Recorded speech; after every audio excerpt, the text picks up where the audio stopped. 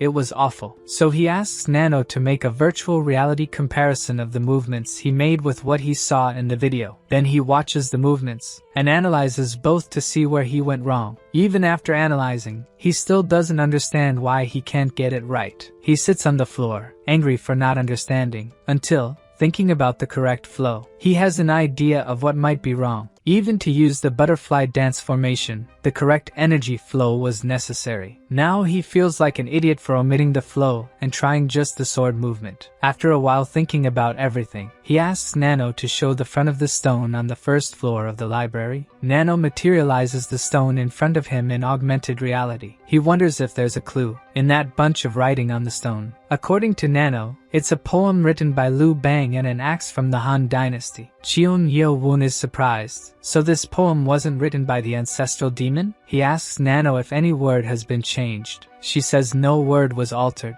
So he changes his strategy and asks to analyze the stone's surface for clues. And after the analysis, Nano says she found small holes under each character. He confirms with a zoom that there are indeed holes and each character has a different number of holes. He tries to understand what these points mean. 4 points here could mean 4 pressure points. He recalls that the first book he read with Nano's help was about pressure points, and that in the book, each point had a number and a note. He finds it strange because the 4th point is in the chest, and it should start at the dantian, which is in the stomach, but there would be 7 points. Then he has a brilliant idea. The character 4, Big, has 3 points, and if you add 4, there are 7. So he does this with all the other characters, until he reaches the 23rd character. He discovers the hidden flow. The instructors only hear the echo of his laughter as he shouts that he's a genius. The next morning in the academy courtyard, the protagonist is already thinking about going to the basement to try the absolute technique now that he knows the correct flow. He turns around when called by someone. The colleague introduces himself as Yumpa, cadet number 200, and asks if he accepts the challenge of a duel. The MC says there's nothing to gain from this, and since it's not a test, he doesn't want to waste time dueling with strangers. Then the cadet apologizes for being selfish, and says that if the protagonist beats him, he'll give information about the 3rd test. In the forest area, the two are preparing to start the duel. The protagonist asks why he's doing this. The cadet says it's to check the qualifications. The protagonist doesn't quite understand what he meant. The guy says that the technique may not be that impressive, but it is the pride of the lunar energy of the Blade clan. Confident, the protagonist invites him to the fight. Then Yumpa lunges at the MC, who easily dodges the first attack. Yumpa tries again and misses, no matter how much he keeps attacking. To Cheon Yeo-woon,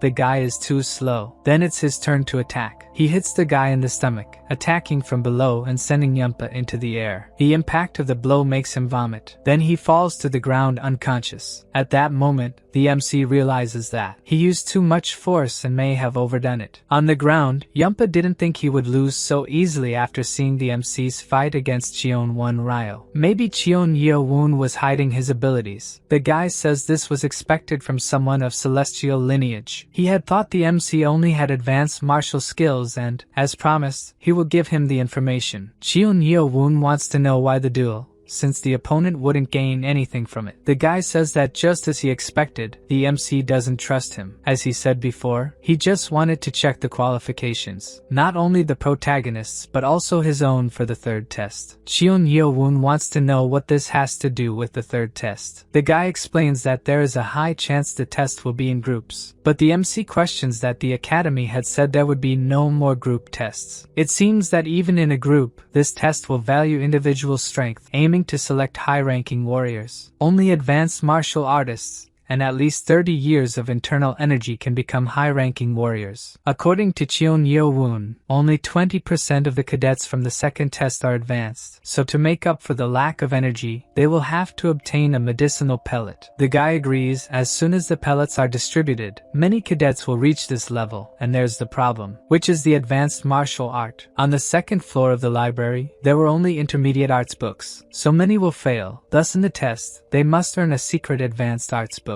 But it seems that's not all. The guy agrees it would be easy if that were all. About 80% of the cadets would pass. According to his father, the book should have the 7 demon sword techniques, a part of the formations that high-ranking warriors use. Cheon Yeo-woon asks about these demon sword formations, remembering hearing about them. His servant told him they were created by the greatest swordsmen of the time, the sword demons, an art created to combat the 18th and 108th formation of Sorim disciples, but among them, the 7 techniques stood out. Depending on the number of people using the technique together, they become a specific formation. The MC thinks that an advanced artist can defeat the 12th and 36th formation, but only a grandmaster can defeat the 108th formation. Yumpa says his father formed a group of 12 people to learn the 7 techniques. The principle behind the demon sword formation is this: mastering techniques is not enough, since making the formation is quite difficult. The MC asks if this is the reason reason for wanting to test him in a duel, and it was exactly for that reason he couldn't judge just by the technique. He wanted to confirm Cheon Yeo-woon's abilities to see if he would invite him to the test, and the MC asks about the invitation. Then the guy remembers to say that they expect the cadets to lead the third test from learning the arts. He heard that the leaders were decided by the results of the second test. Cheon Yeo-woon inquires if the leaders will choose the members. According to Yumpa, yes, but the cadet can refuse. He supposes the third test is more for the 6 main clans and young masters than for ordinary cadets. In other words, it's another part of the air battle, who will be disqualified if they don't gather men and master formation techniques. Even if cadets can refuse a group, they usually depend on the leaders to pass the test. That's why Yumpa invited him. The guy says this is just the beginning. It's normal to want a skilled leader for the test. Then he says that the reward Cheon Yeo-woon will get is himself, not that the MC had asked for it. He asks if it's possible that he won't be chosen as a leader, but Yumpa is confident that he will be. Realizing that the guy has enough ability to be a leader, something is off, so he decides to use that. Asking why he was chosen if there are other heirs and leaders who passed the second test. Thus, Yumpa reveals that he has already been rejected by the young masters of the Black and Sword clans, which means the MC was his last option. To help, the guy says they both share the path of the sword. Cheon Yeo-woon inquires if that's really the case. The cadet makes it clear that he's not asking to be his subordinate. He just wants help to pass the third test. With all humility, he asks Cheon Yeo-woon to accept him. Thus, the MC smiles at the guy, making him excited to get help. As soon as he kneels to thank him, the MC says he refuses. The guy looks at him shocked, but without any mercy, the protagonist remains firm in rejecting him. A little later, we see Cheon Yeo-woon running through the forest. He asks Nano for the results of the facial analysis. Even if not detecting lies, perfectly activated it when he found something strange. There was a 45% chance that Yumpa was lying when he said the other young masters had already formed groups. The chance increased to 62% when he said he was just asking for help to pass the third test. The MC was keeping a safe distance from him, and remembers the guy smiling when he said they both were on the path of the sword. He must think the MC is an idiot to say he went to the Black clan and the Sword clan, without mentioning the Blade clan. We see Yumpa talking to another guy about the MC's refusal. Cheon Yu-chan starts laughing while Yumpa is still talking about the refusal. He thinks the MC must be interesting, certain that Cheon Yeo-woon would not fall for that lie. Yumpa says their plan failed, but according to his leader, there's nothing to be done. It would have been good if they could have gotten Yumpa to leave the group and disqualify him on the day of the test. If he weren't a rival in the battle, he would want to recruit him. His servant falls to his knees, asking for another chance. He still has other plans he can use, but Cheon Yu-chan says there's no need. It's better he finds a group while he can, or even becomes the leader of one. Yumpa is taken aback upon hearing this. He thought he would stay in the master's group, but the prince says he has other guys to choose from. Before leaving, he calls for Yuma, who is still kneeling, saying he has no use for someone useless like him, a trash, completely shocking the cadet, who leaves wiping away tears after being discarded. Cheon Yu-chan didn't remember the MC being so strong. It left him perplexed, but only time will tell if it's really skill or luck. We see the closed training room. The MC is thinking about getting 11 prodigies. Even if the academy hasn't said anything yet,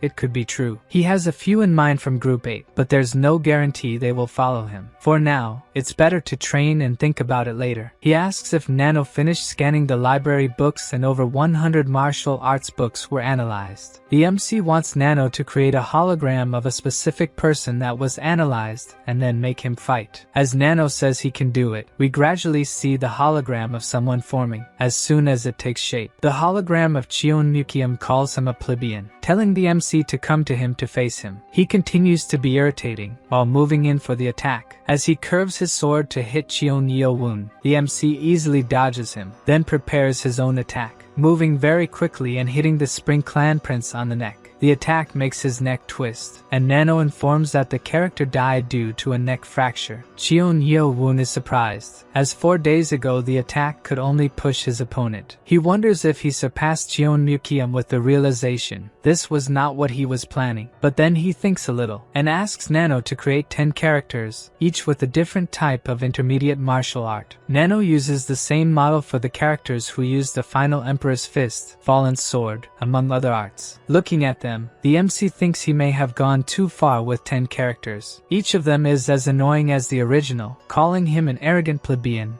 a cursed bastard. Irritated by their attitude, Cheon Yo-woon is now eager for combat. Then they all rush at the MC at once, thinking he will be attacked simultaneously. He delivers several very quick strikes to each of them, causing some holograms to disappear. The MC managed to block the first wave of attacks, but he has to retreat before being hit by multiple swords. But he jumps too high and ends up hitting his head on the ceiling of the room, then falls to the ground, and Nano informs that augmented reality will be temporarily suspended. The MC recovers from the blow he took from himself. With the augmented reality, he forgot how small the place is. Cheon Yo-woon takes another look at the ceiling, specifically at the part he managed to crack with his head. He brings an instructor to analyze what he did, and the guy doesn't like it at all, as the MC keeps causing problems for him. Angry, the guy bans the protagonist from the training room, even with him apologizing. Then the instructor leaves the room and asks Cheon Yo-woon to follow him. They cross a deserted gate, arriving at a building half the size of the training facility, but with a much thicker door. The instructor explains that the MC should train there from now on, since he will only break the walls again if he uses the training room. The MC asks what place that is. The instructor explains that this room is available to those who reach the specialist level after the 4th test. Cheon Yo-woon turns around, not understanding. Since he caused problems again, they made this place available early with the Academy's approval. To have broken the walls of the other training room, the MC must have at least the energy of a specialist. These walls are much more resistant, so they shouldn't break. Cheon Yo-woon thanks the instructor, who tells him not to worry and to focus on training. With the larger room, the MC shouldn't have any problems using augmented reality. Before starting, he reflects on whether to continue facing the 10 characters, but thinks of something, asking Nano if it would be possible to fight against Seobming, which would be possible if he only used the moves of the butterfly dance. Even with just one move, it would be better than facing Cheon Yukiam. Nano uses the model of Professor Seobming himself to use the butterfly dance technique. Although he's just a character, it's much more tense to have him in front of you. The character says that the recruit decided to fight the professor himself. Therefore, Cheon Yo-woon tells Nano to mute him next time. His professor is in the top 10 martial artists of the demonic clan. Since he's not a match in proficiency, he has to aim for his weaknesses in a preemptive attack. Even so, his attack is easily blocked. Cheon Yo-woon didn't expect it to be so ineffective. Then he's hit by his professor's drunken fist, which hits his jaw, nearly knocking him unconscious. He's thrown into the air with another attack, and falls to the ground, unable to move, about to be hit again, smiling at his student. He uses the 3rd technique of the butterfly dance, the 7 butterfly dances, throwing Cheon Yo-woon against the wall. The MC knew he wasn't a match, but didn't think he'd be taken down with the 1st technique, realizing that these are the skills of one of the top martial artists of the demonic cult. So Nano asks if he wants to change the character's martial art, but the MC refuses. Thus, the combat is restarted. This time, Cheon Yo-woon wants to test the ultimate technique and positions himself for combat. His teacher advances, asking if he really thinks he's ready. The MC analyzes him, ready to use the ultimate technique against him. He manages to dodge the attacks, surprising his master. Then it's Cheon Yo-woon's turn to use the technique. Even though he dodges the first time, he still manages to hit the drunk teacher's chest. Tired, he realizes that the technique is working. Now it's time to deliver the final blow, almost hitting the middle of the drunk teacher's forehead with the tips of his fingers. But the hologram dodges and hits him in the stomach. He is thrown hard against the wall, and falls in pain, lamenting. Even with the ultimate technique, he cannot defeat him. When his gaze returns to the hologram, he notices something. The teacher had some sword wounds. Even the final moment on the forehead had some effect, but they are all very superficial. He says that in terms of pure technique, he surpassed the hologram, but the experience in combat made all the difference. He has 4 years to complete the Academy's tests, and in these 4 years, he wants to surpass a true master like the teacher. 4 days later, at the Academy's training center, all the cadets, instructors, and the director are gathered. The director asks if they enjoyed their 4 days off, and that now he will explain how the 3rd test will work. In the 3rd test, 12 people will have to perform a formation. Most are surprised by the director's information. The protagonist not so much because he had already received. The director says that the minimum requirement to be part of the 12 who will do the formation is to have advanced martial proficiency, and these books teach the advanced martial arts of the 7 demon swords. With the help of the bullets they will be given, they will have no problems learning. The MC says that up to this point there's no problem.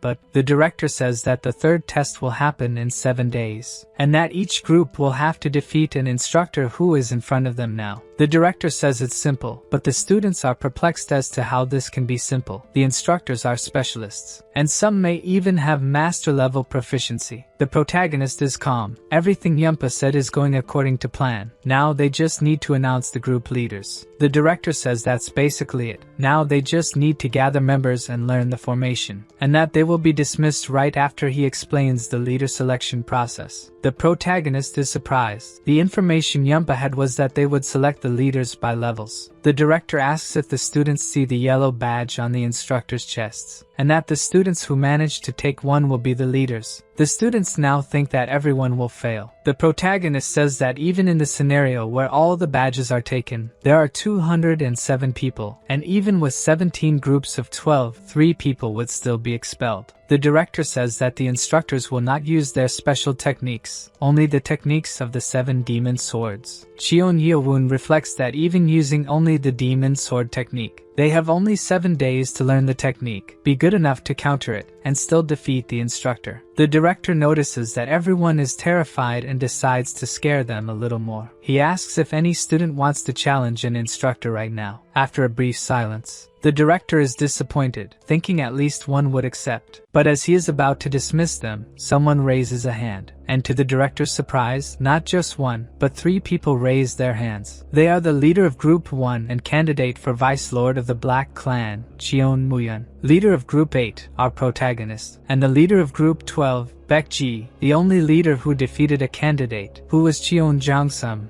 the candidate from the Poison Clan. 2 men he did not expect volunteered, and that's incredible. Cheon Mukiam just watches the volunteers. Cheon Yeowon, looking at the guy who became the leader of Group 12, notices that he seems powerful. The director, pleased to have volunteers, asks the instructors which one of them will fight against the cadets. Before any of them could step forward, the director recalls telling the instructors of groups 1, 8, and 12 not to get too close to their cadets. The first instructor to step forward is the senior instructor, Ho Jin Chang. It wasn't someone the director expected to do this. Ho Jin Chang walks to the front of the others. This makes instructor Lim Pyong think that he doesn't need to volunteer, since his colleague will handle it. From now on, he thinks Cheon Yeowon will have to take care of himself because none of them will go easy on him. To the director, they must be trying to deny these cadets the position of leader for the time being. He suggests starting with Group 1, with the first cadet. Before Ho Jin Chang could volunteer, Instructor Yeo soon shouts from the front that he will face the first one. This irritates the senior, as the instructor knew that Ho Jin Chang was interested in that cadet. Yeo soon stepped forward because he thinks Cheon Mu-yeon is the most suitable to become Vice Lord and doesn't want him to be humiliated there. With this, the bearded man says he'll take Cadet 18 then, which is Yeo Soon's cadet, and the director agrees with him. The last instructor, Sang Moon Yeo,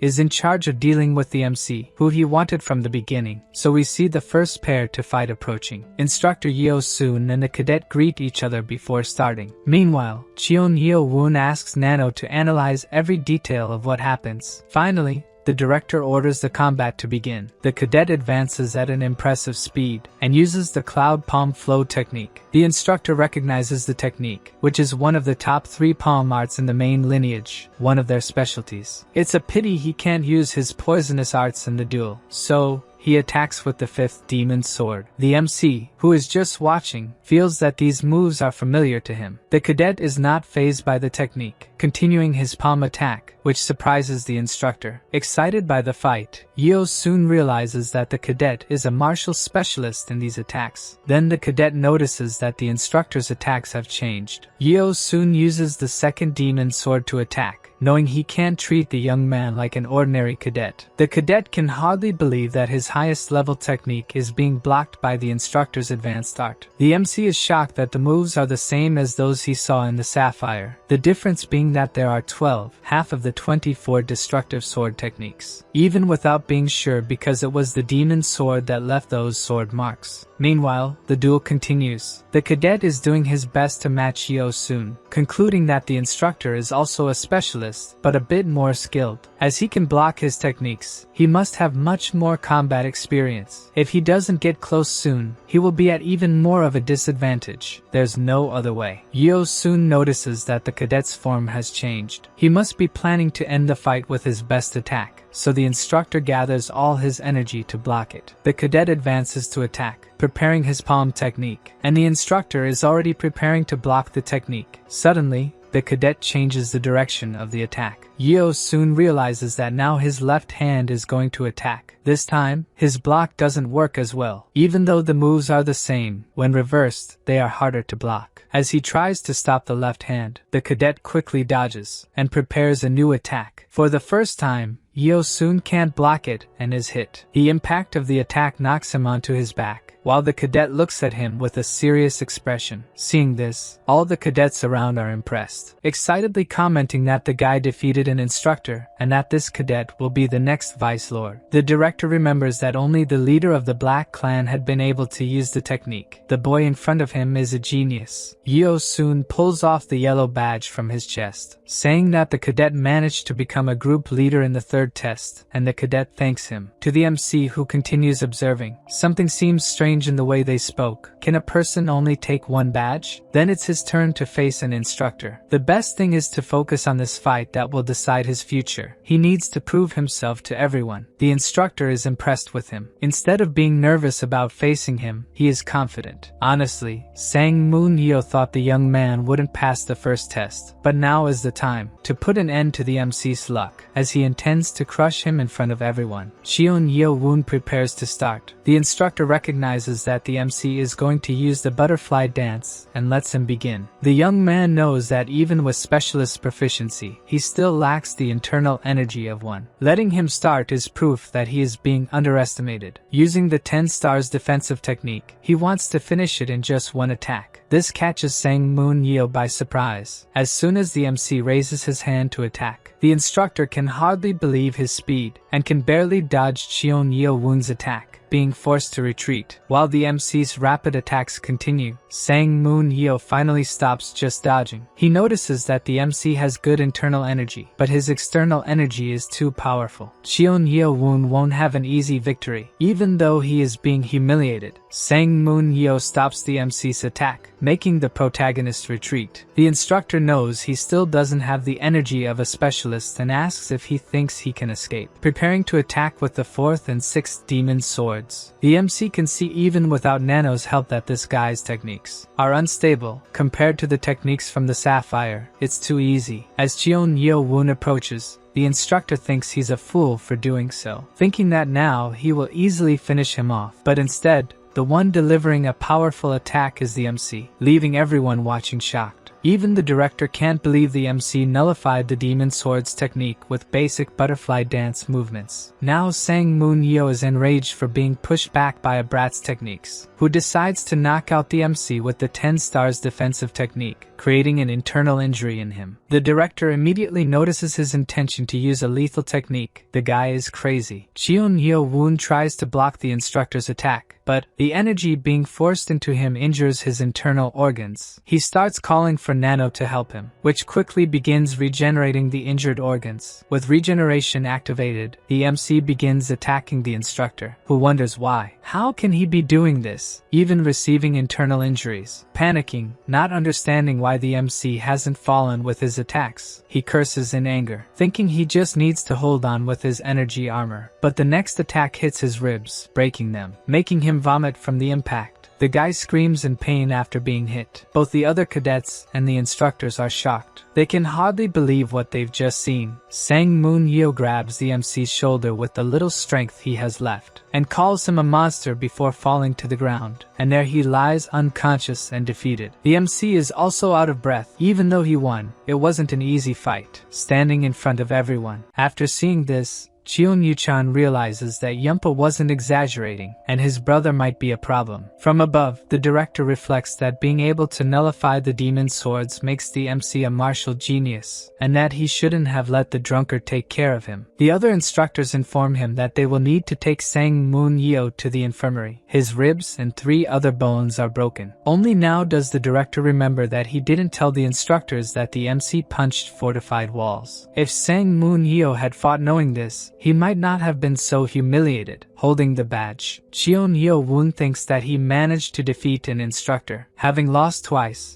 the instructors are worried that the cadets will think they are weak now. The bearded man looks at his colleagues without saying anything, reflecting that they should be happy the next generation is strong instead of worrying only about themselves. He himself regrets not choosing to fight a cadet as skilled as the MC. The director announces that the final duel will begin. Ho Jin Chang will fight against Baek Ji-ai. The other instructors comment that the senior instructor cannot lose this match, and think that this cadet might also be hiding some skills. Before the match, Baek Ji-ai asks the instructor to grace him with his teachings. Finding him humble, Ho Jin Chang tells him to do his best. Then the two prepare to begin. At first glance, the elder doesn't seem weak. He gives a serious look with a strong presence, making the cadet wonder if this is the same person who was smiling a few moments ago. Not wanting to have regrets, he charges into the fight, leaping towards the elder. The MC only analyzes the techniques, thinking he'll gain an interesting character to fight. Returning to Baek Ji-ai's fight with Ho Jin Chang, the elder seems to see through the attack, and easily dodges the kicks. The cadet notices he did this just by moving his torso, and tries to attack again. The instructor quickly notices an opening in his back foot. Baek Ji-ai knows the instructor will attack that opening, and barely manages to dodge, spinning in the air above the elder, who wasn't expecting this, but won't underestimate the cadet's techniques, who spins to deliver another kick. Even hitting, it doesn't seem the attack was successful. The other cadets say the attack connected. Then we see the cadet's foot has been pierced by Ho Jin Chang's key blade. The attack throws the young man back. The young man, with his injured foot on the ground, thinks that to have created a key blade so quickly, the instructor must be a master. By using just a simple sword move, he is much stronger than the other instructors and asks what Baek Ji-ai will do now. The cadet manages to plant his injured foot on the ground, which surprises Ho Jin Chang. Despite the difference in skill, the cadet wants to end this with technique. For the instructor, this shows the young man has a good fighting spirit. The young man charges forward even with the injured foot, to deliver another kick attack. Ho Jin Chang is satisfied that the young man isn't backing down, preparing another key sword. But as the cadet approaches, his attack changes. The instructor realizes he used a feint, preparing the new attack from bottom to top. That doesn't lose strength due to the injury. The elder now knows the young man has the proficiency of a specialist. But something is wrong when he delivers the attack, and the young man realizes it was just an illusion. Then the real Ho Jin Chang appears in front of him. He says it's a shame because the cadet wasn't that bad, and strikes the young man in the chest. The powerful key attack pushes Baek Ji-ai away. He distances himself from the opponent due to the power of the attack, until he hits the ground. Now the other cadets comment that it's not so easy to defeat an instructor. The cadets who fought before were monsters. Baek Ji-ai coughs, knowing that if Ho Jin Chang hadn't held back, the key sword would have hit his heart. From afar, Cheon Yeo Woon thinks the cadet was just unlucky. If the instructor hadn't been a master, the guy would have had a chance. The other instructors must be pleased with the victory. Ho Jin Chang gives attack tips to Baek Ji-ai, saying he's looking forward to his progress. Despite trembling from the injuries, he still thanks the instructor for his teachings, and walks back to the other cadets, still coughing and limping. The MC looks at him among the others. Baek Ji-ai is pale, and his neck is red. He asks Nano to analyze the guy and be ready to show the analysis when the announcement of the third test is over. They hand out wooden swords for the test, only one for each. The director announces that they can become group leaders if they take a badge in 7 days. After that, the cadets are left alone. Cheon Yeo Woon reflects that he should consume the pill first, and check some things afterward. Then he notices several cadets in front of him. One of them looks at him seriously, and in response, He also receives a determined look. Then the bald guy appears, asking what they want with his sovereign. The four stand around Cheon Yeo-woon. He smiles after Hyo-bang calls him sovereign. On the previous night, in the dormitory of Group 8, the cadets are discussing changing things and how it might be dangerous. Hyo-bang admits he is afraid of the 6 main clans, but if it means living in disgrace. Because he comes from a small clan, he is willing to take the risk. With his sovereign, there is hope for people like him. The others reflect on what their companion said. Woong Chun asks if Hyo-bang really trusts the MC, and he confirms it. Then the others look at each other in agreement, pledging loyalty to Cheon Yeo-woon. Back to the present, the MC says the bald guy doesn't need to worry. The young man introduces himself as Cadet 857, Go Wang-ho, and the protagonist introduces himself as well. Being direct, Go Wang-ho says he wants to join the MC's group, leaving him surprised by the proposal. The group members are excited, thinking that the sooner they get the members they need, the more time they'll have to practice. Go Wang-ho mentions that he is from the Black Fist clan and is at the advanced level, so he won't hold the group back. Cadet 920, from the Black Horse clan Hak-young, is at the intermediate level but will be at the advanced level once he consumes the pill. 2 more advanced level cadets eagerly introduce themselves, One Il and Zhao Wu-min. Other interested cadets complain that the elite clan guys will take all the group's spots. Cheon Yeo-woon thanks them for wanting to join the group but explains that he isn't looking for people just to pass the 3rd test, leaving the cadets confused about what he meant by that. He wants people to help him reach the main lineage, companions who will stay with him even in the worst times. Now the cadets whisper that they don't want to get involved in a battle of heirs. Many just want to pass the test. The MC reveals that he doesn't care if the cadet comes from a smaller clan, as long as they want to join him. He wants to change the foundations of the main lineage. Now many of the cadets are divided, thinking they should look for another group's leader. The MC shows them that he wants his companions to become part of the new foundation of the demon cult. Surprised, they discuss what they heard. One by one, they apologize for not being able to join the MC's group, as they just want to pass the test, and practically only his group remains in that place. Hyo-bang feels anxious, thinking they shouldn't have said these things after accepting them. Then he notices that at least 3 cadets remain in front of the group. Go Wang-ho, from the elite Black Fist clan, Zhao Wu-min from an intermediate clan, the Golden Portal, and another from a mid-sized clan, Oh-jang from the Treasure Sword clan. Go Wang-ho says the MC is different from the other candidates, and the journey he described could lead to their deaths. Being honest, he also wants to give up, which doesn't surprise the MC, as being from an elite clan, the guy could go after a better candidate. Cadet 857 also wants power and glory. After hearing about Cheon Yeo-woon's ambition, he wanted to approach him. Then the cadet kneels, and pledges loyalty to Master Cheon Yeo-woon. He asks to be used as his first sword, one of the future 6 swords of Cheon Yeo-woon's Demon King. Following his example, the other 2 also kneel. Zhao Wu-min from the Golden Portal clan and Oh-jang from the Treasure Sword clan also pledge loyalty to the MC. After a moment of surprise, Cheon Yeo-woon smiles and thanks the new companions who joined him. The bald guy, feeling jealous, says the newcomer can be the first sword, but he is the first subordinate of the sovereign. At the entrance of the training center, the MC asks the group to absorb the pills and memorize the text of the 7 swords. From the next day, they will train together, and he will analyze their movements and techniques. The group gets excited, thinking they chose the right sovereign who takes good care of them. In the MC's mind, all he has to do is beat them until they learn, just as the drunk teacher did. So they agree to meet later after consuming the pills. Before Cheon Yeo-woon heads to the training room, Cadet 857 calls out to him. He says it might be a silly concern, but the MC should always be accompanied by a subordinate, and is worried about how they were told to take the badges from the instructors. This makes the MC reflect that since the director said they had to take a badge to become a leader, it might not be just the instructors. The cadet continues, saying that since the MC has fewer men compared to Cadet 1, he might be a target. He says he will train in the room next to the sovereign, but Cheon Yeo-woo explains that he can't train there. When he shows where he trains, Cadet 857 is shocked, as only specialists can train there. This makes him think that the sovereign is incredible, and wants to do his best to train in the same place as him. A bit later,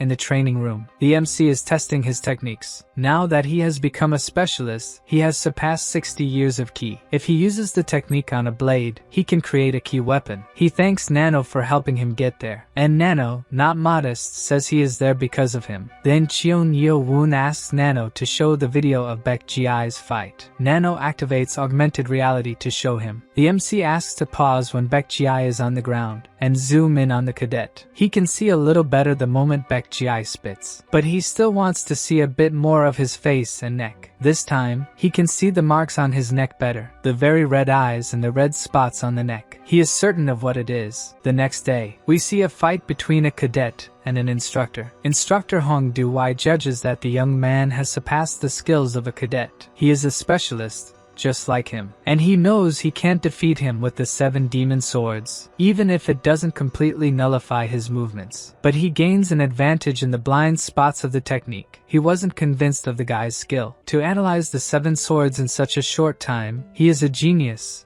The candidate of the Blade clan, Cadet 5, Cheon Yu-chan. Then the instructor says that continuing the duel is useless, and they should stop there. Cheon Yu-chan knows what that means, that the instructor will hand over his badge. He tells the cadet to gather members for the group and expects great results from him. He finally succeeded. Now he thinks about who will be next. Meanwhile, in the academy's cafeteria, Baek Ji-ai is eating alone. Then someone sits next to him. Cadet 2, from the Sword Clan, Cheon Kyung-woon, says he liked his duel, but Baek Ji-ai slams his hand on the plate furiously and says with a serious look that he is eating and doesn't want to be interrupted. Cadet 2 gets irritated by the rudeness, but directly says that he was impressed by his specialist skills. He mentions that Baek seems to want to be a group leader and asks if he wouldn't like to go further, but the cadet continues eating without responding, irritating Cheon Kyung-woon even more. He controls his anger and tells Baek Ji-ai to think about his offer, that it's a good opportunity. Without saying anything, the cadet thinks that this is the second time. Before him, Cheon Yu-chan also came to ask Baek Ji-ai to be his right hand. His goal is not to be a leader or go beyond, nor to be under others. What he wants is to become stronger. Then someone else appears to talk to him, and he sends the person away without seeing who it is. But the cadet continues, saying in a low voice that if he doesn't talk to him now, Baek Ji-ai might die. This paralyzes him, and he wants to know why. In front of him is Cheon Yeo-woon with a determined expression. The cadet says the MC is more arrogant than the others and won't be able to recruit people like that. Then the MC realizes there was a misunderstanding, but Baek Ji-ai gets angry, saying that besides being threatened, the guy says it was a misunderstanding. So the MC is direct with him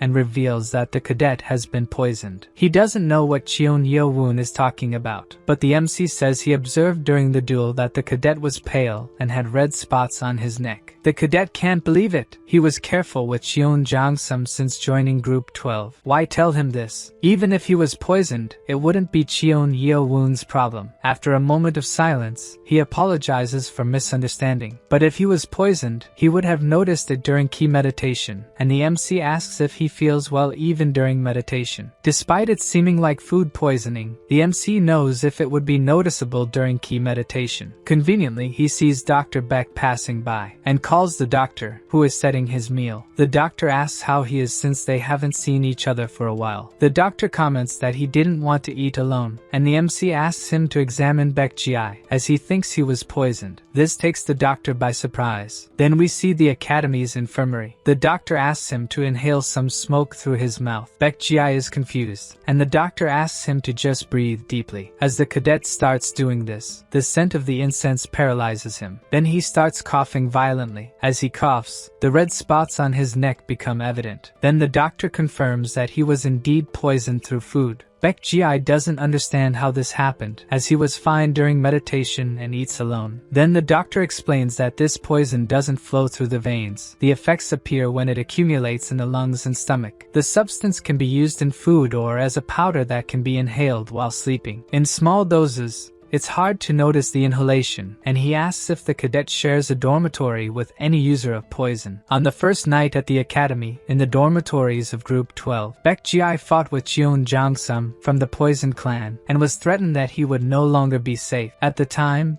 he didn't care about it, saying that at the academy strength was everything, and after winning, he became the leader of Group 12. From the ground, Shion Jang-sum told him to enjoy the victory while he could, threatening that the poison clan grows stronger over time. Angry at the memory, Baek Ji-ai is sure he was poisoned by that guy. Since he discovered it early, he will be fine if he takes the antidote for 7 days, and the MC asks if he's really okay. Since he was hit in the chest during the duel, the symptoms worsened due to the lung stimulation.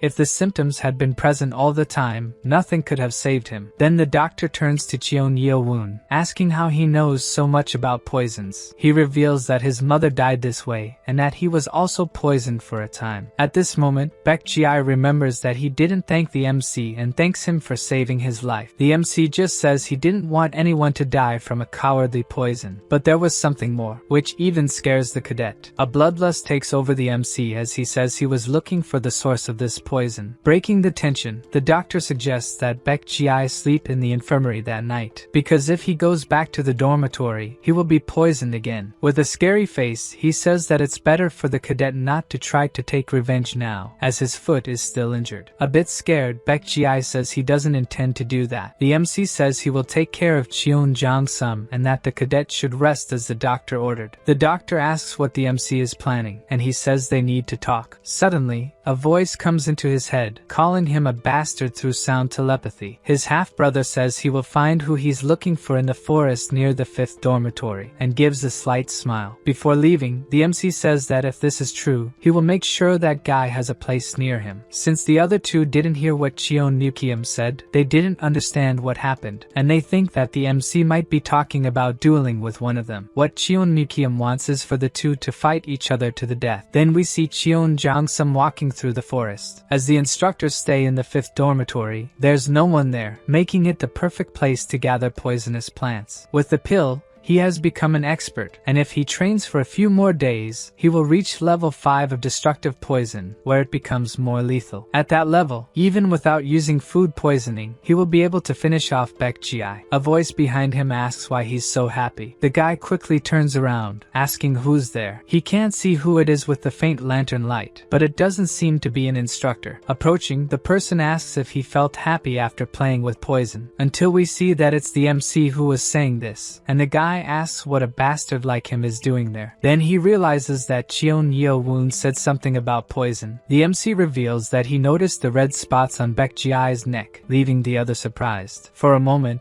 Jang-sum says nothing. Then he starts laughing, saying it's true. That's how he found out about Baek Ji-ai's poisoning then. When he was about to say that the MC's mother suffered the same poisoning, he gets a strong punch in the face, which he has no chance of blocking. It's clear that the MC was filled with rage when he attacked, distorting the cadet's face, who is thrown by the punch. The force of the blow is such that he spins and injures himself even more, until his body finally approaches something that can stop him, when he hits a rock wall very hard. At that moment, the guy is already almost unconscious. We heard his howl of pain echo through the forest. He's on the ground, trembling and groaning in pain, trying to understand what just happened. But the MC appears, telling him not to be a wimp, since they've just begun. Cadet 4 thinks the MC is trying to kill him, but that would break the academy rules, so he must be bluffing, and at that moment he realizes he can't move his body. The MC says he did something he shouldn't have and asks if he knows what he did. The guy remains immobile. He's in panic because his body isn't responding. Then the MC gets closer to him, about to throw another punch because Cadet 4 insulted his mother. At that moment, Cheon Young-sum's body moves, and he rises,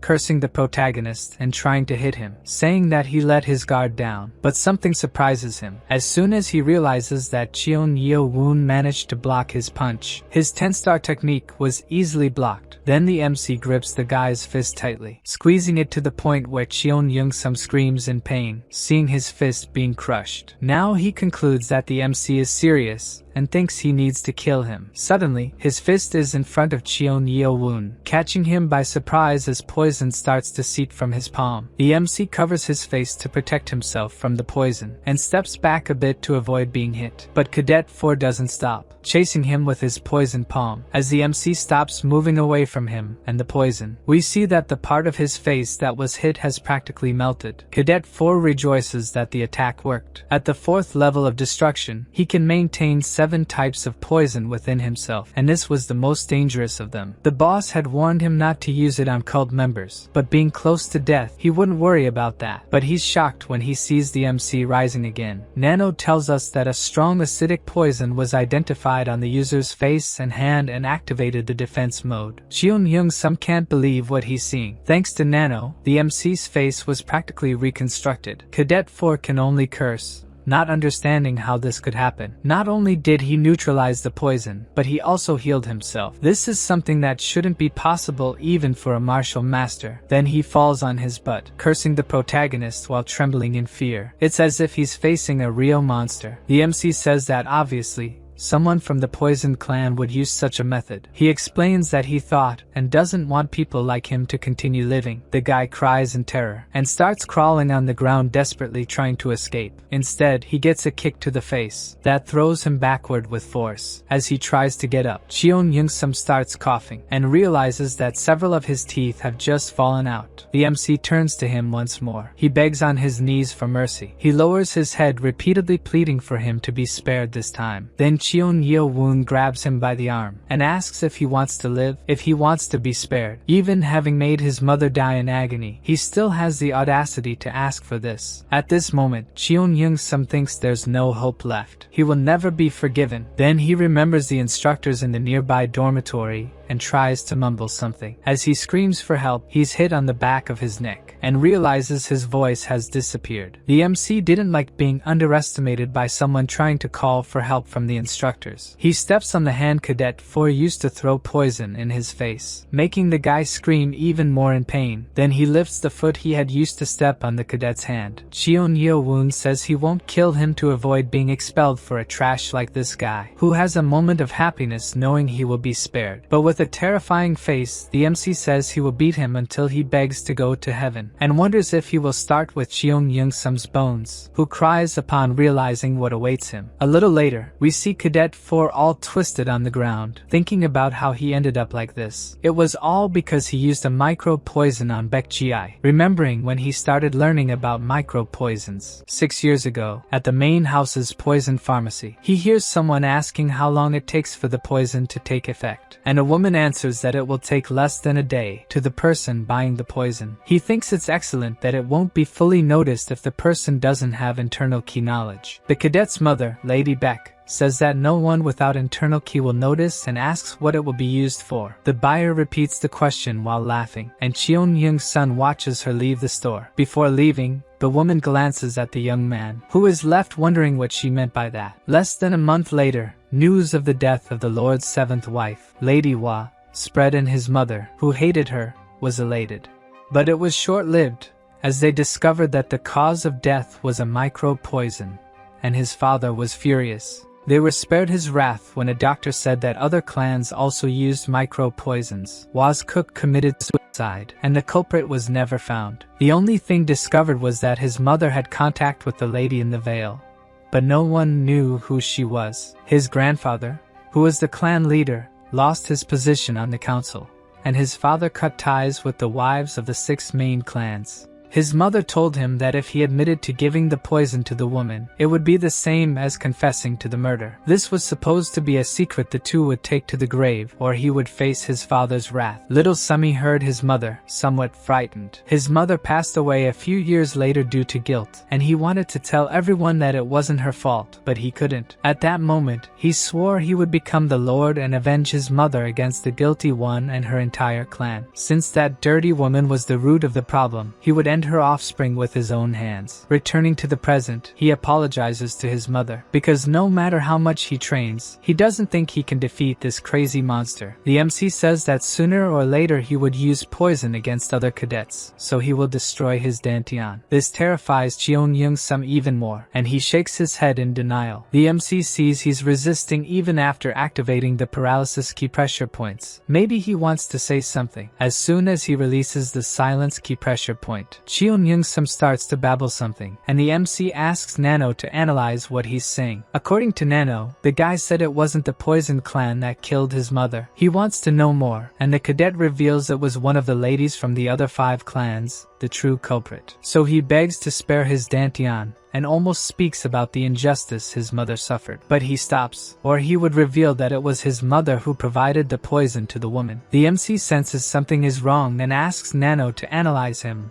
while asking if he's sure it was someone from the other clans. Cheon Young-sum affirms it by shaking his head, and Nano shows that the analysis reveals less than a 5% chance of him lying, which means he might have taken out his anger on an innocent person. So he asks if Lady Beck really had nothing to do with his mother's death. This time Nano alerts that there was a change in his facial muscles. The probability of lying is 75%, bringing back the MC's rage. The cadet screams that he is not lying, but Cheon Wound strikes him, telling him to be quiet. The guy screams in pain from the blow, which hit the middle of his chest, and begins to disperse his internal ki. While being hit, he thinks only of his internal ki. At that moment, on the 2nd floor of the Demon Academy's infirmary, the doctor has a bad feeling and thinks about preparing some antidotes. Suddenly, the door bursts open. The MC is carrying Cadet 4 and asks the doctor to do something with him. He shouts, asking what the MC did to make the guy like this, waking up the other patients. Cheon Mujian is shocked. Cheon Yeo-woon really brought the guy who poisoned Baek Ji, just as he said he would. The doctor puts 2 fingers on the cadet's pulse, and is shocked to realize that his Dantian has been destroyed. The internal energy that was in his Dantian was essential to form and maintain the poison he stored without injuring himself. Even though he is not a martial artist, he knows how precious the Dantian is and expected something would happen, but not this. As soon as the doctor makes an incision in the cadet's chest, he coughs up the smell of poison flowing in his blood and is impressed that he is still alive. Maybe he has resistance due to using this type of martial art, but he could die soon. Then the doctor remembers he has something and starts to search, until he comes out with a small golden bag, saying it's his teacher's antidote. He asks Cheon Jang-sum to drink it. Even if it feels like he's dying while drinking, he will survive with this. The MC doesn't want him to die and asks if Nano can enter his body and heal him. But Nano reveals that it's against the system's rules since the registered DNA is the MC's. So, he asks Nano to analyze the poison and the blood splattered on his clothes. Nano asks him to put his fingers in the substance he wants to analyze.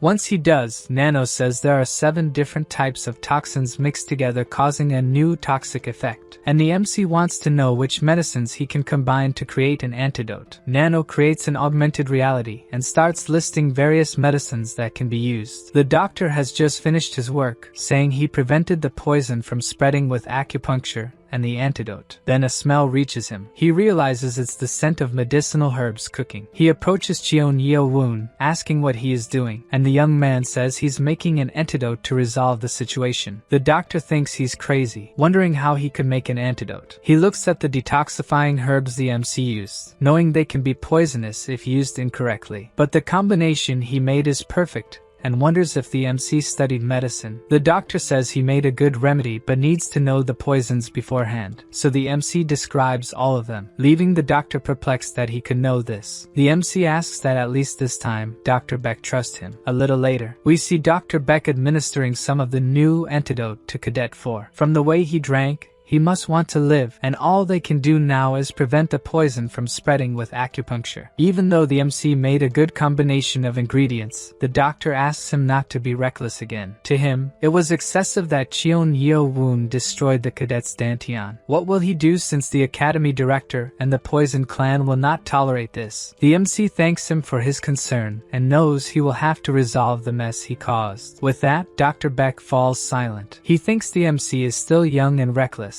asking him to reflect on the consequences of his actions. From his experience, those who survive are the most intelligent, not the strongest. Anyway, It's late, and the MC should return to his dormitory. Baekji asks if he can also return, and the doctor allows him to go. The MC walks ahead of the other cadets seriously. He wanted to become stronger and achieved this thanks to Nano. Until now, he thought that power was all he needed to surpass others in the sect. That was just his arrogance. Baekji casts a silent glance at the MC, until someone asks why he went so far as to destroy Cheon Jangsum's dantian. The MC responds that he couldn't control his anger, and that he thought if he left him alone, he would use his poisons against other cadets. Baekji ends up thinking that the MC's decision-making might not be perfect, but he thinks differently from the other candidates.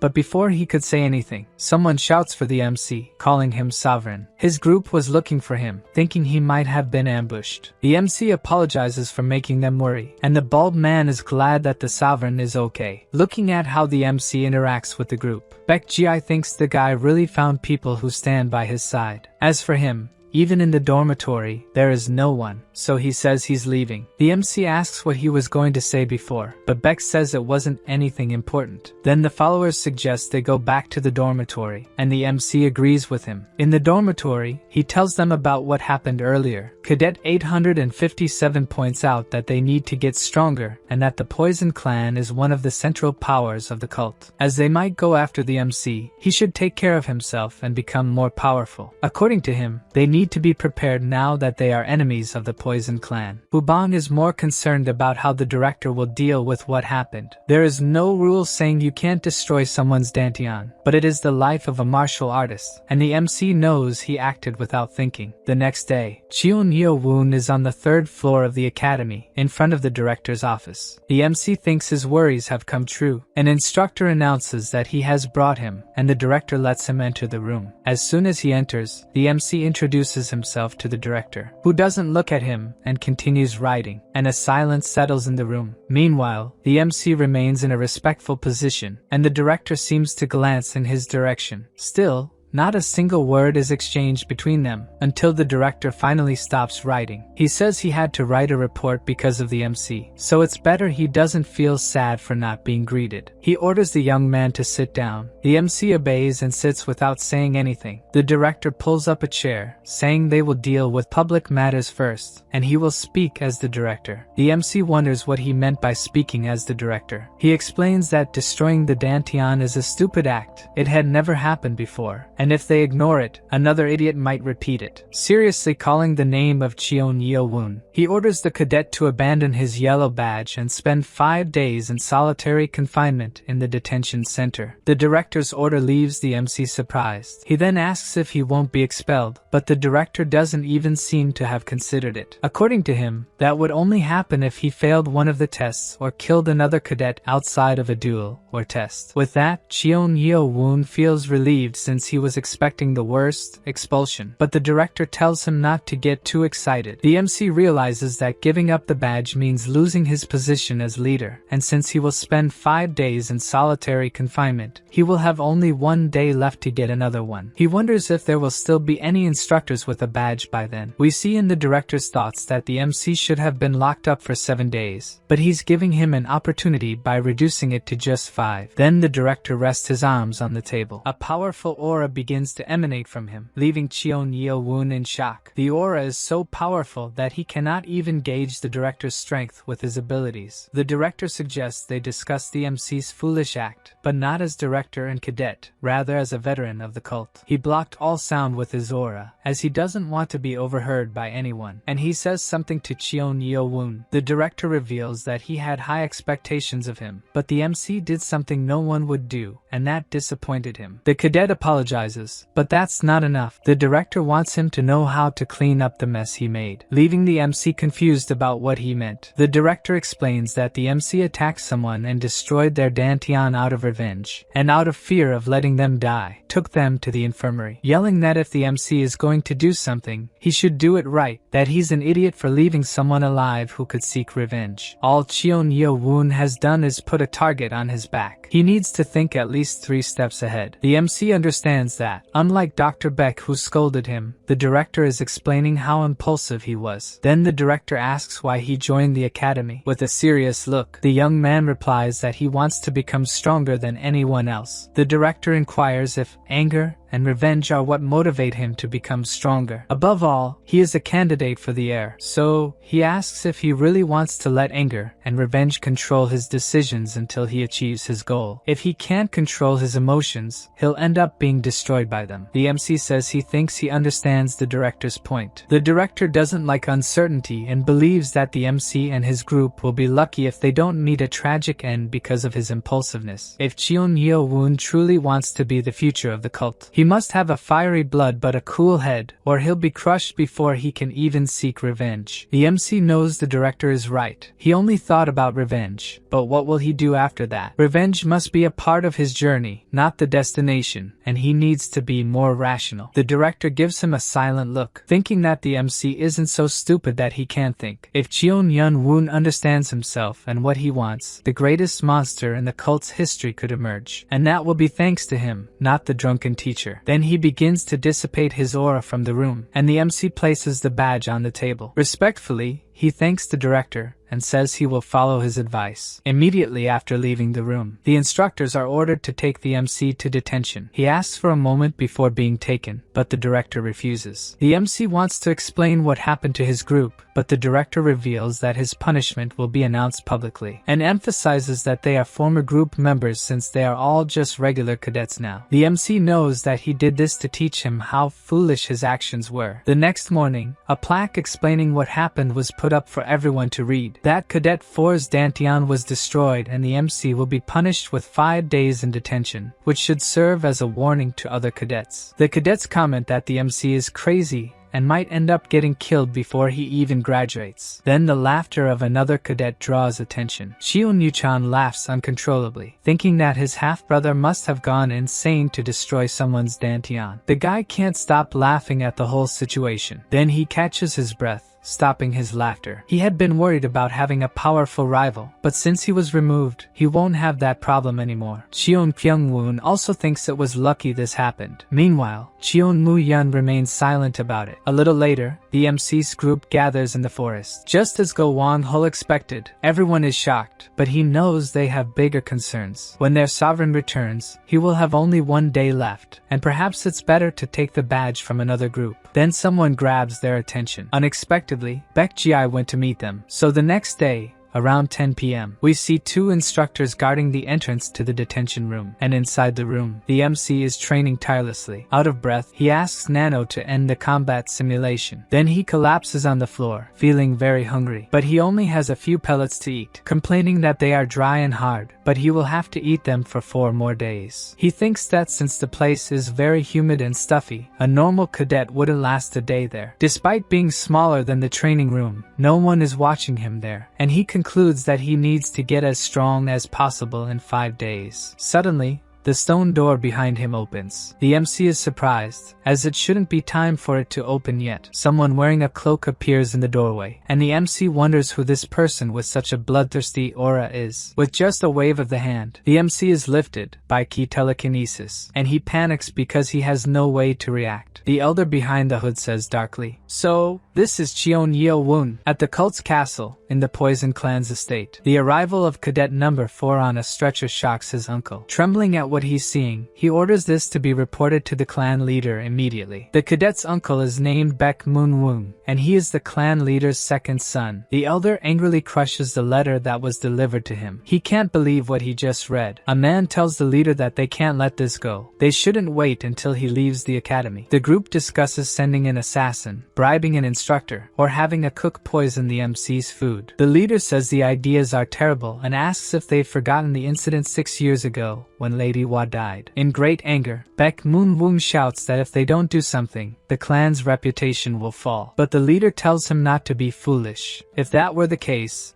the Sound clan would have acted too. Beko says that since the incident, the Lord has been trying to weaken the 6 clans, and killing a student at the academy would give him an excuse to do so. Trembling with rage, Baek Moon Woong asks if they will have to wait until Cheon Yeo Woon leaves the academy. Then, the clan leader asserts that they should, but that he will personally meet with the academy director. Then we return to the MC being lifted by the clan leader using telekinesis. It seems he won't show any mercy to the young man. Despite his 10-star key, the MC isn't able to resist. Beko's power is much greater than he imagined. He knows that the man intends to kill him, and if he doesn't do something, that's exactly what will happen. So he gathers his strength and manages to move his arm, surprising the elder, who didn't expect that. Beko notices that the young man is using physical strength instead of internal energy to resist, and wonders how he can have such external strength. The leader thinks there's no other way, and with a wave of his hand, he pulls the MC towards him. Then the leader raises his hand high and firmly grabs the protagonist by the neck. Nano detects the hostility and initiates defense mode, but the MC orders him to stop. The MC knows the elder has a reason for being there and thinks he should be cautious. Retaliating could end up hurting him. Realizing that the MC didn't strike back, Beko says the MC was able to think quickly, and reveals that he wanted to see the face of the one who hurt his grandson. Only then does the MC realize who he is. The old man before him is the leader of the Poison clan, and he says the MC should know why he's visiting him. The MC starts to despair and thinks about how to get out of the situation. A little more force could break his neck. Cheon Yeo Woon wonders if he's going to die like this, without even being able to get his revenge. Meanwhile, Beko sees in the young man's eyes that even at 15 years old, when faced with death, he stares at it rather than lowering his head. Then the old man grabs his staff, saying that the MC really needs a lesson. The powerful ki aura emanating from the weapon strikes the MC and throws him backward, stopping only when he hits the wall of the detention room. The impact makes the MC spit blood, but the old man doesn't stop. He pulls the MC back using telekinesis, thinking that this has taken the arrogance out of the young man's eyes. But the protagonist continues to stare at him without showing fear. The old man knew that the MC had a lot of anger for destroying his grandson's dantian, but he didn't expect it to be this much. And he thinks that Cheon Yeo Woon will become a problem if left like this. The MC asks if the old man is going to break the cult's rules and kill him, but he scoffs at the threat, saying that if he makes the MC's body disappear with acid, no one will find out. Then the young man retorts that if he disappears, his clan will be the prime suspect. Beko continues to think that if someone as skilled as the MC grows up, they will become an enormous problem. If it weren't for the academy, he would end him right now, and says that hurting his grandson shows that the MC isn't very smart. But since he knows he can't kill him, he makes a promise. The old man promises that as soon as the MC leaves the academy, he will make him feel unimaginable pain, break his bones, and other things, besides destroying his dantian before the end. The MC knows the old man is serious. Beko looks at the MC with a victorious smile, who is still being controlled by telekinesis. Through telepathy, the old man warns that he will leave a farewell gift for the MC. Then he forces something into his mouth, explaining that this way the young man will be able to find him soon. With no choice, the MC swallows the gift. The old man warns that it's not a fatal poison, but if he says it was given by him, he'll end up dead. Then he uses telekinesis again to throw the MC back, and hurls him against the wall once more. The old man says goodbye, and walks towards the cave's exit, leaving the MC injured and angry inside. As soon as he leaves, the instructors reseal the entrance, and a man in front of him says he thought they had an agreement. In other words, it was the director who allowed the old man to enter there. Beko says that in his place, the director would have done the same, unable to hold back when someone hurts his family. Even so, he apologizes for his actions and explains that it wasn't serious enough to damage any internal organs. Although clearly irritated, the director says he understands the old man and asks him not to cause any more trouble. He only allowed him in because the old man promised not to harm him for the 4 years he'll be there. Beko assures that no one will know about this until he's in a grave. Then he leaps,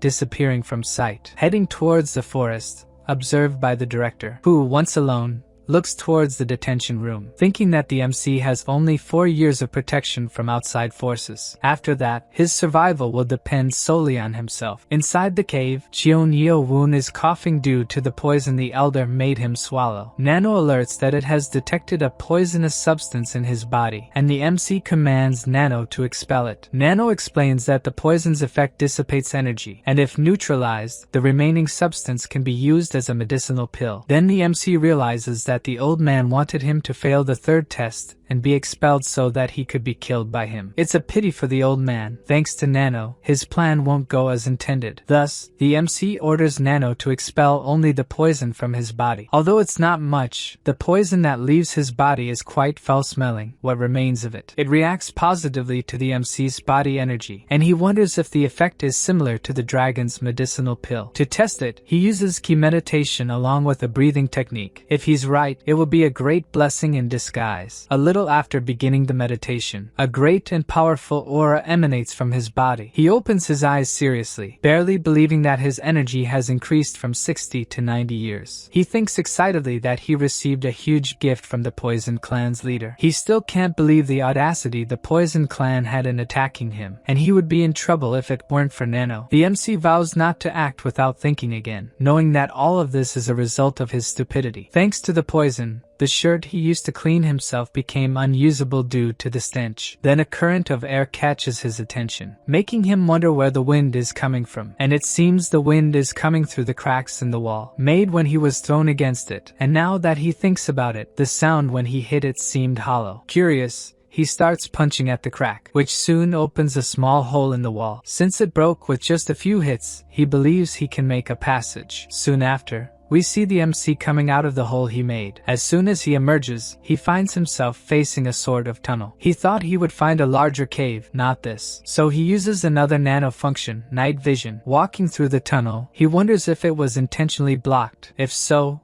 there might be something hidden there. Nano alerts him that it detected a faint light at the end of the tunnel, making the MC think they are luminous stones. But it seems that wasn't what awaited him at the end. As it becomes clearer, he asks Nano to deactivate the night vision. As he gets closer to the end of the tunnel, the light becomes increasingly stronger. Then we see that the tunnel's end looked like a door to a massive place. Surprised, the MC questions what kind of place that is. To see better, he jumps inside that place, which appears to be covered by a dome. He had no idea such a place could exist within the detention center. He finds the place where the exit should have been, but since it's no longer used, it was blocked. Then he notices a mark on the ground. It looks like some kind of monolith was dragged, causing the marks. Thinking about the monolith, he recalls having seen one, but it couldn't be the same. So he asks Nano to activate augmented reality and project a 3D model of the monolith from the library's first floor. As requested, the model of the sapphire monolith begins to be recreated. Then he asks Nano to compare the marks on the ground to see if any were made by the monolith. For this, several models of the sapphire piece appear around the place, and Nano determines where the piece must have originally been, confirming what he initially thought. He then asks Nano to do the same with the second floor monolith. Soon after, Nano shows where the other monolith used to be, leaving the MC satisfied to see where the pieces were originally located. He wonders why the monoliths were separated by floors and questions what that central stone pillar is. Then something catches his attention as he walks around the pillar, where it is written, Heavenly Demon Sword Art. Cheon Yeo-woon reads the inscription incredulously.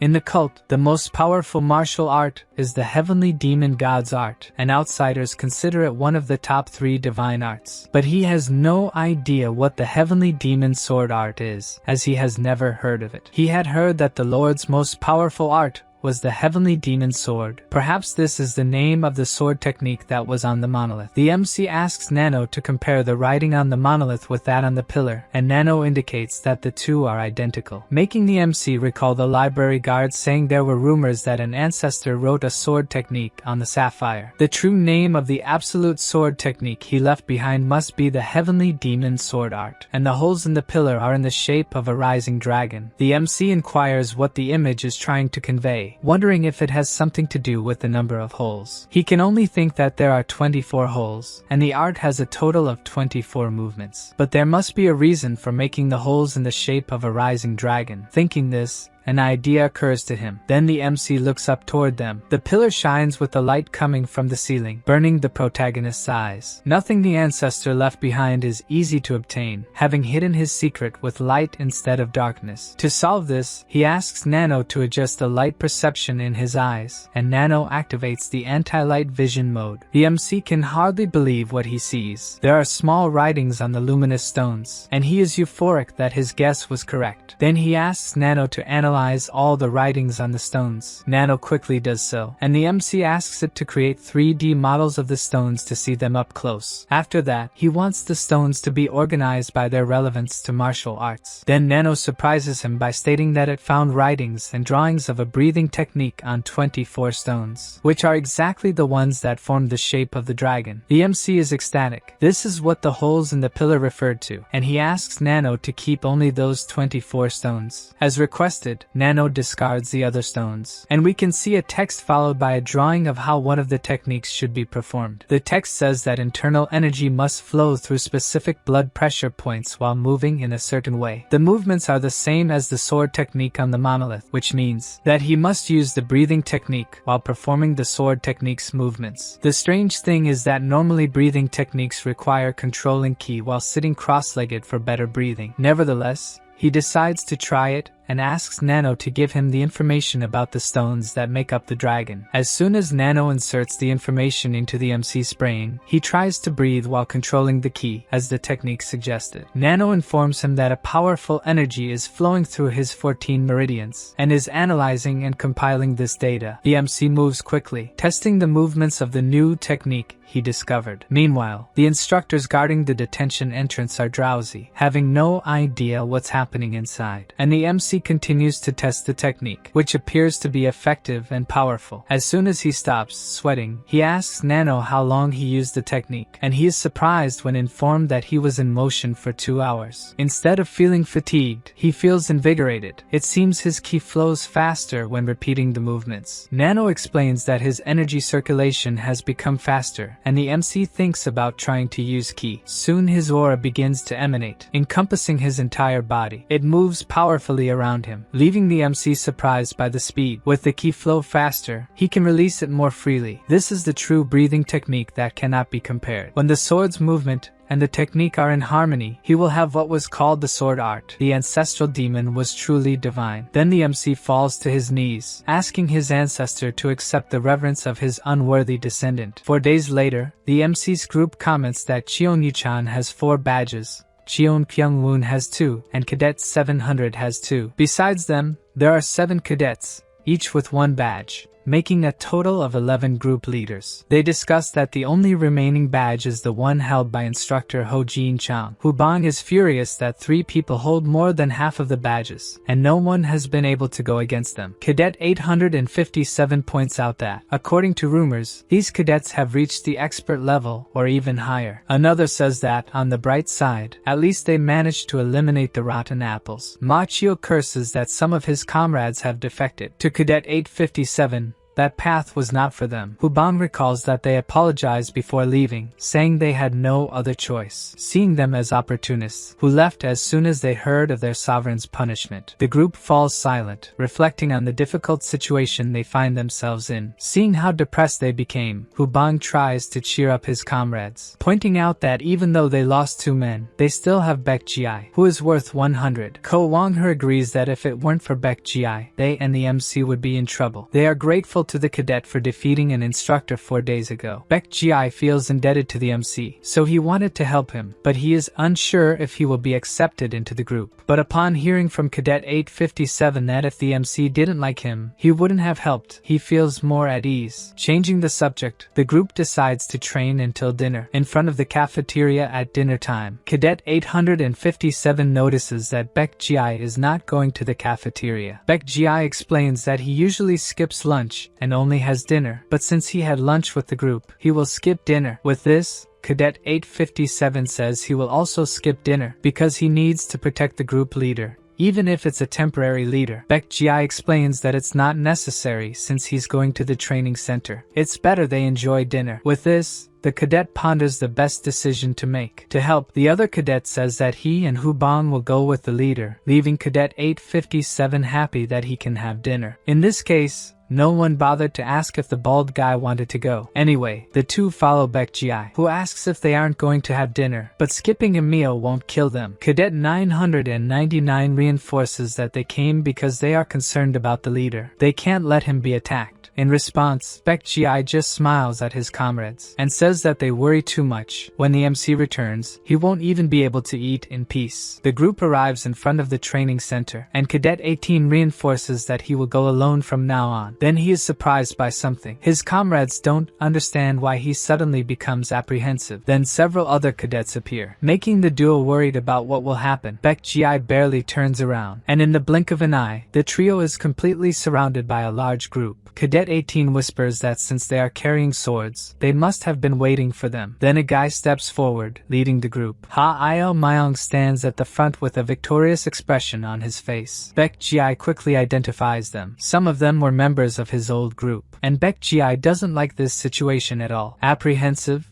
Cadet 999 asks what the group wants with them. Ha-il Myong inquires if he really doesn't know what's going on, and demands that the group leader hand over his badge. But Cadet 18 obviously refuses to do what the other asked. Cadet 108 smugly says that if they don't hand it over, they might get hurt, and starts smiling maliciously. Since they are the MC's lackeys, he won't let the trio go easily, even if they hand over the badge. Being called lackeys makes Cadet 999 furious. On the other hand, Baek Ji-ai is fearful, knowing they don't have enough strength to face 30 advanced cadets. Knowing that Ha-il Myong has strength similar to his own, he tells Oh-jong that he will pass the badge to him and that he must flee with Ho-bong because it's impossible for all of them to escape. But he will do his best to hold off the enemies. But for Oh-jong, they have to escape together. Then Baek Ji-ai reinforces that if they lose the badge, the group will be disbanded again, and everything will be in vain, explaining that even the MC won't be able to take the badge from a senior instructor. Observing the two, Cadet 108 realizes they must be communicating through sound telepathy. To interrupt their conversation, he orders his group to attack them. At this moment, Baek Ji-ai takes his badge, handing it to Hubong, who wasn't part of the previous conversation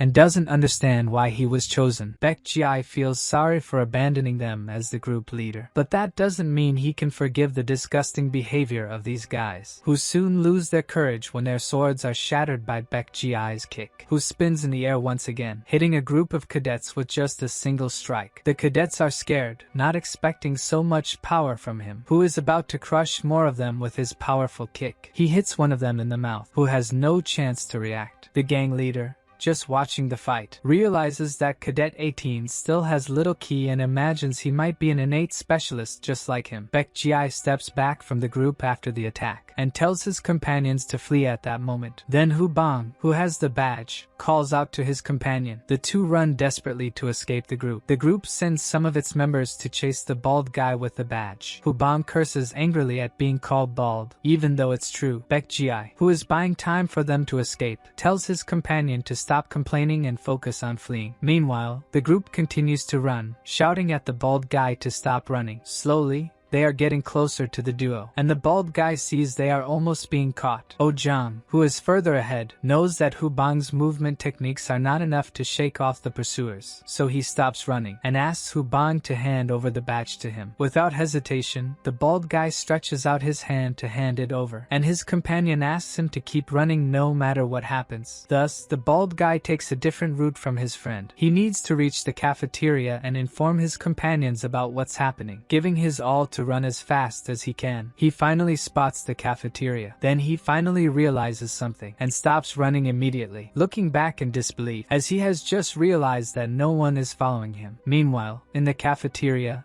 the rest of the group is dining peacefully. As soon as Ko Won-her notices that Ho-bong is there, he asks why his companion is sweating. The bald guy is out of breath from running and needs to catch his breath before saying anything. Exhausted, he explains that they need to go to the training center immediately. Cadet 857 stands up, wanting to know what happened, and the bald guy says it was an ambush, and that at that moment, Baek Ji-ai and Oh Jang are fighting. The group is now alarmed, and Cadet 857 is the first to run to help his companions. With just one leap, he covers a great distance, thinking that his fears have become reality as he runs. Then he jumps onto a rooftop, managing to see his companions surrounded by a large group. He descends, shouting Baek Ji-ai's name in concern, but soon is shocked, asking what happened upon seeing Baek Ji-ai standing and Oh Jang on the ground. From the condition, it's clear that he has been knocked out, and he fills with rage. Upon seeing who must have planned the ambush, he asks how that cadet dared to do this. The bald guy also looks at the guy in shock, recognizing him. The four stand before the one who orchestrated all this, and Cheon Yuchan says that it seems there is an infestation of pests in that place. Annoyed, Cadet 857 asks who he is calling insects. How could Cheon Yuchan have the nerve to say that after conspiring and ambushing them? Then, a hand is placed on his shoulder. Baek Ji-ai asks his comrade to calm down, explaining that it wasn't Cheon Yuchan who attacked them. With a look of disdain, the cadet says that now they owe him one, and since they've lost the badge, they have no more chances. Baek Ji-ai seriously states that he won't change his mind, but the other asks him to think about his offer, because he will have plenty of time to do so. Cadet 857 collapses to the ground as they are left behind by the other group. He asks how Baek Ji-ai's wound is, and his comrade says it's not serious, but he's frustrated that they lost the badge and apologizes. In tears, Hobong holds the hand of his friend Oh Jang, who endured until the end to protect the badge, cursing the heavens for what happened to his comrade. Seriously, Ko Won-her asks Cadet 18 what happened, and Baek Ji-ai shows anger just at the memory. We return to Oh Jang running, being chased by the group. Suddenly, he trips and falls, rolling down a staircase. Despite being down, he refused to hand over the badge to the enemies, who captured him and used him as a punching bag. Meanwhile, Baek Ji-ai was fighting the group's leader, who, even being a natural-born specialist,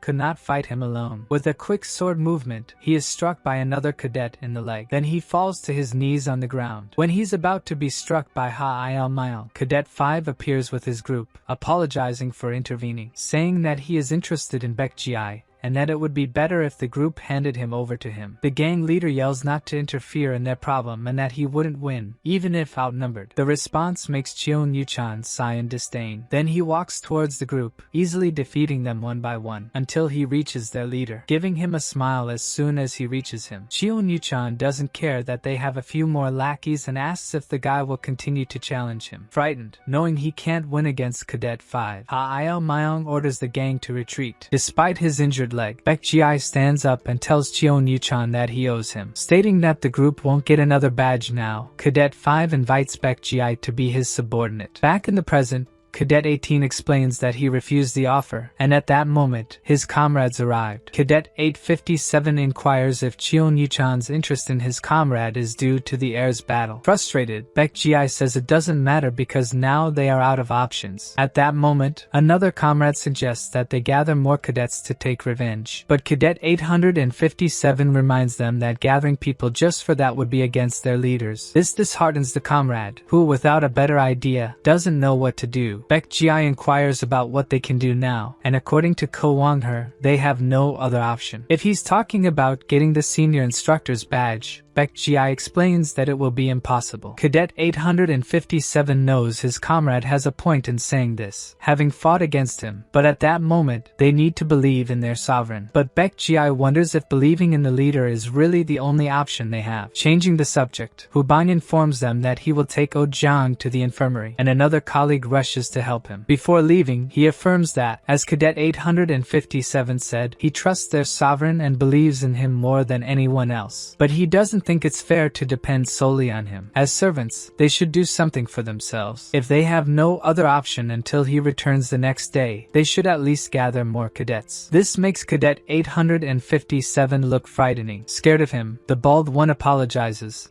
thinking he went too far. Then Cadet 857 starts laughing, and the bald one doesn't understand anything. He says with a smile that Hubang is right, that they shouldn't just depend on the leader. They should be like his hands and feet. Saying that the bald one is the most dedicated among them, the others also praise him, and they all walk to the infirmary, more cheerful. The next day, around 8 a.m., Instructor Lem Pyong is running through the forest and wonders if the MC endured detention well. They arrive at the instructors guarding the door and ask ask for it to be opened as the detention is over. Then the rock moves, and he says from the detention door that Cadet 7's punishment is over. The MC was sitting serenely meditating, and he gives a determined look at the instructor, leaving them both surprised. They certainly didn't expect to see him so well. For Lim Pyong, those are not the eyes of someone who spent 5 days locked in a cave. Now the MC's eyes shine even more. Then he asks what happened to his shirt, and as soon as the MC shows it, they have to cover their noses due to the stench. The instructor throws it away, incredulous that it could smell so bad. Then the MC notices the other instructor at the cave's door. The guy enters and looks around inside, while the MC watches to see if he'll find anything strange inside. But soon after, the instructor returns, saying there's nothing unusual there. They overlook the hole that the MC covered with stones. On the way, Cadet 7 asks how many badges are left. Lim Pyong says that only one remains, and he affirms that it belongs to the one the MC is thinking of. But he should know that the senior instructor's badge is not the only option. The MC knows he can also take it from other cadets. Then Cadet 7 tells the instructor that he wants to go immediately to instructor Ho Jin Chang, who has the last remaining badge, leaving the guy in shock at the abrupt decision.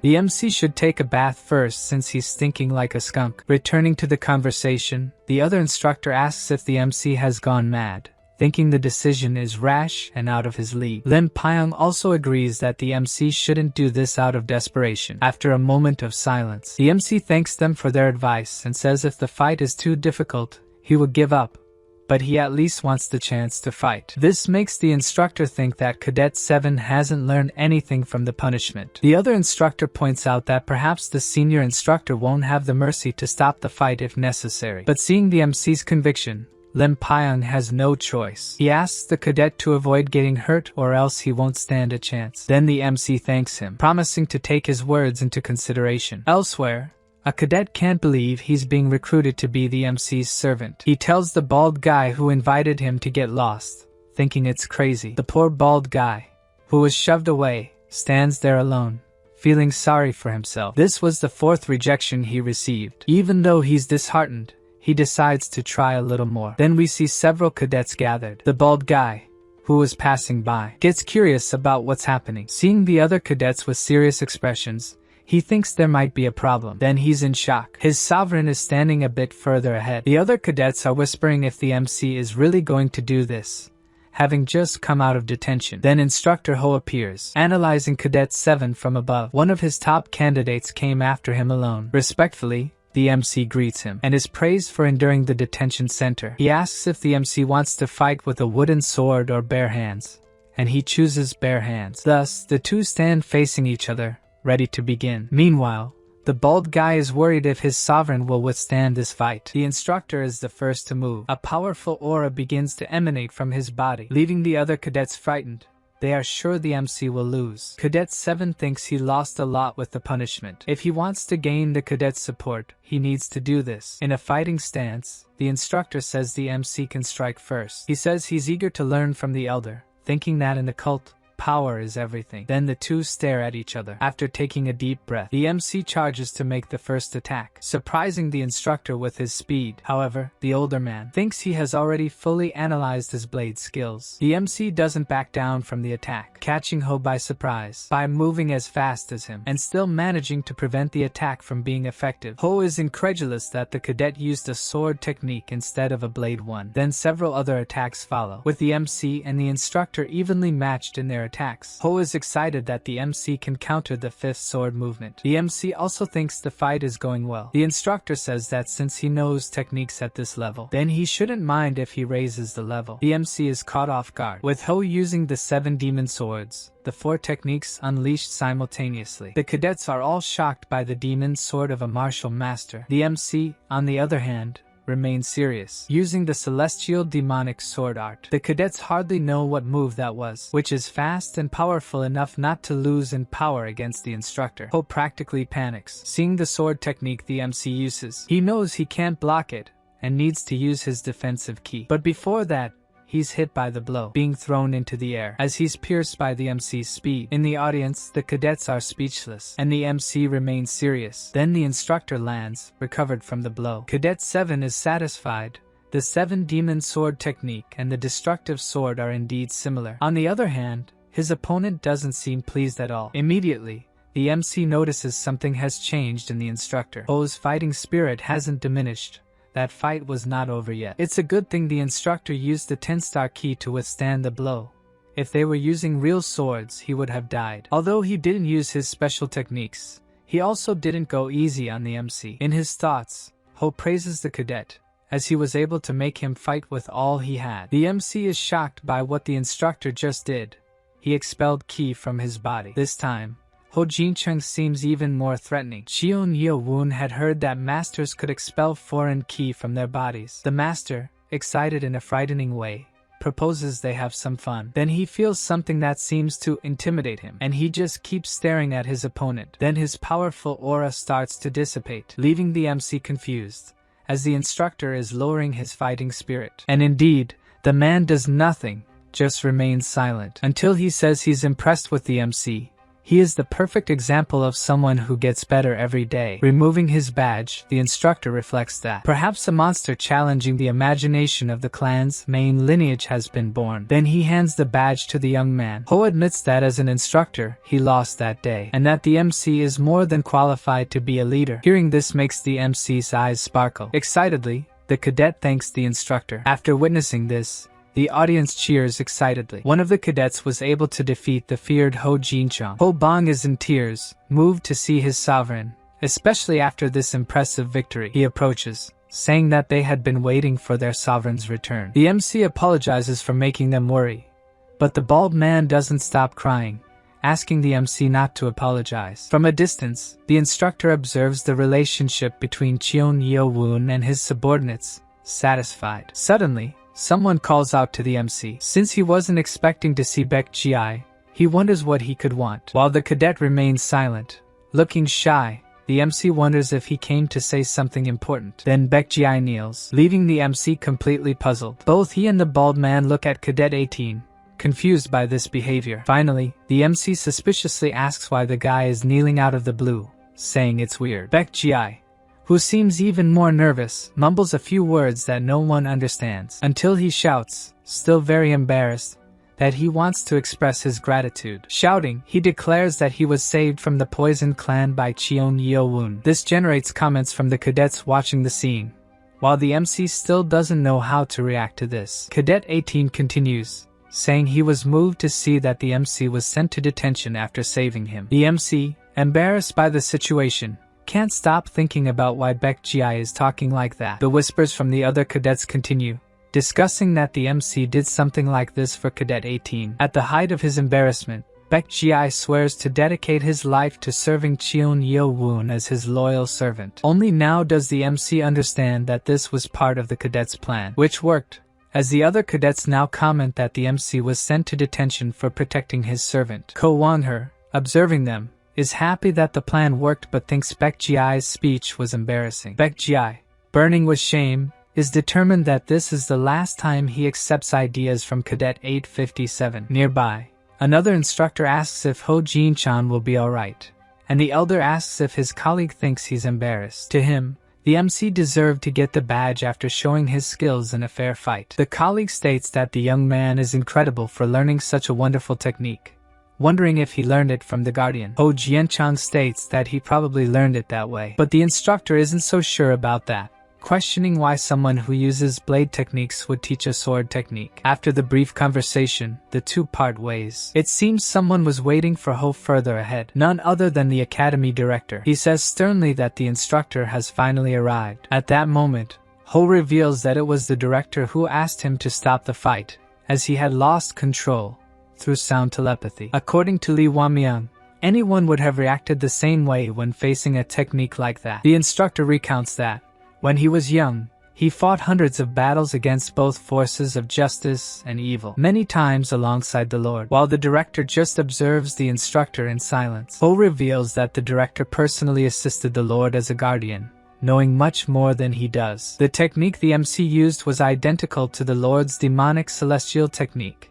In fact, it was even better. The celestial demon, the founder of the cult, the greatest martial genius of his time, created the best techniques, and the demonic celestial technique was only passed down to the lords. Even the director reflects that the technique the MC used is similar to the celestial sword's technique, Even better, actually. He wonders how a brat like that could have a technique that surpasses the Lord's demonic celestial sword. Perhaps he managed to read the sapphire monolith that is said to contain the ancestor's epiphany. But he concludes that this must be impossible, since he himself looked at the marks, which are too damaged, and understood nothing. As the instructor begins to suggest whose technique the MC used, the director interrupts him, determining that they should keep it a secret for now. Ho Jian-chan thinks the same about the matter. For him, it's best to keep it a secret for the time being. Suddenly, a girl appears, calling the MC.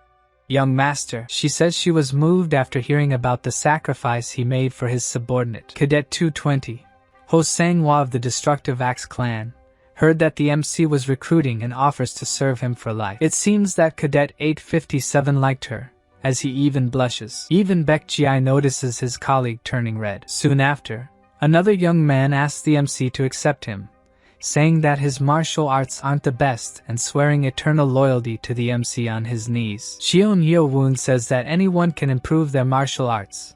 More importantly, he's happy about it, and welcomes the cadet, who ends up with tears in his eyes, moved by being accepted. Only then does he remember to introduce himself and surprises the MC by bowing his head to the ground, saying his name is Jin Guk. Even Ho Bong, who is usually very fervent, thinks the cadet is overdoing it.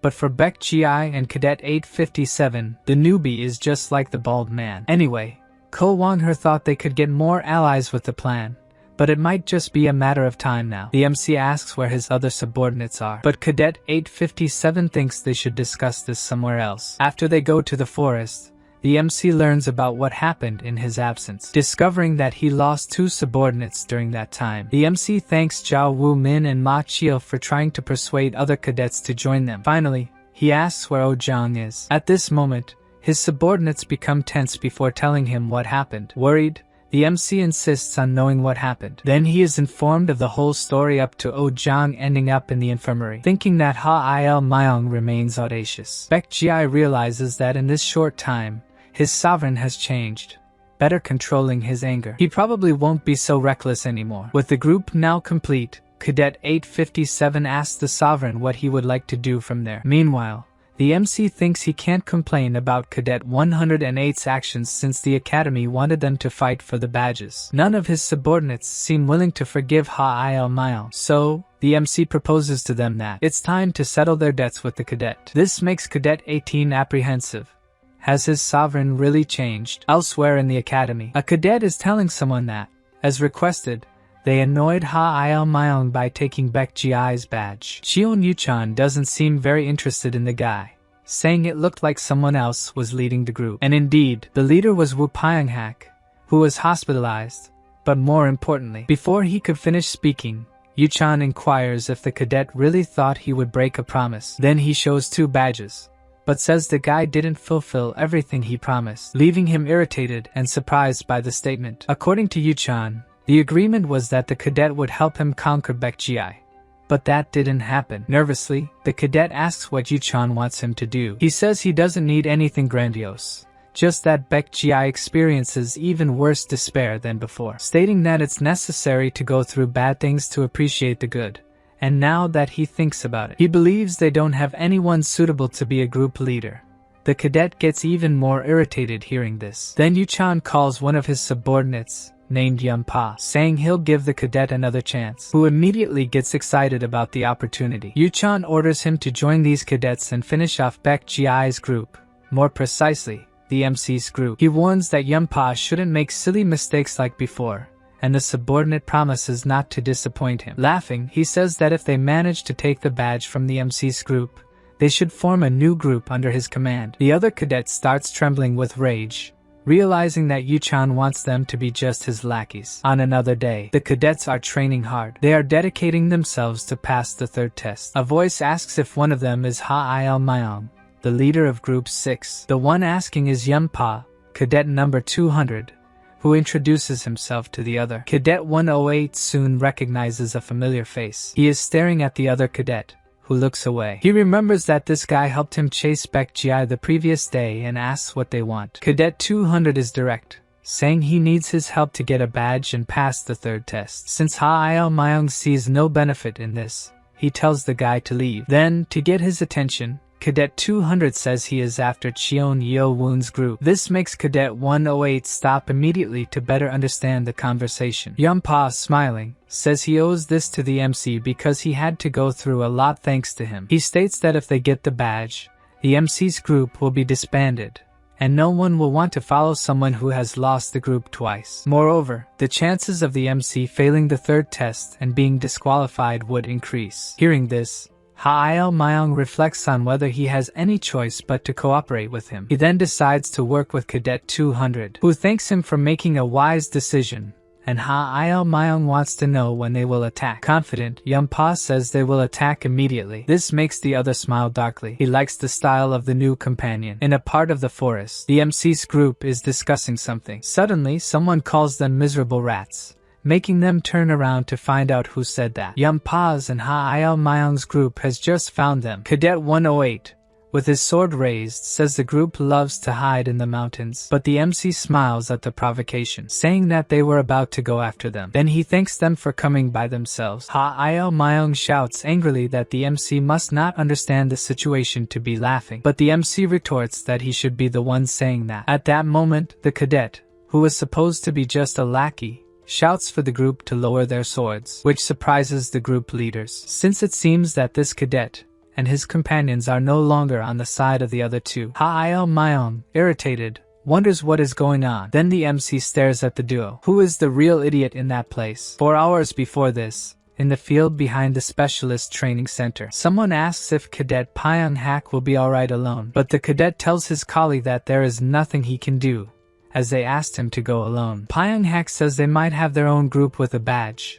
but the colleague says that one badge won't be enough for 20 people and will lead to fights. Still, he insists it will be worse if they don't have a badge. Moreover, they cannot be afraid to get their hands dirty if they want to stay in the academy.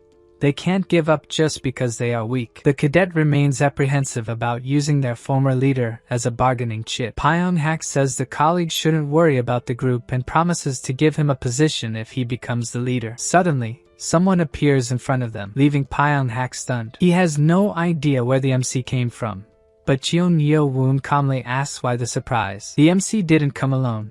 The whole group appears next to him to further shock the other cadet. Baek Ji-ai also appears, asking if the guy made a deal using him. They are all shocked that Cadet 18 has shown up there. Then Pyong-hak asks if the group came for revenge for the previous day. Immediately, Ko Won-hee roars if the guy really thought they wouldn't take revenge after being ambushed by those rats. Behind Pyong-hak, the cadets comment that it will be dangerous to fight against the MC and Baek Ji-ai.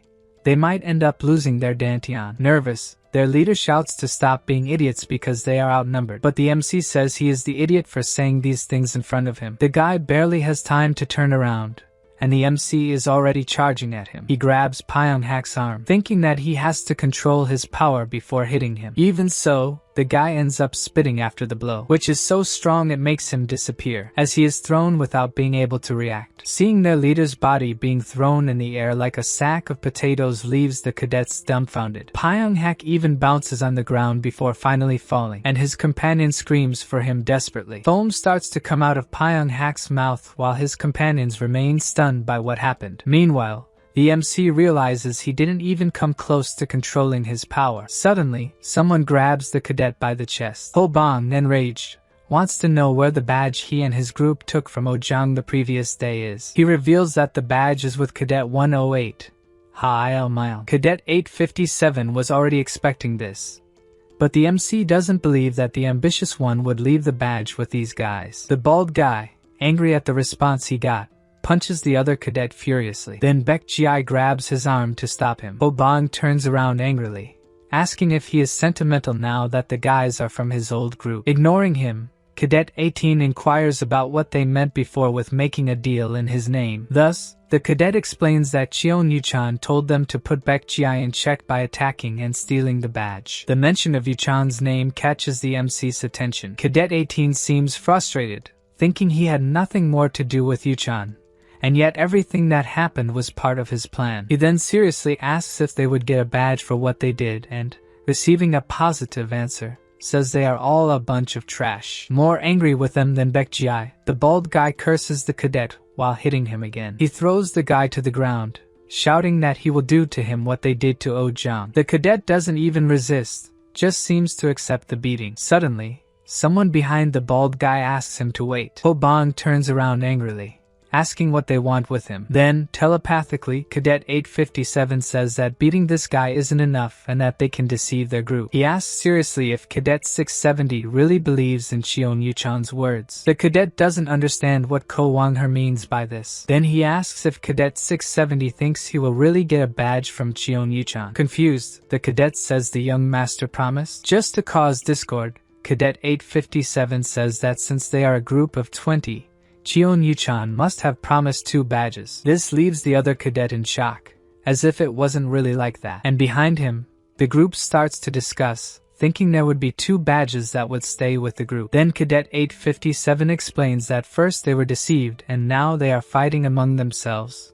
But the other doesn't understand how they were deceived. He reveals that Cheon Yuchan knew about the problems with the number of group members and that if they fight among themselves, they will do what he wants. Meanwhile, the group continues to argue, thinking they were just pawns in a game. Seeing their reaction, Cadet 857 can't help but smile. He says that if they are really angry, they should go after revenge. This brings us back to the moment when Cadet 670 turns against the leaders of his group, who find themselves surrounded. Young Pa asks what the meaning of this is. Cadet 670 says they must think they are a bunch of idiots if they thought they could use a badge as collateral. Looking at the MC from the corner of his eye, Yunpa says they must have been convinced by someone. Even knowing the cadet is referring to him, the MC says nothing. The bald guy shouts that they couldn't even get the instructor's badge due to lack of skill.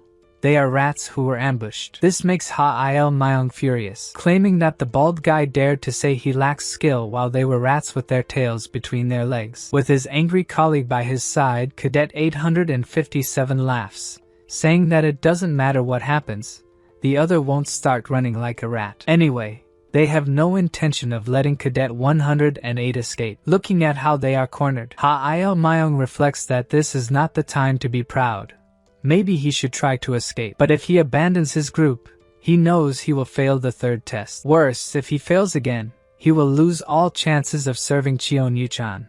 So he needs to avoid that. At this moment, Yunpa turns to Galyeon, saying that there must have been a misunderstanding, that Cheon Yuchan told him he would make Cadet 670 and his group his servants, so they should believe him. Then Cadet 670 asks if Yuchan will give badges to all of them, and Cadet 200 becomes suspicious of the question. Thus, Galyeon says that to have 19 people as subordinates, 2 badges would be needed. Yunpa realizes that this was what motivated their betrayal and knows he needs to persuade them but can't promise anything alone. He ends up saying he will personally ask Yuchan, so they will receive the 2 badges. The proposal catches Cadet 670's attention, and Yunpa reflects that he is not lying, as he will only ask Yuchan to decide whether or not to grant the request. With a serious look, Galyeon says that the proposal is attractive but questions whether the cadet will be able to endure it. He does not understand what the other meant by enduring. Then the MC appears behind him, and Yunpa has to see if he can handle him. Cadet 200, surprised,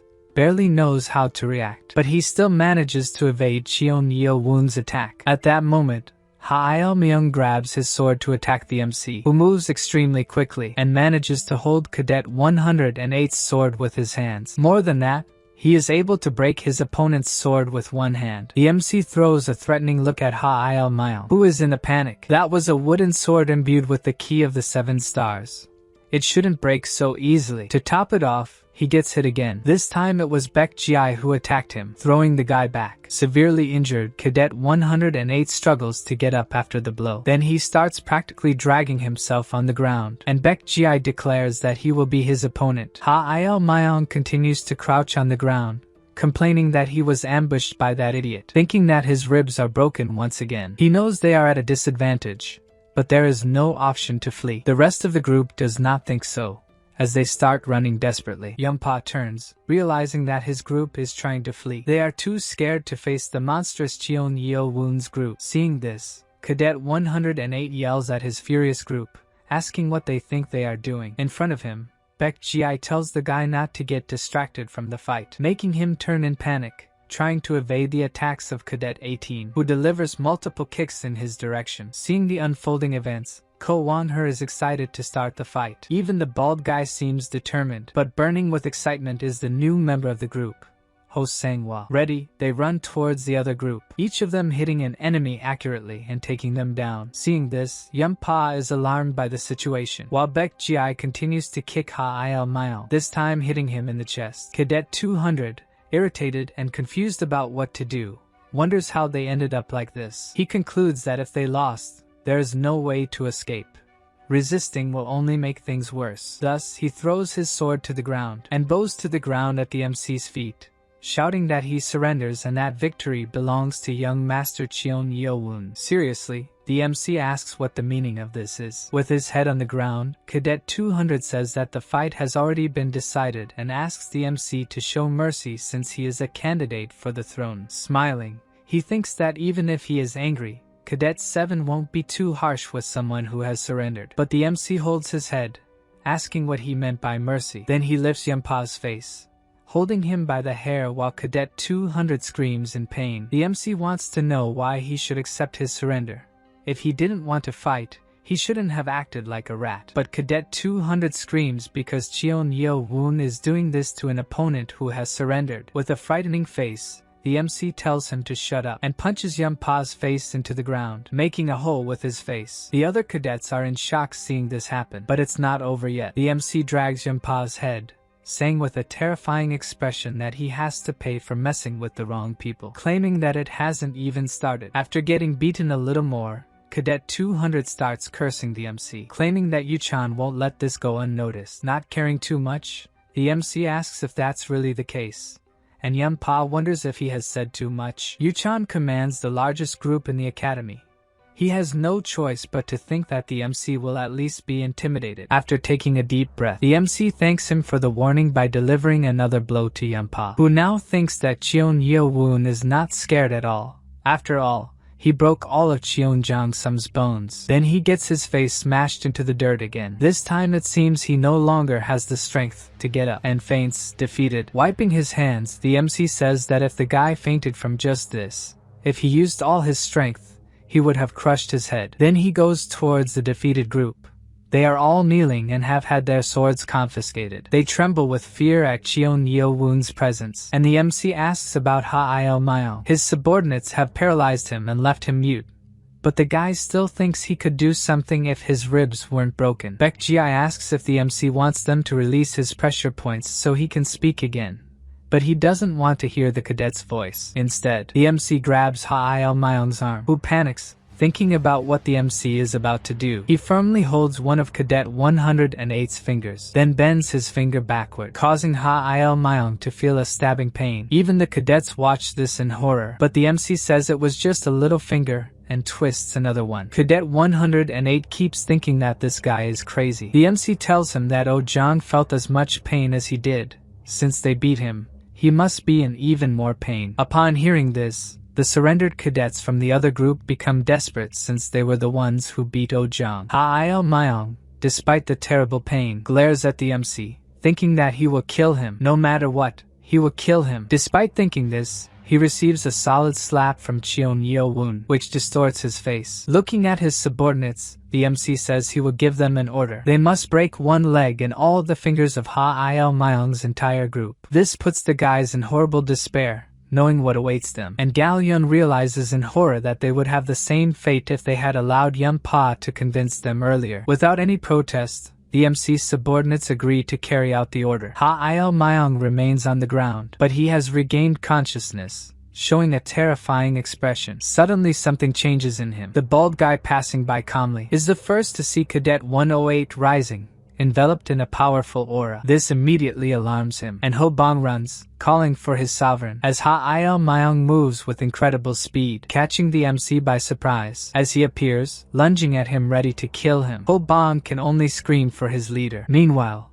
elsewhere in the academy, a group is training for the third test. It is Cheon Yu-chan's group, who notice something strange. Even though they are practicing the 7 demonic swords as in the secret book, something doesn't seem right. Despite all of them being advanced martial artists, they are still unable to recreate the special synergy of the technique. So he tells them to take a break, as he will read the secret book a bit more. Flipping through the book, he he calls for Wugum Pill, wanting to know what the cadet thinks as an observer, if they performed the formation correctly. The cadet ponders a bit before saying something, but Yuchan smiles, saying he shouldn't worry and just say what he thinks. Thus, the cadet says it seemed like they were all performing the same technique at the same time. It looked normal. This was the same opinion Yuchan had about it. Suddenly, someone catches his attention. Several cadets appear carrying others on their shoulders. As one is with his face covered, the group asks who they are and tells them to stop right there. The cadet says the young master knows him, and Yuchan recognizes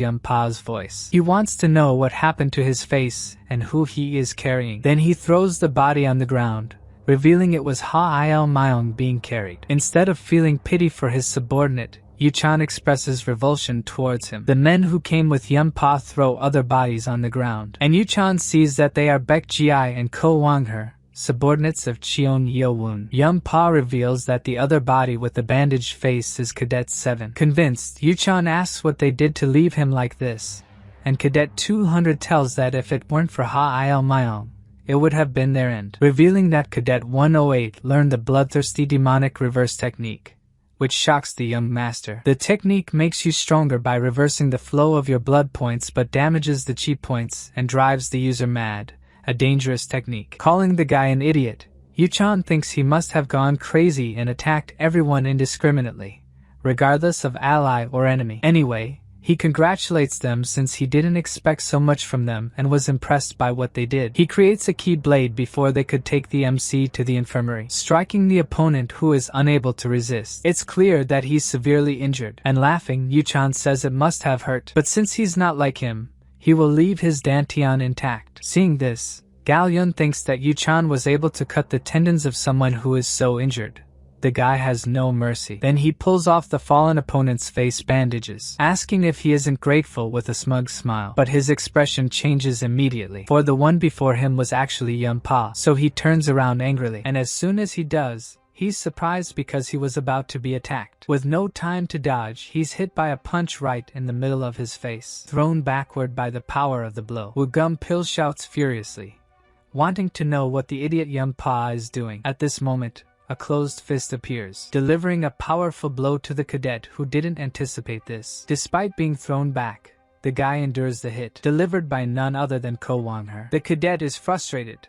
He had just seen the body of Cadet 857 thrown on the ground. Then Ko Wang-her tells his companions to get up, and Baek Ji-ai and the others stand up. Irritated, OG Lan curses the group that just tricked them all. Looking in the direction where his master was thrown, he wonders if Cheon Yuchan has been knocked out. At this moment, Wugum Pill realizes there might be something wrong with Group 12, since they were the ones who brought these guys. And indeed, Cadet 670 is pointing his sword at them. Frustrated, Jin Yu calls him a snake, asking how he could dare to betray his master. The man behind the mask, smiling, says he didn't believe they had so much faith in Pa. As he removes it, he says that maybe they didn't even need to do this, leaving Yuchan's group in shock at the face they just saw. And Wugum Pill curses him, furious that they didn't notice the ruse. For the one behind the disguise was Cheon Yeo-woon, returning to Ha-Il Myung's enraged attack. Baek Ji-ai, noticing that he's heading towards his sovereign, kicks Cadet 108 in the face. Even so, driven mad by the bloody demonic reverse technique,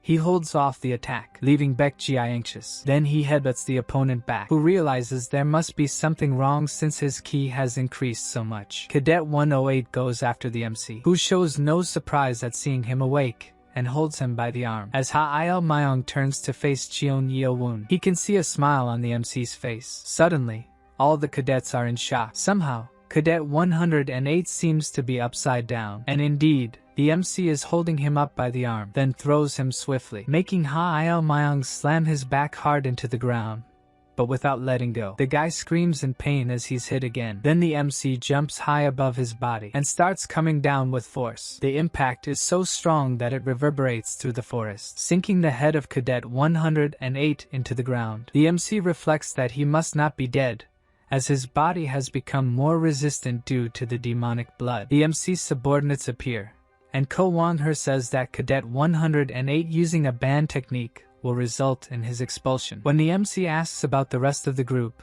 they show that they have taken care of them, and all that remains is to take them to the infirmary. Hobong starts talking about avenging Oh-jang but is interrupted by Cadet 857, saying they still lack power to fight against the real culprits. Another cadet points out that they need not only numbers but at least 2 more innate experts like Baek Jai. Then Ho Sang-hwa asks if she and Ko Won-her couldn't take on an innate expert together. Gal Yun also joins the conversation, saying that if needed, they can help. They thank them, but even with their help, it would still be dangerous. They should just take them to the infirmary for now. The MC smiles as they continue discussing what to do, until he seriously says that they should prepare to attack Cheon Yuchan now. Cautious, Cadet 857 asks if the Sovereign has thought of a plan. Determined, it's clear that their leader has thought of something. Returning to the present, Yuchan's allies are frustrated. They were sure they heard Yunpa's voice. Then the MC's voice starts to change to his normal tone.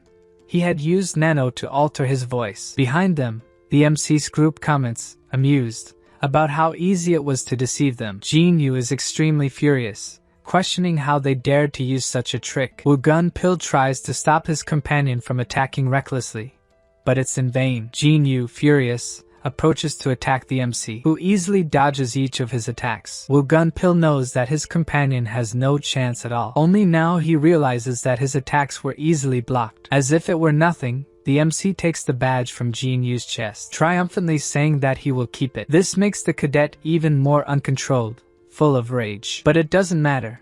He takes a powerful punch from the MC to the chest, and can't even react to the attack, being thrown backward. At least the cadet doesn't fall upon receiving the blow from Cheon Yeo-woon, and the MC thinks that this is due to the fact that he is an innate expert, and runs to hit him again. Suddenly, Nano warns him that a powerful energy is forming behind him. The MC turns apprehensively to see what's coming, then shouts for everyone to get down. As his subordinates do so, a key blade comes toward them. They can barely believe what just passed by them. While their sovereign tries to block the attack, the blades pass around him, tearing up the ground with their tremendous force. The cadets are astonished by the strength of the key attacks. Then from the midst of a dust cloud, a silhouette appears, saying it was a shame. The MC immediately notices it was Cheon Yuchan, who appears amidst the dust with a key sword, saying he wanted to repay for Cheon Yeo-woon's surprise attack. Mockingly, the MC says that he finally woke up after all this time. He didn't want Yuchan to use the surprise attack as an excuse for losing, leaving the other irritated, questioning if the MC was waiting for him. Yuchan reflects that the MC was a weakling when he met him at the training center.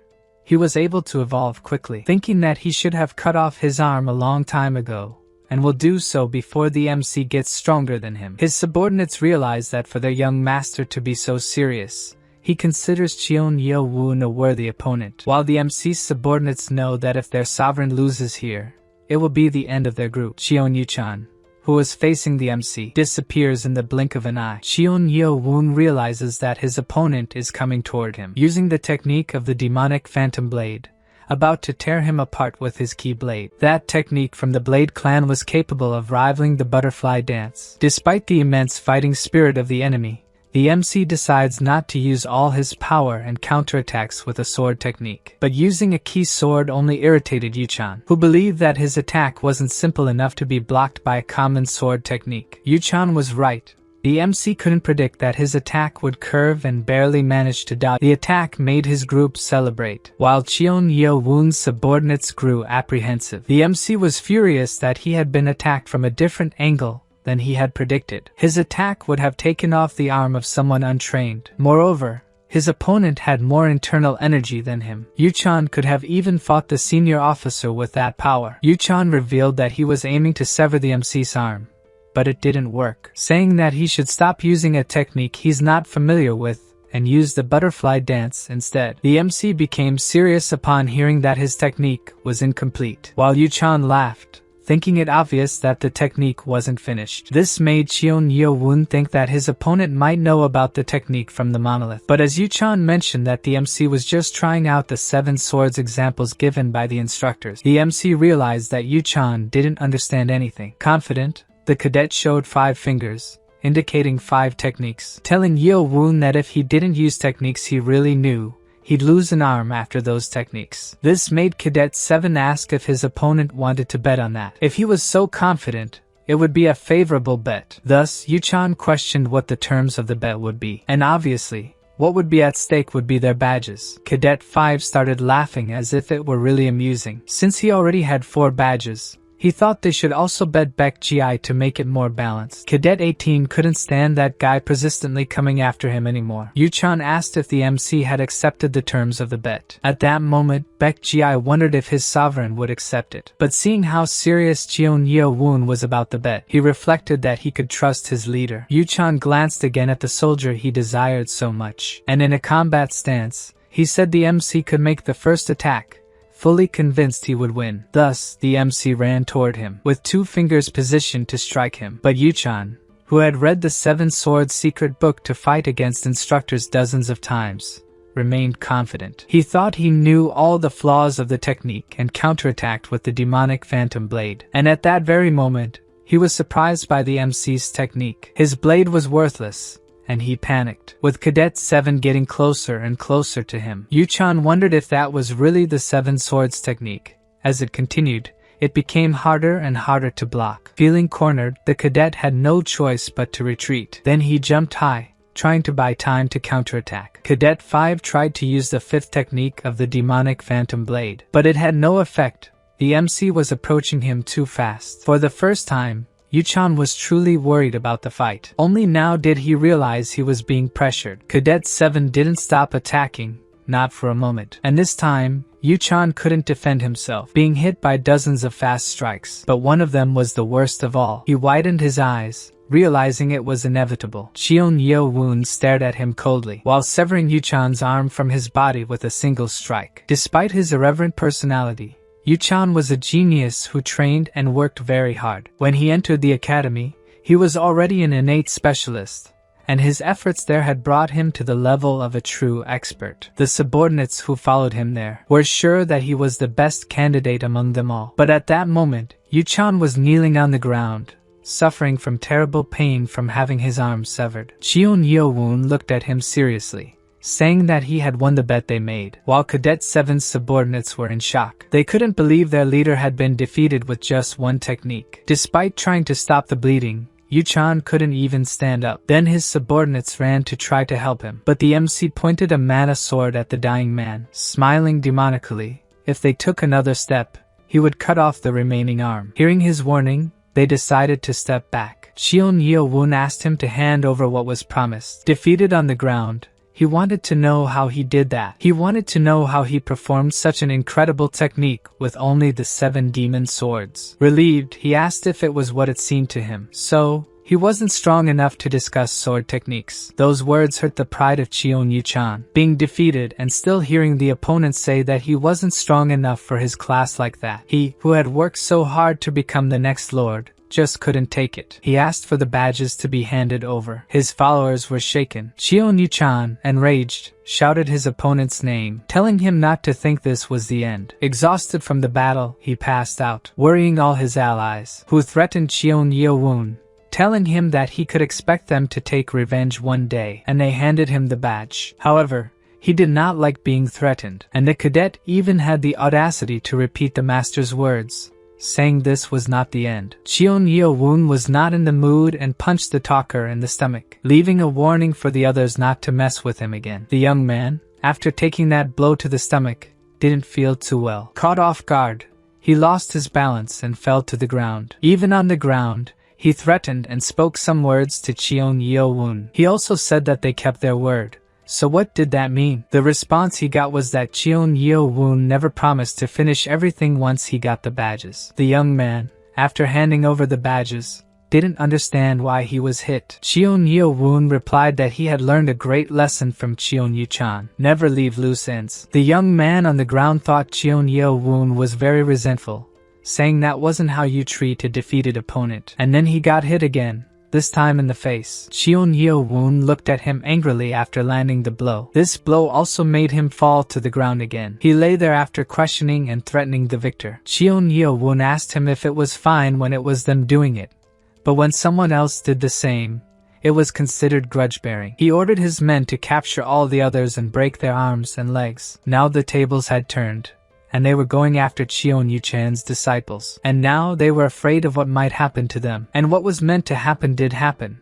Their arms and legs were broken, and they handed over many badges. The young man was surprised and asked why he was giving him so many badges. Cheon Yeo-woon said he had no reason to keep them all. He made those who followed him even more emotional. After receiving the badges, they thought that everything in that place was about survival and that he didn't need to have given them to them. They also knew that because of today, they would definitely be targeted by the Blade clan.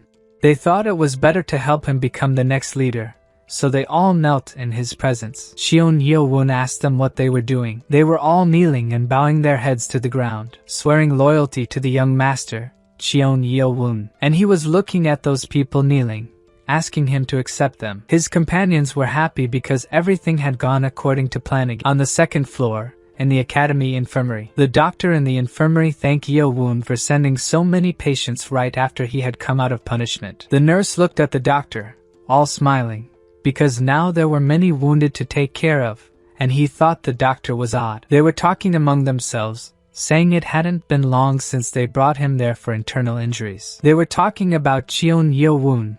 Who would have imagined he would become a monster? The doctor asked them to stop chatting and help hold that patient. In the infirmary, Oh-jang was recovering, and he thought about how much he admired his sovereign and that he would follow him until the end. In the director's office, he was watching the boy on the floor. It was definitely the reverse bloody demonic technique. The director confirmed this by looking at the boy on the floor. He placed his hand on the boy's chest. With his hands on the chest and head of Ha Il-young, the director was performing a technique to revive him and extract information about the technique. Ha Il-young opened his eyes, very startled. He wasn't supposed to be there. He didn't remember this. The director looked at him and said that he had finally regained consciousness. But he asked the director how he had arrived there. He swore he was fighting against the damned Cheon Yeo-woon. Sitting in his chair, the director told him that here, the one asking questions was him. And very seriously, he asked how he knew how to use the reverse bloody demonic technique. Realizing that the director was aware of what he had done, the director stared at him, very angry. Ha Il-myung got flustered and said he didn't know what the director was talking about. But the director wasn't there to play games, so he decided to lift him using his mana, making the individual levitate in the air. Terrified, he screamed, asking why the director was doing that to him. Then the director pulled him toward himself using mana. He could no longer control his own body. His body was being controlled in the air, and he started shouting to try to break free from that power. The guards were outside the director's room but heard nothing because the room was covered with a barrier. He kept shouting,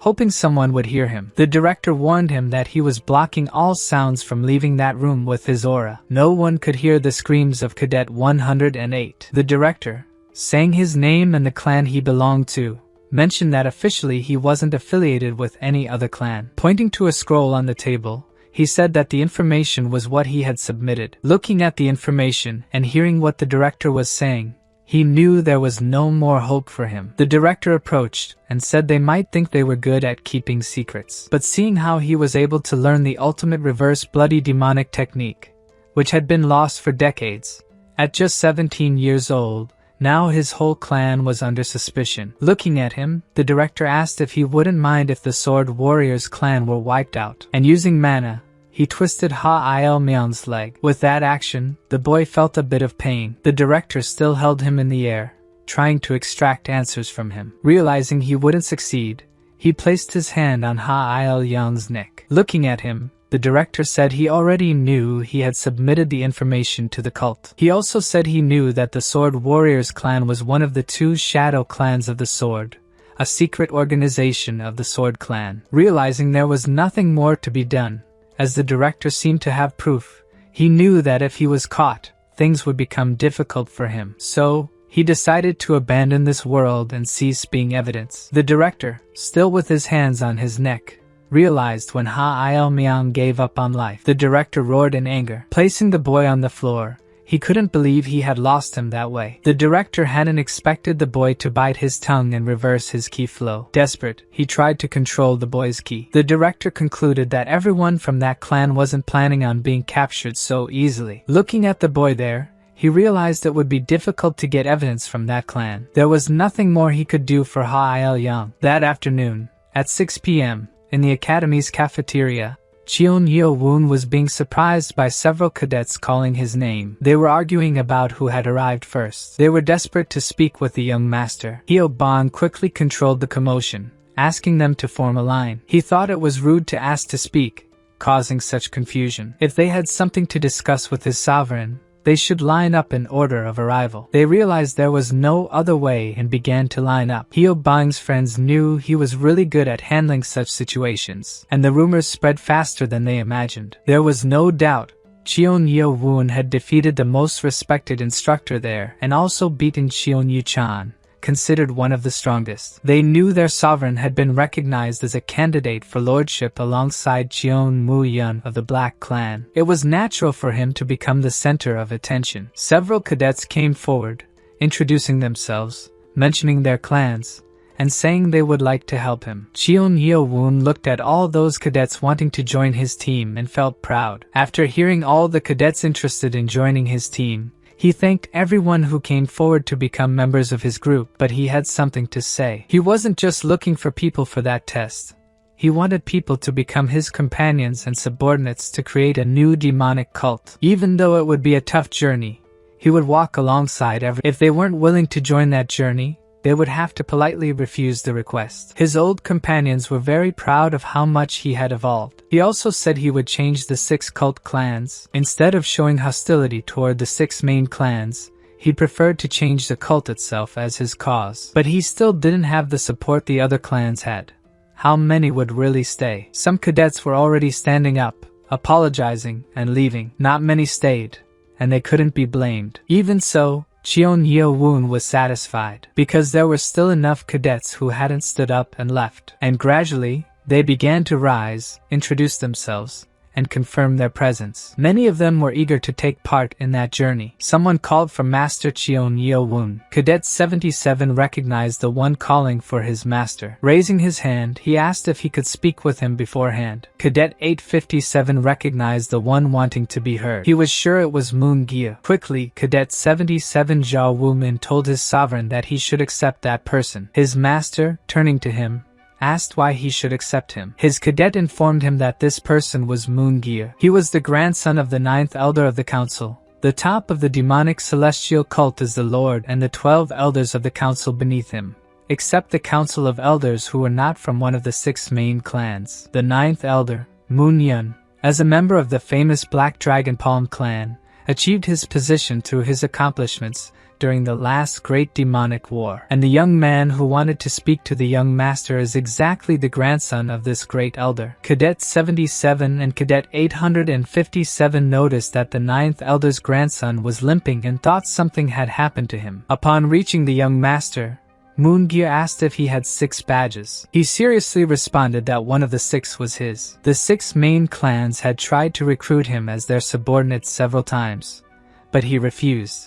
So Cheon Yu-chan approached him for the 3rd time. Moon Gye apologized to Master Cheon Yu-chan and reported that he hadn't changed his mind about remaining neutral, saying he only wanted to focus on the academy for now. That's when he suddenly attacked the boy, and in the end, he was defeated. Not only did the young master take his badge, but he also broke his left leg and right arm, leaving, saying that if he wanted to take the 3rd test, he'd better join his group. His cadets were outraged because, besides being envious, Moon Gye also had an obsession with talented people. The young man planned to join any group and seek revenge once he recovered. But no one wanted to accept him, given his broken leg and arm. The young master replied that he was still sure someone would accept him because of his skills. Moon Gye mentioned that a leader had accepted him, but withdrew the offer 2 hours later due to Cheon Yu-chan's interference. The cadets were happy because their sovereign had cut off the arm of the unfortunate person who was mistreating the boy. Moon Gye continued saying that regardless of the 3rd test, he wanted to get revenge as soon as possible when he heard that the young master had cut off his arm. He didn't know whether to be happy or disappointed, feeling that he should take responsibility. The young master Cheon Yeo-woon said he knew Moon Gye was having trouble but asked how he had come to that conclusion. Feeling very sad, the young man knelt on the ground as best as he could, since his leg was still weak. He apologized and said he hadn't been careful with his words, as he was a bit depressed, but he hoped the young master would accept him. Cheon Yeo-woon asked him if that meant he intended to join him on the journey, or if he just wanted to be part of the group. At that moment, he didn't know what to say, as he had received instructions upon entering the academy to remain neutral and not join any group. But he was also told that if he ever found someone he wanted to serve, to observe carefully before making his decision. Looking at the young master, Moon-gyu said he could join the group for now and think about becoming his subordinate later, swearing he wouldn't take long to have an answer. The young master looked at him and said that if that was the case, then he was rejecting him. The boy hadn't expected that, and was devastated because he really needed to join the group. That's when Cadet 77, Zhao Wumin, intervened for him, saying it was a complicated situation because it hadn't been reconsidered. He thought the sovereign might regret letting such a talented person go, and wondered how he could give up so easily on someone other candidates were eager to recruit. Cadet 857, Go Wang-ho, also intervened, saying he thought Cadet 408 was skilled enough to be a leader and decided to kneel for him. The young master said that if he accepted him just because of the situation, how would that be fair to the others he had rejected? He couldn't create exceptions to his own rules. So the young man, Cadet 408, who was on his knees, asked the young master for just 4 days to respond. The young master wanted to know why he was so desperate to join his group. While the boy was talking, the nanotechnology was scanning his face to see if the cadet was lying. The young master was amazed because the nano never failed, yet at that moment, it couldn't register the young man's facial features. The nano informed him that it was impossible to analyze the target's face. His technology explained that it was impossible to analyze the target because the face was covered with artificial skin. Woon's eyes widened as he realized that the skin on the ears and back of the neck looked different. It was a human skin mask. Why would he be hiding his face? After further analysis, the nano determined that the target was between 15 and 17 years old. It also analyzed that the target's gender was female. The young master deduced that the young man was hiding his identity. He had a strange feeling that he was being observed in his ears and neck. How could he notice something that even the left squad hadn't? The young master pointed at the young man and said, "A girl." The boy attentively realized that he wanted to be Master Woon's subordinate, and didn't need to think any further, as he was now completely sure. Cadets 857 and 77 found it strange that the boy changed his mind so quickly. Frowning, the cadet told the young master he wanted to talk to him about something privately later. Woon understood and said that was fine. The cadets were pleased with the young man's entry into the team. They welcomed him, and some introduced themselves. Everyone was very happy. The young master thought that now that the group had grown significantly, he should reorganize them. The leader of Group 1 would be Go Wang-ho. The leader of Group 2, Baek Ji-ai. The leader of Group 3, Ho Sang-hwa, leader of the female cadets. The leader of Group 4, Zhao Wumin. The leader of Group 5, Gal Yun, a former group leader, and thus Woon led the largest faction in the academy. It was already late, 8 o'clock at night, behind the training center for specialists. Moon-gyu was revealing information that the face belonged to her younger twin brother. She explained that before she was born, her father was sent on a mission where he was killed by the forces of evil, and due to that shock, her mother died. Her brother, who was born due to complications during childbirth, was born with disabilities, and her grandfather hid that fact from everyone. She turned out to be a martial arts genius, but that would come to light at some point. She explained that she hid her identity because the 6 clans wanted her clan to serve them no matter what. He understood because he knew that traditionally, the clan leader position was always held by a man. In those circumstances, marriage could force her into a situation, and she must have found a way to push Manhua to join the academy and die in an accident. She mentioned that this is why she suggested going to the academy dressed as a man. If she achieved good results, even the 6 clans wouldn't mess with them. Woon asked her if no one knew her gender, why she used her brother's face instead of her own. She replied that it had to look like something she did on her own. The young master felt sympathy for her, realizing she had grown up without peace. She then asked him not to reveal her secret about wearing the human skin mask. He promised and asked if her voice was also modified. She focused and changed her tone. Her girlish voice responded that of course, otherwise she would have been caught immediately. The young master thought that while she forced her voice, she sounded like a teenage boy going through puberty. But now it was clear she was a girl. She smiled and said she felt much better speaking normally, as her voice became hoarse after forcing it for too long. She had something else to say and nearly forgot. Raising a jar, she said it was time to reapply her mask. If she didn't glue it down every night, it could fall off at any moment. She struggled to remove the mask. As she started to peel it off, smooth, clean, silky hair began to flow out. She became worried because her hair wasn't supposed to come loose and untied. Looking and smiling at him, she said it had been difficult to apply the glue with only one arm. He was still stunned because she was truly beautiful. The young man, who had previously been strong, now found himself a little flustered. Smiling with kind eyes, she told him it was good to have him. He became even more embarrassed upon hearing her say those things. Taking that jar, he asked her to please lend her a hand. She wanted him to help her stick the face on. Smiling, she asked if he understood why it would be so troublesome. The more she spoke, the redder he became. He was wondering if this was what a beautiful person looked like. She told him how difficult it was to train since she wasn't fully recovered. He asked if she was going to the specialist center and asked where his dormitory was. She said it was in Building 4, Room 7. Smiling, she said that since she had joined his group, she thought it would be better for him to move his things there. Shion Yeo-woon just watched her leave. Realization gradually sank in about what she was implying. When he remembered where Dormitory 4 was and the commotion the boys made,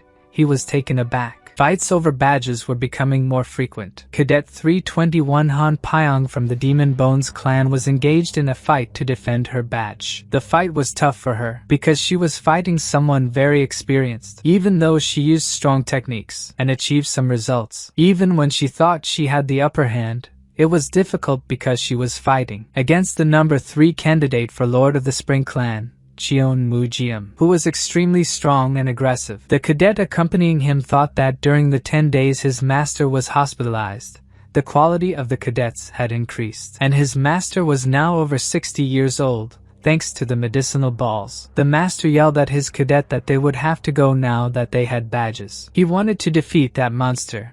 He needed to improve his proficiency until he could easily defeat guys like that. In the academy dormitory, Building 4, Room 7, exclusive to Cheon Yeo-woon's group, was Cadet 408, greeting the young master of that dormitory. He found it unpleasant, but of course, she would never be caught with her mask there. Cadets passed by with their towels ready for bathing. He felt a bit frustrated for not being able to protect Hyo Bang's dignity. The girl was sitting reading while the master watched all those boys getting ready for the bath, discussing who would go first. He looked at her and asked if she was okay. She said she was fine, that it had happened several times before, so she didn't mind anymore, and told him he should also go take a bath. He noticed with his nano that her temperature suddenly increased, and she was acting like it was nothing, not even able to look him in the eyes now. He thought he should prohibit the boys from being so casual in the room. Cheon Yeo-woon and his subordinates went to the main building to announce the badges they possessed,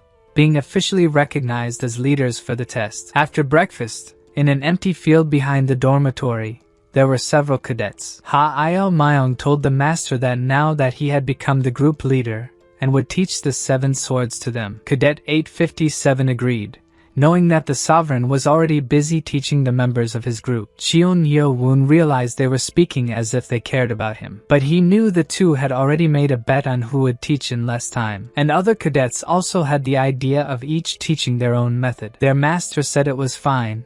They could do whatever they wanted. He knew they were competing against each other. He thought a healthy competition wouldn't be bad, and there were some leaders complaining that they needed more members, and they would like the young master to take care of their members since they were still not complete. Cheon Yeo-woon was thinking, and other leaders needed members, but some wouldn't speak because they didn't like help. So he gathered the cadets and began teaching the 7 swords technique. Moon-gyu was watching his master demonstrate for the cadets. She didn't think the young master would be able to see all of them since there were so many. Everyone was very excited because they would finally learn martial arts from the sovereign. He was nervous because it was the first time he was teaching but thought he should start. He announced that he would first do a slow demonstration and that they should watch. He began with his moves teaching. He also breathed correctly and performed all the necessary positions, leaving his hair impressed at how he could be so perfect. Cadet 408 thought it was impossible since she was in detention for 5 to 7 days,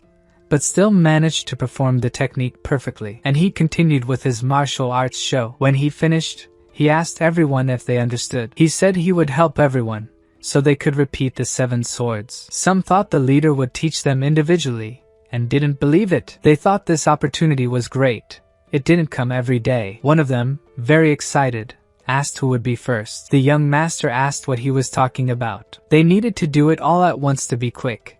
It would take an eternity if done one by one. At that moment, his hair looked a little sad, and they started asking their young master questions. They were like ants in the middle, trying to understand why it couldn't be one by one. He ordered everyone to perform the demon swords technique all together. This left the cadets wondering how it would be done. Cadet 408 thought that perhaps it would help them to form together, but she didn't believe he could instruct them all at the same time. She thought she should watch and assist him. One of them wanted to try alone first. Young Masters was furious and demanded they perform the first technique immediately. He asked the nano to activate augmented reality, analyzing the information using tutorial mode, and to inform him if any of them made mistakes. The nano understood and was implementing tutorial mode for 17 people, configured for the 7 demon swords technique. He asked them to start with the first technique, the first sword. Cadet 408 thought it was going okay, but some of them were making mistakes. However, the nano was informing him of everything. She thought she should use telepathy to tell the young master who was making mistakes, but the young master said they were finishing, so he would call them. He told them that they were not applying enough force in the arm movement of the first move. If they started like this, the others would be weaker. He also helped number 95 with his balance, as it was poor during the technique execution. He told the next ones that during the third move, they should move the right foot forward, but he had moved the left. He also called number 23, who was Hyobang, and warned him that his sword seemed to be losing power, and in the third move, he was only using the strength of his wrist. Cadet 408 couldn't believe he had managed it because she was also observing Hyobang, and he had perfectly noted his mistakes. He also called the next one, 508, saying that every time he made the movement, he took a step, which could hurt his knee. After that, he asked everyone to repeat the technique and do it a little slower while paying attention to his tips. And they all began to repeat the movements. Shion Yeo-woon was observing everyone, using his nano to scan them. He knew there was much to fix, as they needed to understand some things on their own and correct them later. Cadet 408 noticed that the information was better than before. He was truly incredible. He thought the cadets weren't so naive as to repeat mistakes with this method. 7 days would be enough, but it ended up taking more time than he expected for everyone to master the techniques that the martial clan cadets achieved in 7 days. There was also Ojam, who was delayed due to his 5-day hospitalization, but fortunately, he was quite talented, so he managed to catch up in those 5 days. 10 days later, everyone was well trained. Ha-Io Myung was dissatisfied because he had lost his bet. The winner thought that he had to be a real man to admit defeat, and was happy with his opponent. Ha-Io Myung asked how he had managed it because another had taken 9 days while he had done it in 7. Go Wonghul said that it was actually quite easy. He just needed to beat them enough until they learned. His opponent looked surprised that he hadn't thought of that. Baek Ji-ai, Sanghwa, and Zhao Wu-min managed to complete their groups with some of the skilled recruits. Cadet 708, Chai Taek Jiam, joined voluntarily. There was also Sanghwa's acquaintance, Woo So-young, who said that if they proved their skills, she swore eternal loyalty. She eventually lost to the master with a butterfly dance and 3 techniques. And with that, 2 innate specialists became subordinates of Cheon Yeo-woon. In these 10 days, Go Wonghul and Ho Sanghwa, who were already diligent in their training, also became innate specialists. Cheon Yeo-woon was there congratulating and thanking everyone for their achievement, and his disciples were grateful to have him as their sovereign. Go Wonghul said he still had much to learn and, as it was his first sword, he should work on himself to avoid being a burden. Speaking this way made several others envious. One of the cadets, who said he didn't want to interfere, thought that the first sword title should go to Baek Ji-ai or Mugia. However, some thought the master was right about the colleague being the first sword. Others thought that if he wanted a title, it should be from second to third sword. Cheon Yeo-woon watched the entire discussion about positions. Chai Taek thought in the master's mind that due to the many servants he had, it was the ideal moment to create a hierarchy. Loyalty was important, but in a cult of strength, hierarchy was also crucial for maintaining control. He thought she was right. To lead people, a hierarchy was necessary.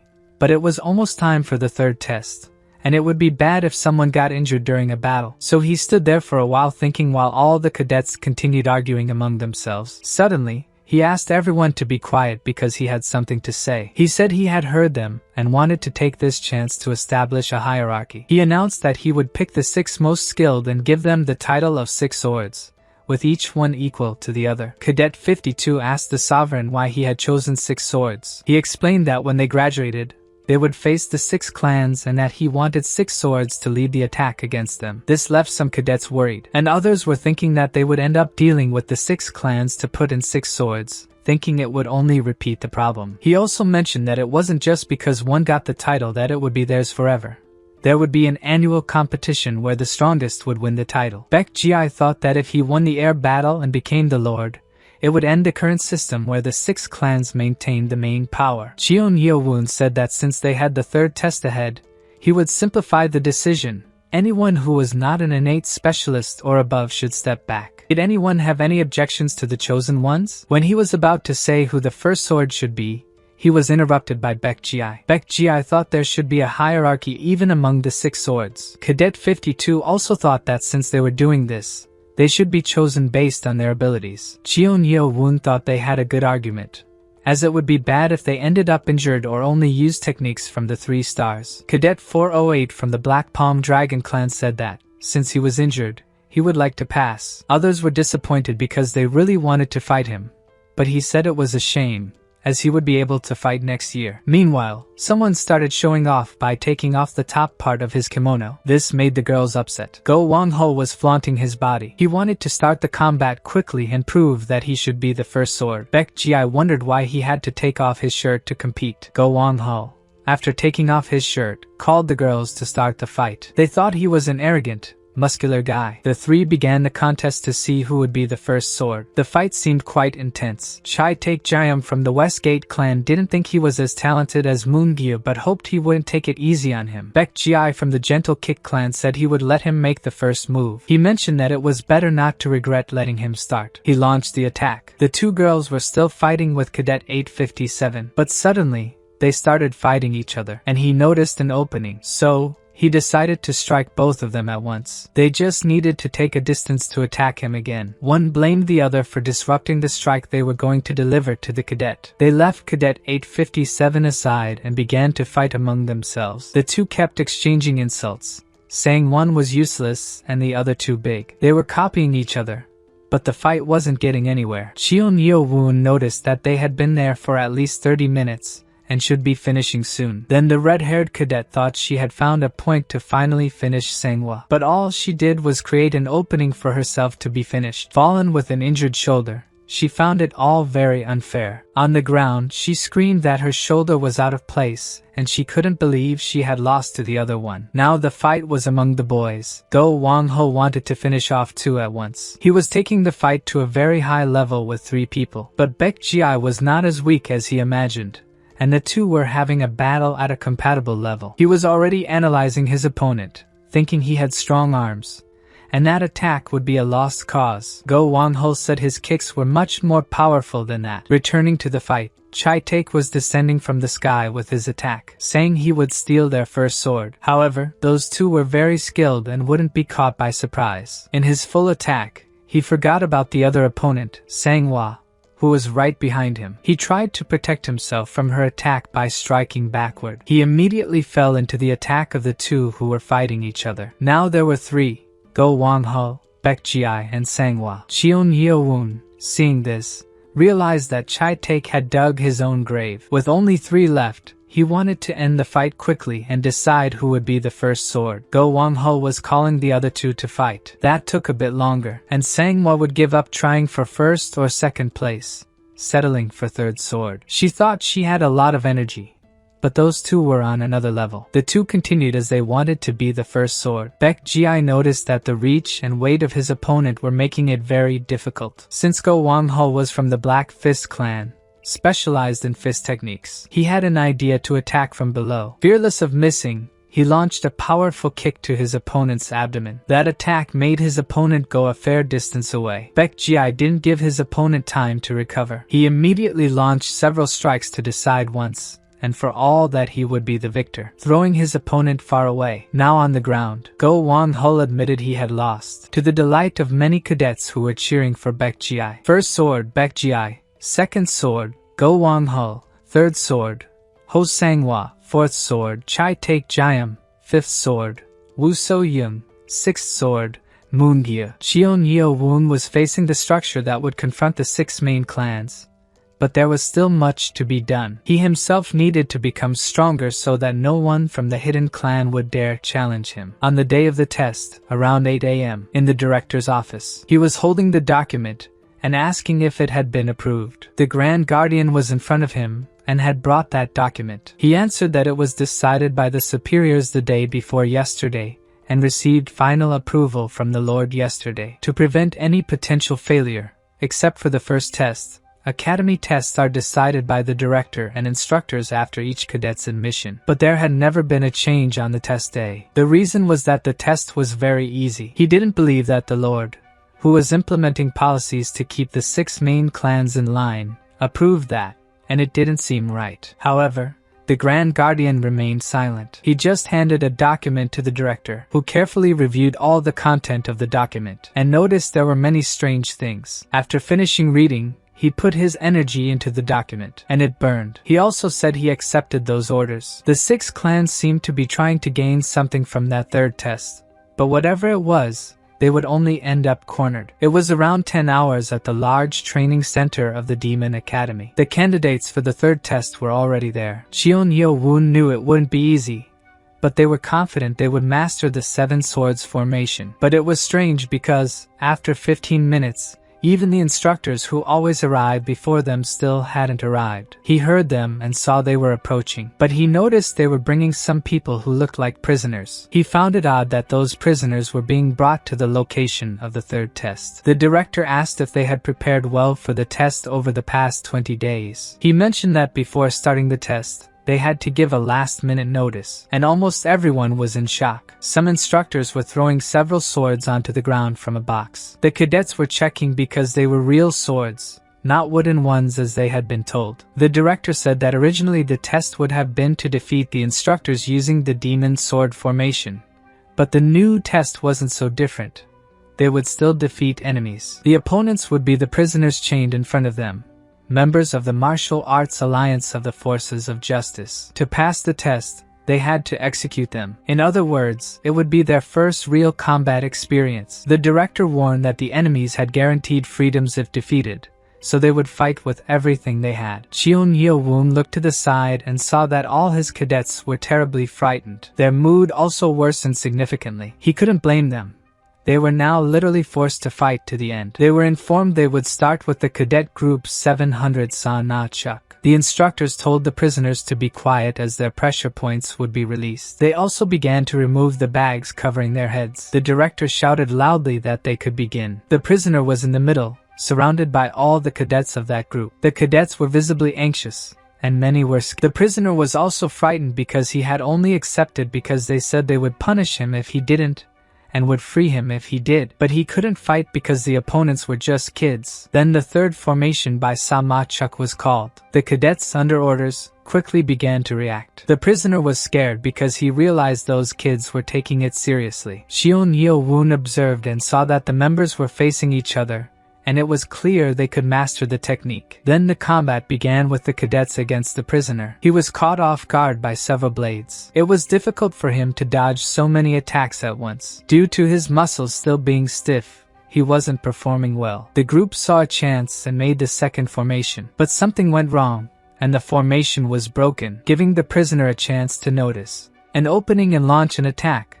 But the cadet, scared, closed his eyes in the face of imminent failure. However, the prisoner hesitated and couldn't continue his attack. He stopped before his blade reached the cadet's neck. Cheon Yeo Woon noticed when he hesitated, and as soon as he mentioned it, all the cadets saw an opening and put into practice what they had learned. In their looks of panic, fear, and pain, it was evident that this was the first time they had such direct contact. The prisoner was also crying, whether it was from emotion, finally being free, or remorse for having to fight those kids. The fact is he was defeated and thrown to the ground. Several of the cadets couldn't recover easily. However, the others watching went wild and thought it was very good. One of the cadets was really impressed because he noticed that the prisoner hesitated, but they were still forced to continue the fight, and their number was announced. stating that they had passed the test. But of everyone, only 7 were approved. Those who disrupted the formation were failed. Cheon Yeo-woon realized that this was what they wanted, leaving everything to the cadets. Even though the test was in groups, individual performances were assessed. Next was Cheon Mujian's group. Their opponent was a skilled martial artist from the forces of evil. He attacked before anyone could perform an evasive technique. They made the 5th formation, but he managed to cut them before that. The martial artist managed to exploit the cadets' fear, completely nullifying the formation. But he ended up lowering his guard in the end and was finished off by the formation of 5 cadets who didn't let go of their swords. Only 6 people, including Cheon Mujian, passed. He ended up losing half of his men, including Cadet 80, who was one of his trusted subordinates. The next 5 groups would fight life or death battles with the prisoners, but the only group where everyone passed was Cheon Mujian's. The director was satisfied because nothing bad had happened until that moment. The director noticed they were behind Cheon Yeo-woon. They must have decided that they couldn't wait 4 years. 2 of the candidates had their arms amputated, and 1 didn't have his dantian. He wanted to finish him off quickly, so they tried to be clever and change the test, but he wondered if what he planned would work. Next was Cadet 7 Cheon Yeo-woon's group. The cadets were very scared and anxious because the prisoner they were about to face was terrifying. His pressure points hadn't been released, yet he exuded a tremendous murderous aura. He definitely wasn't from the forces of justice, and so the cadets wanted to face him and were already apprehensive. However, Cheon Yeo-woon found it strange. Unlike the others, this prisoner seemed to be looking for someone. But why? That's when he heard in his mind one of the instructors who had fought him before, warning him to be careful. He had suspected something was wrong with the test changing at the last minute. The director shouted for them to begin, and as last time, the prisoner was in the middle, and the cadets were around him, forming their formation. But this prisoner was very different from the others. He quickly positioned himself but did not attack. Cheon Yeo-woon didn't want to take the chance. He had already asked them to form the 4th formation. He soon realized that the prisoner was just staring at him, and made a very joyful face when he managed to find him. After receiving the order to form the 4th formation,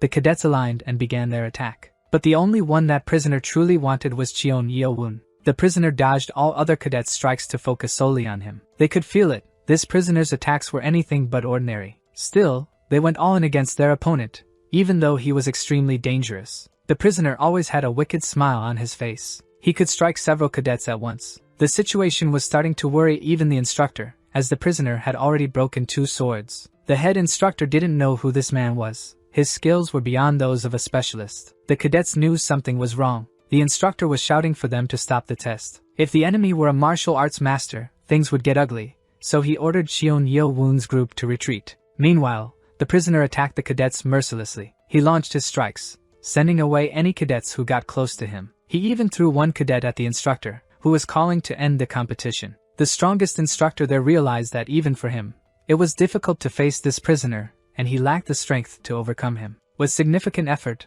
the instructor managed to stop the cadet who had been thrown. All the cadets began to recognize that this bloody demonic technique was in reverse. The prisoner, now affected by the technique, said that with the distractions out of the way, he could fight them seriously. Cheon Yeo-woon was ready to face him properly. The prisoner stared at him, thinking he'd been told this kid had barely become a natural expert. But instead of showing fear, he was only staring back. Cheon Yeo-woon thought that this man would be his target. The prisoner launched furiously at cadet number 7. The other cadets feared for their sovereign. The prisoner attacked his opponent with full force. Cheon Yeo-woon found the entire scene noisy. He locked eyes with his opponent for a moment, and decided on the strike he would use. With his nano machine activated, he was using the first technique of the heavenly demon sword art. When he finished, the prisoner lay defeated on the ground. His group's cadets, as well as the others, were very impressed by his performance. The 3rd candidate for lordship was also amazed at how monstrous he was. Cheon Yeo-woon focused on other things, noting that this prisoner's skin was tougher than regular skin,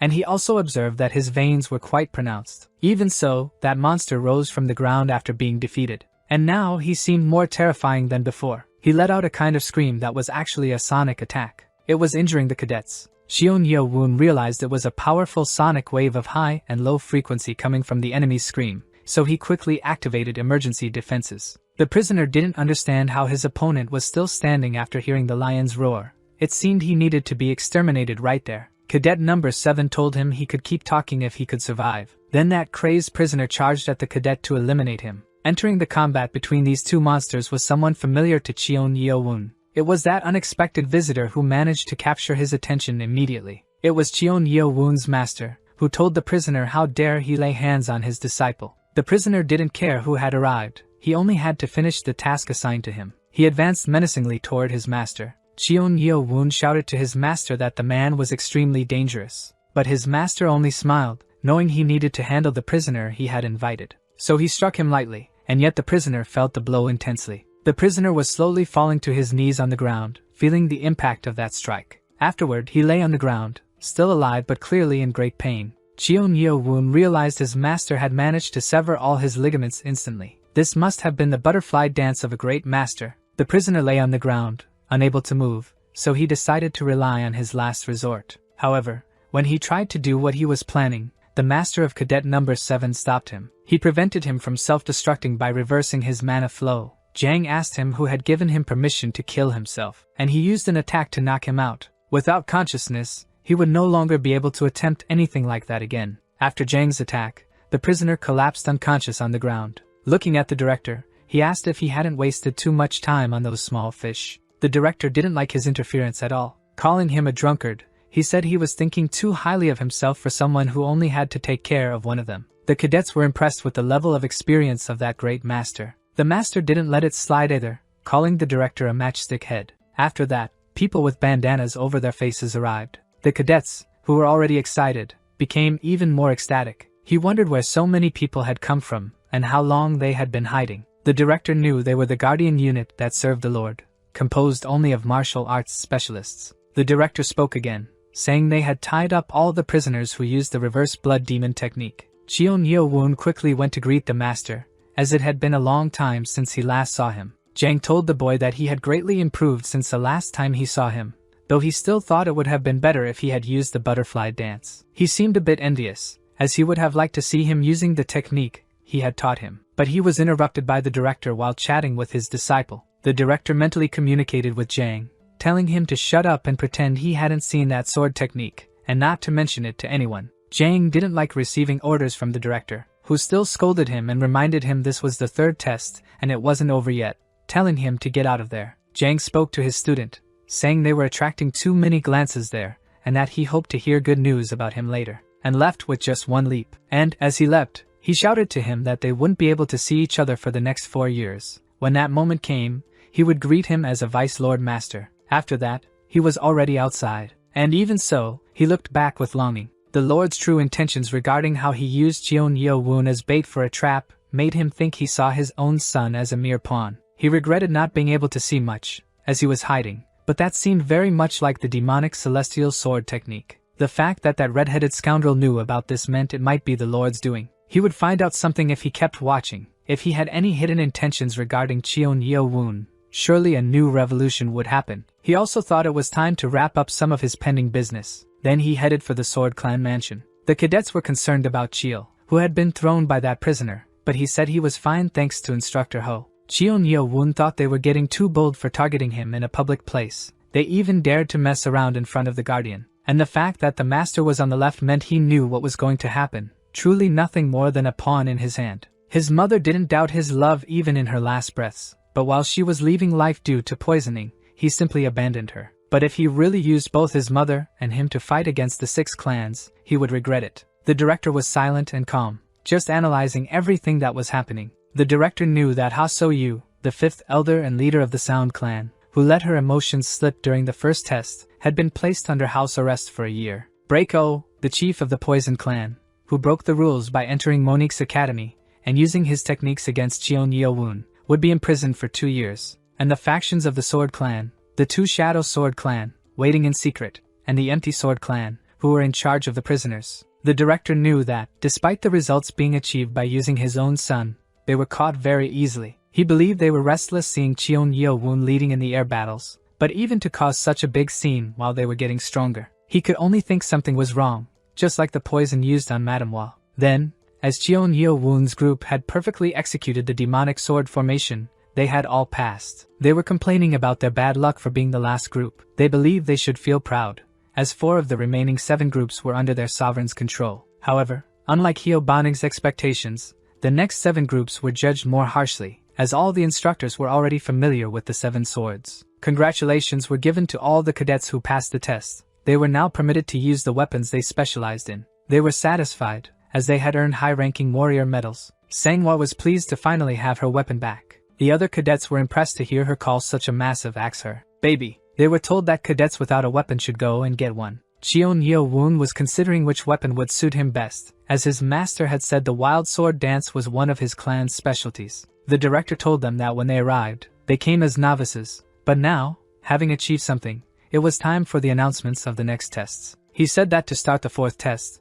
there would be no time limit. He explained that they were allowed to take as much time as needed within the next 4 years at the Demonic Academy. The cadets thought that it might take them 4 years to complete it, and expected it to be difficult. The 4th test was the simplest in the Demonic Academy. During this time, they were to defeat the instructors standing before them. It took everyone by surprise, and they were all extremely discouraged, thinking it a complicated mission. However, Cheon Yeo-woon thought that being told they had to defeat the instructors alone could only mean one thing: they needed to reach at least the level of a specialist. He knew it was impossible to reach a specialist level without making significant personal progress, so they wanted to separate them early in the 4th test. They had already been told when they arrived at the academy, but it was just a reminder that anyone failing any test would be expelled immediately. That was all, and they were dismissed. Cheon Yeo-woon was saying goodbye to those who had not passed, but they understood perfectly that if it weren't for him, they wouldn't have even taken the test. They would wait for him outside. Cheon Yeo-woon genuinely felt it was a shame since they were getting close.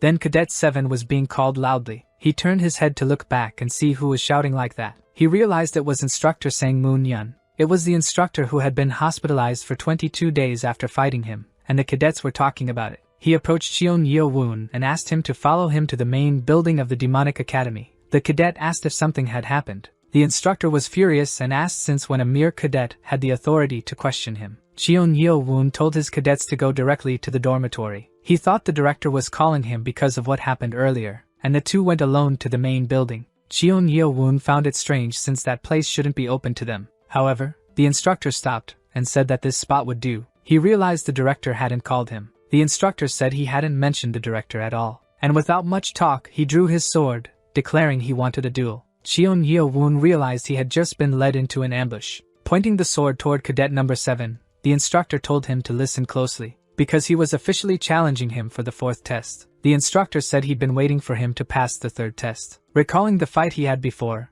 he asked how he dared to humiliate him like that in front of everyone, and he warned that by using sword technique, he could annihilate him in fewer than 10 techniques. Running toward him, he said he would finish him off, and the only thing he would say was that it was he who challenged him. Using his ki, he simply broke the opponent's sword, who was incredulous to see him do that. Cheon Yeo-woon said it was convenient that he himself had stated it, that this was indeed the 4th test. The instructor couldn't believe the words and attitude of that cadet. Sang Moon-yeon was trying to press his blade with 10-star ki, but instead of cutting him, it was his own sword that was trembling. With a few movements, he sent the instructor backward. He found the cadet's behavior strange. Sang Moon-yeon thought he should be, at most, a natural expert. How could his ki have improved so much in only 28 days? He shouted at the cadet that he might have grown strong, but he wouldn't continue being so lenient. The cadet told him to go ahead. Sang Moon-yeon, assuming his stance, was trying a new attack. He was now using the weightless sword technique, double light cut. Cheon Yeo-woon thought his attack was fast,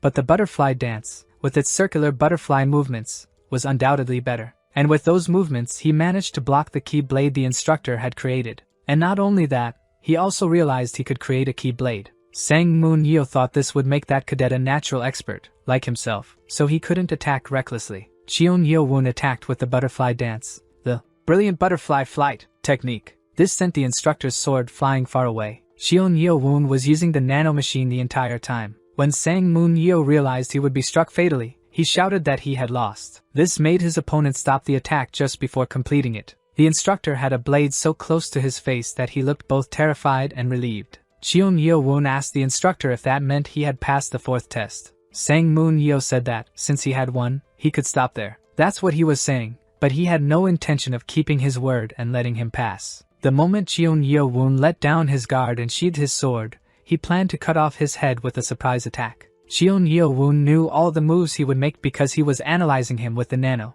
so he just pretended to put away his sword and waited for the unsuspecting instructor to strike. At that moment, he only needed to counterattack. He used so much force in that counterattack that he sent the instructor soaring high. Then he fell, raising dust as he hit the ground. Lying down, he looked at cadet number 7, unable to understand how he had lost to him. Still analyzing, the instructor noticed that the energy in both his hands had vanished, and the threat level had decreased. Cheon Yeo-woon asked the instructor if he really tried to lie after hiding what he had in his hands. Sang Moon Yeo knew he couldn't beat him with his skills, so he was apologizing and swearing he had learned his lesson, and he said he would tell the director that he passed the 4th test. Cheon Yeo-woon, realizing he was lying again by analyzing him, just stepped on him. Looking seriously at the instructor, he said he really would tell them that the test was over and that he had passed. An hour passed since that combat. The instructors were gathered, and all were rather annoyed. The director was also dissatisfied. Among the other instructors, lying on the ground, was Sang Moon Yeo. They commented that, in the end,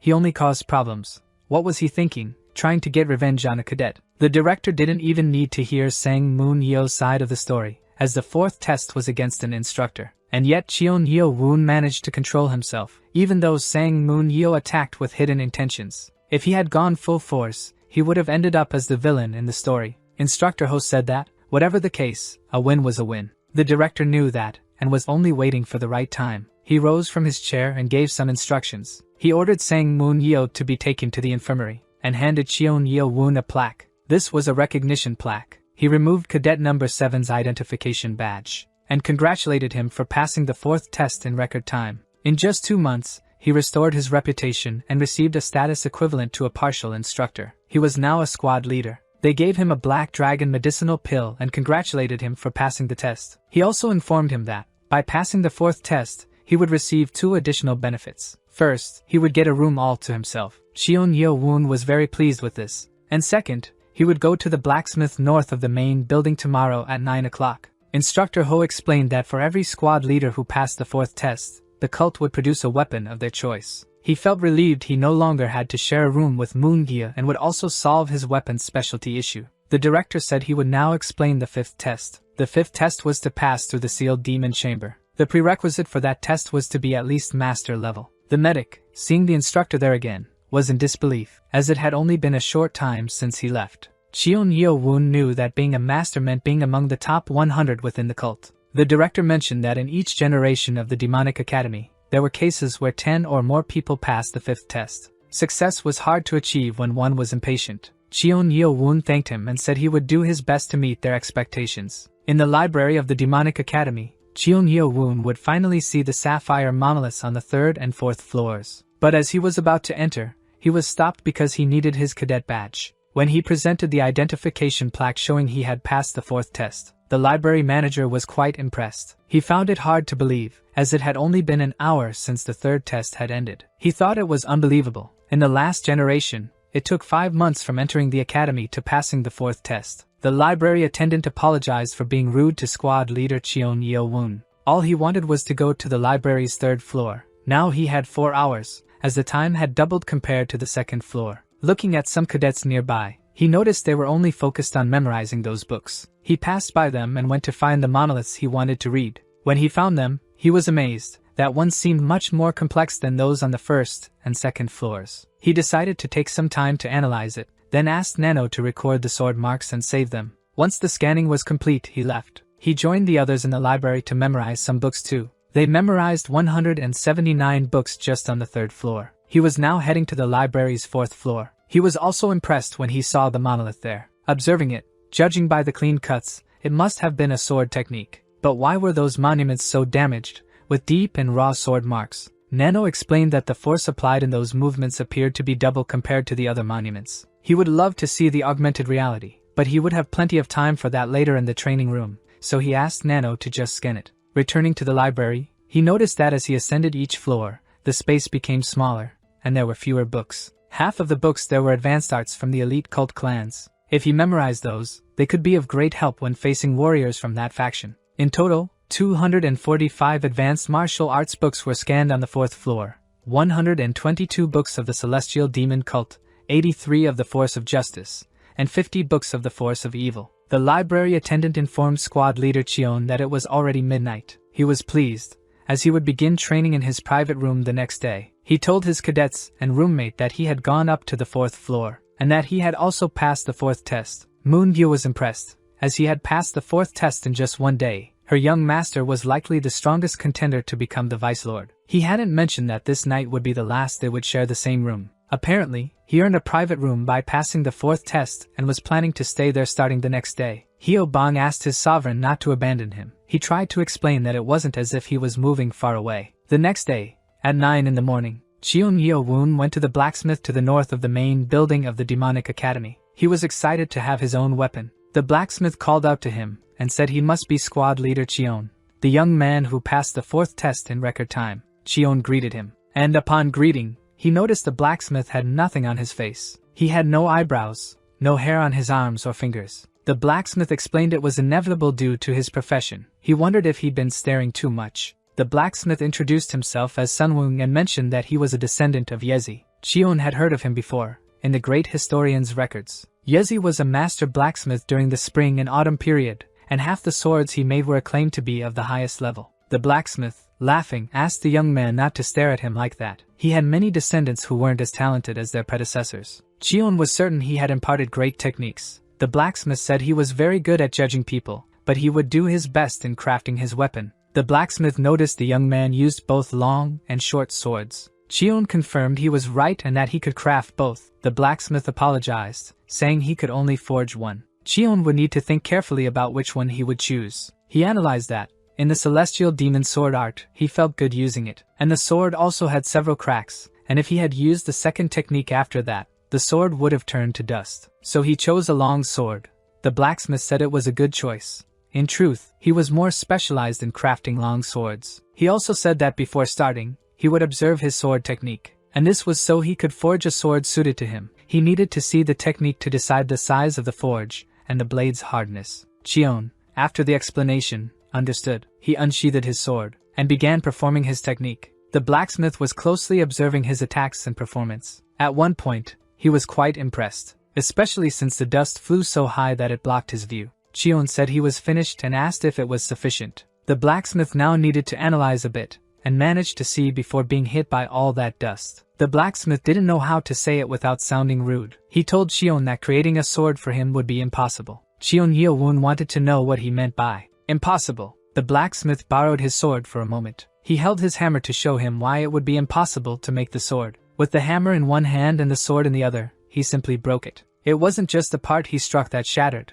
The entire sword splintered. Cheon Yeo-woon thought nothing would happen since he hadn't used the technique against anyone else. The blacksmith explained that his sword technique wasn't something that could be performed with any ordinary sword. He also said that, if he could use a technique to make it more resistant, he would. But for the sword to withstand the technique, it would need to be made of at least cold iron. Cold iron is a metal imbued with the chilling energy of the Northern Ocean. He knew the celestial demon technique was powerful, but he hadn't thought it was this strong. He said that after seeing the monstrous technique, his craftsman's instinct was screaming to make a sword. He also requested to see the technique with the short sword. Fortunately, after witnessing the butterfly dance, Sunwing said he could make the short sword. Cheon returned to the individual training room. He noticed that several cadets had reached the level of specialist. He couldn't fall behind them, so he needed to reach the level of master. He was unsure whether to take one of the pills or both at once. After thinking a bit, he made his decision. He didn't have time to dwell on it, so he decided to take both pills at once,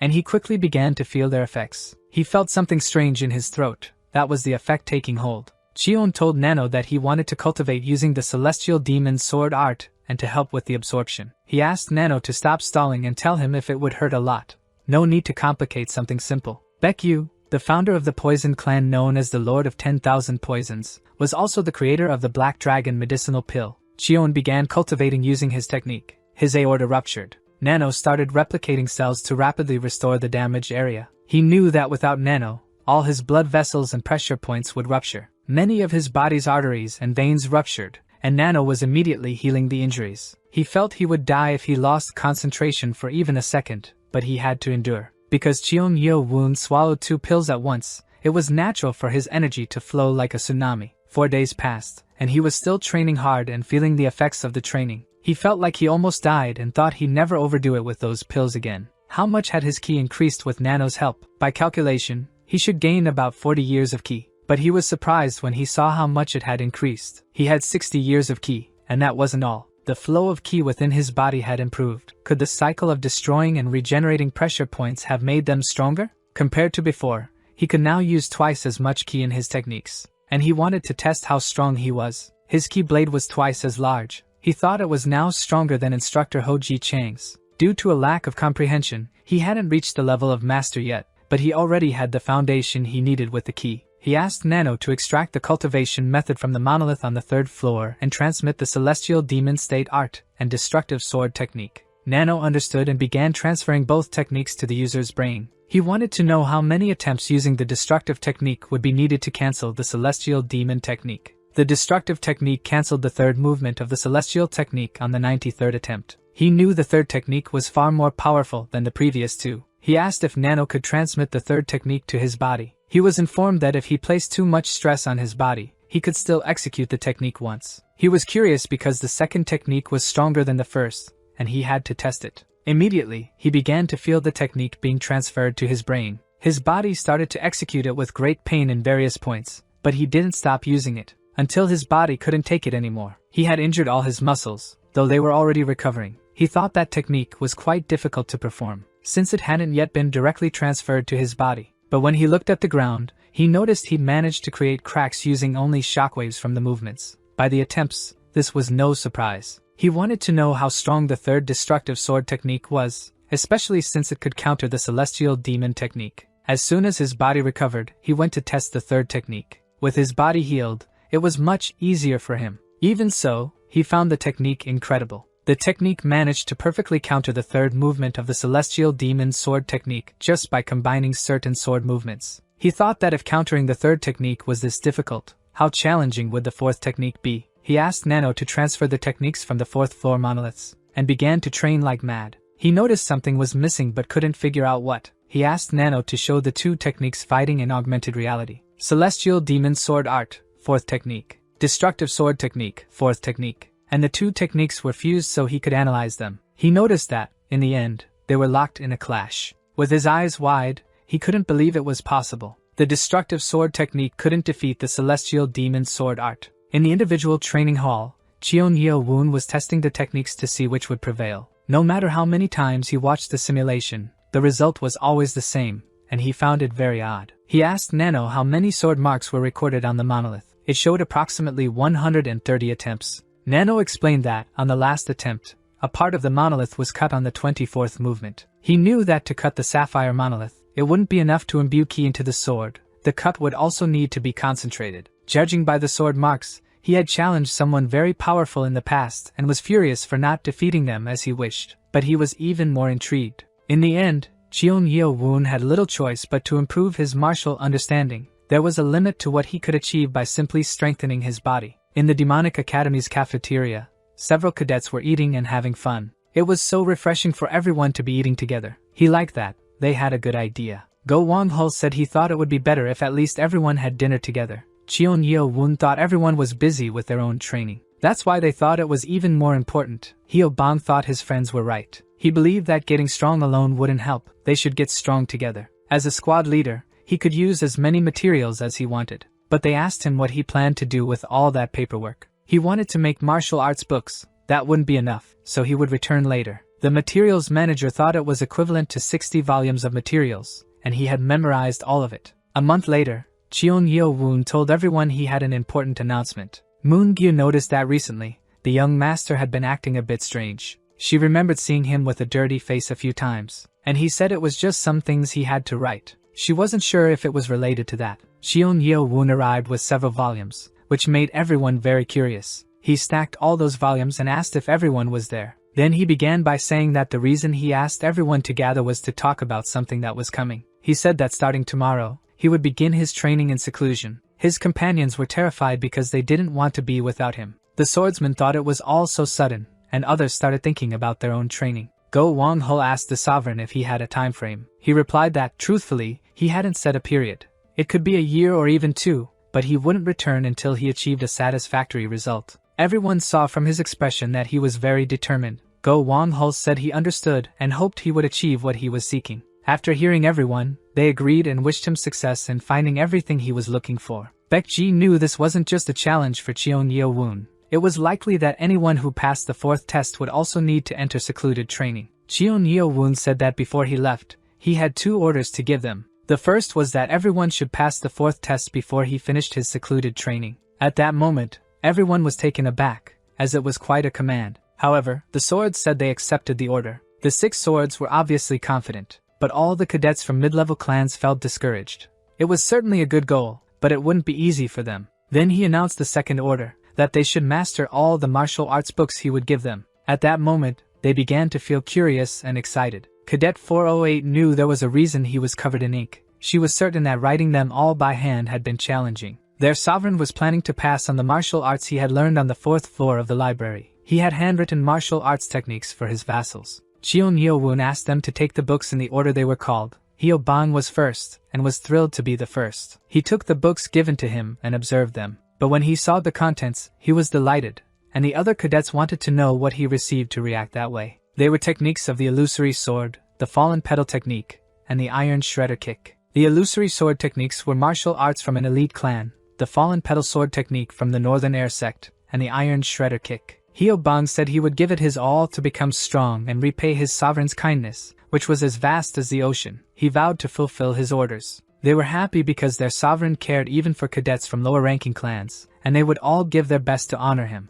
The cadets' names were called sequentially, and each received books with various techniques and specialties. Sang-hwa knew their sovereign had been called a rude fool by the library, but he wasn't just carelessly flipping through the books. Go Wang-ho was impressed, realizing that he had memorized all the books. Cheon Yeo-woon, hearing all those praises, didn't know whether to feel proud or embarrassed. His vassals said he was the best and didn't even know how to express their full admiration. Go Wang-ho understood why there was a time limit for accessing the library, to prevent anyone from acquiring too many martial arts. Everyone knew their sovereign was a true monster. How could anyone memorize all those books? That's what they were saying among themselves. Cheon Yeo-woon asked them to stop chatting and start collecting the books. After finishing distributing them all, they were all grateful and vowed to give their best and meet their sovereign's expectations. Moon-gyo was very pleased, smiling with the books she had also received. Baekji pointed out that there was still a problem. Some of them had their own cultivation and breathing techniques they had mastered, but he was sure that people like Jo Guk, who came from lower-ranking clans. At that moment,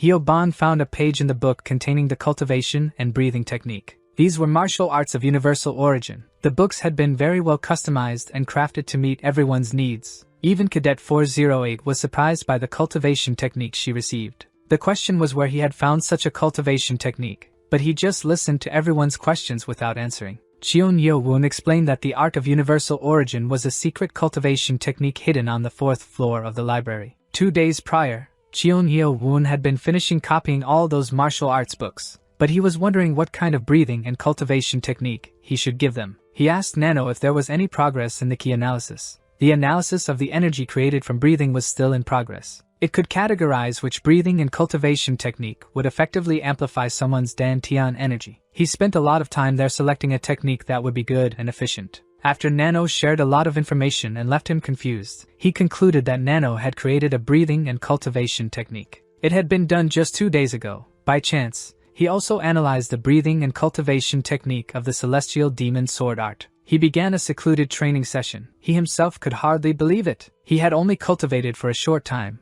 but he was close to reaching the techniques of the 1,000 martial breaths. Indeed, the way qi circulated through his body was much more stable. He spent a lot of time researching the theme of the books and what to name them. It was a secret cultivation technique hidden on the 4th floor of the library, or so he told the cadets. There were many hidden treasures in the precious library, and they all agreed it must be a cultivation technique from an elite clan that no longer existed. He asked them to memorize all the books he had given them. The next day, northwest of the secluded training facility in the Demonic Academy, Cheon Yeo-woon was grateful that everyone came to see his departure. While in secluded training, he hoped the 6 swords would assist their companions. The swords said they understood and that he should focus on his secluded training without worries. Cheon Yeo-woon wished them all the best, and they all said they would pray for the safety and health of their sovereign and hoped he would succeed. He entered the training room and saw that the secluded training chamber was a bit larger than the individual training room for specialists. He noticed that the amount of god seeds there would be enough to sustain him for years. He needed to reach the master level. He was genuinely surprised. He asked Nano to start transferring all the specialist martial arts from the 4th floor to his brain. He took some of the seeds and ate to begin his training. He was still unsure which technique he liked best. He decided to divide his daily training regimen into 3 parts. In the morning, he would practice techniques. In the afternoon, he would duel against augmented reality battles. And at night, he would cultivate. Since it was currently afternoon, he would duel an avatar. He asked Nano to activate augmented reality and set up Cheon Yeo Woon against the avatar. Quickly, advanced reality initiated in the user's vision, creating the avatar for the simulation model designated Cheon Yeo Woon. For now, he was satisfied with just one Cheon Yeo Woon, but he would later increase the number and difficulty. His ultimate goal was to match the master avatar. He wanted to surpass the master's movements from when he defeated the evil force's prisoner. He was excited. It was time to begin. 1 week after Cheon Yeo Woon began his secluded training, the candidate for Vice Lord of the Dark Clan,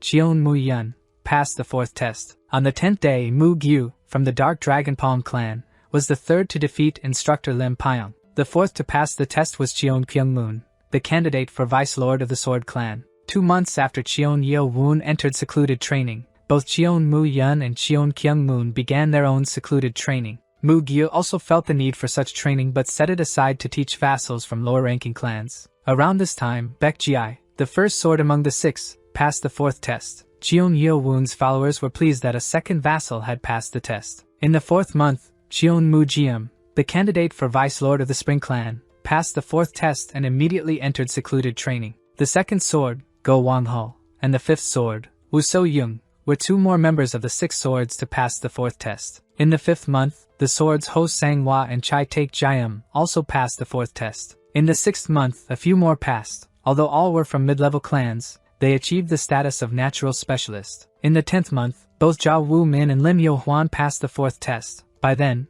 a total of 15 people had failed the test. Exactly 1 year later, Cheon Yeo Woon's vassals dueled again to determine the new 6 swords, and now Moon Gyo was the first sword. Once the new 6 swords were chosen and more than 30% of their companions had reached the level of natural specialist. 2 years after Cheon Yeo Woon had entered secluded training, most cadets had completed the 4th test. Among the 120 cadets, 71 passed the 4th test, and the remaining cadets were expelled. Of Cheon Yeo Woon's 34 vassals, 19 were among those expelled. Hyo Bang, who had trained harder than anyone, reached the proficient specialist level after 2 years. After about 2 years, almost 80% of the cadets who passed the 4th test entered secluded training, and thus, that year, a duel for the 6 swords took place. With the exception of Cheon Yeo Woon, the 70 cadets who entered secluded training would finish their training and emerge, but not even 40% of them had succeeded. After 2 years and 4 months, Cheon Mujian, the candidate for Vice Lord of the Dark Clan,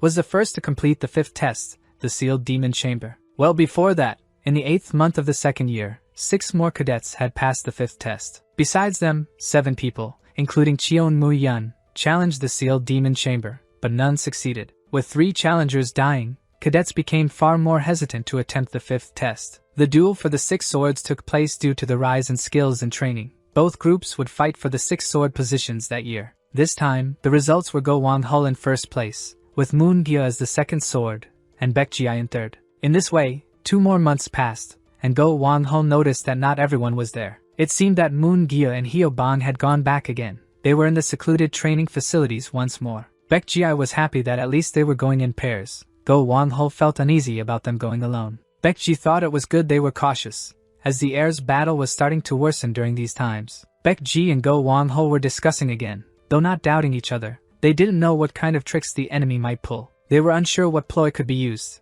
so they walked around as a group to stay together. Go Wang-ho had a bad feeling. In fact, that day he thought they should go after them. At the secluded training facility in the Demonic Academy, Hyo Bang was angry because they were using weapons there. However, he stated that he wasn't interested in him. His interest was elsewhere. He was going to speak one last time and was sure that Moon Gyo wouldn't take his offer seriously. Moon Gyo had already said she wasn't interested and had refused multiple times. She already had a lord to serve. So he drew his sword and said he personally believed a bit of discipline was necessary to make a useful pawn. He said that if Moon Yeo Woon won a duel against him, he would let him go, but if he won, Moon Gyo would become his vassal. That man continued to be annoying, saying that if he won the duel, he could leave, but if he lost, he'd have to become his vassal. Hyo Bang had lost his patience with him and thought it was too much. He said that although he was supposed to be a candidate for Vice Lord, he seemed like an irritating pest. The candidate for Vice Lord of the Sword Clan was very upset, and said he wasn't talking to him. Soon reinforcements arrived to handle the two of them. Hyobang realized there were several people heading their way. Someone else appeared just in time as they were about to attack Hyobang, and using telekinesis, took control of one of the cadets who was advancing on them. Moon-gyo and Hyobang watched as this person stopped the attack of the Vice Lord candidate's subordinates. They attacked all of them with this telekinetic ability, leaving them very irritated, ready for more fighting, until someone emerged from the secluded chamber. Hyobang and Moon-gyo could barely believe that person, dressed in tattered clothes with long hair. But when Cadet 408 realized it was her sovereign, she was thrilled. Cheon Yeo-woon emerged, just in time to defend Hyobang, who was on the verge of a tough fight. He had a very serious look and didn't seem pleased with the reception right outside his room, with the Vice Lord candidate's vassals on the ground before him. They looked on in awe at how someone could move objects using only ki. This was high-level ki telekinesis. Cheon Yang-woon was very upset, as he had reached the level of a grandmaster. It shouldn't be possible that he had only reached the master level. He asked his vassals what they were doing,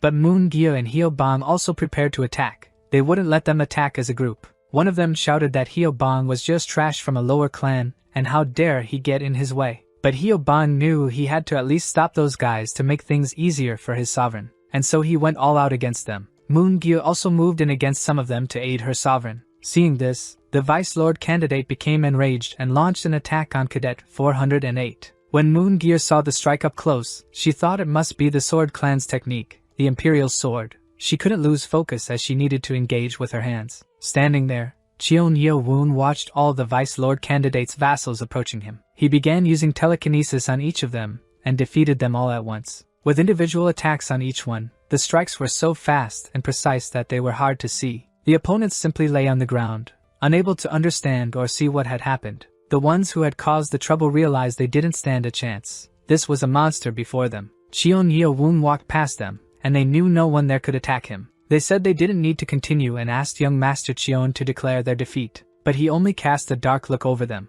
In his presence, they knew they had no choice, yet they tried to persuade him with numbers. But it was useless because, before him, they all trembled. In a very swift attack, he sent that individual flying, so far that the others grew fearful of being next. They grew even more uneasy when he, with his dark gaze, warned them that they would be next. At that moment, Cheon Kyung-moon was charging at Moon-gyo. He noticed his opponent was using such a powerful palm technique, even with such a small frame. Moon-gyo was trying to defend against his blows until, for some reason, her ki dissipated, and now she was in great trouble. Seeing that opening, the Vice Lord candidate showed no mercy and was about to finish her off. Cadet 408 closed her eyes because she didn't want to see what would happen to her, but when she opened one eye to see what had happened, she witnessed her master holding the sword that the Vice Lord candidate was using to strike her. He told Cheon Yeo that he had truly become a grandmaster, and while his arms were still in the position to strike, he realized that Cheon Yeo-woon had simply passed by him, and struck using only his hands. At that moment, he fell to the ground.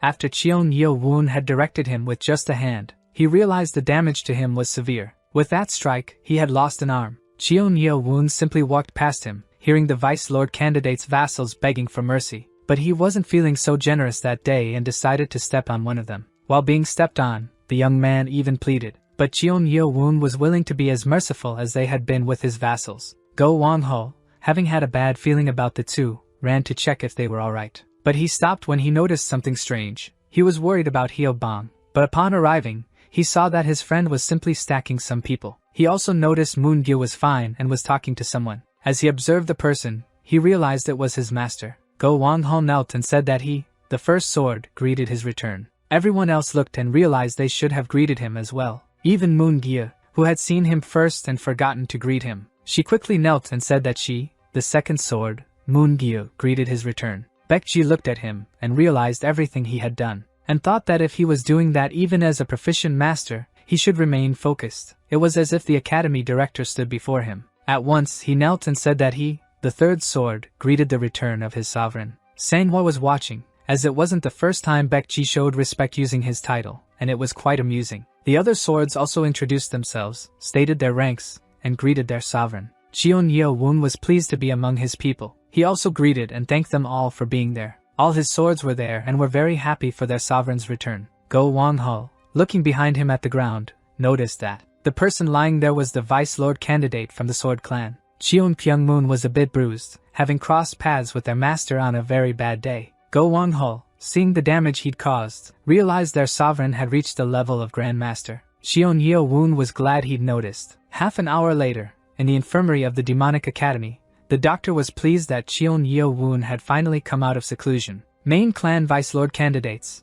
having been eliminated by Cheon Yeo-woon, were putting enormous pressure on the candidates' subordinates. But Cheon Mu-yun didn't pay much attention to this and simply focused on improving his skills and techniques. At the Demonic Academy, in the office, the director was asking if they thought he was close to reaching the level of a Grandmaster. However, the person giving him the news said that, in fact, he wasn't just close, he had actually reached that level. He saw it himself. After the director left the seclusion room, he performed superior key telekinesis with his own eyes. His seclusion training took longer than he thought. He expected to reach the level of a true master, but he actually became a Grandmaster. The director said that in the entire history of the Demonic Academy, there was no single person who achieved the level of Grandmaster without passing the 6th test. However, at that moment, as the director was speaking, he felt something. As if nothing had happened, the supervisor bringing the information asked if something was wrong, and the director simply said that it was indeed true. While they were talking, someone knocked on the door, and the director asked the person to come in.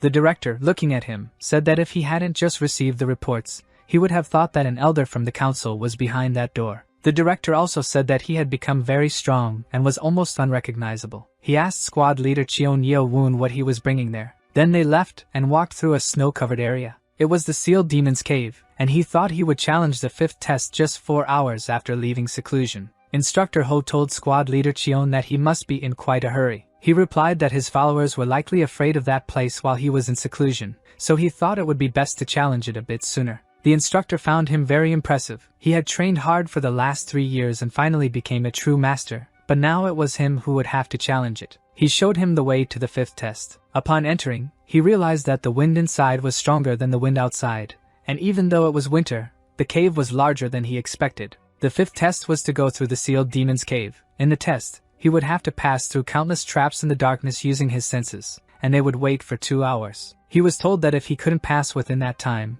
they would assume some accident had happened and would stop the traps. It was announced that the 5th test would now begin. After entering, he thought there might be a sealed demon in the cave, and everything there was truly dark. Cheon Yeo-woon asked Nano to activate night vision mode. The path to the end was quite long, and he noticed a smell that he thought might be oil but seemed more like blood. He noticed the tunnel and thought that, from there, the traps would start appearing, and since he could see everything clearly, he should be able to pass quickly using some techniques. The traps started triggering around him, and he passed through them easily. Since he could see everything happening, it wasn't hard for him to escape the traps. In that darkness, someone without much skill would have been easily caught by one of the traps. He thought it would be better to abandon movement techniques and walk. With each step, he activated a trap. There were many, and he was passing through them all. With Nano's help, he noticed the traps activating. It was best to stay alert with his feet. Fortunately, these things were useless against Nano's night vision. 30 minutes later, he realized that the cave had more than one tunnel.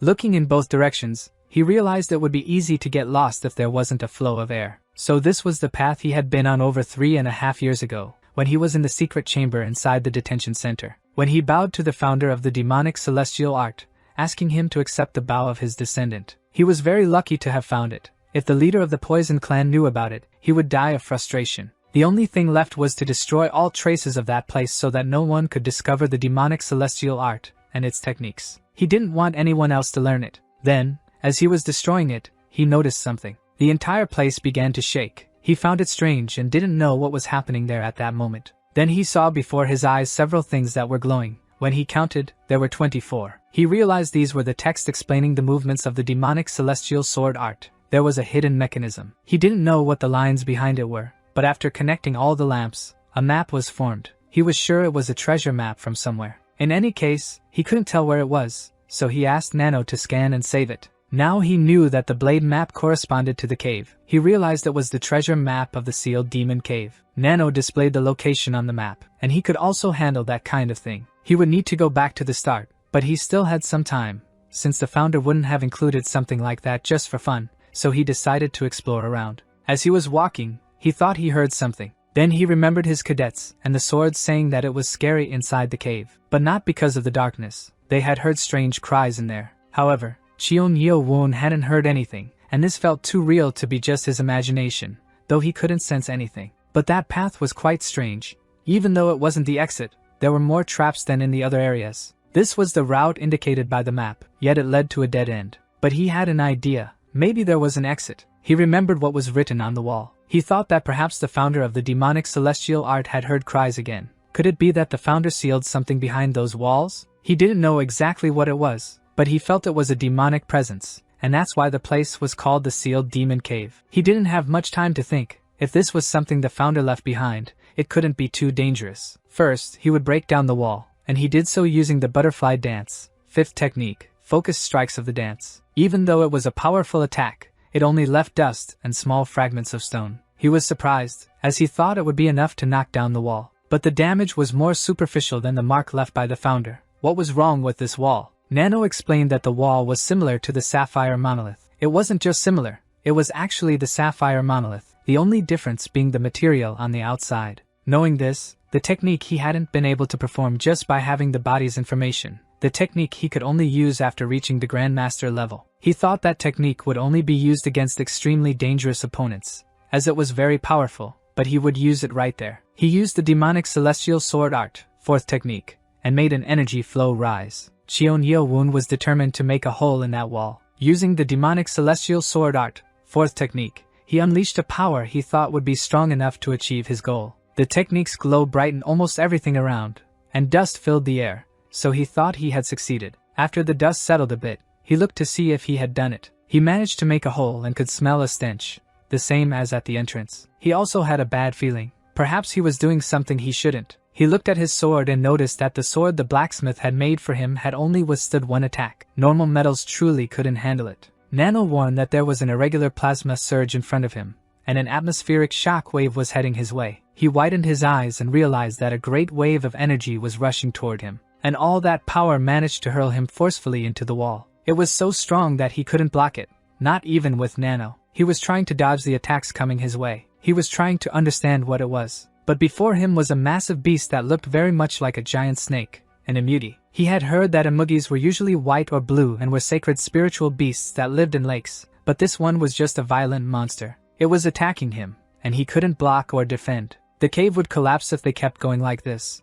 If that entire chamber was made of sapphire, he should lead it outside. So he started running in front of that monster to lure it out of the hole. Now that it had come out completely, it was moving at high speed. Cheon was pleased, as his plan had worked so far. However, he had fallen into some kind of pit with something wet. He couldn't identify what the black liquid was, and that stench was giving him a headache. The monster had caught up and was near him, while he ran through the stinking sludge. He was face to face with that giant monster. He couldn't properly use his movement technique because of that sticky liquid. Even so, he attacked with whatever he could manage. But that enormous monster attacked him from afar using only sonic power. The demonic celestial art didn't even scratch that thing. It was as if he had struck extremely hard metal. The body of that creature was harder than sapphire. Then he thought of something. It was strange that he wasn't seeing any strong waves of water. Pausing to consider, with such a large creature entering that black river, the water level should have been rising, but it remained the same. He asked Nano to activate augmented reality. An irregular black plasma energy was confirmed within that chamber. It was a phenomenon that occurred when atmospheric energy became so high that it caused ion particle condensation, even though it hadn't been scientifically proven. So it seemed he was facing a spiritual phenomenon, and Nano explained that an atmospheric shock wave was heading in his direction. Fortunately, he dodged. It was as he suspected. Even when that enormous head struck the water, no tall wave formed. He heard something hitting the bottom. Nano explained that, after analyzing, it appeared there were 24 pieces of metal floating in the air while a strong plasmatic energy was being radiated, but he didn't understand it. So he asked Nano to mark all the metal pieces she had identified as he was dodging the attacks of that fierce monster. When she marked them, the metal pieces were on the head of the large monster. He didn't think it could be real. The position of the metals was in the same alignment as the basic sword technique of the demonic celestial art. The monster tried to devour him and attack several times. He had practiced the basic sword technique countless times while using breathing and cultivation techniques. Now he was the one going after the monster. Cheon Yeo-woon was prepared to use the basic sword technique of the demonic celestial art. When he launched the attack, it was a direct hit on that massive monster. When he finished, he realized he had succeeded. He went to check what had happened and noticed the true identity of the Emuti. Several pieces of metal enveloped with a red aura were coming together to form something. After the entire formation, a sword was completed in front of Chion. He was very surprised to see the finished sword, with its name engraved on it, Celestial Demonic. Why would such a precious sword, almost a symbol of the lord of the demonic celestial cult, be there? When he stretched out his arm to touch it, he felt a very powerful energy. It was as if something started to take over his body, and everything went dark. He couldn't see anything, couldn't hear anything, not even speak. Suddenly, he was in a different place. It seemed like he was in consciousness, almost consumed by the darkness. Then he spoke with Nano, but before he could get a response, a giant white serpent appeared before him. He was very startled to realize there was yet another one, and this one was even fiercer. He noticed its horns were growing, and its body was enlarging. It was transforming into a dragon. He saw a swordsman pass by him, heading straight for that creature. He hadn't even noticed when the swordsman severed the dragon's horns. Now the white scales of the Immuti were turning black, and he wanted to know who that swordsman was who had cut off the Immuti's horns. He realized that the swordsman was using a manifestation of a sword with ki. The two were locked in a fierce duel with a massive creature, and that giant serpent, transforming into a dragon, was at a disadvantage. Chion saw the swordsman perform the third technique of the demonic celestial sword art. Angrily, he realized his own version couldn't compare to that, and the swordsman easily defeated the Immuti. After that, the swordsman drove his sword into the dragon, which made their aura surround the sword. Smiling, the swordsman said it would take a while to absorb all the energy, but he didn't think it would be for him. Those little pieces seemed to be talking, and when he looked at him, it was as if those eyes were swallowing his breath. He looked at the swordsman, and suddenly, he returned to himself. Now he was back in that place, swallowing that black liquid. He seemed to be choking on it. Nano asked if he was okay. He responded that he thought he had accidentally swallowed some of that black liquid and found it disgusting. He asked Nano how long he had been unconscious and found out he hadn't been unconscious. As soon as he touched the sword, he had simply fallen. He thought he had almost died for a moment. Then he asked Nano how long they had been in that cave. Nano responded that it had been less than an hour. He was relieved because only a short time had passed, so the only thing that happened was that he had fallen. Nano responded that no. When he held the sword, the black plasma energy entered his body, and at that moment, his brain cells were stimulated. Then he realized the black plasma was absorbed and merged with his ki. He thought it wasn't a coincidence that he felt a terrifying demonic energy within him, but how had it changed so much? He figured it might be the effect of that sword. Stopping to think, the sword he had been holding was no longer there. He was startled when he saw something on his wrists. Outside the entrance to the sealed demon cave, they were waiting for Chion to return. It was odd. For someone who had reached Grandmaster proficiency, it shouldn't take long. An hour had passed, almost two, so what had happened? This became the place where the fifth test was conducted ever since the Sword Lord founded the academy. Instructor Ho was worried about Chion Yeo-woon. They were outside the cave, waiting for Chion Yeo-woon, who had been inside the cave for almost 2 hours. Everyone looked when the doors opened, and he emerged. They looked at Leader Chion, who came out covered in thick mud. Everyone was amazed by the terrible smell he was emitting. They congratulated Leader Chion for passing the fifth test, and he smiled and thanked them. Instructor Ho, who had been worried, was now covering his nose because of the terrible odor. They looked at his hand, which held something that didn't look like a deer horn. After all that, he decided to take a bath to wash off the bad smell and rest. He was satisfied because, finally, that awful smell had faded, although he had been in the bath for nearly an hour. From inside his jacuzzi, he noticed that horn, but he didn't understand. If everything hadn't been real, how did he end up with it? He started recalling when he entered that place with the foul-smelling mud to see if he could understand how he got that horn. He remembered thinking that sword could withstand the demonic celestial art, as it cut through sapphire effortlessly, but having ki with it was frightening. But he also recalled when it simply disappeared. It wouldn't come out even when he used all his strength and only reacted to the demonic energy mixed with his ki. His body had been hot and sweating for some time. Besides that strange liquid entering his body, it seeped into his veins, and the few remaining toxins were being expelled from his body. When he reached the Grandmaster level, he underwent a bodily cleansing,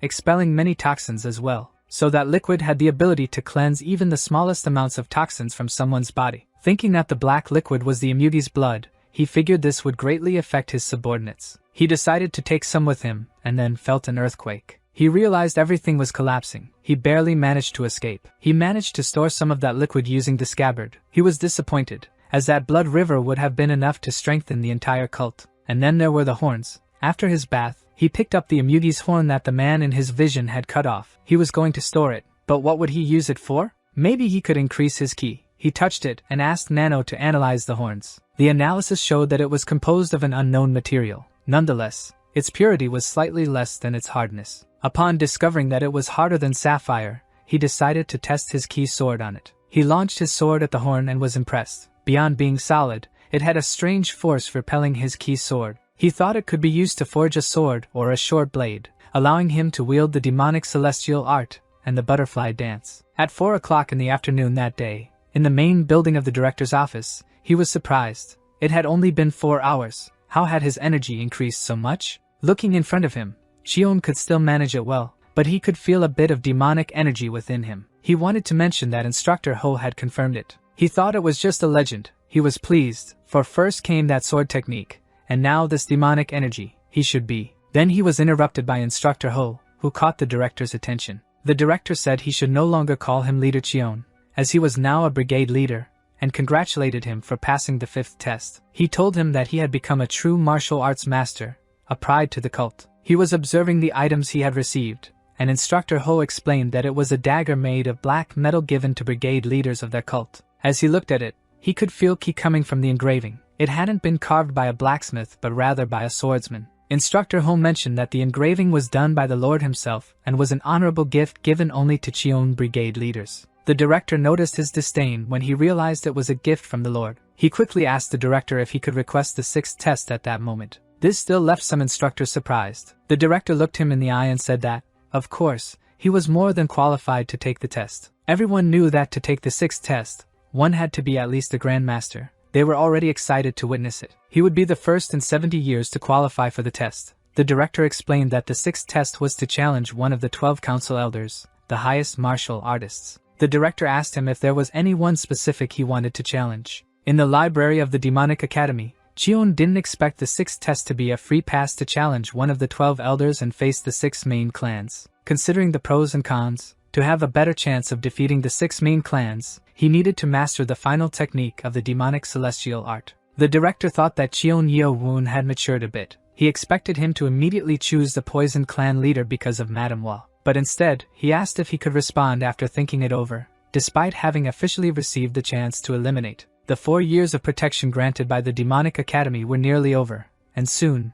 the 6 main clans would show their claws. Chion Yeo-woon noticed there were only 20 books on that floor. He recalled his master saying to be grateful, as he was learning the butterfly dance and the 1,000 breath technique found on the 4th and 5th floors. The final moment had arrived, and he would finally perform the last part of the demonic celestial technique. He asked Nano to scan the monolith and analyze the key control. But looking at the monolith, he noticed there were no sword marks. He didn't understand why there were no sword marks on the monolith. The destructive sword technique wasn't there because the founder hadn't left it. He asked Nano if there was anything on that monolith. Nano responded that there was a sword mark left by a single person, so he asked to activate augmented reality in the user's view. When the target lens zoomed in, he only saw a puncture. It was nothing more than a hole. How could that be a demonic celestial technique? Was it possible for such a technique to exist? He thought he had pierced it. He hadn't noticed it because of the poem, but he had indeed gone through the stone. He didn't know how it was possible. It didn't even seem like he had used ki. He must have done it by focusing the raw power of the technique on a single point.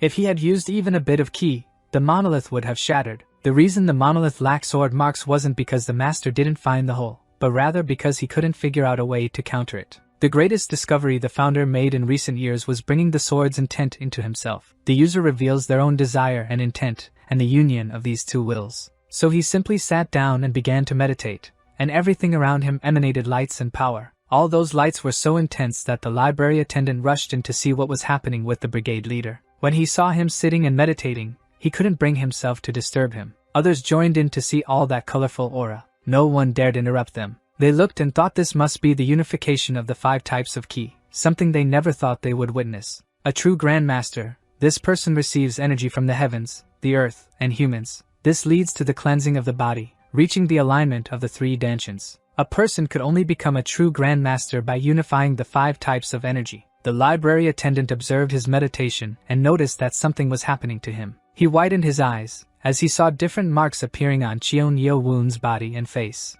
Looking at it, he thought it could only be one thing: bodily reconstruction. The light coming from him was so intense that people couldn't stay close. He was even making books fall from the shelves. However, even so, there were still people trying to get closer to him to see everything that was happening. The attendant was telling someone that even though he had been radiating so much energy just a moment ago, Now he couldn't feel anything anymore. He thought he could control his ki. His meditation was over, and he opened his eyes to see many people around him, congratulating him on his achievement. Although he found it strange, he could sense something in several people. That was when he realized he had reached the true level of Grandmaster. He expressed his gratitude, noticing that 3 people had formed a protective formation around him while he was in his enlightened state. He found it odd when he stood up and saw the library completely turned over. He apologized to the library attendant for leaving it so messy. Smiling, the attendant said that the library being in disarray wasn't a problem, as he had achieved a great feat. He thought it best to take advantage of that moment when everyone was distracted by the books to eliminate any chance of someone learning the demonic celestial art. The library attendant called Brigade Leader Chion and said there were no more problems with the books. Now he could continue studying. The first books Chion Yeo-woon scanned were on the martial arts of the 6 main clans. He also wanted the Crimson Flame sword technique. That must have been the martial art of the Left Guardian. The name suited him well. Then he was looking at a book on the steps of the Wind God, which was a movement technique rather than a martial art. It was a good time for it, as he didn't have a good movement technique. But who would have donated such a technique to the library? He asked Nano to scan it. It was already 8 o'clock at night in Chion Yeo-woon's quarters. His subordinates were congratulating him for passing the 5th test. They were all asking if he had heard what happened, if he knew about it. Sanghwa was asking to leave that topic aside, saying that monsters couldn't possibly exist. And everyone told her she was strong enough to take on the world alone. Chion thought that if he told them he had found something similar, it would create unnecessary confusion. Chion Yeo-woon was holding a large bowl with a mixture inside, and that was the reason he had gathered them all that day. Everyone was frightened by the bad smell coming from that container. They asked what it was, and he thought it would be difficult to explain that it was Mugi blood, so he just said it was something he found after taking the path. They were shocked, as he had taken that from the cave, but they didn't know why. Smiling, he said he wanted them all to drink a little of it. They were horrified, as it was truly disgusting and smelled awful. He explained that he had accidentally drunk it, and all the toxins in his body were expelled, along with an improvement in ki flow, and he thought it would be a shame if only he benefited from it. They looked at the bowl with the stinking liquid, thinking they wouldn't be able to drink it. However, Hyobang said that they couldn't hesitate when their sovereign was doing something good for them, so he would be the first to drink. He grabbed a cup and asked everyone to step aside, saying that the smell was nothing. He drank and thanked his sovereign. Everyone watched his reaction after drinking. He said it wasn't that bad, smiling with a bright expression. Suddenly, he fell to the ground and started rolling around, looking like he was choking. Moon-gyu watched and asked if he was saying it was some kind of elixir. Moments later, Hyobang was already feeling the effects and told his sovereign that it was as he said. His body felt renewed, and his ki flow had greatly increased. Then, after seeing the effect, everyone ended up drinking the liquid, except for Ho Sanghwa, who refused, and Moon-gyu, who had issues with her mask. At the northern forge of the Demonic Academy, the blacksmith was working with the horn that Chion Yeo-woon had brought to him. He was tasked with the mission of turning that material into a sword. However, his tools broke when he tried to handle it. Then he wanted to know from Brigade Leader Chion where he had gotten that thing. He replied that he couldn't say. The blacksmith was fascinated. That thing was incredible and could make the best weapons in the world. Chion asked him if he could make a blade with it, and he said yes. He noted that Chion had received cold iron as brigade leader, and asked if he wanted to make a sword with it. Chion told him that he had previously mentioned he could only make one weapon, but the blacksmith said that now, as a brigade leader, he could have a weapon whenever he wanted. He asked him to please make a sword, as he would have to keep the black sword hidden until he discovered why the celestial demon swords were engraved on it. The blacksmith warned that the material was excellent, and would take about a month to complete each part. Chion estimated it would be 2 months in total, so he asked him to finish sooner if possible. In the office of the Demonic Academy's director, he spoke with Brigade Leader Chion, and wanted to confirm if he was sure about this. Chion Yeo-woon affirmed and politely asked again. The director thought that he was bolder than the others. Was this guy truly insane? The leader of the Dark Clan was the first of the 12 elders, Mujian, who had long since reached the rank of Grandmaster and was the strongest opponent to challenge. The director knew he had certainly thought about this a lot, but it was still incredibly reckless. He said he would send a formal letter to the elder. Chion Yeo-woon filed the application for the 6th test. The Celestial Cult Castle was reached by Martial Arts Alliance ambassadors after nearly 10 years. A week before the 6th test, the director spoke with Brigade Leader Chion, who was there because the director wanted to see him. Chion asked if something had happened. The director said he was sorry for the brigade leader, but he would need to change his opponent in the 6th test duel. That caught him by surprise, and he asked if the first elder of the council had changed his mind. The director said it wasn't that case and then covered the office with a strange energy. Shion realized he was covering everything with energy, as if there was some secret. He couldn't fully explain the details as it was classified information, but there were only 4 elders present at the time, from the 9th to the 12th elder. He was displeased, as none of the higher-ranked elders were present, meaning he couldn't fight any of them in the 6th test. The director didn't want to acknowledge it, but there had been a shift in the hierarchy among the clans recently. The leader of the Poison clan was demoted to the 12th rank. Smiling, Cheon Yeo-woon said it was better than nothing. Then, the next day, in the office of the Poison clan chief, he thought they should have already dealt with that wretch. Cheon Yeo-woon was now like a cup of poison. Over the last 3 years, the Dark Clan elder had become stronger than the Poison clan elder and the Sword clan. He began noticing that the Lord was indeed using these confrontations as an excuse to weaken the Dark Elder. The elder and clan leader were instructed to decline. It hadn't been long since he was released from prison, and the Lord was always watching them. In that meeting, others agreed that if the pressure continued, the power balance among the 6 clans could be disrupted. But he didn't want to hear it. He thought that if he refused, everyone would say he had become weak, not to mention his nephew was still bedridden because of him. Hearing those words of frustration, they all agreed it was time to deal with Cheon Yeo-woon. All 6 clans, even though he claimed to have become a martial artist every day, lacked the strength to support him. This was a threat. But the real threat was the Lord. No one wanted to hear an opposing opinion, as he also wanted to kill him more than anything else. But they had too much to lose if they acted too quickly. Going to his grandson's room and seeing him lying down, unable to do anything and still looking very unwell, he apologized for not being able to help him. He disliked seeing his grandson in such a weakened state.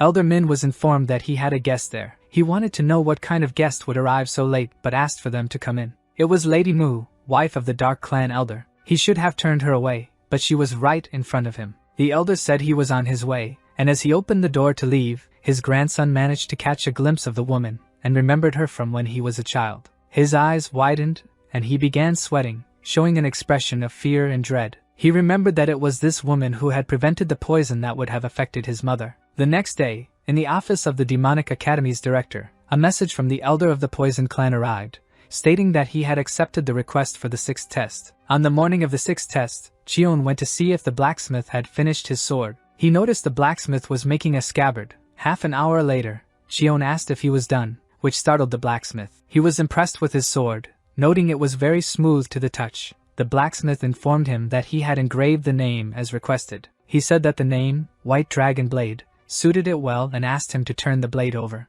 Placing a piece of fabric on the blade, he effortlessly sliced it perfectly. Cheon Yeo-woon thought that weapon was sharp enough to cut through soft fabric. He was very pleased, thrilled with the idea of having such incredible weapons, and told the blacksmith that he truly was the best of all. For the White Dragon Blade, he thought that with this blade, he would be stronger than Master Min. This was the moment when Cheon, on the day of the 6th test, at the training grounds of the Demonic Academy. It was the 6th test. This guy was truly a monster to have reached the level of Grand Master in the Demonic Academy, and accomplished it in such a short time. Cheon Yeo-woon was wondering who he had chosen to face. Maybe someone from the 6 clans. What kind of person would choose one of them if not a fool? But on second thought, it was probably the 12th elder. The director was already arriving, and they were looking at who was by his side. It was the 9th elder, the elder of Transfiguration of E. Moon-gyu was happy to see her father, a descendant of the Transfiguration clan. Then another person appeared, the elder of the Poison clan. Everyone thought it was madness.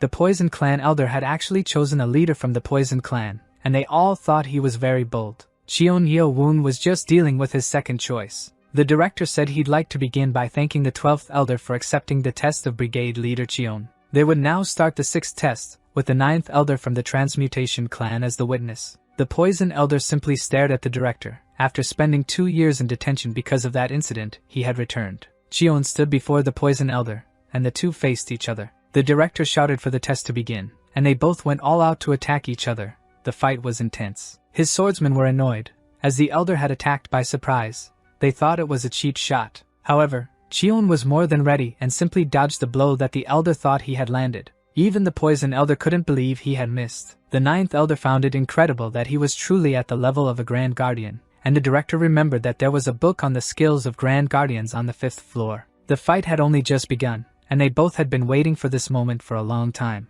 The Poison elder wanted revenge for what Cheon had done to his grandson. Cheon Yeo-woon thought he was quite fast and considerably skilled at imitating. The elder attacked with everything he had, aiming to immobilize his feet first. Then a key projectile was launched. There was a lot of dust and things people couldn't follow. But before it even hit him, Cheon had dodged and was already in the air. Thus, the elder's attacks were almost in vain. Cheon realized he was trying to block his movements by aiming at his legs. The elder was surprised when he recognized the technique Cheon was about to use. Cheon Yeowon was in the second stance of the butterfly dance, light butterfly circular movements, while the elder was in the fifth stance of the destruction technique. It was incredibly intense, and everyone watching felt like their ears might burst. The intensity of the fight was reaching a terrifying level. Cheon Yeowon knew exactly what he was doing, as he had trained to face someone stronger. His opponent thought that such a fine blade could withstand his technique. He didn't think that, despite reaching this level, Cheon lacked combat experience, but he fought like a warrior. He truly was at the level of a lesser grandmaster. He had given his best from the start,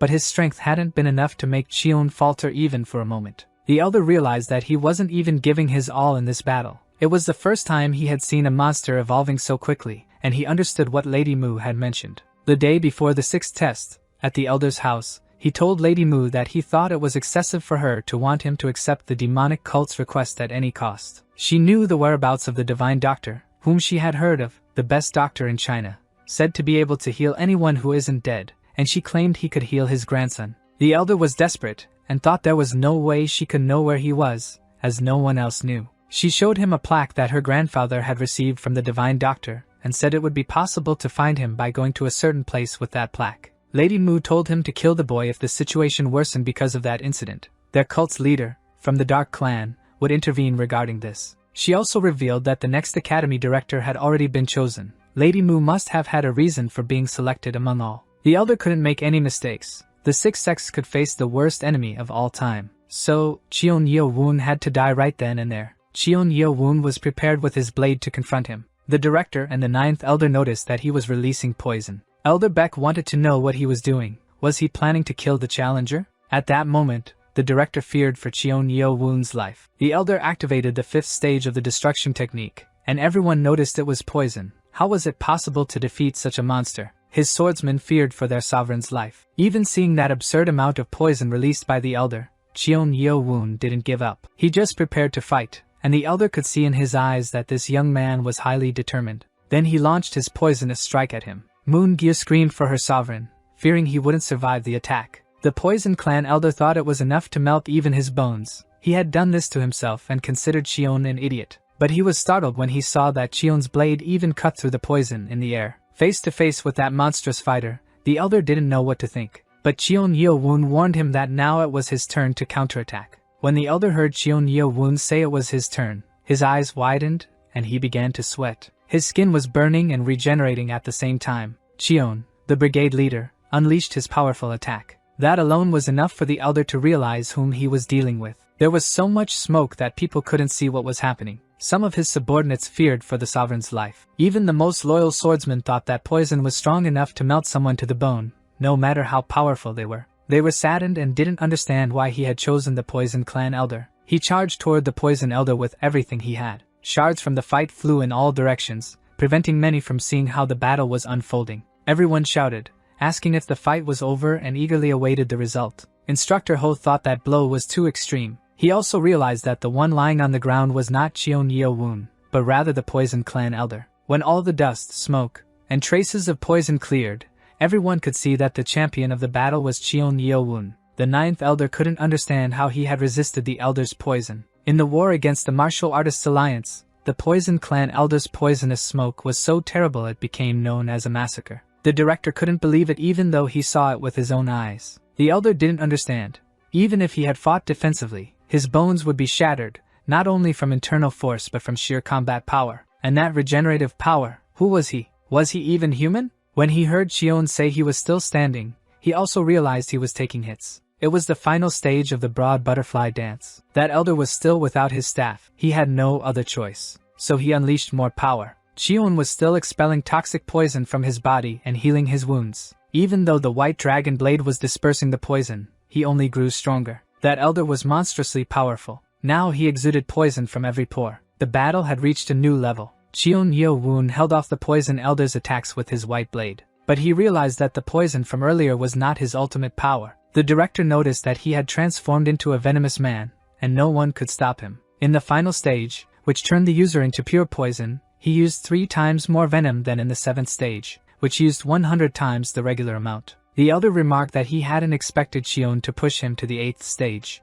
Looking at him with eyes full of hatred, he told him to try blocking that now. The white dragon blade wouldn't be enough, and Shion knew it. He paused for a moment to assess his opponent. Throwing that blade to the ground, he looked at the elder and unleashed an overwhelming amount of power. Now, the two stood at the center of the arena, releasing as much power as the moment demanded. No one could see anything anymore. It was a mix of sand, wind, and venom in the air. Go Wang-ho wanted to see the fight, concerned about his sovereign, but even he couldn't see what was happening. The poison elder wanted to know how long he would continue to use the same tricks he did. The bracelet on Chion's arm transformed into a black sword, and the elder could feel the energy emanating from it. From that black blade, there was no doubt. It was very dangerous, and he had to strike first, so he released his power toward the opponent, who had also unleashed the power of the black blade against the elder. That blade was enough to disperse the poison near the elder, allowing Chion to get closer. To attack him, the elder was fearful, knowing how much power that black blade held. No matter how much he unleashed his powers, it wouldn't be enough. Even so, he gathered his strength and struck at Chion, who apparently didn't even dodge. He was going all out with his black blade and his fierce attacks against the elder, who could feel the danger approaching him more and more, until all those attacks finally reached the elder, who now faced the black sword's assault. Chion was determined to win that battle, holding nothing back in his strikes. He unleashed a powerful blow at the elder, who took the attack without managing to dodge or block. However, people hadn't been able to see the battle for a while due to the enormous amount of dust rising. The heat of the battle was subsiding, and the dust was slowly settling. Those present began to see what was happening bit by bit. They could see only Chion Yo-woon standing amidst all that dust. That scene was hard to witness even for the most experienced, frightening even the director and the 9th elder. It could be said that the poison elder had lost his mind in that battle. Chion Yo-woon's disciples were crying with relief and joy at seeing him unharmed and victorious. Now, everyone watching could tell that Chion had won. Not even the director could believe that he had defeated the elder in his venomous form. Not even he had enough confidence to face the elder in that state. The director thought that he, who hadn't even learned martial arts properly, couldn't believe that Chion had grown to rank among the academy's best in just 4 years. Chion Yeomin was struggling to contain all the anger he felt at seeing his clan humiliated like that, and those around him could sense the rage he was feeling. Instructor Ho knew that he was the Anhwa of the Chion family. Chion Yo-woon had defeated the elder of the Poison Clan in front of everyone, and what would happen in the future between the 6 clans and the Poison Clan, which had just lost its leader. Chion knew he had a long way to go. He had tried to deal with Beck using only the butterfly dance but was left defenseless when he entered Venomous Man mode. This was just the beginning of his revenge for his mother. Elder Beck was being carried off the field on a stretcher from the place where the 6th test had been conducted. The director congratulated the Chion brigade leader for passing the 6th test. Chion noticed his allies' excitement in congratulating him, and they were also very happy because he was. They couldn't address him as a council elder now. They wanted to know, as they were thrilled for him. Even amidst the aftermath of the battle and the people shouting, father and son were able to meet. The 9th elder asked his son Machuk if he had decided which master he would serve in the heir's battle. The son replied that he actually wanted to discuss it with him before leaving. He felt sorry for his father but wanted to choose young Master Chion Yo-woon. However, his father was very pleased and said that he could only be his son, leaving Machak surprised. His father also said he respected his decision. Young Chion Yo-woon was certainly worthy of his support. If he were lucky, he might even have him as a brother-in-law, so he should take good care. An hour later, at the Demon Academy, in front of the director's office, he asked the instructors to wait outside. Only the director and Chion Yo-woon entered the office. He noticed that the director was using a sound barrier, as if to say something he didn't want others to hear. The director knelt and said that the young master had endured a lot to get there and sincerely congratulated him on passing the academy's 6th test. At that moment, Chion was unprepared for this and hadn't anticipated it. He also wasn't certain what it all meant.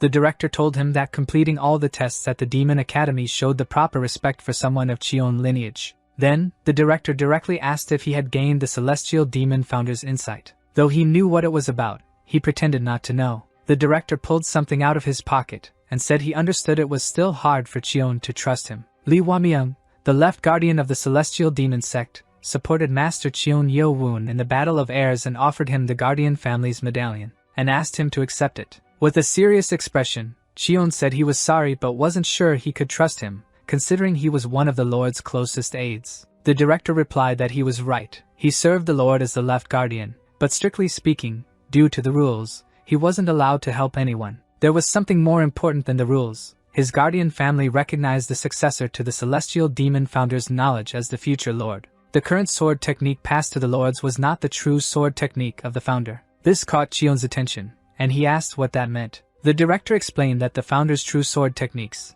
meant to be passed down from lord to lord, had been lost 500 years ago. The celestial demon sect originally didn't have a structure where multiple descendants were born through the 6 main clans. Originally, the lord took the holy lady, the woman selected by sacred fire, as his wife. The demon sect began in a Zoroastrian temple in Xinjiang. The lords of that time, Chion Mui, set out on a pursuit in his 5th year as lord. And in that pursuit, the lord and most of his companions returned lifeless. This included the right guardian of that era, and the one responsible was the Blade God. Hearing this, Chion's eyes widened. He thought the Blade God was someone he'd heard of before. The sword demon, said to be the best swordsman in the clan's history, had only one opponent he couldn't defeat, the Blade God. Thus, both the lineage and the celestial demon's sword techniques died out. And as the previous lord had died from illness, the sect faced its greatest crisis. Due to the sword demon's talents in many areas beyond martial arts, he quickly established himself. But none of the previous lords who entered there had achieved the founder's insight.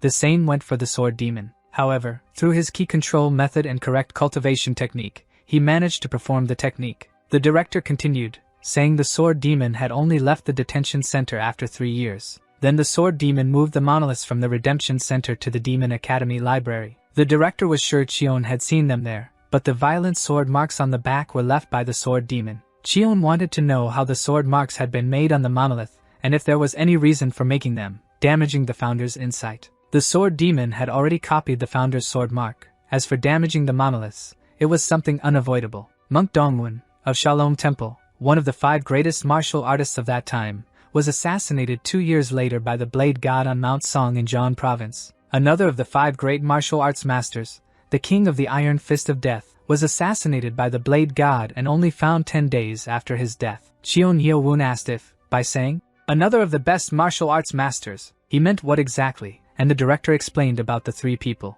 With 3 of the 5 greatest martial artists falling to the Blade God, his reputation skyrocketed. The sword demon, after seeing the blade marks on the bodies, had to admit that, with his current sword techniques, he couldn't defeat him, and those were the celestial demon sword art marks left on the sapphire monolith. Now he understood why the destructive sword techniques were on the monolith, but he wondered why they consisted only of basic sword movements. 4 years later, the Blade God appeared at the demon sect, and his final opponent was the sword demon. However, the sword demon had to pay a very high price. He lost his right arm, which could be considered a treasure for a martial artist. But after those events, the sect changed, and Chion Muhwa, the daughter of the previous lord, was appointed as the new lord at 16. Lady Chion Muhwa had 5 husbands in her life. 2 of them were demon sword disciples and became the roots of the Dark Clan and the Sword Clan. And finally, to create future generations, the sword demon founded the Demon Academy. The director asked if he knew why he was explaining this. Chion said that the true purpose of the Demon Academy wasn't just to train future generations.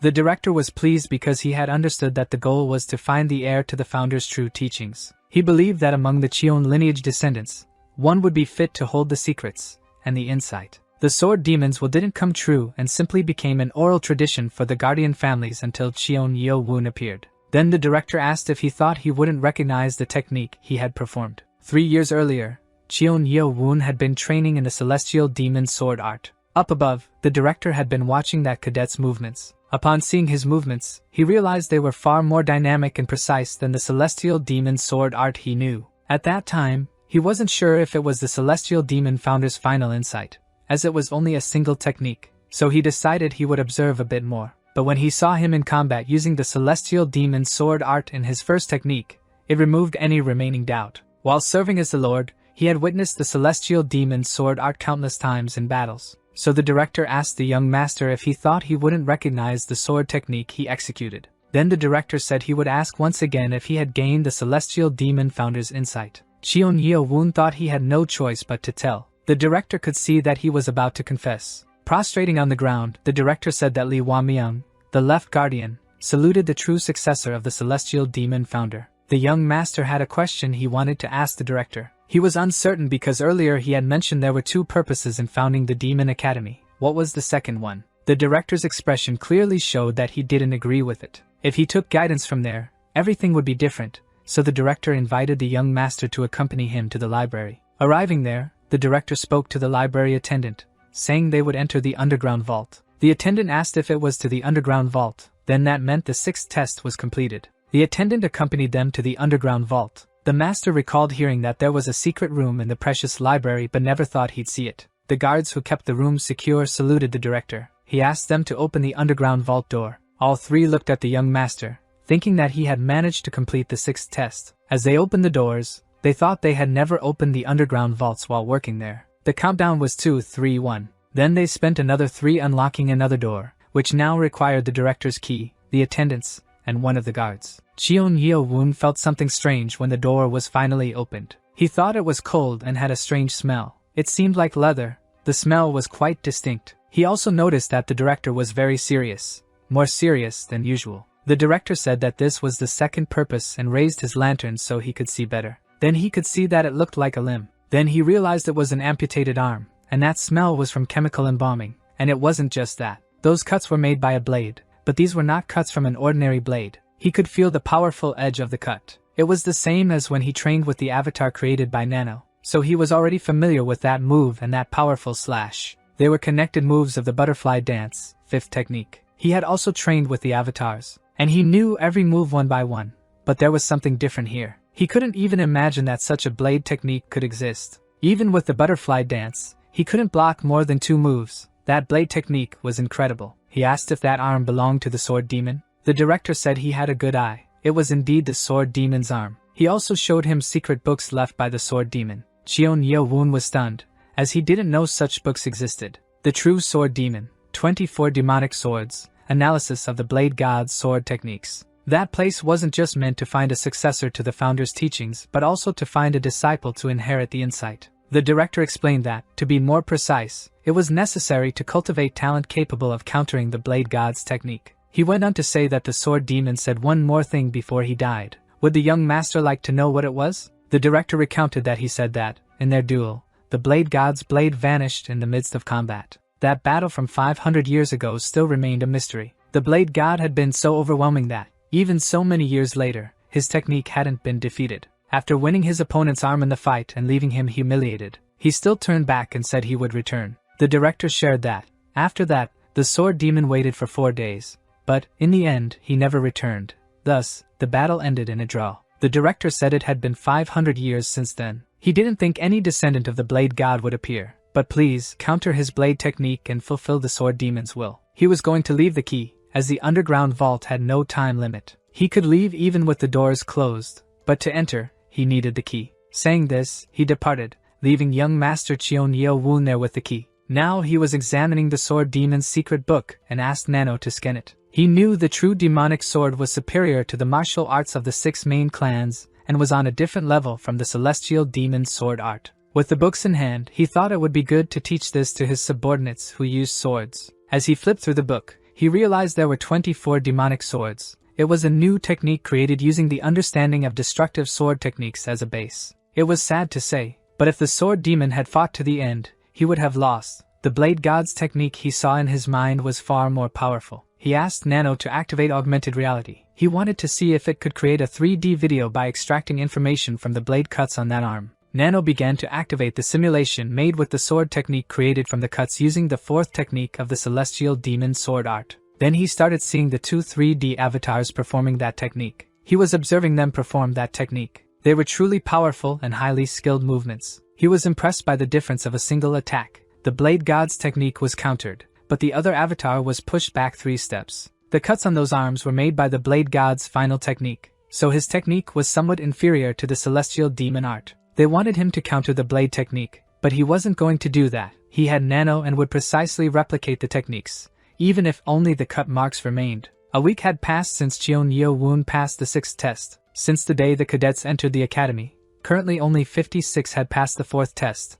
and 7 passed the 5th. Out of the 1,000 cadets, only 67 remained at the academy. It was the best result in the last 100 years. However, the heirs battle was happening in a very different way compared to previous ones. In the past, candidates who passed the 5th test would build their factions to compete against each other. Cheon Yuchan, of the Blade clan, one of the favorites for Vice Lord, was eliminated. After that, Cheon Myung-woon, of the Sword clan, another favorite for the position, lost his arm and withdrew from the academy. A common situation occurred where 5 of the 6 candidates from the main clan left the academy before it ended. The only ones left were Cheon Yeo-woon and Cheon Mujian. With 5 months remaining in the academy, the end of the heirs battle was beginning to take shape. In the northeast part of the Demon Academy, there was a group determined to train. Master Cheon Mujian wasn't there. He also hadn't said anything, leaving them wondering if it would be okay to discuss among themselves how to get rid of Cheon Yeo-woon. But there was a message from him assigning tasks so they could focus on improving their martial arts. Someone asked Jin Yoon if he was sure,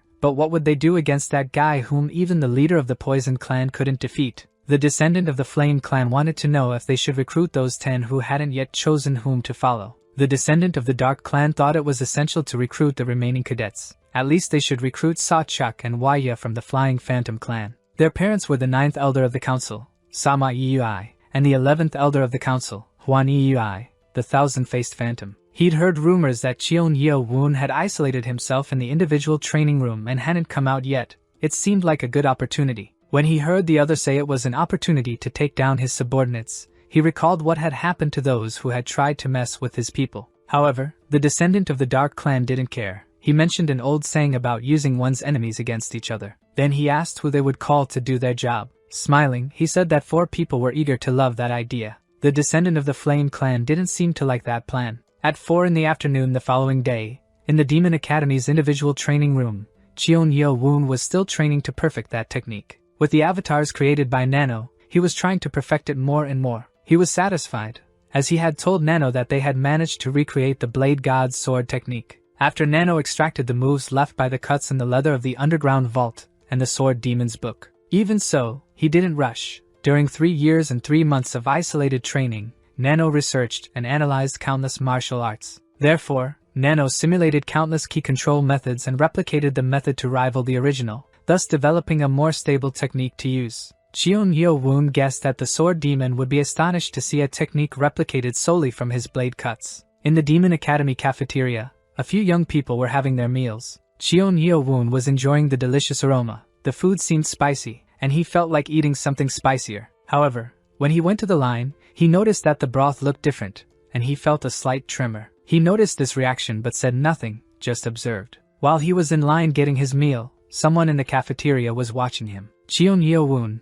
noticing that the cook seemed more tense, asked if he saw any problem, but the cook said he was fine. After the cook explained that it was just the heat from being in front of the cauldron for so long, the young master looked for a place to sit and have his meal. Still, he was being watched by someone who was glaring at him in a rude way. After finding a seat, he settled down to enjoy his planned spicy meal. However, he paused for a moment, became serious, and said nothing, staring at the food. The cadet who was watching wondered if he had discovered the plan. Cheon Yeo-woon tasted a bit of the food, still with a serious expression. Yet, he sensed something unusual that made his eyes widen and his expression change. Suddenly, he was eating the entire bowl of that soup he found spicy and delicious. The observer thought it was good, as the plan had worked perfectly. In front of the training unit, a little later, a few cadets were gathered. One of his subordinates was asking if the sovereign had gone off to dine again. Hyo-bang asked if he was eating at least once a day. Then Go Wang-ho replied that no, he probably hadn't eaten yesterday. Moon-gyu mentioned that they could dine with the young master if Ho Sang-hwa and Baek-ji left soon.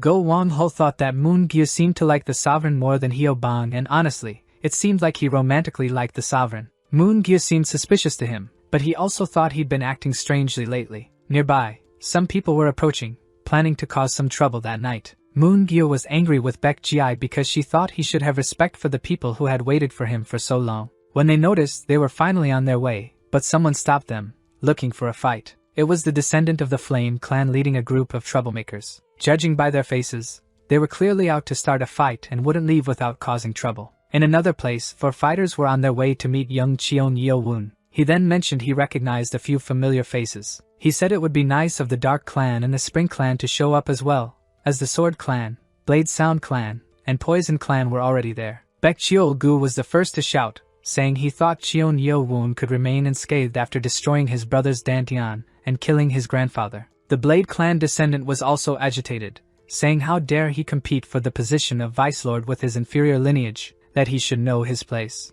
The Sound clan descendants stayed silent but assumed a fighting stance. Those present were ready to fight. They didn't care how, but they would face off. Cheon Yeo-woon asked if they thought they stood a chance just because they had formed a small group, suggesting that their leader probably wasn't very bright. The descendant of the Poison clan looked at him and thought he was nothing more than the son of a mere servant, and that he had poisoned his food with a substance that nullifies ki. Even though he was always so cautious, he couldn't have suspected that the cook who had become his friend would poison his own food. It was possible to defend against poison attacks with ki armor, but it was impossible to defend when the poison was ingested directly, thanks to the ki nullifying poison. It was the poison he himself had developed, designed to melt the organs and ki veins, leading to a tragic death. While he was thinking these things, the young master simply stared at him. Then the descendant of the Poison clan told him he was looking pretty relaxed for someone who was about to see his subordinates in the infirmary not long ago. With an unfriendly expression, Cheon Yeo-woon asked him about his subordinate. Then, young master Cheon Yeo-woon concluded that they were working alongside the scoundrels from the Dark clan, so he immediately began attacking, charging at them to finish this quickly. He said he didn't have time and would end it swiftly. They wouldn't even notice. But the four believed they had a chance, an opportunity to attack together and perhaps win. One of them charged forward, angry that he had cut off his sister's arm, and said he would take his as compensation. He even tried to strike the young master, but his blade spiraled upward. He simply didn't understand what had happened. He couldn't even notice he was standing there alone, showing his sword to no one. When the swords returned, they took one of his arms with them. The descendant of the Sound clan was now like his sister. Young Cheon Yeo-woon had already said he didn't have time and would end this quickly. It was a pity they hadn't listened. After warning that he had no time to waste there and having fought with one of them, he looked at the next ones. With his sword surrounded by ki, the descendant of the Poison clan couldn't believe what he was seeing. He could still manifest ki. The descendant of the Poison clan didn't know how this was possible. He had seen him drink all the soup with his own eyes, so how could this be? That's when Cheon Yeo-woon gathered the poison he had stored and showed it to him. It was in his hand, and he let a few drops fall onto the leg of an already fallen opponent. When this happened, the cadet on the ground screamed, saying the poison was very offensive. Looking at Baek Cheo-gu, Cheon Yeo-woon asked if he really thought a trick like that would work on him. Sometime earlier, in the dining hall, noticing the cook was acting strange, Cheon Yeo-woon asked Nano to analyze the ingredients. The young master put a bit of soup in his mouth for Nano to perform the analysis. The result of the analysis was that the soup contained fatal poison and a substance that disperses the energy of the one who drinks it. He looked at the soup and thought that if they allowed him to drink the poison, whoever was behind it would definitely reveal themselves. He asked Nano to help store all that poison somewhere and remove it from his body later. Knowing he could store the expelled poison when he asked, he drank the soup. Baek Cheo-gu was in disbelief, realizing he had ingested the poison and was now repelling it. Once he understood what was happening, he warned everyone to be extremely cautious. At that moment, he thought they were all doomed. He knew that such a monster wouldn't let them escape unscathed. The next one he attacked was the Blade clan descendant, Byung-gang, who didn't even notice when he arrived in a flash, and simply struck him with his sword several times, catching the enemy who had plotted his downfall completely off guard. After hitting him, he also used his ki to hurl him to the ground. The Sword clan descendant, Myung-dail, who thought he shouldn't have listened to Baek Cheo-gu, now realized it was too late to try to escape. The descendants of the Poison clan and the Sword clan watched, wondering what young Cheon Yeo-woon would do next. Then he stopped near the Blade clan descendant, who had previously told him to know his place. Cheon Yeo-woon was already standing with his foot on his head. Now, the one who had called the young master a mere bastard was begging for his life. The two remaining were in shock, finding it hard to believe the scene before them. After dealing with him, he looked at the other two and asked which one would be next. The Sword clan descendant was terrified, knowing it was now his turn. Seeing this colossal figure in front of him, with power he knew he could never match, he realized it was too late, as there was no chance of survival. Baek Cheo-gu asked him if he had lost his mind and if he wasn't afraid of the wrath of their main clans. Young Master Cheon Yeo-woon replied that he wasn't afraid of them. Testing his sword, he thrust it into the ground near Hagyu-jik's body. He simply extended his hand and pulled it toward him, using his ki flow. With his flow in perfect condition, the sword flew to his hand with ease. Young Master Cheon Yeo-woon threw the sword, embedding it into Kyung-dao's chest. The Poison clan descendant, seeing the last of his battle comrades fall to the ground after being struck with the sword, saw the young master in front of him, saying that if he had feared them, their clans would never have started this. Elsewhere, his vassals were frantically searching for him. They believed he wasn't in the training hall area, so they went to check the dormitories. When Do Wang-ho saw that he was coming toward them at full speed, They were all worried for each other, both the sovereign and his vassals. Moon Gyo was relieved to see his sovereign unharmed. It was a relief that nothing had happened to him. The young master asked if they were all right and if they hadn't been attacked by Cheon Mu-yun's subordinates. Go Wang-ho asked him how he had known about it. They said that no matter how strong Cheon Ye-woon was, he was still under the academy's protection. They mentioned that young master Cheon Mu-yun was generous enough to accommodate them all. Hyo-bang asked them if they thought he would bow to the Dark Clan and warned them to stop calling his master by name. Gukshin told him he had an arrogant attitude despite being from just any mid-tier clan. Hyo-bang asked the group if they were really going to try their luck with that weakling. And, as things grew tense, Jin Yoon reminded Gukshin that they weren't there to fight. Go Wang-ho warned him not to make the mistake of thinking their sovereign was alone. Everyone there was ready to lay down their lives for him. Jin Yoon mentioned that Cheon Ye-woon, elder of the council, seemed good at judging people's character. As he left, he told the group that it was a favorable deal and that they could take as much time as they needed to consider it. Cheon Ye-woon found it strange that they simply left without causing trouble. Go Wang-ho thought they just put on a show and left. It must have been due to their hostility. Cheon Ye-woon began to think about what 4 clans together might be planning to set up an ambush for him. He thought that perhaps the proposal wasn't to recruit his subordinates, but rather to buy time. He realized it was a tactic of using enemies against each other. In the training hall, Jin Yoon told his brother that he had done as he had asked. They had nothing to lose, whether Cheon Ye-woon lived or died. Cheon Mu-yun had no way of knowing if he would be able to withstand even the form of the poison. Jin Yoon said that, regardless of whether he died from the poison, he would ultimately be the victor. Cheon Mu-yun was thinking that, even if Cheon Ye-woon survived, they could boost morale by saying they did not accept the poison clan's dirty tactics. Someone was knocking insistently on the door. Jin Yoon found it strange, as they had marked the room to show it was in use. Who could it be? Cheon Mu-yun instructed his brother to open the door. When Jin Yoon opened the door, he saw that it was Instructor Ho standing there. He wasn't alone. Others were with him, all heavily armed. Startled, he asked what he was doing there. They all entered with Instructor Ho, who was pointing their weapons at the two. Instructor Ho explained that he had orders to take them to the director and mentioned that he didn't want to use force, so they should go willingly. Instructor Ho warned that he hoped they wouldn't resist as he didn't want to use force. They were taken to the location where they had set an ambush for Cheon Ye-woon. Upon arrival, the two noticed a strong odor coming from the scene.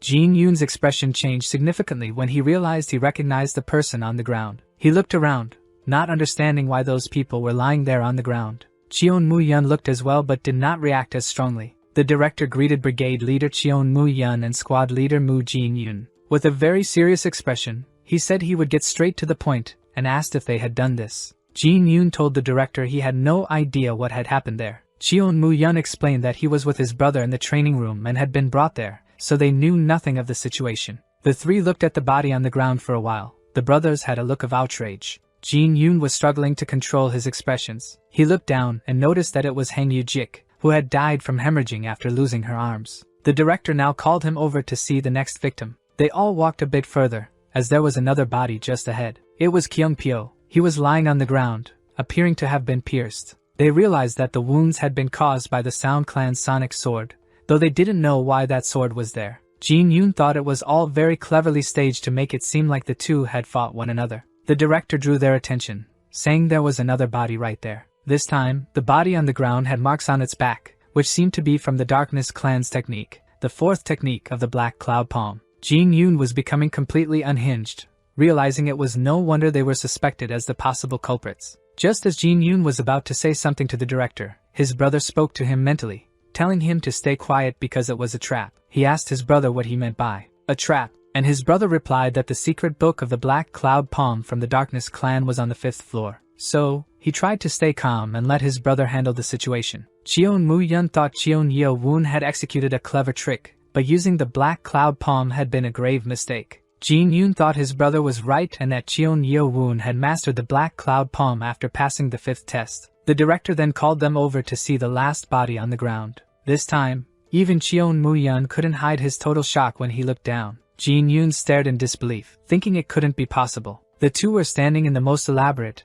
and greatest trap anyone could fall into. They noticed the Black Cloud Palm marks and even the cut from the crushing demon's sword were there. They were truly cornered. Cheon Mu-yun was completely losing control. He couldn't believe what he was seeing. A sword on the left, a palm on the right. Mu Jin-won, the Darkness Clan leader and first elder of the council, was renowned in martial arts for using techniques with both hands. It was said that the only one who knew that martial art was Cheon Mujian, leader of the Darkness clan. This was demonstrated in front of everyone during the third test at the Demon Academy to obtain the yellow badge. With Cheon Yeowon, he had recreated a technique he had only glimpsed over 3 years ago. It was something even his grandfather wouldn't have been able to do. Jin Yoon lost his composure and, going against what his brother advised, approached the director and said it was surely someone's trap. The director, with a very serious face, asked him how it could be a trap. He also asked what kind of trap. It seemed he knew what they were up to. He paused and thought that his brother might be expelled from the academy because of this incident. However, the director said that making excuses without evidence only made the two of them look more suspicious.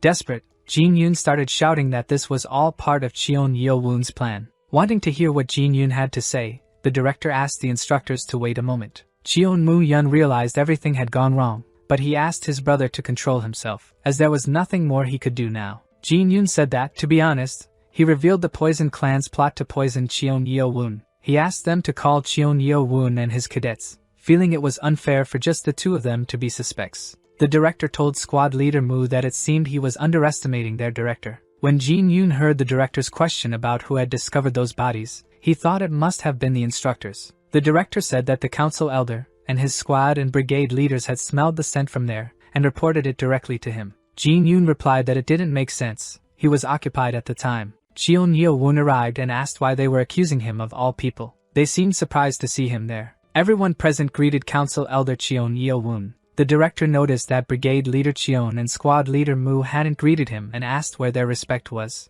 The two stayed silent and still, but neither greeted the Council Elder. This made the director very angry, and he shouted that they should show respect. Cheon Moo-yeon then positioned himself to give a formal greeting. The two brothers greeted Council Elder Cheon Yeowon. After receiving their greetings, he asked if they were saying that the trap had been set for them by the Poison, Blade, Sound, and Sword clans. Cheon Yeowon asked the director to allow him to inspect the bodies again. He saw signs of a fight between the first two. That was when Cheon Moo-yeon started realizing something was wrong. Instructor Ho noted that before being struck down, Byung had his head crushed after sustaining internal injuries. Lastly, Baek died from bleeding caused by internal wounds and injuries inflicted by the Darkness clan's secret technique. Left sword, right palm. Cheon Yeowon remarked that it was indeed strange. If squad leader Moo's theory was correct and he had done this, he would have had to master all those different techniques. But when they put the instructor's deductions on paper, it looked more like a battle between 5 people. That was when Cheon Moo-yeon realized he had fallen into a massive trap.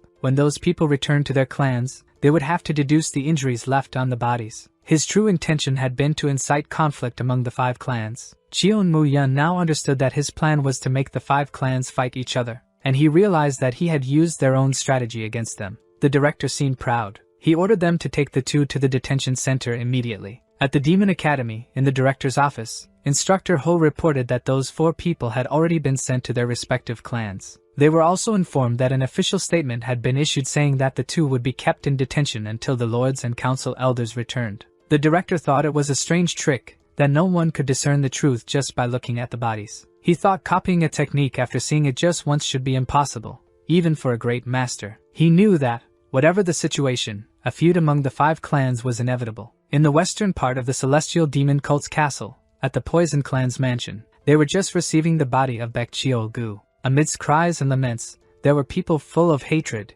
eager for revenge. The Poison Clan's deputy leader, Baek Moon-soo, wanted to hold back at least until they finished mourning his father's loss, but now they had gone too far. A senior member of the Poison Clan, Baek Cha-woo, said he was right and that they shouldn't remain under the Darkness clan's control any longer. They remembered that the master had changed his mind about doing the 6th test after Lady Moo from the Darkness clan went to speak with him. They believed the lady was looking down on the Poison Clan, and they wanted revenge for the spirit of their father. The deputy leader felt it was difficult to say this in the middle of the funeral, but it was time to act. Their only chance to defeat them would be at that moment. They wanted to catch them off guard, thinking they wouldn't have time to fight since they were at their nephew's funeral. The leader said they would first finish Cheol-gu's funeral, and then secretly ordered the troops to gather at 2 in the morning. The next day, at 4 in the morning, at the Darkness clan's mansion, they would march non-stop toward the inner chambers. And so, they set out to exact their revenge. They were about to invade the Darkness clan's mansion. Then, they stopped, sensing something was wrong.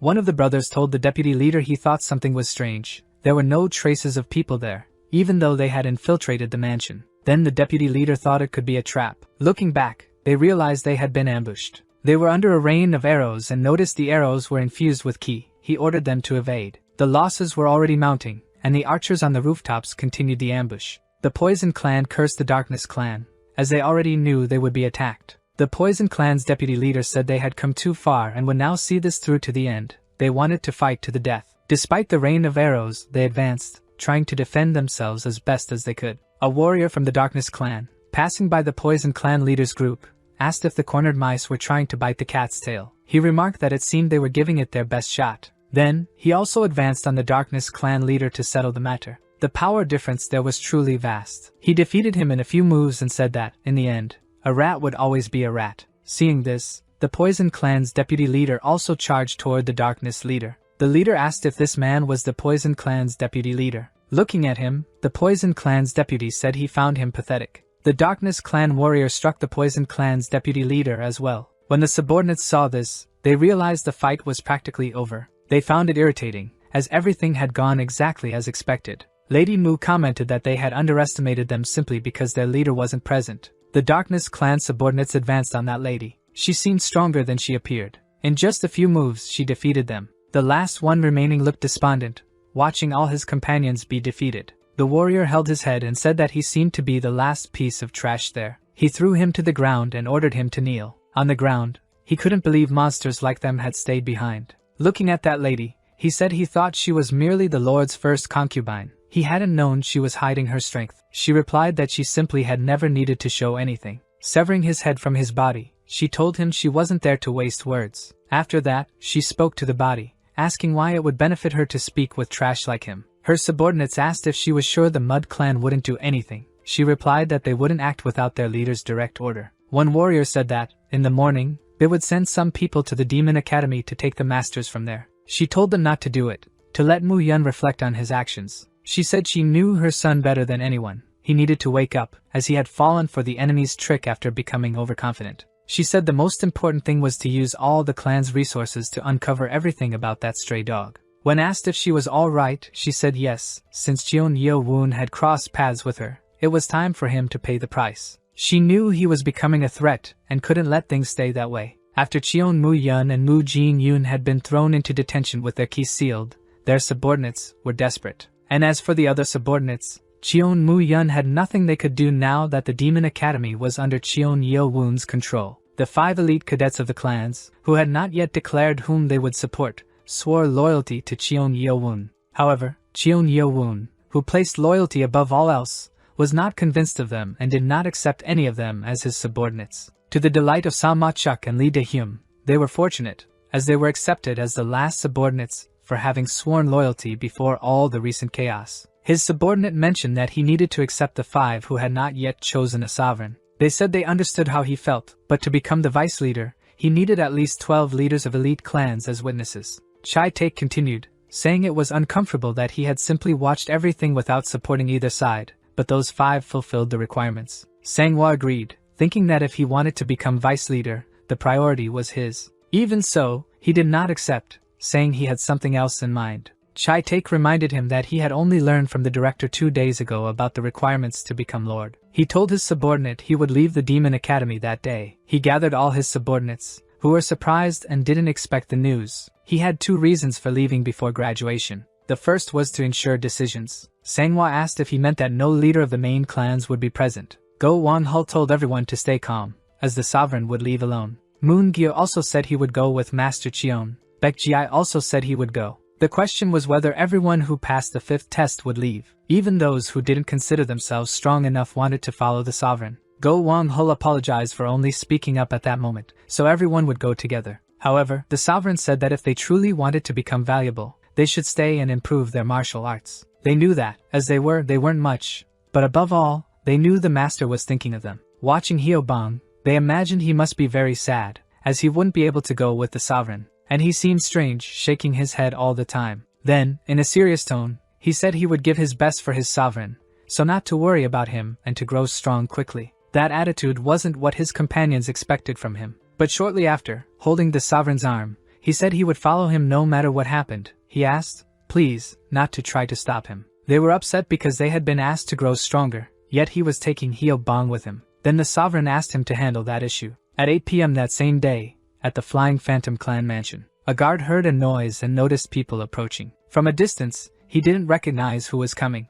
Cheon Yeo-woon was at the front, leading his subordinates. The guards began to react, as they had never seen such a thing and didn't know what he wanted. Cheon Yeo-woon, showing his identification plaque as an elder, said he wanted to speak with the 11th Council Elder. The guards looked closely at the plaque to see if it was genuine. After verifying it, they saluted the 12th Elder and said they would notify the leader immediately, and that they could wait there for a moment. Hyo Bong whispered to Go Wang-ho, saying it seemed like ghosts had appeared out of nowhere. Moon-gyu thought he hadn't realized how frightening it was there when he had visited earlier with his grandfather. The gate opened, and someone came out. A lady introduced herself as Nuya Yun, saying she was the director of the Flying Phantom clan. Hyo Bong, looking at the person with pale skin and red lips, wasn't sure if they were male or female. She noted that the 12th Council Elder was present, and asked Go Wang-ho who he was. A bit embarrassed, he pointed to Cheon Yeo-woon, saying he was his sovereign. Then she apologized profusely and offered her greetings to the 12th Council Elder, who introduced himself by name. Only he was invited inside. Sensing he was uncomfortable, she apologized and said the master wished to speak only with the Council Elder. She hoped he would understand, as the master was somewhat shy. Go Wang-ho didn't appreciate that attitude and said it might seem rude, but he wanted assurance that his master would not be in danger alone. Then the person, smiling, said he was not only handsome but also very loyal. To appease, she said she would allow one person to accompany him, as he would stay by the master's side. At that moment, Moon-gyu volunteered to accompany him. The person smiled and said it was fine. There were several scarecrows shaped like soldiers there. When he entered, he noticed the inside environment was even more intimidating than the outside. The guests were announced to the master of that house. 2 people looked at them with serious expressions, but when they looked to the right, they noticed 7 people at the table who were completely identical. Cheon Yeo-woon knew that the Thousand-Faced Phantom was one of the best mask makers in the world, but he had managed to create such perfect masks. One of them stood up and introduced himself as the leader of the Flying Phantom clan. Moon-gyu was unsure if that was truly her uncle. Mentally, she told the master that the face looked nothing like her memory. He also introduced himself, giving his name and saying he was the 12th Elder of the council. Moon-gyu introduced herself, saying she was from the Dragon Palm clan and that it had been a long time since she saw her uncle. The first person grew serious, as if he didn't know what she was talking about. Then he changed his expression and said it had been a while since he last saw her with her brother, Moon-yun. Mentally, she concluded that he was the elder since he was the only one who knew she was using a mask. Cheon Yeo-woon asked if he knew why he had requested a meeting. He asked if he was there to obtain his jade medallion. He said that would be the only reason since it came right after winning the Heirs battle and leaving the Demon Academy. There were 2 ways to become the Vice Lord. One was by having 12 leaders of elite clans as witnesses, and the other was by having 3 council elders recognize him as Vice Lord. The Jade Medallion was a person's identification as a council member. Therefore, when an elder gave their medallion to an heir, it served this purpose. He said he was formally requesting a private meeting as a candidate for Vice Lord of the cult. Then the person said he had been treating him as a Vice Lord all along. He asked him if he didn't know that. In exchange for the Jade Medallion, testimonials were allowed. He wanted to give him some time while they conversed, but since he went straight to the point, he wouldn't stall any longer. He said he wanted to test 2 skills. First, his observation skills, and second, if he could determine who among them was the real clan leader. Moon-gyu thought that test was very difficult. The masks were so accurate that even the wrinkles and beard shape were identical. She didn't know how he did it, but even the key seemed the same. Not only were they wearing those masks, but her uncle had put so much effort into creating them that these people seemed to have trained for years to mimic him. One of the people disguised as the elder said there was no rush, and they could continue conversing. Meanwhile, Cheon Yeo-woon said he knew who it was. He caught everyone off guard. Then he turned and looked at the woman who had received him earlier. She looked to the side, trying to disguise herself, as if it weren't her. Then she started pretending to be surprised, while the woman was trying to cover up, asking if he was saying she was the clan leader. Moon-gyu mentally reminded him that her uncle, the council elder, had asked him to identify from among those men. So he replied aloud, for all to hear, that he had been asked to find him but didn't remember being told it was only among those 7 men. The woman said that for him to deduce that she was the clan leader, he must have had some information. Moving toward her, he apologized for his rudeness. Moon-gyu had a strange reaction, thinking the master was making a mistake. Then, as he approached and launched an attack at the neck, the person simply caught it with her hand. Then she told Cheon Yeo-woon that he would be a bit of trouble and asked how he had figured it out. He had noticed when she used telepathy through her hand. to pass along information about her niece. One of the 7 knights was pretending to be him, trying to give the correct answer and convince everyone that he was the original. Even with a brief pause, he noticed. Then the niece was convinced that he was indeed her uncle, the only one who knew she was using a mask. When she did that, he realized that when someone used a mask and engaged in sound telepathy, the sound waves vibrated slightly. All he had to do was bring up a topic the imposter wouldn't know. That's why he asked if he knew why he had requested the meeting, and he had given the correct answer quickly. The vocal cords vibrated, and he thought he might be mistaken about the vocal cords. But that guy wouldn't be the only reason for him. Right after winning the Air's battle, to leave the academy, he asked Nano to see if it could detect someone else using something similar to sound telepathy. Then he brought up a random topic so that the analysis couldn't pick up the sound measurement. When he began again, he immediately noticed what was happening. Then he realized he could actually hear the sound telepathy. Thanks to this, he managed to identify the source of the telepathy. He had no reason to lay everything on the table, saying that after greeting Moon Gyu, there had been a slight pause before responding. So he said that at that moment, he suspected someone was using sound telepathy. He admitted that he brought Moon Gyu into the conversation on purpose to confuse him, but it seemed he had dug his own grave. It was truly impressive. He said he would introduce himself again. He was Wei Yui, the leader of the Flying Phantom clan. He introduced himself once more. The leader said that since he had passed the test memorably, he could advance to the second step, and he quickly struck at his face. Dodging, Cheon Yeo-woon found that key attack incredible. He was preparing for the next part of the combat. He used the Phantom Strike, but he dodged all those strikes. Although the 11th Elder was fast, he seemed able to keep up. Even so, he was thrown back with a kick the master launched. Moon Gyu was genuinely worried about the young men. Cheon Yeo-woon simply prepared for a new attack. Wei Yui commented that he didn't want to demolish the place during the fight. Cheon Yeo-woon realized that the technique being used was the Phantom Strike he saw on the 5th floor of the library. The 11th Elder said he had high expectations of him after hearing that he had defeated the Poison Clan leader. He mentioned that he never managed to fight him because he never had a reason, but since he beat the Poison leader, he would be his replacement. And from what he'd heard, Cheon Yeo-woon was a master of swords and a student of Xiao Ming, the Right Guardian. He thought it was good to be like that. The martial art he mastered was the Flying Phantom Blade. Hearing this, Cheon Yeo-woon began to draw his sword. After drawing his sword, he assumed a combat stance. The 11th Elder found his blade magnificent. This would be a great fight. He charged at his opponent, saying he would give his best, just as he did with old Beko. Cheon Yeo-woon was focused, analyzing the opponent before him. As soon as the combat began, he was attacked immediately. His subordinates outside noticed the strong key concentration. Baek Ji was ready to step in and defend his master. He ran to the gates where the guards stood. With quick strikes, he took down the 2 guards at the door. Leaving them lying there, he ran to defend his master. Hyo-ban was also going, as his sovereign's safety was his priority. From the fight, all that could be seen was a display of lights and effects. Wei Yui thought he was strong to reach that level of martial arts proficiency at 20 years old, but that alone wasn't enough to cut off Beko's head. So he asked if he thought he would get the Jade Medallion just with that.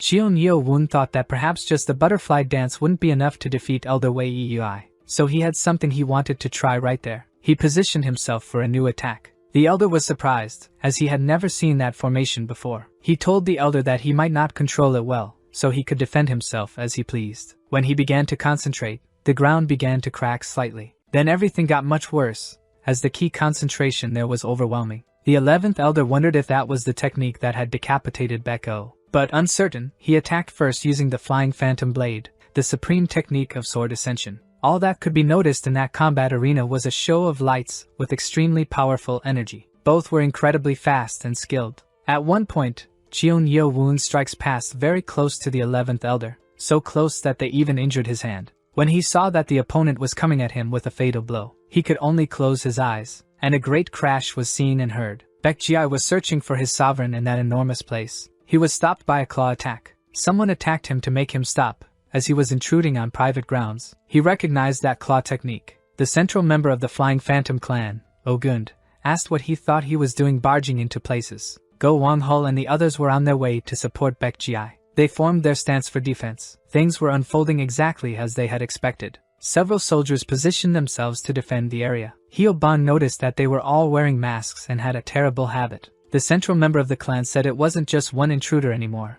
Now there were 4, and they shouldn't have broken in. Baek Ji wanted to charge at him, but Go Wang-hul tried to calm him down for a moment. Go Wang-hul showed his identification plaque, stated his name, and mentioned that he was from the Pure Black clan. He was recognized, and they asked if he was the son of Go Won-hyun, the clan leader. He confirmed that he was. The man grew furious, saying that for a child from an elite clan to invade another clan's grounds in the middle of the night was unacceptable. He asked if his father had taught him such manners. He apologized for intruding but explained that they had to enter because they thought something might have happened to their sovereign. He explained that young Cheon Yeo-woon, the cult's 10th council elder, was their sovereign. The man became even angrier, as he now knew that the person visiting the master was Cheon Yeo-woon. Everyone noticed the negative expression on his face upon hearing this. Go Wang-ho stated that as subordinates, they couldn't stand by while he might be in danger. The man understood but said he was sorry, as he couldn't and wasn't permitted to interrupt. Go Wang-ho told him that they had no other choice, couldn't wait any longer, and apologized for any rudeness. The man, already in an attack stance, said he would give them one more chance to back down now. At that moment, they heard and felt Cheon's attack. The man, ready to attack, suddenly felt the pressure, seeing the impact of that attack, which even reached them there. Given the magnitude of the attack, the pressure was intense. They had to cover their eyes as debris flew everywhere. Noting it came from the battlefield, he grew concerned about what might have happened to his master. Everyone there, subordinates from all parts, was shocked by the size of the crack created in that courtyard. Seeing the lord retreating, he shouted to the clan leader. Go Wang-ho took the initiative, calling everyone to also check on the sovereign. In the combat area, Hwan Yui was impressed by the size of the attack. Shocked, he realized that man was truly a monster, and that's how that clan leader viewed him. He quickly knelt in Cheon Yeo-woon's presence. He said that he, Hwan Yui, the 11th council elder and leader of the Flying Phantom clan, recognized the young master Cheon Yeo-woon as victor and lord. When everyone arrived there, they were met with the scene of the two talking peacefully. Baek Ji noted that this person was not the director but the clan leader. His vassal looked displeased, while the sovereign's vassals were pleased. Hyo-bang, looking at the man, said his master was well. However, the man was not at all amused by the boy's cheeky behavior. They were all seated at a table, listening to the young master Cheon Yeo-woon. Then the first elder apologized for the misunderstanding, and Cheon Yeo-woon asked why he was still wearing the mask. Smiling, he revealed that his clan was a secret organization specializing in assassinations and espionage, so he couldn't reveal his face. Cheon Yeo-woon asked if Hwan was not his biological son. He said he met him before leaving the Demon Academy and tried to persuade him in every way, but he said he couldn't follow anyone without the leader's permission. He only noticed the boy was wearing a mask because of Nano but said it was due to him referring to his father as the clan leader, which was unsettling. The 11th elder revealed that he couldn't have children, catching some by surprise. He explained that his clan's breathing technique and cultivation, the silent ghost art, consumed a lot of yin energy. So, they were castrated very young, which made Go Wang-ho very uncomfortable. He continued, saying that because he was important to the clan, he couldn't disappear,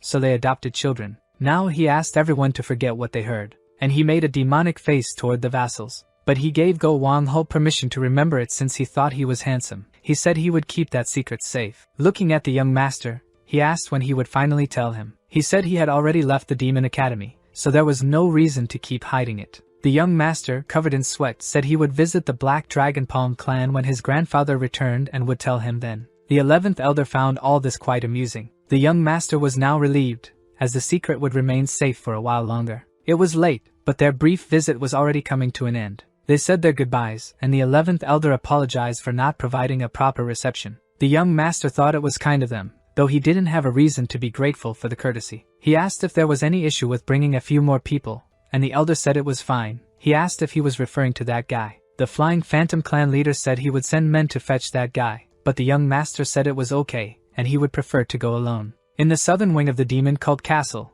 at Cheon Yeo-woon's house, he stood at the gate. He observed that everything was still the same. Nothing had changed. Guard Jang had always been diligent, waking up early to sweep the garden after training. He was finally back there, and wanted to see the look on his face when he saw him grown up. He opened the gates slowly, and they entered. Moon-gyu observed, as this was the house where the master had grown up. Reaching the steps, he hesitated to continue, and his vassals noticed. He didn't continue, and the vassals didn't understand why. Cheon Yeo-woon was in shock, as he could no longer sense his presence. He couldn't believe he couldn't feel his presence there. He quickly opened the door to see if he was mistaken. He found it strange, as his belongings were still there. He would have no reason to leave in the middle of the night. He couldn't feel any warmth in the room either. It seemed empty for about 3 or 4 days. He thought he might deduce something even without signs of a struggle. If he had been kidnapped, the culprits must have been experts. He thought he wouldn't detect anything with the naked eye, so he asked Nano to scan the entire house and the garden as well to look for any signs of a fight or intrusion.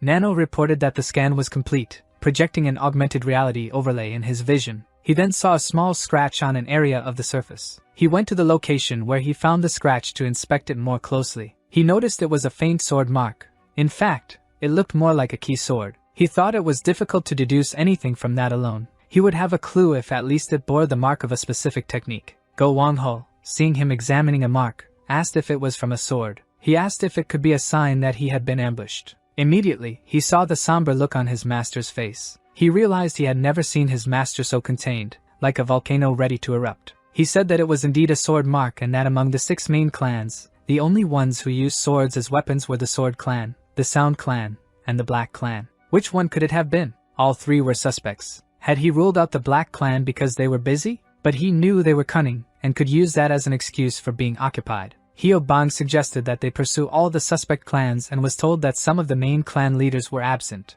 But not everyone shared the same opinion. Even without the 6 leaders, they couldn't underestimate the power of the 6 main clans. Go Wang-ho seemed to have an idea to ease his sovereign's agony. He said that their target was probably not Guard Zhang but the young master. When they found out he had left the academy, they would come after him. In another location, resembling a prison cell, the guard was shackled and bore signs of severe torture. They prevented him from even dozing. He couldn't even feel exhausted with all those hindrances. To weaken the prisoner further, one of the guards heated an iron and pressed it against his chest. He said it would continue that way until the prisoner answered the questions put to him. It was also said he would get no rest whatsoever. Lady Mu, who was behind it all, told the guard that he was very good at keeping secrets. She told him she was busy with other matters, so this would be the last time she would ask. Even under intense pressure, Guard Zhang kept insisting that the Lord had never taught Cheon Yeo-woon any martial arts. Even as he was near death, she didn't trust his words. One of her informants arrived in a hurry, bringing news she had been waiting for a long time. When she heard it, she couldn't believe she would finally be able to get her hands on Cheon Yeo-woon. She considered it very fortunate that he had left the academy at that moment,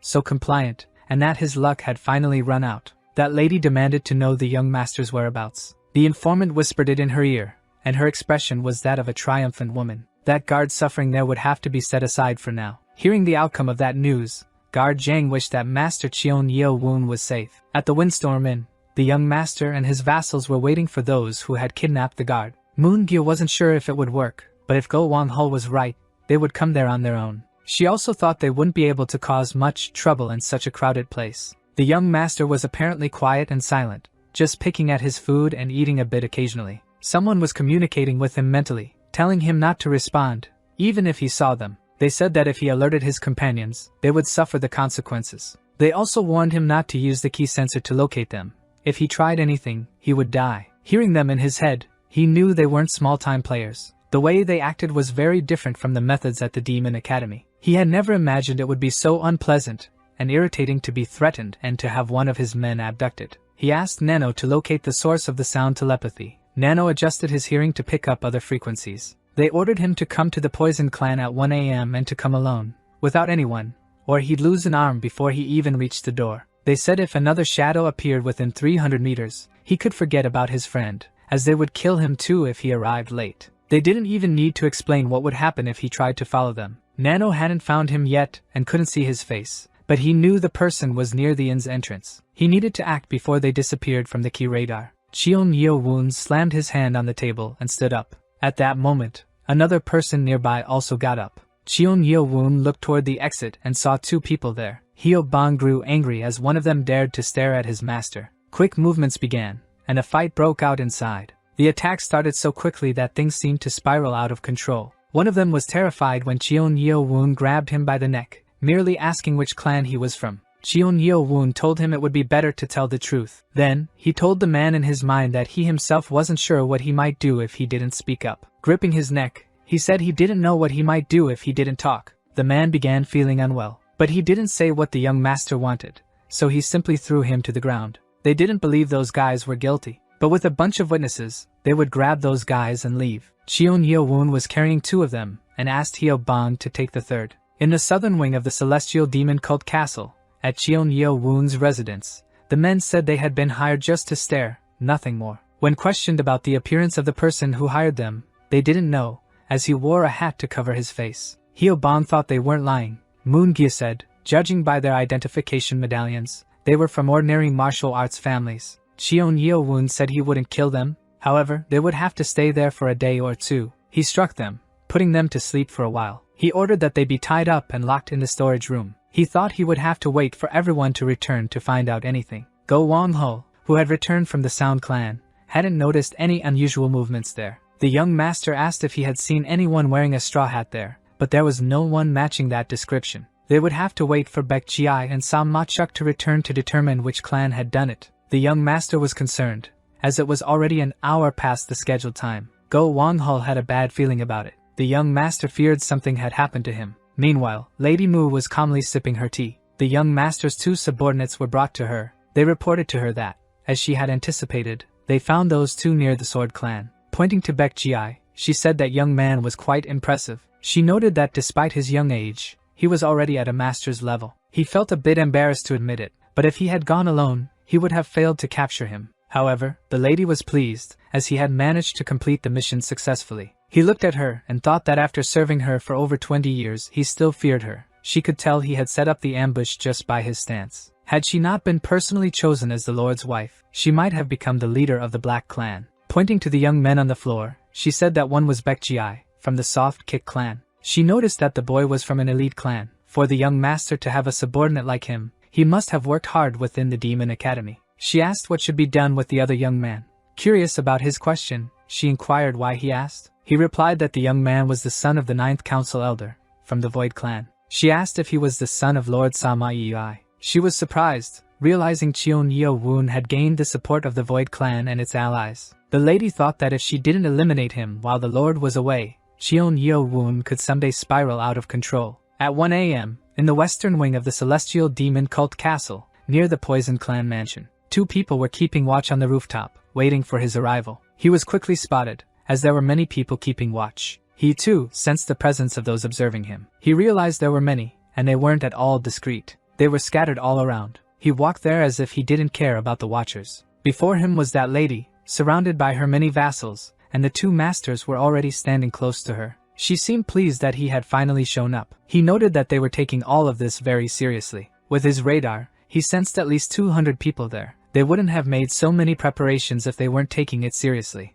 All the watchers found his presence intimidating, and he simply walked toward the lady. She said it was good they had finally met, and invited him to come closer. He thought it was good as well, as he had finally come face to face with her. Before his mother passed away, that lady, along with the Lord's other wives, had made him promise not to learn any martial arts until he joined the academy. The lady remarked that time had flown by. That little child had become a man and looked just like his mother. She said that, just like his mother, he was a thorn in her side. She called him just an insect caught in a trap. He asked her where his subordinates and guard Jang were. She said he was very naive and wouldn't let go of her hostages so easily. At that moment, his face grew slightly darker than usual. She found his gaze very disturbing and said she would seal his key before continuing the conversation. He was told that if he wanted to save the guard, he couldn't resist and would have to stay still. He asked if it was she who threatened him at the inn with sound telepathy. The man, realizing he had been discovered, lost his composure and lunged at him. But when he tried to touch him, his hand was shattered in multiple places. The lady asked if he was prepared to live with the consequences, even if the guard died. He was holding a small box that he tossed upward before deciding to throw it in her direction, where it landed on a small table. She asked what it was, and he told her to open it and see for herself. She reached to open it but felt an intense weight. She took the box and opened it, horrified by its contents. She couldn't understand the significance of having a human eye inside that box. He smiled and asked if she knew whose eye that was. He explained that the real question she should ask was whose eye it belonged to. She thought it was impossible for it to be who she was imagining. She couldn't believe it could be Mujian. She couldn't believe he had underestimated her. If he had truly infiltrated the Demon Academy, the Left Guardian would never have let him escape. After hearing those words from the woman, he just smiled. 2 hours earlier, in the detention center of the Demon Academy, Cheon Mujian was very startled to see Cheon Yeo-woon. He entered with a dark aura and ordered him to kneel. Since he didn't want to kneel of his own accord, Cheon Yeo-woon released a violent ki pressure upon Mujian. He knew that this ki pressure was on another level. Even without his ki being sealed, he wouldn't be able to resist. Then, he told him that guard Jang had disappeared. Hearing those words, Mujian's whole body started trembling. He asked what Cheon Yeo-woon meant by that. Cheon Yeo-woon continued, saying that the men who kidnapped Jang said that if he wanted to save him, he would have to throw himself into a trap, unarmed. Looking at him, he signaled and used a significant amount of ki in his hand. With that movement, he made Mujian involuntarily raise his arms. Desperate and unsure of what Cheon Yeo-woon wanted, he screamed, asking what it all meant. Cheon Yeo-woon explained that initially, he wanted to find and save Jang, but then he changed his mind upon discovering the real culprit. In a dark tone, he asked Mujian how valuable he was to the Black Clan, even to Lady Mu. Mujian told him to calm down, and not to mess with him.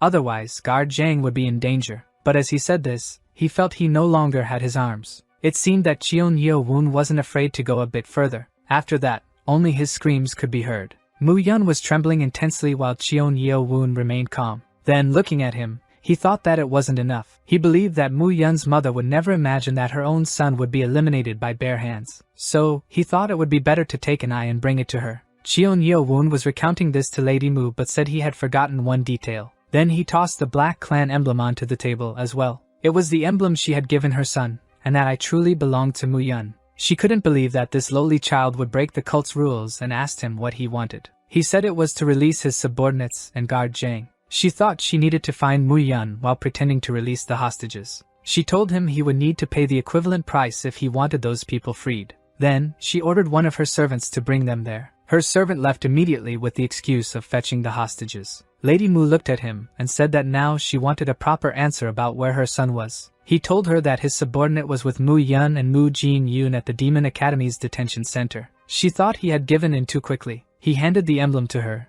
and said that if she showed it to the subordinate, he would bring the two personally. He said he wouldn't release them until he had all the hostages, so she shouldn't try anything. She spoke with one of her trusted subordinates, who would take care of it. Mentally, she told him to take all the young ones after eliminating everyone. Then, another one of them left, leaving Lady Mu with him. The elder was heading with several subordinates to retrieve Mujian and Jin-yoon. She thought that as soon as he brought the two back safely, she would show him what a painful death was. He entered the Demon Academy, and the guards didn't even notice. The elder thought the Academy's guard was very weak and that it would be easy to eliminate him while he was still there. They hurried to the location he had mentioned. Mentally, he instructed the other servants to meet at the mountain center, and when he brought the two, they should corner them along with the subordinate. Then he set off alone, and he had already found the place. When he entered, he was horrified. Several instructors were waiting for them, and he noticed they were instructors by their attire. He thought that perhaps Lady Mu was being deceived. He tried to retreat to return and inform Lady Mu of what was happening. He tried to escape, and as he exited, he was met with all those subordinates he had brought were sprawled across the ground, and a person was walking towards him. When he saw the person, he recognized who it was, but they disappeared from his sight quickly. He was struck with such speed that he had no time to defend himself. Lady Mu was waiting, thinking it was taking too long. Cheon Yeo-woon saw that his plan was going very well and asked her if she was feeling anxious. He said that she should kill his subordinates and save her son, but that she wouldn't know the same after an hour. Only then did she realize she had been deceived. She shouted for everyone to return to the clan immediately. However, the guards began shouting that there were enemies and that someone was invading. This person stopped right in front of the guards, with their clothes covered in evidence, holding proof that the elder had invaded the academy. Upon realizing that it was left guardian Lee Wamyang, Lady Mu looked very alarmed. This was unexpected, and when she saw what he held in his hands, she became desperate. Cheon Yeo-woon praised the left guardian's work. She only knew that the left guardian was that young man's servant. She asked the left guardian since when the guardians supported vice lord candidates, didn't this go against the rules? He explained to Lady Mu that,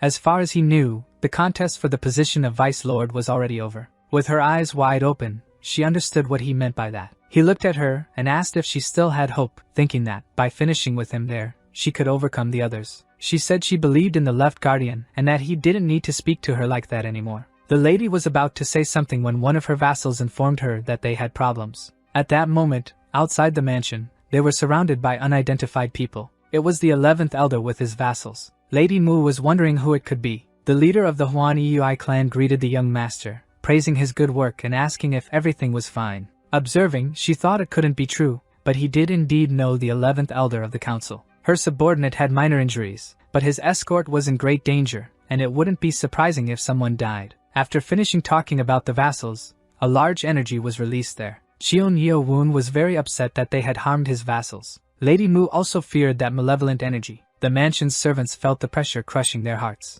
Lady Mu was very irritated and hadn't expected the appearance of the Flying Phantom clan. She had lost to him, no matter how hard she tried to seize the Black clan's first seat. She realized her imminent defeat. Moon Gear shouted to her that if she didn't surrender, they wouldn't leave there alive. He was talking about Mujian and Jinwon. Looking at her son, she realized that the eye in the box was indeed his. She removed the hat that covered her face and shouted for him. He, looking at her, said he was ashamed of himself. She was trembling and knew she was cornered, with no choice but to submit. She knelt on the ground near him. Her son, seeing this scene, screamed for his mother. Lady Mu knelt with her head to the ground, saying she surrendered. She admitted, in front of everyone, that she recognized him as Vice Lord and asked him to release her children and the Black clan soldiers. When her son asked her to stop, she mentally told him to stay calm. She said they just needed to survive there, and that these humiliations could be avenged in the future. She said she would kneel as many times as necessary to save him, and asked him to think of her and remain silent. Then, she declared that the Black clan would never harm young Cheon Yeowoon. He looked at her and walked close to her son, asking Go Wang Hul to hold him. Without understanding why, he obeyed the sovereign's orders. The left guardian didn't understand either, but given the circumstances, it was a great achievement. He asked to release the boy and step back. She thought she had at least gained time. Then she realized he made a different gesture with his hand. He told her that he truly believed that just bowing her head wasn't enough to beg for forgiveness. Rising from the ground, she began to fear for her son. When she stood up, she already had an idea of what was going to happen. Cheon Yeowoon sliced through the two of them in front of everyone. That scene lasted only a few moments. He simply attacked them, knowing that if he left it as it was, it would never end. He took both of their lives using his own hands as weapons. Lady Mu screamed in deep despair. Cheon Yeowoon was seeking revenge, not only for that day but for everything that had happened over the years. The lady ran close to her son. All the vassals in that mansion were stunned. Even the sovereign's vassals were restless.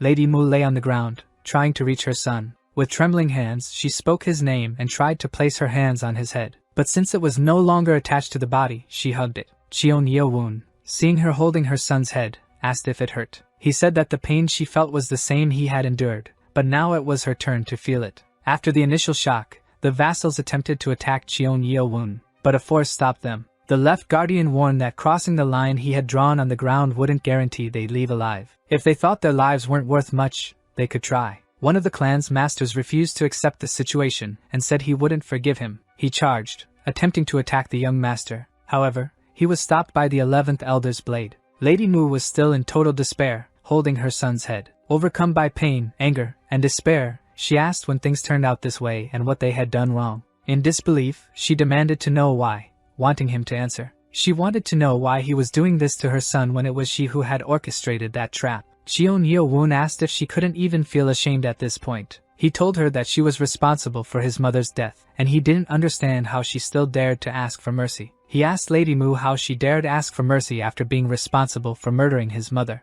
She asked what he was talking about. He reached into his pocket and pulled something out. He threw a piece of paper on the ground beside her. As soon as she looked at it, she knew what it was. The letter began by saying that Cheon Jangsum, from the Poison Clan, needed to speak with Cheon Yeowoon to reveal something. 10 hours earlier, in the Poison Clan's mansion, in Cheon Jangsum's room, the butler informed him that he had already returned, and the young master asked if he had seen any activity. It seemed that a man very close to Cheon Yeowoon had been kidnapped by them. They had kidnapped one of his subordinates, someone he valued above all. So, that young master saw an opportunity, as they had lost 80% of their forces. He asked the butler to write down what he was about to say. Lady Mu realized that it was because of the letter he had discovered the subordinate. It also meant he had learned the truth about his mother's death. She simply admitted guilt. She said that she was the one who killed that filth, and asked if he would take out his anger on the clan. Lady Mu asked how a bastard could mess with someone like her. Her eldest brother was the first elder of the council and wouldn't forgive him.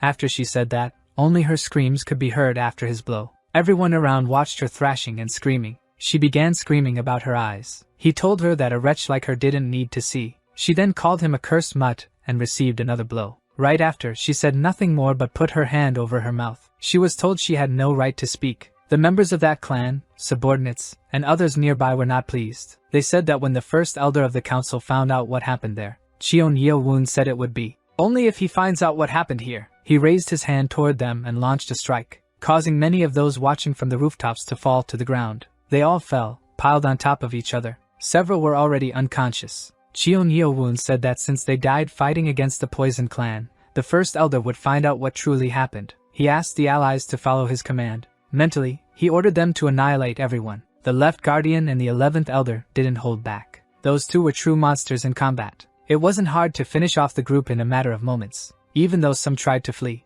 they yelled at each other that someone had to survive. Others merely cried for help. Some, cornered, begged for mercy. All those cries left Lady Mu in despair. After losing her son, her sight, and her voice, and now witnessing her warriors being slaughtered, Cheon Yeo-woon stood with one foot on her head. He told her that her time would come once the screams stopped. She wondered if everything would really end when the screams stopped. She thought she still couldn't die, but the blades seemed to have stopped. The left guardian stood there, with numerous bodies fallen around him. He informed that there were no others left. Cheon Yeo-woon called for Elder Wei. He told him to send the clan's warriors to search for any poison in the poison clan's storage. The guardian thought it was a great idea to poison the bodies to make it appear as if they died in a fight. That woman who had planned everything was lying on the ground at his feet. Forming a key sword, he informed her that her time had come. Then he spoke to her mentally, telling her to ask his mother for forgiveness before going to burn in the flames of hell. The next day, the demon cult's castle was in an uproar with the news. But the most shocking news was about the Dark Clan.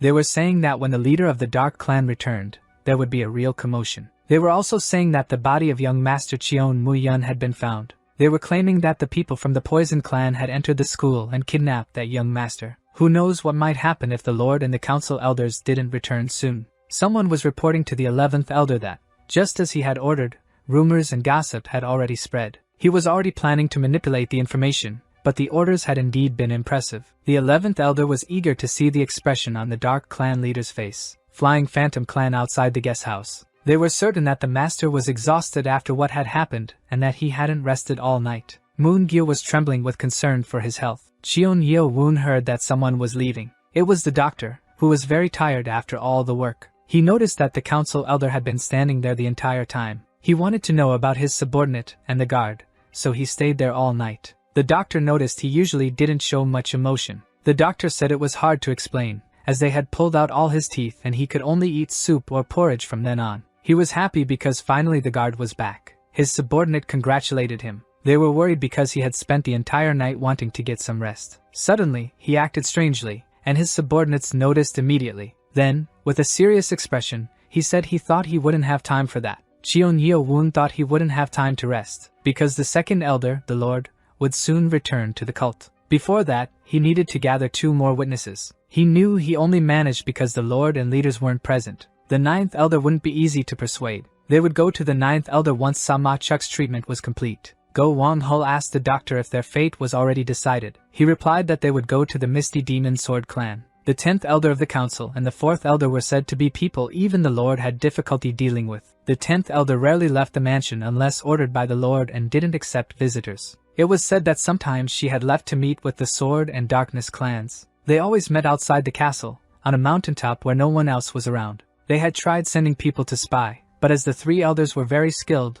no one could get close. Her behavior was suspicious, but beyond that, she stayed in her mansion, so the Lord stopped sending spies after her. She also didn't have a faction to command or significant accomplishments, which resulted in her having a low rank among the elders. The left guardian said his skills were better than hers. The left guardian thought it would be easier for him to try persuading another council elder. Go Wang-ho, my sovereign, we have arrived at the Misty Demon Sword clan. Now they were standing before the Misty Demon Sword clan's gates. Knocking loudly on the gate, he asked if anyone was home. As Hyo-ban knocked on the gate, someone opened it. The man who came to the gate asked the gentleman what they wanted. Hyo-ban explained to the man that the young master he saw was Cheon Yeo-woon and that he was the 12th elder of the clan's cult. The man stood still, looking at the young master, who could imagine what he was thinking. So, he immediately showed his identification plaque, confirming he was who he claimed to be. The man politely said he would inform the elder immediately. After a while, the man returned with a sorrowful expression on his face. He apologized and asked if it was the Lord who had sent him there. The man apologized again, explaining that the clan leader would only receive him if it were an order from the Lord. Cheon Yeo-woon thought that she would at least refuse him in person. They realized she was indeed very inflexible. He needed a different approach and thought he could provoke a martial artist. Then, he began manipulating his ki. The man became so frightened that he fell back, sitting. His subordinates were also startled by the sovereign's reaction. Despite the commotion, no one appeared there. He was starting to think he wouldn't get her support, just as the left guardian had said. Then he asked the man if he could deliver a message to the elder, if she followed the same path as the Dark Clan and the Sword Clan. Then he asked the man to relay those exact words, telling him to hold for a moment. Go Wang-ho wanted to know if the sovereign had gone there to obtain the 10th Elder's medallion. Then why was he asking that question? He wanted to know if she was a bystander or an enemy. Go Wang-ho thought he had given up on her medallion, and hoped she was merely a bystander. From outside, he felt a great surge of energy. He was pleased to sense that she was outraged by the question. Shortly after, the man returned to the gate to speak with them. He informed them that the clan leader wished to see them.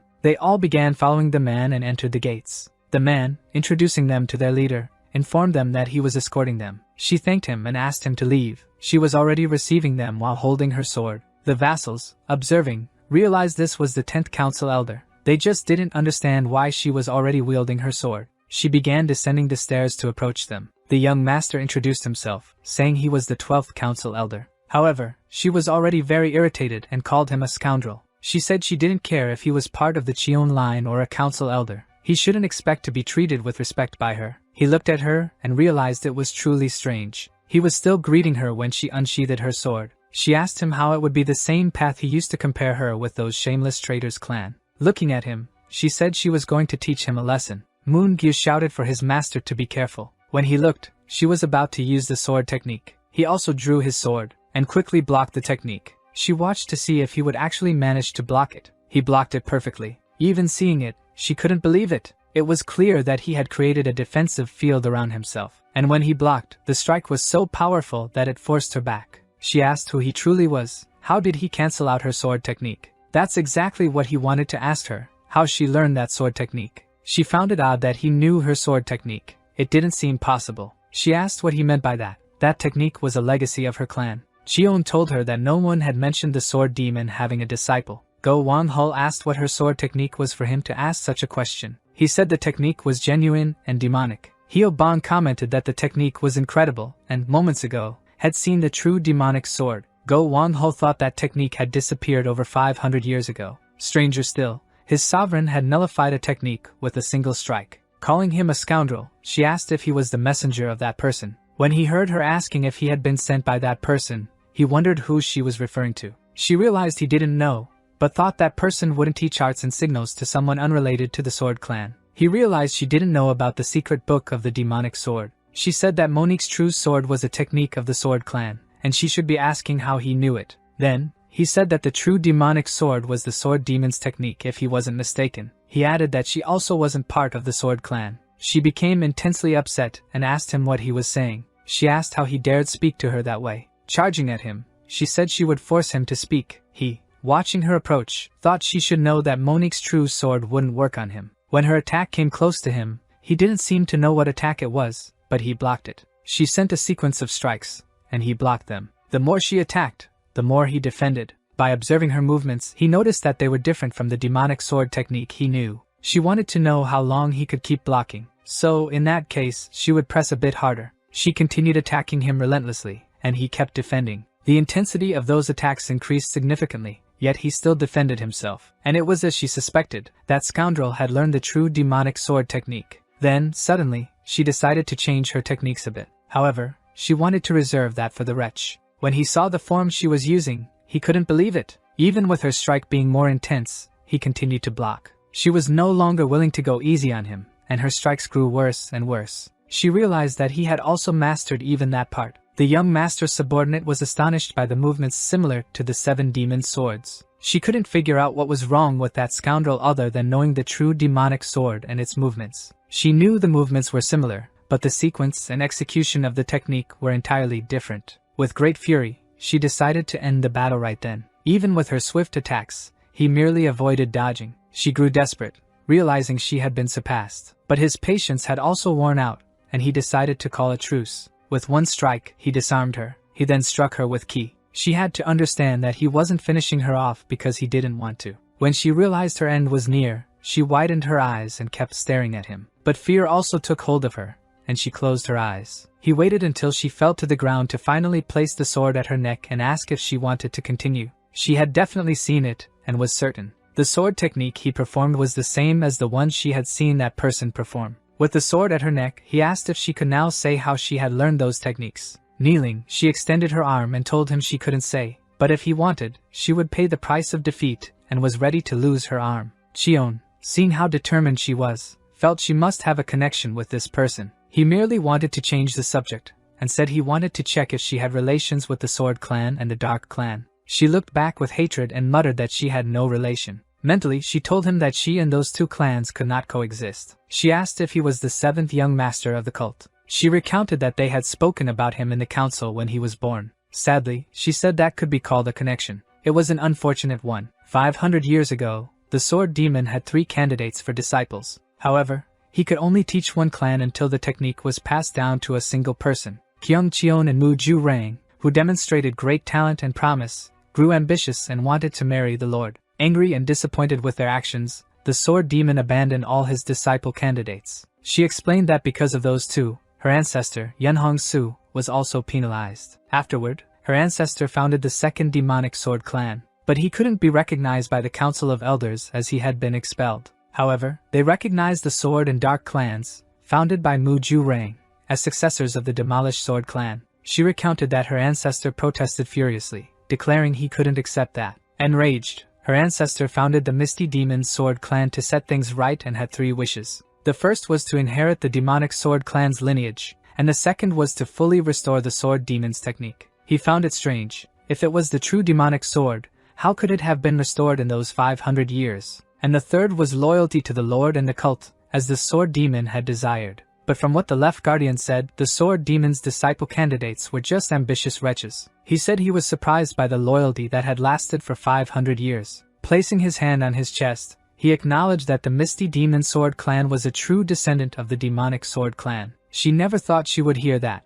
as the clan had desired it for generations, and she wondered how moved her parents and ancestor would be to hear it. He told her he would like to ask a favor from the 10th Council Elder of the cult, the true descendant of the demonic Sword clan. He asked that, please, she become his witness. This way, he could secure the position of Vice Lord of the cult, and he promised that the 6 main clans would no longer control the cult. Hearing him ask her to be his witness and to end the 6 clans' dominance, she was taken aback. She was incredulous and asked if he really thought he could do that. If it were that easy, it would have been done years ago. Hyo Bang joined the conversation to defend the sovereign, saying he wasn't bluffing. He told her that the Poison clan had been completely annihilated, along with all members of the Dark clan present there, including Lady Mu. She was shocked and asked if it was truly the case. Then, surprised, she stared at the young master. He said he would be direct with the council elder. If she swore loyalty to him, he would officially help her inherit the Sword Demon's will. She wanted to know what he meant by that. He said he would officially pass on the Sword Demon's martial art to her. She asked him how he would do that. He asked if she knew the reason the Demon Academy was founded. He explained that its true purpose was to cultivate the Sword Demon's successor.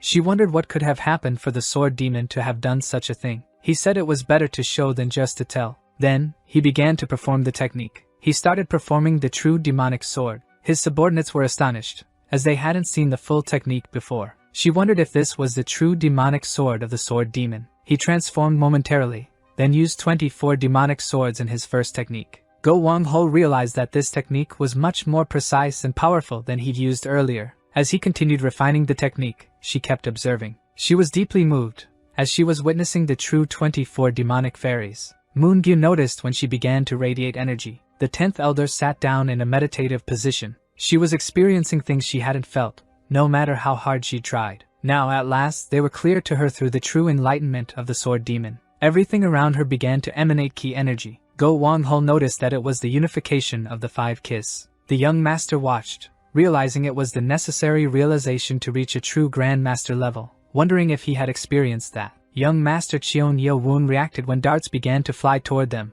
One of those darts was heading toward the 10th elder. Skillfully, Hyo Bang managed to deflect the dart, and concluded that it was poisoned. Go Wang-ho realized they were under attack and rushed to fight them. It seemed he knew who was there, so he charged to confront him. When he got him cornered, he slammed his face into the ground, telling him not to resist. Others had also been stopped by his comrades. The man captured by Go Wang-ho chose to bite his tongue rather than be taken alive. After confirming that the man had indeed accomplished what he wanted, Go Wang-ho reported to the sovereign that this was dire. The other captured man was about to do the same when he was stopped by a technique from the young master, and he wondered why he couldn't close his mouth. The young master's technique prevented him from closing his mouth. Cheon Yeo-woon ordered them to initiate a defensive formation. Hyo-bong, Moon-gyu, and Go-wang-ho began to protect the 10th elder. Using the technique on the man, he noticed he had poison tied to his tooth to prevent capture. Cheon Yeo-woon told the man he had learned that since he needed to respond, he would release the pressure on the silence key point. The young master asked who had sent him so he could respond.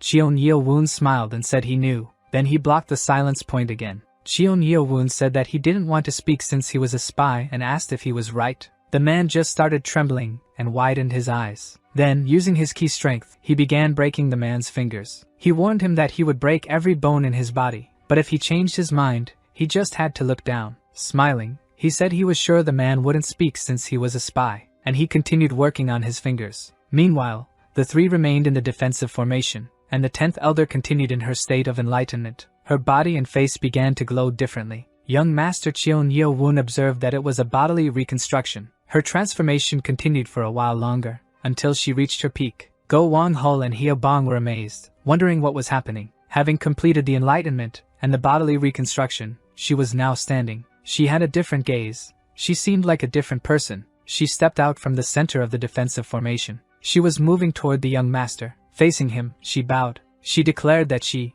Manhua, the leader of the Misty Demon Sword Clan and the 10th Council Elder, swore loyalty to the true successor of the Sword Demon. Go-wang-ho noticed that, after her bodily reconstruction, she appeared to be in her 20s. Cheon Yeo-woon was pleased, as he had finally secured his second witness. According to the Left Guardian, she possessed one of the greatest martial arts skills and was now his subordinate. The two elders and the young master's three subordinates were in the Misty Demon Sword Clan's library. Just thinking that someone who had worked for her for 10 years was a spy for the Sword Clan, Cheon Yeo-woon wanted to know if he could ask Council Elder Yun what had happened between them. She began by saying it all started about 8 years ago. One night, he appeared while she was training at her mansion. He was hiding his face with a mask but couldn't conceal his cunning gaze. Since she couldn't leave the intruder like that, she fought him. But she lost in a single technique, and afterward, she wanted to continue the Demonic Sword Clan's lineage. She was to go, in 4 days, at midnight, to the top of the peak on the west side of Mount Shawan. She couldn't ignore it after recognizing the true demonic sword and his mention of the Demonic Sword Clan.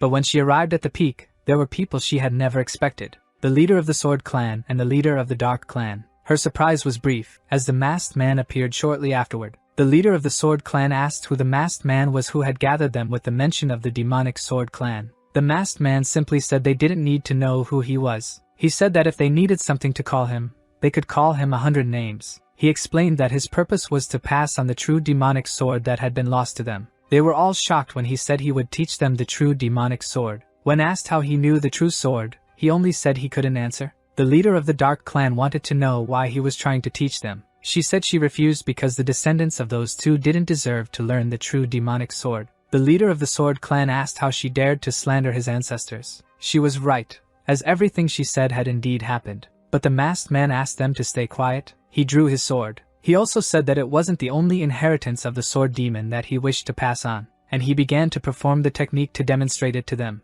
No one there knew that sword technique. The masked man said that this technique was called the technique of the 24 demon swords. He said he would teach the true sword that day and, in 3 years, teach the 24 demon swords. She trained diligently to prevent the sword demon's final teachings from being left with them. But they also returned 3 years later to the peak, having perfectly mastered the true demonic sword. The masked man must have been unable to determine who was superior, so he gave them another chance. She entered secluded training and worked as if her life depended on it. That was the true demonic sword she had shown. The leader of the Dark Clan and the Forest are among the highest masters of steel and martial arts in the cult. Their martial art would naturally have a weakness. It was difficult to choose, so he decided to change the terms and pass on the sword demon's inheritance to whoever was worthy. He asked if they remembered the technique of the 24 demon swords he had shown them 5 years ago. They all looked at him. He gave them another 3 years and, in that time, expected them to recreate the first technique. He said that this sword technique didn't require special key control. The leader of the Sword Clan couldn't believe what the Nameless One was saying. He drew his sword and suddenly demonstrated a sword technique. After executing that technique, his arms and legs appeared exhausted. He said he would measure everyone in 3 years using only that technique. The young master was thinking that this was the truth behind the story the Left Guardian had told. He asked if it was 3 years ago,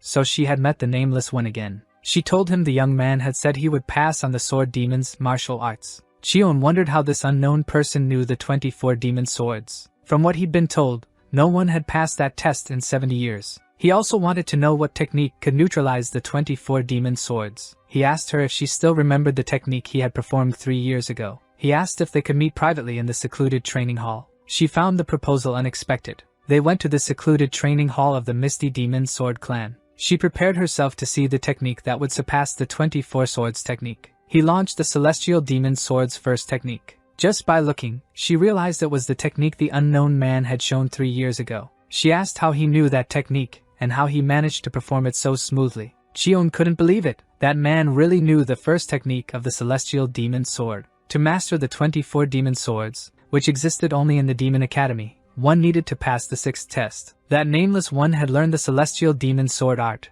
but it wasn't perfect. His subordinate was pleased when they realized the young master had returned. The 10th elder said she had something to say to all of them. Moon-gyu observed her, as he was curious about what she would say. She stated that from that moment on, she would be helping the master by his side. Go Wang-ho asked if she would be doing that personally. She replied it was due to her own purposes and motives. Go Wang-ho agreed with the 10th elder. Moon-gyu was feeling something different, as if something were pressuring his time. Then he said it would be very good for the young master. He mentioned that it would keep the Sword Clan and others alert if she left the mansion. The elder realized he was right, as she hadn't thought of it that way. Go Wang-ho began laughing loudly. He told Moon-gyu there was no need to worry about that. He decided to propose something to his sovereign, at the Flying Phantom Clan's mansion. The 11th elder was happy to welcome them, but he didn't recognize the young lady, although he noticed she had a fierce gaze. She looked at him and said she was still dressed like that because he was looking her up and down. Then they began to stare at each other. He noticed that the voice and unrefined way of speaking seemed quite familiar. Then he realized who it could be. He asked if she was Luciano from Council Yun.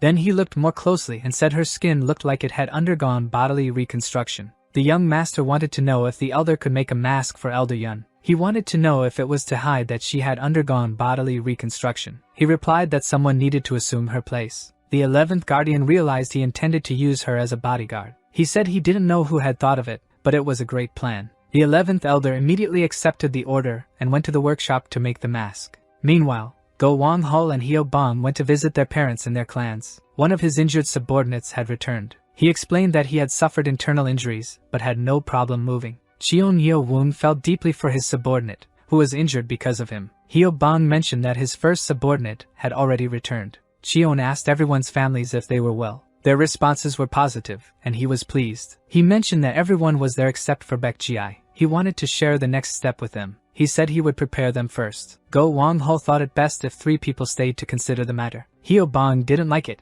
as he wanted to stay with the sovereign. He explained that he was going to the military clan, so he would leave that matter with the 2 of them. In the east wing of the Celestial Demon Cult's castle, the elite Nihilist clan, the master found it very grand and eye-catching. Looking around, it seemed they were with the 6 main clans. Sa-chuk, returning home, was well received by the guards. It had been a long time since he had seen them, so he was glad to see them again. He asked them to inform that he had brought young Master Cheon Yeo-woon. Moon-gyu found the atmosphere very pleasant, and felt that the young master might secure another medallion. Quickly, he was received by the council elder. He formally thanked them for the warm reception. The host was delighted, and wanted to hold a banquet in honor of the 12th elder. The welcome seemed a bit extravagant. In the grand guest hall of the Nihilist clan, a banquet was set on the table. The 9th elder had great admiration for him after seeing him fight against Council Elder Beck. The young master went straight to the point, and told Elder Sama that he was there to ask a favor. He said he would be happy to help in any way he could. Young Master Cheon Yeo-woon stood up. Bowing, he asked if he would be one of his witnesses so he could rise to the position of Vice Lord. He was impressed by how someone aspiring to the position of Vice Lord could be so humble.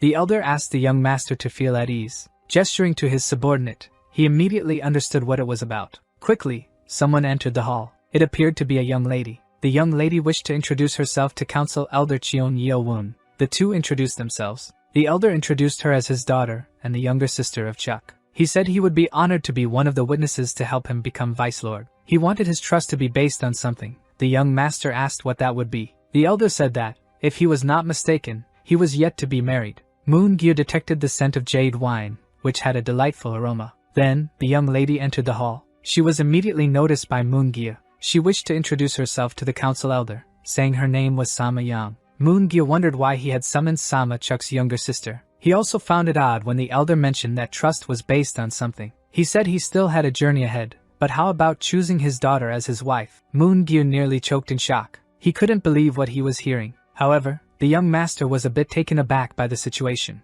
The ninth elder asked if his daughter was not to the young master's liking. He replied that wasn't the issue and asked what the problem would be. Cheon Yeo-woon realized that had been his plan from the beginning. He wanted to form a family alliance with the young master, no matter what. He knew this young man could be a vice lord candidate once he challenged the control of the 6 main clans. He explained that forming a bond through marriage to create a solid alliance was a long-standing tradition. Cheon Yeo-woon grew thoughtful. He made it clear that, when he became vice lord, he would be confronting the 6 main clans directly. To face them all, he would need his own rival faction. Moon-gyu found the ninth elder very convincing with his reasoning. She seemed worried, thinking she wasn't just a subordinate who swore loyalty. The ninth elder continued, saying that since he didn't have his own clan, he should form a family alliance to supplement that. Smiling, he asked if there could be a better plan for the future than this one. Cheon said it was a good observation. Moon-gyu thought that his words meant he intended to accept the marriage proposal. Her heart ached. She realized she was in love with the young master, and only now understood.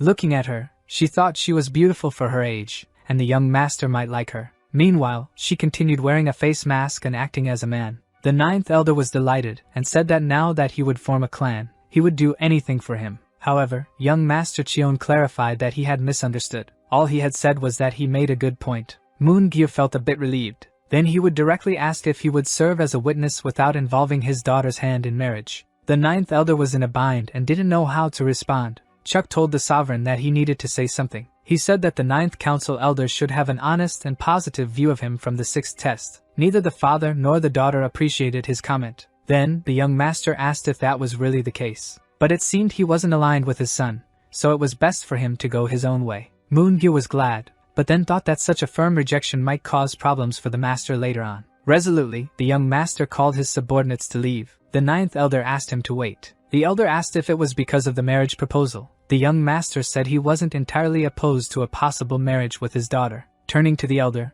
he asked if he knew why he wanted to become vice lord. He asked him what he thought about the cause of the corruption and decay within the rule of the 6 main clans. The elder thought that at his age, he was already considering the cult's future. The young master thanked him for his kindness, but it seemed they had different goals. Responding to the marriage proposal, he said he wished to marry someone he loved. Bidding farewell, he turned and was about to leave. However, the ninth elder fell to his knees and said he had been foolish and hadn't understood his great purpose. The young master turned and asked what he meant. He, Sama Iui, the leader of the Nihilist clan and the ninth council elder, swore loyalty to him and asked him to please take the medallion. This caught both the 10th elder and Moon-gyu by surprise, but it left the young master pleased. After accepting, they departed. The ninth elder and his daughter watched them leave. The elder thought that, having sworn loyalty after yielding to a young man's influence, he hoped his judgment was not mistaken. He told his daughter that he was too good to let go. The girl replied that there's no tree that wouldn't fall after an axe's blows. Looking at his daughter, he said he would leave it to her then. She thought they hardly looked at her, even though she was as beautiful as the others. Moon-gyu left relieved and happy not to have lost her master. She kept gazing at him with a love-struck expression. She still remembered that he had said he would only marry someone he loved. She believed he had looked at her while saying those words, and so she descended the stairs with great satisfaction. Near the Demon Academy, a reception room in a certain inn. When the left guardian saw the 10th elder, he realized she had undergone bodily reconstruction. Then, he asked the young master what he would like to know. He wanted to know who had passed the test 70 years ago. The left guardian wanted to know what this was about. The 10th elder said she could explain. The left guardian couldn't believe anyone else knew about the epiphany of the celestial demon founder. Then he thought back to see if he remembered who had passed. He then said that the person who passed the 6th test of the Demon Academy 70 years ago was the great Lord Cheon-in-ji, his grandfather. Cheon-in-ji was Cheon Yeo-woon's grandfather and the former lord of the cult. He was known as the strongest lord in the last 500 years. Cheon Yeo-woon knew that his grandfather had disappeared 20 years ago. To learn both techniques, he needed access to the lord's mansion and to pass the 6th test. This was half a month ahead of Elder Hwan's prediction. At the eastern gate of the celestial demon castle, someone was arriving. The lord was returning. Everyone was greeting the great celestial demon cult. The left guardian knew the true war would finally begin. Cheon Yeo-woon was waiting for the lord to descend. However, he spotted his master. He noticed that his right eye was injured. He also seemed pale, and wondered how a martial arts master like him had been hurt. He wanted to know what had happened during their expedition. Observing, it wasn't just his master. The third elder, the fourth, the fifth, and one of the council elders were missing. Moon-gil was horrified, fearing it might be someone she knew. Suddenly, the elder waved to everyone, and she realized he wasn't injured, only a bit worn out. The missing elder was the seventh council elder of the Simple Blades clan. The leader of the Dark clan was looking around for his sister and the disciples of the Dark clan, but he saw none of them. Suddenly, he had a bad feeling about it. Shortly after, they entered a large area with a sign reading, Martial Artists Alliance. Everyone wondered why the Martial Artists Alliance was there. Everyone was asking them to leave. They realized they weren't welcome, but they continued. Cheon Yeo-woon was also startled to see the Martial Artists Alliance. The 11th elder was smiling, finding it all interesting. He asked the young master if he knew what was happening. The news was that the cult and the Martial Artists Alliance might be joining forces. The young master wasn't pleased by that news. In the grand hall of the Celestial Demon Cult, it was almost empty, and the Lord's seat was also unoccupied. The arrival of the 9th Council Elder was announced. He was well received. The 5th Council Elder, leader of the Sound Clan, noticed that 3 elders were late. Next, the arrival of the 10th, 11th, and 12th Council Elders was announced. The 5th Elder thought they must have grown closer after being demoted. No one there liked Cheon Yeo-woon's presence. They wondered why he was there. He greeted them, introducing himself as the newly appointed 12th Council Elder, Cheon Yeo-woon. The 5th Elder didn't like having him there, and the 4th Elder was surprised he had passed the 6th test. The 1st Elder was wondering why the Poison Clan was nowhere to be seen. The elders were emitting a strong energy presence. They were not comfortable with Cheon Yeo-woon's presence. He had cut off one of their grandson's arms. Another wondered how the son of a maid dared to be there. They thought he might have reached this point by luck, but that it was his limit. No one would acknowledge him as a council elder. Then, the leader of the Black Fist clan welcomed him and recognized him as a council elder. The leader of the Westgate clan greeted the elder and acknowledged him as a council elder. The 4th elder was outraged by what they used to recognize him. He thought Hyo Bang and Go Wang-ho must have worked hard. The 5th elder wanted to know what had happened while they were away. The 4th elder didn't understand how a flea they could crush at any time had grown so threatening. Meanwhile, the young master was mingling energetically with the other elders, speaking with them. The Lord's entry was announced. The Lord entered and took his place in the seat. Everyone greeted the great celestial demon cult. They all humbly welcomed the great Lord. The Lord's bodyguard asked everyone to sit. Cheon Yeo-woon, as he sat down, noticed the Lord's breathing was irregular. He wondered if he had an internal injury. Seeing how he appeared normal,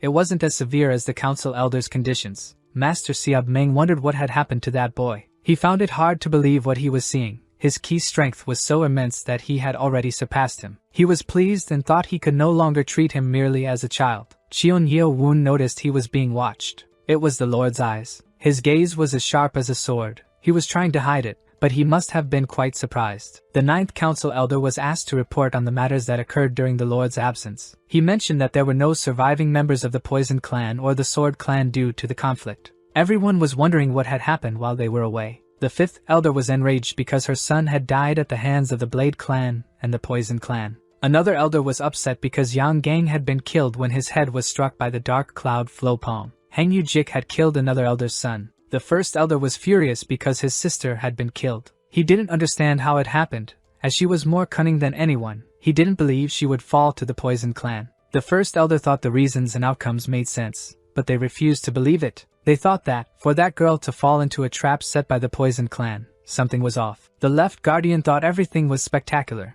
Master Cheon was shining at that moment with his plan. The elders could no longer have the same relationship as before. The Council Elder had passed the 6th test and become the new 12th Council Elder. The 5th Elder protested, saying the purpose of this meeting was not an appointment. The Lord ordered Cheon Yeo-woon to step forward. He stood and bowed in reverence. The Lord declared that, as the 23rd Lord of the Great Celestial Demon Cult, he was using his authority to appoint him as the 12th Council Elder. None of the elders liked to see that. The Lord told him that, having officially become a Council Elder, he would grant him a request. Cheon Yeo-woon thanked him. The request was for approval of his ascension as Vice Lord. The Lord had not been expecting that request. The 3 elders, the 9th, 10th, and 11th, voiced their support for the young master's ascension. The 4th elder felt deceived and thought that had been his goal from the start. They thought he had somehow managed to convince the 2 strangest and hardest to control people in the cult. His master was very pleased, as that was his cherished disciple. The Left Guardian thought that with the Lord's imminent approval,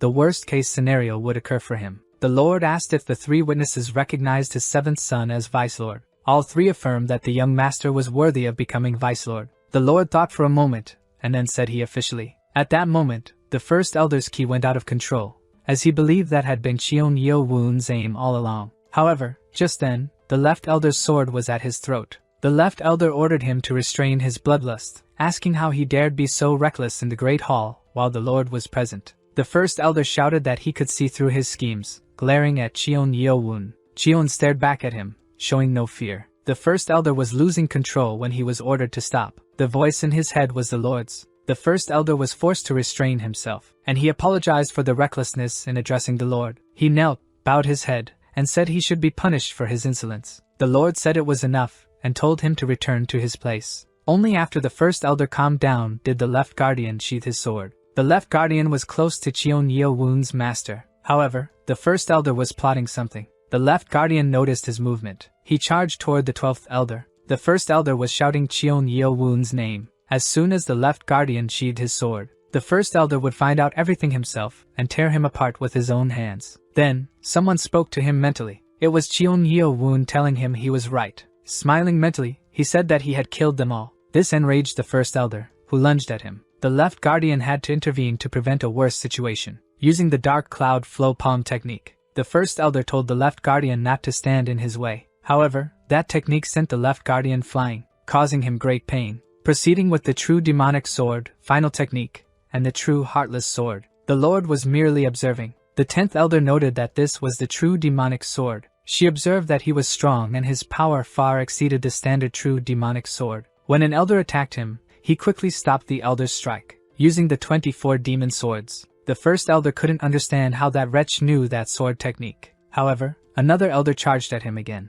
Cheon Yeo Woon thought he was fast. He was trying to block his strikes, but he wasn't able to and got injured. He was using the true demonic sword with his right hand and the black demon crushing sword with his left hand. As he was fighting with a different technique in each hand, it looked as if he were fighting two people at once. The first elder wanted to finish him off while he was wounded. The first elder used the true demonic sword, final technique, along with the 24 demon swords, first technique. He believed not even the Lord could stop that technique. He performed the final secret technique, left sword and right sword. The 10th elder thought that not even the young master could block it. Cheon thought if he could stop it with the 24 demon swords. He surprised the first elder by using the blade manifestation of ki. The 11th elder recognized the technique. It was the same blade technique from before. The first elder found that technique unbelievable. He was attacking blind spots in a way that neither the left nor right spaces could cover. The first elder felt he couldn't withstand it. Cheon Yeo Woon was ready to finish him off. He launched his powerful attack, the ultimate technique among the blade techniques of the blade gods. Even he didn't know the true name of that form, but it was similar to a dragon, and the first elder was in trouble. He was performing that technique, and no one opposed him. The Lord was merely watching, along with his bodyguards. The elders could do nothing. They had no orders to intervene. When he finished performing it, his master realized that the technique was like a flying dragon whenever such a blade technique appeared. However, he found the technique strangely familiar, even though it was his first time seeing it. The left guardian was astonished by the blade god's technique. Cheon Yeo Woon had not only studied it but also mastered it. The young man's talent was a true gift from the heavens. Someone spoke mentally to the left guardian, saying they wanted to speak with him privately. The 11th elder realized he had only used this occasion so remarkably that he had asserted himself before the other clan leaders. The Lord was thinking that he hadn't intervened with the intention to stop it, even if it ended up growing beyond control. He also thought that, at this rate, in 10 years, the list of the 5 greatest martial artists of the Central Plains might change. The elders found it insolent, injuring the first council elder in the Lord's Grand Hall. Cheon Yeo Woon merely looked at them. He went to the Lord and said he felt his life was threatened, so he acted and apologized for his discourtesy. The 5th elder said the Lord would express his displeasure one way or another. Quickly, the left guardian prostrated himself before the master and asked the Lord to punish him. He said he was too useless to prevent that from happening, despite the young master being threatened. The 5th elder couldn't believe the left guardian was helping him. The Lord said he would let it pass, as it was caused by the impulsive actions of the first council elder. He said that the first elder had targeted his son before his eyes, but since he had paid the price himself, he wouldn't make the matter any bigger. The Lord made it clear that any insolence in the Great Hall would be taken as a challenge to his authority, and would not be tolerated. Cheon Yeo Woon understood this as a warning, indicating that next time he wouldn't let it slide. The Lord also announced that he would appoint Cheon Yeo Woon, who had already proven his worth, as the Vice Lord. The Lord said he would appoint Cheon Yeo Woon as Vice Lord for having demonstrated his value. He asked if anyone present opposed this. None of the elders dared to go against the Lord's decree. So he declared his seventh son, Cheon Yeo-woon, as Vice Lord of the Great Celestial Demon Cult. One elder noted that it was the first time in 500 years that someone outside the 6 main clans had become Vice Lord. They were the only ones left now. Cheon Yeo-woon could finally stand against them as an equal. Normally, the Vice Lord's ascension ceremony should take place immediately before all cultists. The good news was that Cheon Yeo-woon would act as a council elder until the position was officially filled. Knowing this, the council elders from the 4 remaining main clans tried to bolster their positions, but their opposition was ultimately crushed by the Lord. The Lord said they would move on to the next matter of the day, but before that, he mentioned that the Vice Lord should receive medical attention, as he appeared to have lost a lot of blood. Cheon Yeo-woon had nothing he could say. It wasn't like he could explain that the nano had healed him. He would ask Council Elder Hwan to keep him informed of the meeting. At the Flying Phantom Inn, Moon-gyu quickly went to the young master, asking if there had been a fight in the Great Hall and if he was alright. He simply left, leaving everyone worried. He sensed the presence of guard Jang and realized he was awake. He went to see him immediately. He opened the room door quickly to see him. Seeing him, he felt sad about the condition he was in. The guard was surprised to see him there. Cheon Yeo-woon, overjoyed, hugged guard Jang. Guard Jang was happy to see the young master. He said that seeing him grown made him feel unnecessary. Cheon asked what he meant, as he had promised to stay by his side. The guard said he could no longer protect him. For a moment, they were both sad. Cheon Yeo-woon couldn't believe it, as guard Jang had dedicated his entire life to him. He asked Nano if there was a way to restore a broken dantian. After analyzing, Nano found a way to replace his teeth on the spot. He was happy because he didn't know which techniques existed, but he could at least restore the teeth for now. He told the guard he had news he wanted to share with him before anyone else. He shared that he had won the air battle. The guard was astonished, and he told him that he had been named Vice Lord that very day. Guard Jang began trembling intensely. Nano explained that it was a faint induced by reduced blood flow to the brain. It was a condition that occurred when one was extremely surprised. 2 hours later, the 3 elders wanted to congratulate him again on becoming Vice Lord. This caught his subordinate by surprise, as he hadn't yet told them. However, they were all thrilled with their young master's new position. Hyobang said it called for a banquet. However, the 11th elder said it would be difficult that day. They would have to attend a banquet that day. Hyobang was surprised to hear about the banquet as an alliance with martial artists. Before that, the 11th elder wanted to report on the meeting's resolution. An alliance with them had been officially approved in that meeting. Cheon Yeo-woon thought that over 70% of the council elders and clan leaders had participated in the meeting and voted in favor. The elder explained that they were in a situation where it couldn't be avoided. He mentioned they had lost 2 provinces. Cheon Yeo-woon asked about the coalition among the forces of evil. The elder said it wasn't a martial school they had encountered before. It wasn't something as large as a celestial demon cult or an alliance. It was a mere martial arts school. Zhejiang province was the territory of the Manila Celestial Cult, where 9 branches of the cult existed.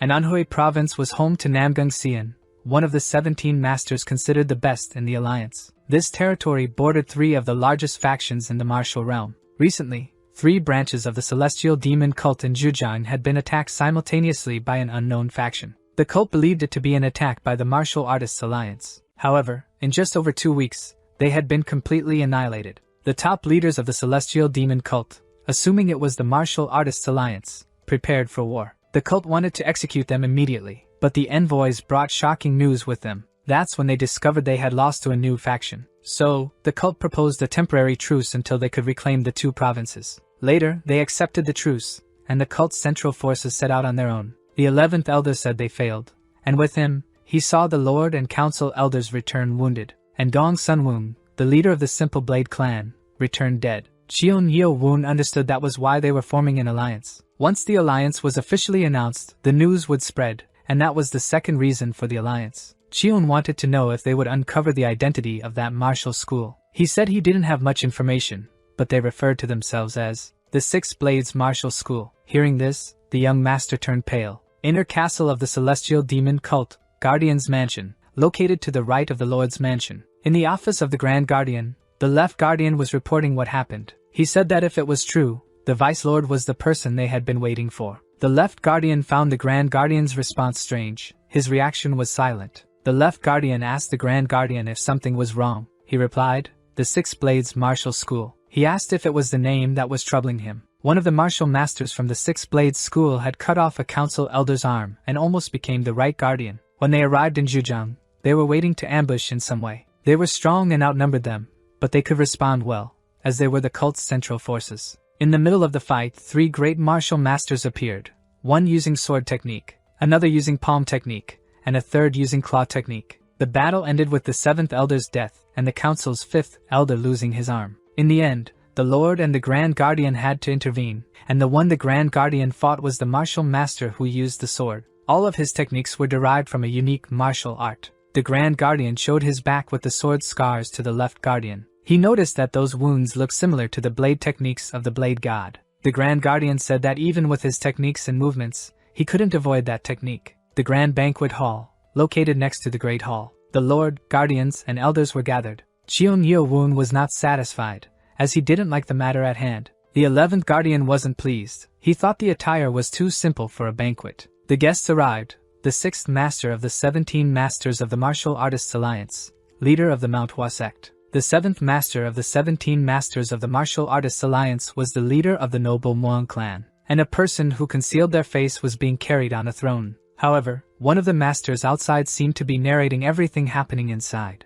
The person who concealed their face descended from the throne. She greeted the Lord cordially, saying she was the representative of the righteous forces, the Martial Artists Alliance, and the masters also greeted the Lord. The Lord told her she was welcome and that it was an honor to receive such important guests from the Martial Artists Alliance. However, as he spoke the final words, her attendants and masters grew tense. One of the masters didn't like it and didn't understand. Very sternly, the Lord asked what manners were these from someone representing the Martial Artists Alliance, hiding her face. She quickly apologized, saying she was so nervous to meet him that she ended up being disrespectful. Then she removed the hat that concealed her face, revealing her face. She was just a young lady, but everyone was mesmerized by that sculptural face. The vice leader of the noble clan thought that face was the most beautiful in the Central Plains. Rumors quickly spread about how beautiful she was and that she could be considered the most beautiful woman in the world. Everyone's attention was drawn to her charms. They all realized they had been staring too long. Now without the hat, she introduced herself as the 2nd strategist of the Martial Artists Alliance and greeted the cult's lord. The Lord said that the Martial Alliance leader had sent a truly valuable guest. One of the masters thanked him and said the food they had prepared might cool down at this pace. The Lord agreed that Master Peng was right and soon invited the guests to be served. The Elder introduced himself as Sama Iui. The 11th Elder introduced himself as the advisor of the Great Demon Cult. One of them noted that he had at least heard that name once through the Alliance's intelligence network. Cheon Yeo-woon also introduced himself as the Vice Lord and 12th Council Elder. That title of Vice Lord caught their attention, but they hadn't heard any news that the successor of the cult as Vice Lord had been chosen. He looked young, yet he was also a council elder. One of them thought the demon cult wasn't just for show. He didn't seem to be more than 20 years old. They were shocked, as they didn't expect there to be another monster here. A monster like that person. Someone they didn't think a council elder alone would be enough. So someone was eyeing Cheon Yeo-woon, seemingly planning to use him as a test subject. They caught everyone's attention with a light knock to create some noise. As soon as she heard that knock, the 2nd strategist stood up. She appeared to be looking for her target. She was close to the 10th and 12th elders.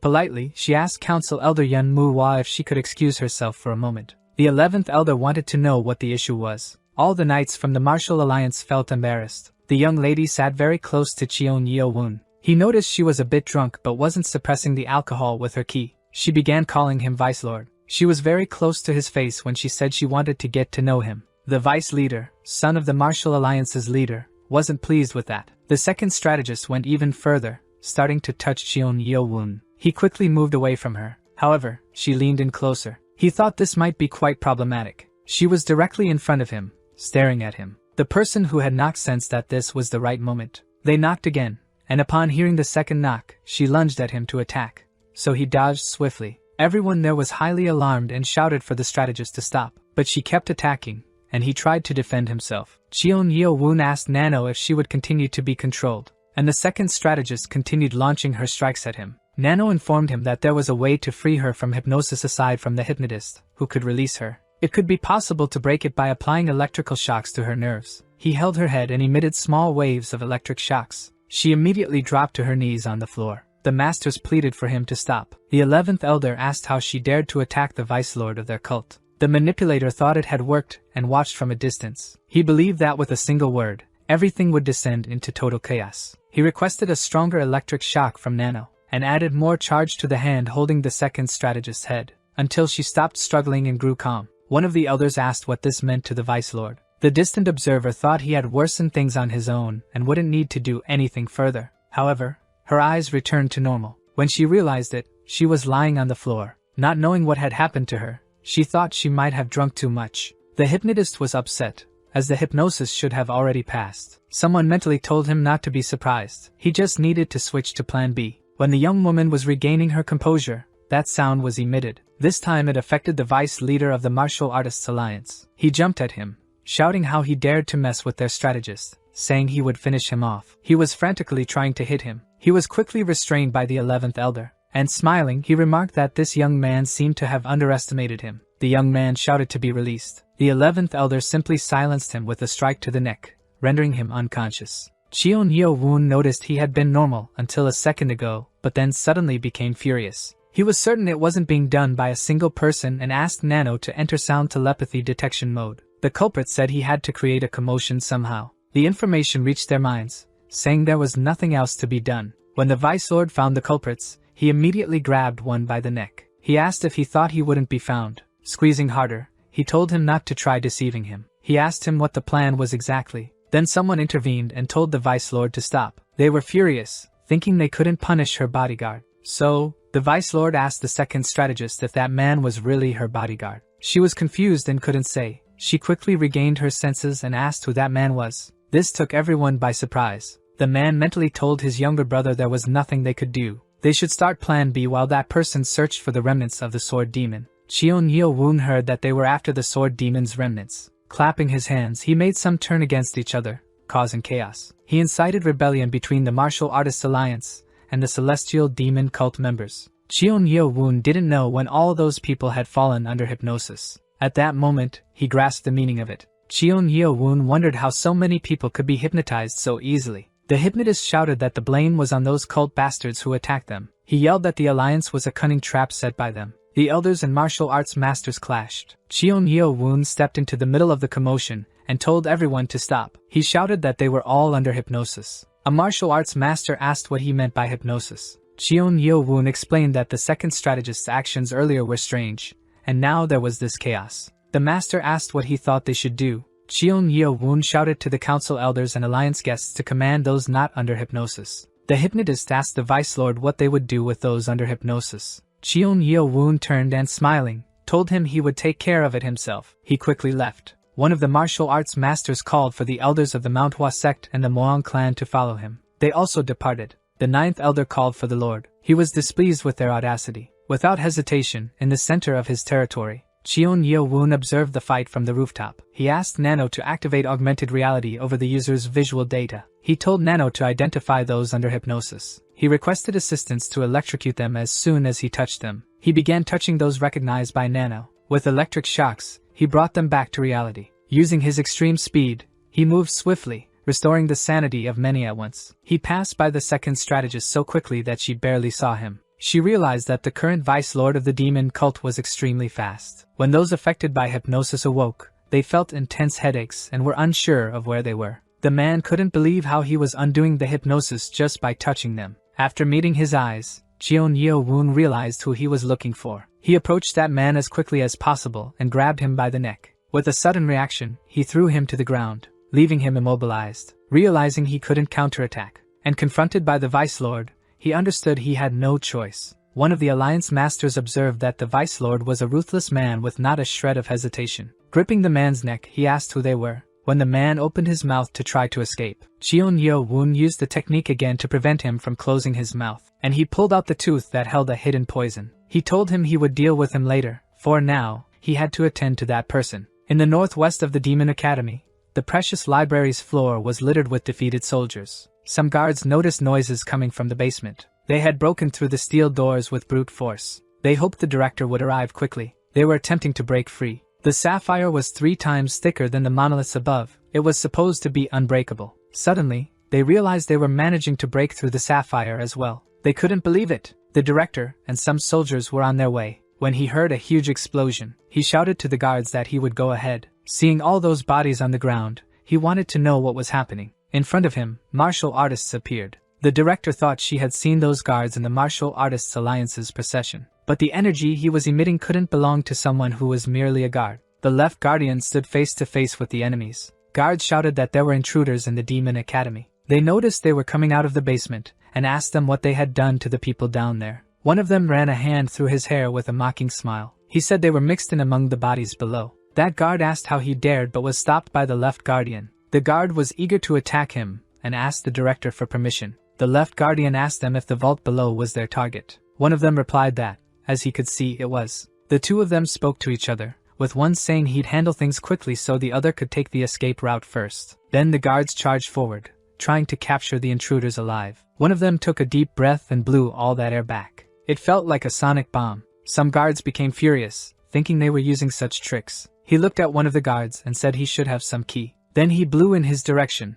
causing him to spin around. Smiling, he said that whatever they tried, the result would be their death. This enraged the next combatant as well. He tried to confront the intruder in vain, thinking he could surprise him with a key sword. The fate of this warrior was not much different from the previous one. As those intruders were specialists in various martial techniques, they executed a precise strike. After receiving a fatal blow, the warrior felt his blood flow through his mouth. Struck down and with his opponent now kneeling on the ground, the intruder remarked he was no different from the others. With firm words, he told his companion to go ahead, as there was no one there capable of stopping him. Proving otherwise and ready to fight, the left guardian contested that statement. Not only that, but he also began to unleash his powers and attack. Thus, he realized that these invaders were not ordinary fighters. From the very first attack, he was thrown far away but managed to absorb the impact of the blow. With great conviction, one of the invaders commented that he had already warned them. This made the left guardian focus intently on all his opponent's movements. The intruder found the scene amusing,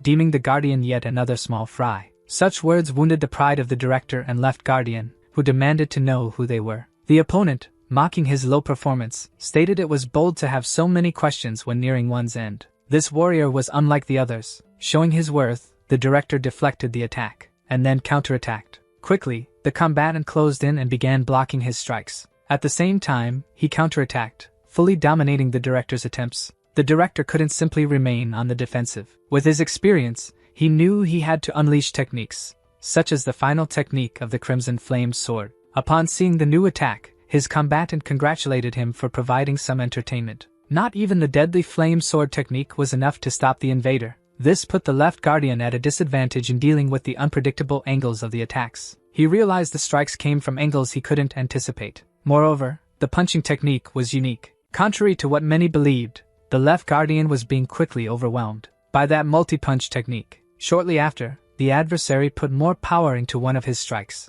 This sent his opponent flying and left him feeling the severe impact on his body. The damage caused by the punches from that martial artist of the Six Blades School was evident. Pleased with his results, the intruder asked the guardian why he was speaking in such a manner. The guardian commented that the punch technique felt as if it were a blade technique. Standing before him, the intruder found this amusing and revealed he was the fist master of the Six Blades Martial School. Gravely injured and with his suspicions now confirmed, the guardian realized he must inform the rest of the cult. Contrary to his expectations, the figure before him was plotting his end. Unaware of the incoming attack, which deflected the blow meant for the guardian, he caught the object thrown toward him. It turned out to be the severed arm of his fleeing ally. Imposingly, the Vice Lord asked, after throwing it, if he was that person. Anticipating something dreadful, the director shouted at the Vice Lord, warning him to be cautious with that individual. Sahyun, the intruder, looked at the imposing figure and realized that if it truly was the Vice Lord, he would have no choice but to eliminate him and leave as quickly as possible. Seeing his attack deflected by the Vice Lord,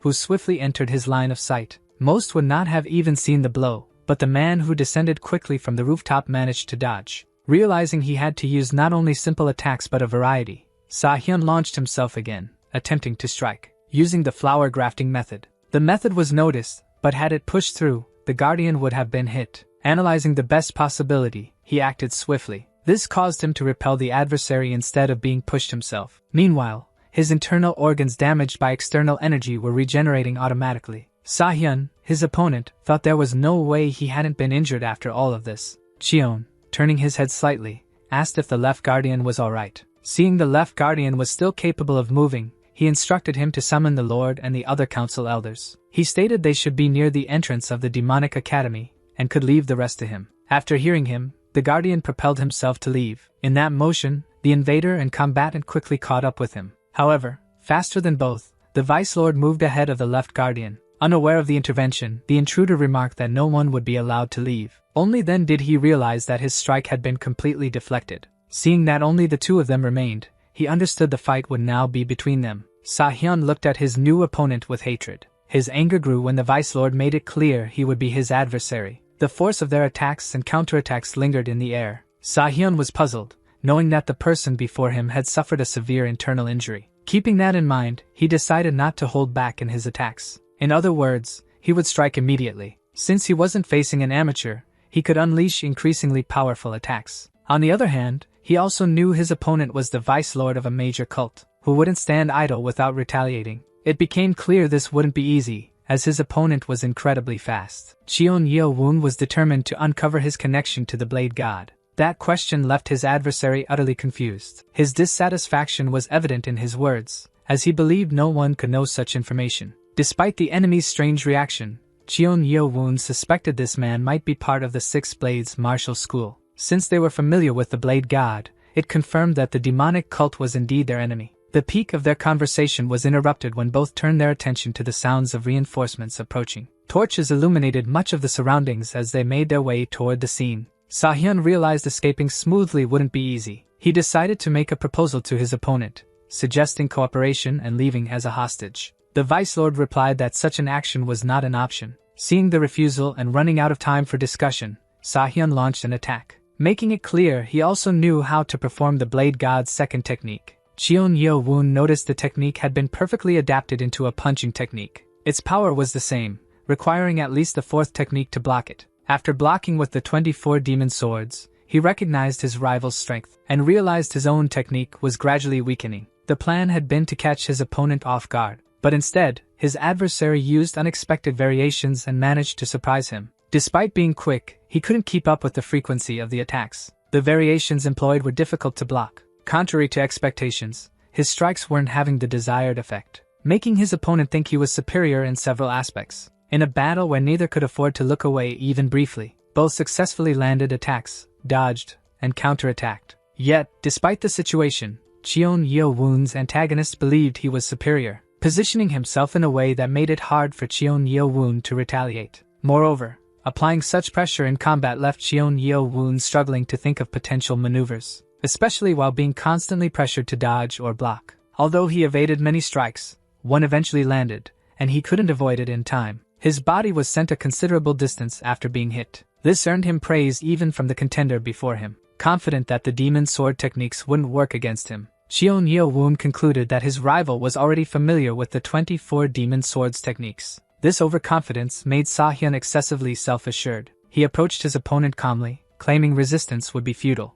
After hearing a direct insult to the cult, the Vice Lord threw a fragment of his sword to the ground. He asked if Sa-hyun truly believed the cult couldn't defeat them. Sa-hyun found it strange that, despite being struck, his opponent still had something to say. All the fragments of the sword previously lodged in various parts of his body were now being expelled as his wounds began to heal. This happened right before the eyes of someone who believed he was superior to the cult. Witnessing the wounds heal, Sa-hyun dreaded what might come next. His instincts warned him that this boy was dangerous and needed to be eliminated before fully recovering. He charged forward at a considerable speed, trying to reach his determined target. However, the position of Vice Lord could only be occupied by the second most powerful individual. Sa-hyun realized the strength of his opponent when he noticed the sword he was wielding. Not just the sword, but the technique itself. It was the demonic heavenly sword art, something rarely seen. Frightened yet furious at having his ego challenged, he claimed it wasn't enough. He still had hopes of escaping somehow. But as the attack grew in magnitude, his hopes began to fade. His gaze faltered when he saw the scale of the attack headed directly toward him. It was only a matter of seconds before his life force, along with his hopes, would end. Upon receiving the attack, he looked at his adversary, unable to believe what had just happened. Once again, Cheon Yeo-woon emerged victorious from a difficult battle. In the end, both intruders met their demise at the hands of the Vice Lord of the demonic cult. After his victory, Cheon Yeo-woon looked at what remained and remarked that this was the consequence of insulting the cult he belonged to. The martial arts training field was filled with reinforcements. The lord of the demonic cult, along with his finest soldiers, was searching for the intruders. The left guardian landed in front of the lord. Noticing his condition, the Lord asked where the enemy was. He replied that the enemy was in the precious library, and that the Vice Lord was fighting him. The intruder was from the Six Blades Martial School, but before he could say more, he collapsed. It was evident he had fainted due to an internal injury. The Great Guardian, observing the angry intent on the Lord's face, stood before him and asked him to wait. This act was not well received by the Lord. Extremely furious, the Lord demanded to know who he thought he was blocking. Kneeling and bowing in reverence, the Great Guardian stated that he would go first. He urged the Lord to take care of his health, as his internal injuries from the earlier battle remained unhealed. Acknowledging the noble gesture of the Great Guardian, the Lord agreed to let him go ahead for now. But he also ordered the 4th and 10th elders to accompany him. Following the orders, everyone quickly acted. Paying close attention, the Lord noticed that the left guardian was holding something in his hand. It was wrapped in a cloth and carried alongside his sword. The Great Guardian distanced himself further and further, until he reached a nearby rooftop, where the battle between the Vice Lord and the intruder was unfolding. This occurred just as Cheon Yeo-woon had awakened his sword. He was performing the demonic heavenly sword art. The Great Guardian witnessed the opponent being reduced to nothing by the final strike. Even he was astonished by the display of that sword technique. He observed the entire performance of the technique from beginning to end, leaving only the imposing Vice Lord standing. However, he also noticed the black sword. Seeing that the entire blade was black, it might have been the sword in question. As the sword returned to the grip of the young warrior, Cheon Yeo-woon noticed the presence of the Great Guardian. However, he wasn't certain if someone so close to the Lord would overlook anything. He disliked seeing that figure and the others who appeared shortly thereafter. The 4th elder, arriving after the battle's conclusion, was eager to learn what had happened. Upon seeing the scene, the 10th elder concluded that the Vice Lord had defeated a martial arts master from the Six Blades School. Approaching him, she asked if he was alright. The Great Guardian was also pleased to see that the Vice Lord was unharmed. With a calm expression, Cheon Yeo-woon thanked the Great Guardian for his concern. It didn't take long for the other warriors, as well as the Lord, to arrive at the scene. Bowing respectfully to the Lord before him, the Great Guardian reflected on his loyal role as the Lord's right-hand man. He considered whether to inform the Lord about what he had just witnessed. The Lord wished to know what had occurred. The Great Guardian explained that the fight had already ended when he arrived. However, with his experience, he observed that this was no ordinary confrontation. He noted it was as if multiple sword techniques had been fused to secure victory. This made the Lord realize he shouldn't underestimate Cheon Yeo-woon, and he left with the Great Guardian. Reaching the underground vault of the library, the Lord asked if that location had been the target. There was silence, as the Great Guardian waited for the Lord to continue speaking. In a somber tone, the Lord asked again if that was their goal. Finally, the Great Guardian responded. He affirmed that their target had indeed been the underground vault of the precious library. Descending the stairs, the Lord's demeanor was anything but friendly. His expression was serious. Soon, they noticed that the secret books of the Sword Demon had been burned. The Lord couldn't understand why such a hidden place existed within the demonic academy, and the fact that the enemies knew a secret even he didn't suggest that they were not taking him seriously. Cheon Yeo-woon, as soon as he could examine the belongings taken from the intruders, he realized they were not after the books but rather the blade marks of the Blade God. He also couldn't understand why those claiming to be descendants of the Blade God wanted those marks. In the banquet hall of the demonic heavenly cult, everyone wondered how long they would have to stay there. The strategist stated that they had already shared everything they knew and should now be making decisions. All they could do was agree with her and wait. She was still slightly disoriented, as she had now finally remembered everything and realized she had been used by them. She recalled that after failing to recruit Manhua while traveling to find 2 of the masters, she was ambushed by mysterious individuals and, upon waking, found herself part of the Martial Alliance procession. It was clear she had been targeted, as she was secretly moving for the Alliance, and the only ones who knew her movements were one of the 7 masters of the Martial Artists Alliance, making it evident one of them was an enemy spy. Knowing this information, she needed to ensure the alliance was formed and return quickly. Meanwhile, the physician of the demonic cult was searching for clues about what had led to such an extreme situation. The physician's disciples also couldn't find anything linked to the event. Baek Jung-woo hypothesized that there might have been some physiological change while they were under hypnosis. Even so, the demonic physician couldn't find anything conclusive related to that theory. Baek Jung-woo, the cult physician, was informed there was no poison or special substances involved. This contradicted the Vice Lord's suggestion that some substance might have triggered the hypnosis. At that moment, the Vice Lord appeared to speak with those handling the investigation. The physician greeted the Vice Lord, who expressed his gratitude for the arduous work Baek Jung was doing. He took the opportunity to ask about the progress of the investigation and whether there had been any breakthroughs. Baek-junk reported that all the food and drinks in the banquet hall had been examined. This surprised Cheon Yeo-woon, as he found it hard to believe there was nothing in the food or drink. This made him wonder if hypnosis could truly be triggered with just a palm strike. If that were the case, everyone in the hall would have had to fall into a hypnotic state. Expressing his dissatisfaction, he asked for permission to examine things further, and the physician agreed. His sharp eyes missed nothing, reflecting on the claim that nothing was found in the food or drink. He remembered the event and how the perpetrator struck a dish against a jar. He picked up the jar,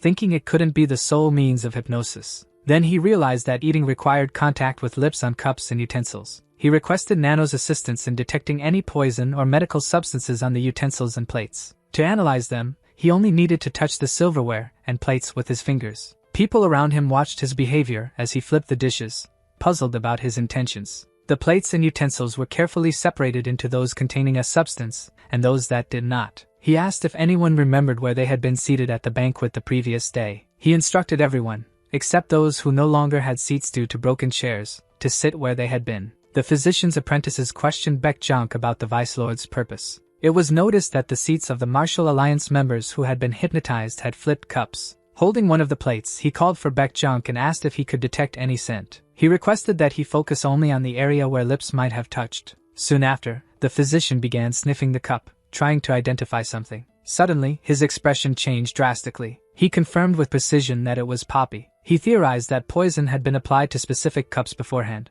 He also marveled at how the Vice Lord managed to detect something that had escaped everyone else. At the Lord's mansion, in his training room after his session, he was being dressed by his attendants. Several marks and scars on the Lord's body were visible, evidence of battles throughout his life. After being dressed, his attendants asked for permission to leave. He was still trying to uncover the connection between the attack he had suffered and the marks left by the Blade God's sword. He had no doubt it was similar to the sword energy he had felt when a certain individual attacked him. Just recalling it made the wound ache again. It was the same individual who had appeared right before eliminating the claw technique user in Jujian. The one who had wounded him with martial proficiency beyond his imagination had also been able to look him deeply in the eyes and state that he was not the person they were searching for. He could barely endure the memory of the humiliation the Lord had experienced in that moment. Still in a fit of rage, someone called out to him. When he asked who it was, Marakium identified himself. Needing to compose himself from the anger and resentment he was feeling, he told him to wait in the office. After some time in the Lord's office,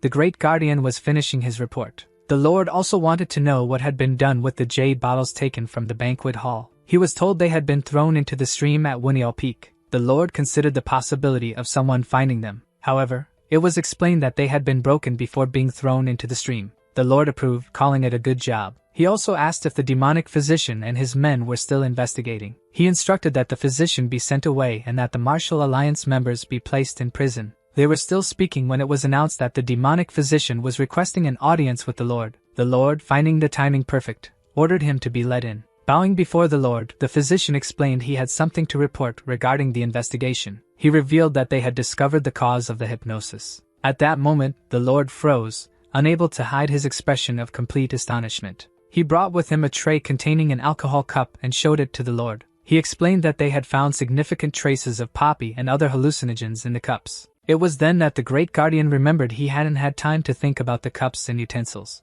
The Lord, on the other hand, thought he should have instructed the demonic physician earlier. He asked the physician who had made the discovery. Hastily, he replied that it was the brilliance of the Vice Lord during his investigation. This disrupted the Lord's plans. Beck explained that when the substance was consumed, it induced a hallucinogenic state. This made the individual susceptible to hypnosis by someone skilled in illusionary arts. But something else concerned him. It was the large quantity of drugs involved. He revealed that the Vice Lord had hypothesized they may have been switched. For this reason, he personally went to inspect the jade bottle stock in the castle. Faced with this unfavorable scenario, the Lord ordered that, because of the hypothesis, the detained guests be released. As for the Vice Lord, he ordered that the investigation be stopped immediately. The demonic physician, observing the situation, assumed that the Lord was concealing something. In the castle kitchen, the Great Guardian informed the Vice Lord of the order to halt the investigation. He also disclosed that the jade bottles had been hidden as per the Lord's instructions. Cheon realized the Lord had orchestrated everything amidst the chaos. Understanding his manipulative nature, he questioned the Great Guardian if he had known of the plan from the beginning. He also presumed that it was the Great Guardian who had disposed of the jade bottles. Cheon argued that if he were in charge, he wouldn't have discarded all the bottles, excluding the cups.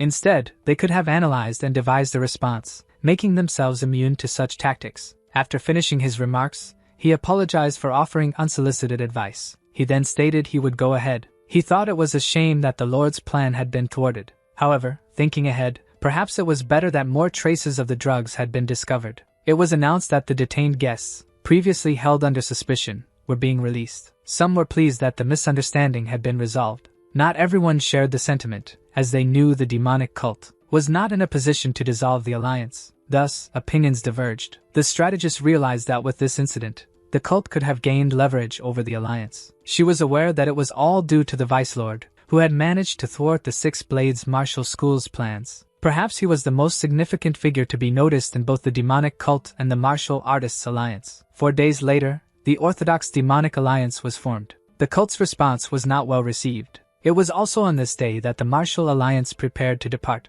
The Lord remarked that there was no need to rush. The strategist mentioned there was a matter they needed to address, which was the reason for their departure. Members of the martial alliance pondered whether a spy truly existed within their ranks. An invitation from the leader of the martial artists alliance was delivered, inviting the Lord to the martial tournament. The Lord, feeling honored, thanked the strategist for delivering it. After expressing his gratitude, he said she could inform the king that he would attend, as they were allies. The great guardian informed the Lord that it was almost noon and time to head to the grand courtyard. After the farewells, the Lord wished them a safe return, and thus, the martial alliance departed. The Lord kept pondering where the spy from the Six Blades Martial School might be hiding. In the guest house of the Flying Phantom clan, Cheon Yeo-woon's vassals were disappointed. Everything had been announced, except for their sovereign's ascension as Vice Lord. It was widely understood that proclamations in the grand courtyard were meant to announce significant decisions. One allied elder questioned whether this meant the Lord had changed his mind. Baekji remarked that this was a position their sovereign had claimed by winning the heir's battle. The 11th elder believed it was within the Lord's authority, as long as the 6 major clans did not oppose it.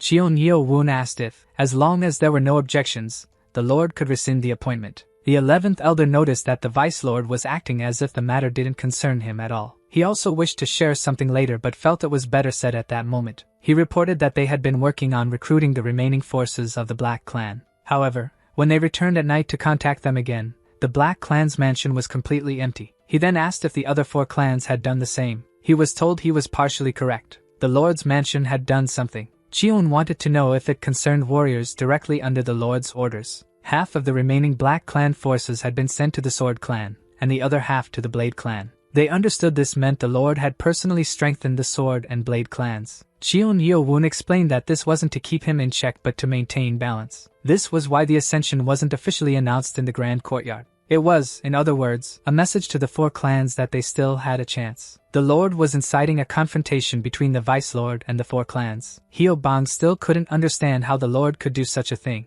Elder Y believed the young man had seen through the Lord's intentions. They had observed that he was a heartless man with no attachment to his clan or lineage. Baekji and the other vassals realized the Lord wasn't their ally and didn't know what to do next. Given the circumstances, Cheon Yeo-woon wanted to ask everyone present a question. He wanted to know if they could trust him and follow him no matter what happened. His vassals were surprised to hear the question, thinking their master already knew the answer. He continued, saying that many things were wrong with the cult at present. He expressed a desire to restore the cult to what it was when the celestial demon founder had created it. Even if this decision meant opposing the current lord of the cult, he wanted their trust and support. His vassals deeply regretted that he even had to ask. No matter the path he chose, they would always follow him. Whether it was the path of Azura or a thorny road, they vowed to remain by his side. All those present swore to follow him, no matter what happened. Elder Y asked what the Vice Lord had planned regarding the remaining 4 clans. He explained that they would need to abandon the previous plan. Since the Lord sought balance,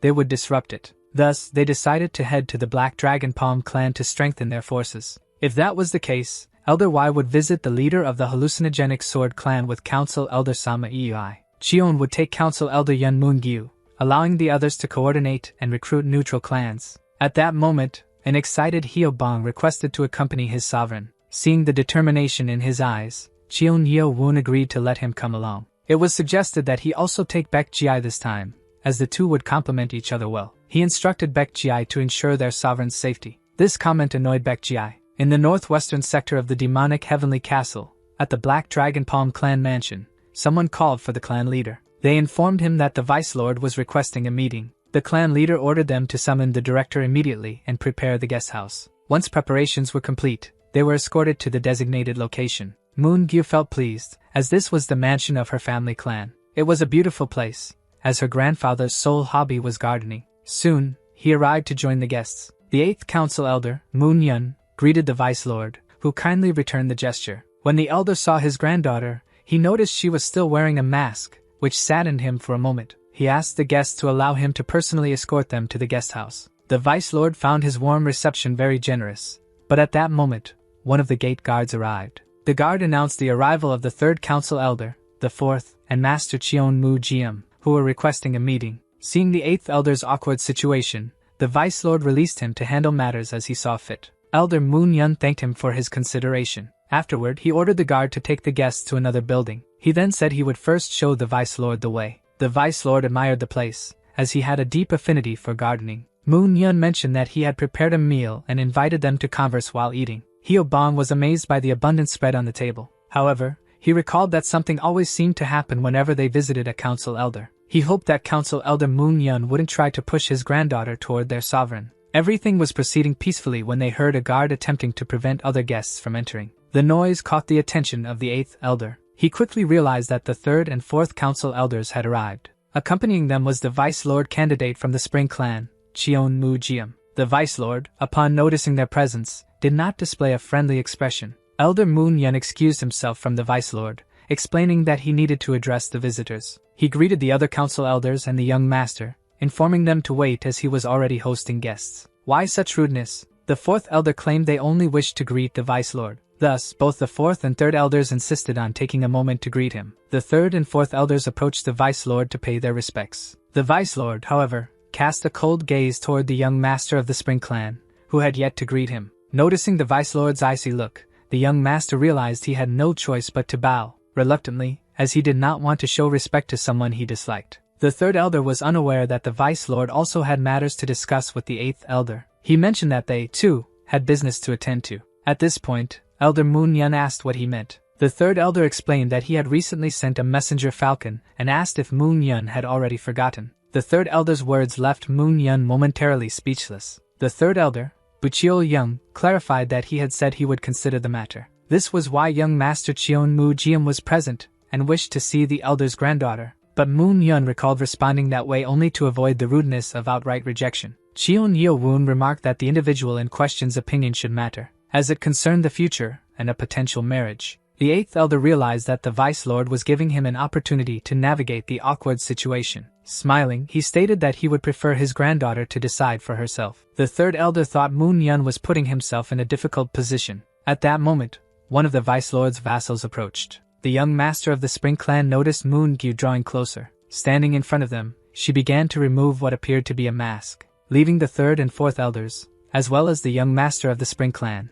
stunned. After removing her mask, it was revealed that the person was a young woman in disguise. Baek-ji, one of her companions, was shocked to discover that beneath the mask was an artificial skin covering. The 8th elder's granddaughter greeted the council elders and introduced herself as Moon-yun. Despite looking directly at her feminine face, Baek-ji struggled to believe his companion Moon-gyu was a girl. Hyo-bong was equally shaken, recalling how he had walked past her unclothed when she was in their room. The young master of the Spring clan was now filled with regret, having said many things at the demonic academy. Meanwhile, the 3rd elder praised the granddaughter's beauty, saying he now understood the reason for the mask. The 4th elder remarked that young Master Cheon Mujian was very fortunate, as her beauty was incomparable. However, Moon-yun commented that seeing the young master reminded her of what he had said at the demonic academy. Her uncle, the 4th elder, was pleased to learn that they already knew each other. He said that as soon as he became vice lord, he would destroy the Black Dragon Palm clan. Hearing those words, the 4th elder, leader of the Spring clan and uncle to young Master Cheon Mujian, found himself in a very embarrassing position, especially when he noticed that the 8th elder was not at all pleased by what his granddaughter had shared about the young master of the Spring clan. The 3rd elder pleaded with Elder Moon-yun, saying the young master had merely misspoken. The 4th elder couldn't believe the 8th elder would make such a fuss over a small matter. However, Elder Moon-yun saw no reason not to stir up such a commotion. Thus, the 3rd elder requested that both sides lower their fighting spirits. In an attempt to ease the tension, the 3rd elder claimed that the young master's words carried no real weight. He added that there wasn't a clan within the cult that would dare to easily challenge the Black Dragon Palm clan. Changing the subject, he asked if they were indeed looking for a skilled physician. With a resolute tone, he said that if his granddaughter and young master Cheon Mujian were to marry, he would offer the medallion granting access to the divine physician as a dowry. When the 8th elder laid eyes on the medallion, he could hardly believe it was the very object he had been seeking. He knew it was the genuine medallion that granted an audience with the divine physician. Buchio Young stated that, as a council elder, he could never lie. The 8th elder asked if he truly intended to offer something so valuable as a dowry. It was then that the 3rd elder revealed that all 4 main clans had designated the young master as their successor.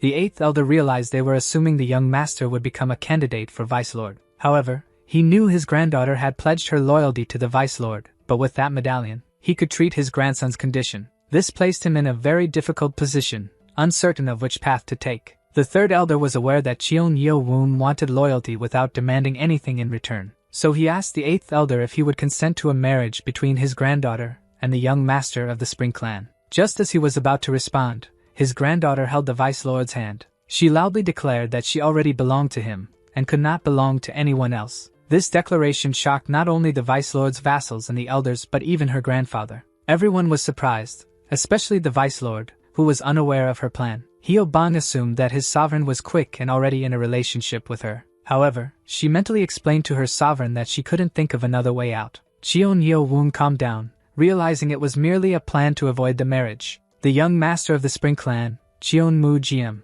cast a sidelong glance at the couple. The vice lord noticed he was being watched. Cheon Mujian was furious, feeling as though he was losing yet again. The vice lord then placed his hand on the shoulders of the 8th elder's granddaughter. He looked at the young master of the Spring Clan with a mischievous gaze and a sarcastic half-smile. This was quickly noticed. Not only had the vice lord taken what he desired most, but he was also mocking him. Indeed, the vice lord was deliberately provoking him from a distance, knowing the young master's fiery temperament. With his ego wounded by the mocking smile, he lost control and let his murderous intent slip. However, before he could act, he was stopped by a guard who placed her sword in his path. Noticing the guard's reaction, the 4th elder demanded to know how she dared to raise her sword against him. The guard explained that he had displayed malicious intent toward the vice lord. The 4th elder was displeased with the situation and had already warned his nephew. The young master shouted, asking how the dog dared point a sword at him. The 4th elder urged the young master to stop and not confront the guard. Yet he didn't listen and struggled but failed to move the sword wielded by the mere guard. He looked at the woman and wondered who this dog could be.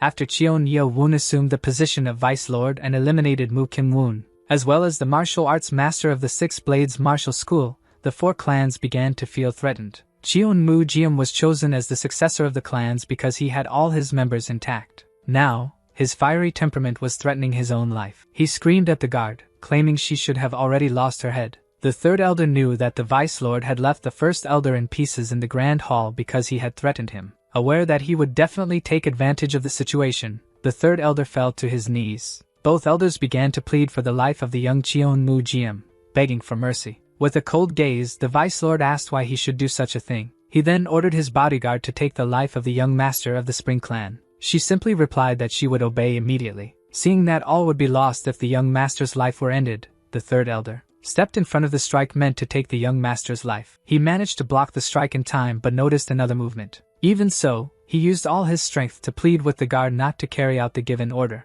The guard, however, showed no fear of the 3rd elder. He attacked her, trying to stop her from ending the life of the young master of the Spring Clan. They exchanged attacks and counterattacks as she remained determined to fulfill her orders. Similarly, the 3rd elder was resolute in defending the life of the clan's future leader. However, he realized that someone of her level and skill could not be a mere bodyguard. That was when he heard someone commanding him to stop immediately. Turning, he saw a sword pressed against the neck of the young Cheon Mujian. The vice lord was not joking. With a serious expression, he remarked that his orders didn't seem to be taken seriously. At that moment, he raised his sword, showing that he could end the young master's life whenever he wished. Terrified, the 3rd elder begged for mercy and declared that he would withdraw the marriage proposal. Cheon Yo-woon halted his strike, stopping it mere inches from its final trajectory. At that moment, the young master of the Spring Clan felt his entire body tremble. With no other options, the 3rd elder agreed to do whatever the vice lord wanted, provided he sheathed his blade. The vice lord then ordered them to hand over the medallion that granted access to the divine physician. The 3rd elder realized that this was what the vice lord had wanted all along, but the young master's life came first. Surrendering the medallion, he said he hoped the vice lord could show mercy. However, the Vice Lord emphasized that in politics, one must understand what the other person wants and offer it. Hearing the Vice Lord's words, the third elder realized he had intercepted their mental communication. When he offered the medallion as a dowry, he had mentally conferred with the fourth elder, referring to it as political strategy. They hadn't known that Cheon Yeo-woon had intercepted their mental exchange and was aware of their plans. However, the Vice Lord remarked that having only the medallion felt like a loss to him. Fearing the implications, the third elder asked what he meant by those words. Then, the Vice Lord severed one of the young master's arms. Feeling the edge of the Vice Lord's blade, the young master of the Spring Clan realized he had been punished. His vassals were baffled by their sovereign's actions. The young master, a candidate for Vice Lord, clutched his wound in an attempt to alleviate the pain. It was futile, and he screamed in agony. The punishment had already been delivered. The third elder rushed to them. Looking at Cheon Yeo-woon and realizing that everything had been planned from the start, knowing the young master was their successor. Turning his cold gaze toward the third elder, the Vice Lord asked if he had any issues with the outcome. However, thinking rationally, the elder replied that he had no complaints and could only thank the Vice Lord for his mercy. The fourth elder knew he had to restrain himself, as his nephew had shown intent to kill. He merely stated that they needed to leave, as young Master Cheon was in no condition to remain. Everyone thought the matter wouldn't end there, already scheming ways to take revenge on the Vice Lord. After they left, Cheon Yeo-woon, demonstrating his benevolence, handed the medallion to the eighth elder. The elder, prostrating himself, sincerely thanked the Vice Lord for his boundless grace. Cheon Yeo-woon, smiling generously, asked him to stand, saying there was no need to remain prostrated. Looking at the young man, the eighth elder couldn't believe this gentle individual was the same as before. He realized his granddaughter had a keen eye for judging people and had chosen an excellent husband. Without much hesitation, he, as the leader of the Black Dragon Palm clan and 8th Council Elder, swore loyalty. The 8th Elder declared that he and his clan would support him until their last breath, hoping the Vice Lord would accept. Very satisfied, he said that was exactly what he had come to request, his loyalty. After their conversation in tea, the 8th Elder wished to ask the Vice Lord something. He inquired when the Vice Lord planned to marry his granddaughter. Caught off guard, Cheon Yeo-woon spat out all the tea in his mouth, splashing it onto his vassal's face. Thus, Cheon Yeo-woon and Moon-yun spent a long time explaining the misunderstanding. The 8th Elder couldn't hide his disappointment upon learning the truth, but he didn't let it discourage him. He called for a servant to bring Moon-yu, his grandson. The Vice Lord asked why he was calling for his grandson. The 8th Elder replied that he couldn't hide the truth any longer. He explained that his pregnant daughter-in-law had gone into complicated labor after receiving the news that she had lost her husband. Although the granddaughter was born without issue, unfortunately, the baby boy, due to delayed birth, was born with an intellectual disability. The young master was quickly brought to the presence of the clan leader and his guests. When he arrived, he greeted his grandfather and his sister, whom he hadn't seen in some time. The Vice Lord's vassals noticed that the mask Moon-yun wore was modeled after her brother's face. The siblings embraced, having been apart for a long time. The 8th Elder, pleased to see the siblings together, asked his grandson to greet the Vice Lord. With some difficulty speaking, he greeted the Vice Lord as best he could. The Vice Lord didn't respond, only observing the young man's behavior. After a moment, he asked the 8th Elder if he could examine his grandson's condition. The young man found it strange as the Vice Lord approached and placed his hands on his head. After doing so, Cheon Yeo-woon told the young man it might hurt a little. He then emitted a significant amount of electrical waves. The 8th Elder, the boy's grandfather, panicked and demanded to know what the Vice Lord was doing. From the moment the young man greeted him, Cheon Yeo-woon quickly understood why the elder wanted to see the divine physician. He asked Nano if there was a way to treat the condition. Searching through the data, he found several similar cases and realized that a better assessment required physical contact. For this reason, the Vice Lord approached the elder to request permission to examine his grandson. After receiving permission, he placed his hands on the boy's head to perform a magnetic resonance scan. Through the scan displayed in his vision, he detected irregular blood flow. According to medical case analyses, the problem lay in oxygen distribution to the brain. He asked if it could be corrected. Nano replied that it was possible by removing dead brain cells. Nano inquired if he wanted to begin electrotherapy. If there was a chance to help, he would do it. Nano instructed him to place his fingers where the red markers indicated. At that moment, the Vice Lord told the young man it might hurt a little. He emitted the required amount of electrical waves for the treatment. The grandfather, unaware of the procedure, panicked, fearing something terrible might happen. The young man, still receiving the electrical waves, screamed in pain as it became unbearable. His grandfather rushed toward him, not understanding what was happening and trying to protect him. However, the bodyguard stood in his way, refusing to let him interfere. When the therapy ended, Cheon Yeo-woon removed his hands from the young man's head, and the boy began to collapse. Before he hit the ground, his grandfather caught him in his arms. Shouting, he demanded to know what the Vice Lord had done. But then he noticed signs of improvement. His grandson was able to squeeze his hand firmly for the first time. Looking at Moon-gyu, the grandfather asked if he was alright. Though trembling, the boy managed to reply. He told his grandfather that his head hurt a lot. The eighth elder couldn't believe his grandson had managed to speak a full sentence without intellectual interference. Additionally, the boy's irises had regained focus, appearing normal. Despite his grandson complaining of the pain, the grandfather was overjoyed, embracing him with great happiness. The Vice Lord's vassals were astounded by how extraordinary their sovereign was. Baek Ji already knew his sovereign's kindness, recalling when he had been cured of a micro-poison. 2 hours later, the eighth elder returned the medallion, saying it was no longer needed. He asked for it to be saved for another cause and offered to host his grandson as a guest. He entrusted both his grandchildren to the care of the Vice Lord. Cheon Yeo-woon turned to look at the two siblings, who were visibly happy. He remembered when Moon-yeon had held his hand and declared that she already belonged to him. Placing a hand over his chest, he realized he was experiencing a sensation,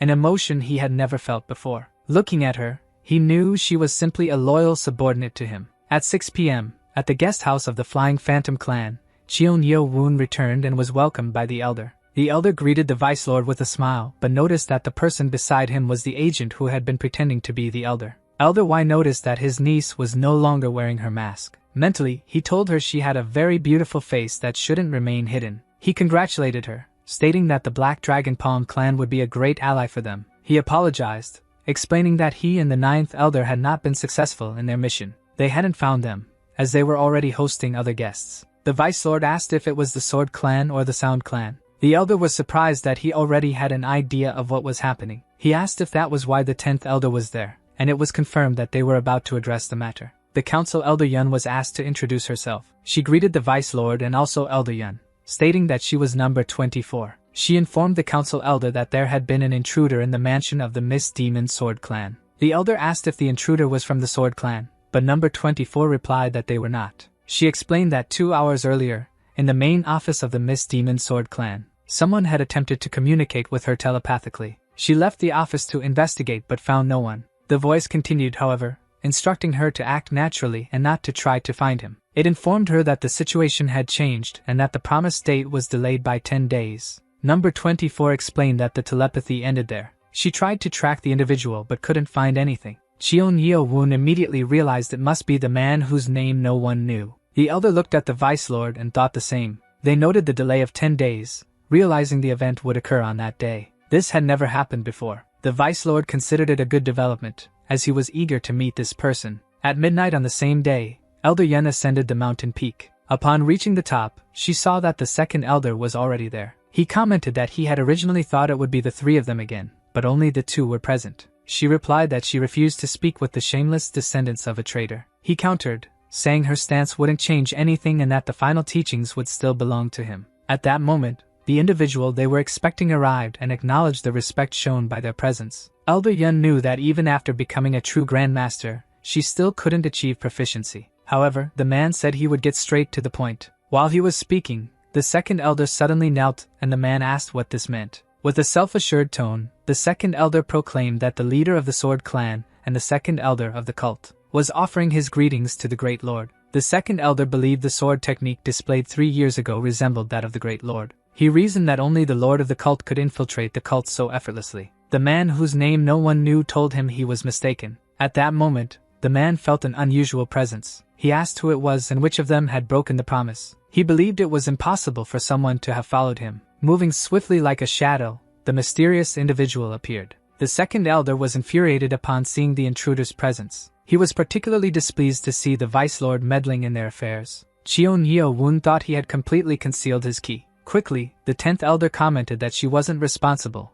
even as the second elder accused her. The second elder insisted it wasn't he who brought the man there, saying he had upheld his promise, and should therefore inherit the teachings of the sword demon. However, it was already too late. The agreement had ended the moment one of them broke the promise. Desperately, he shouted for the Great Lord to wait, pleading for the chance to inherit the teachings. Realizing he couldn't stop him, rage consumed his heart. Noticing that Elder Yun showed signs of leaving, he shouted that he wouldn't let her leave alive. She remarked that he was finally revealing his true self. At that moment, the two began to fight. Observing the way she wielded her sword, he realized she had become much stronger than before. He couldn't fathom when she had gained such strength. She was also faster, which allowed her to get very close to the second elder. Meanwhile, in another location, the Vice Lord was chasing the masked man. He requested Nano to activate night vision and augmented reality. Thus, he could see the real path the man was taking. He realized the quickest and safest way to stop him was by taking a shortcut and jumping over him. Despite the peak being very high,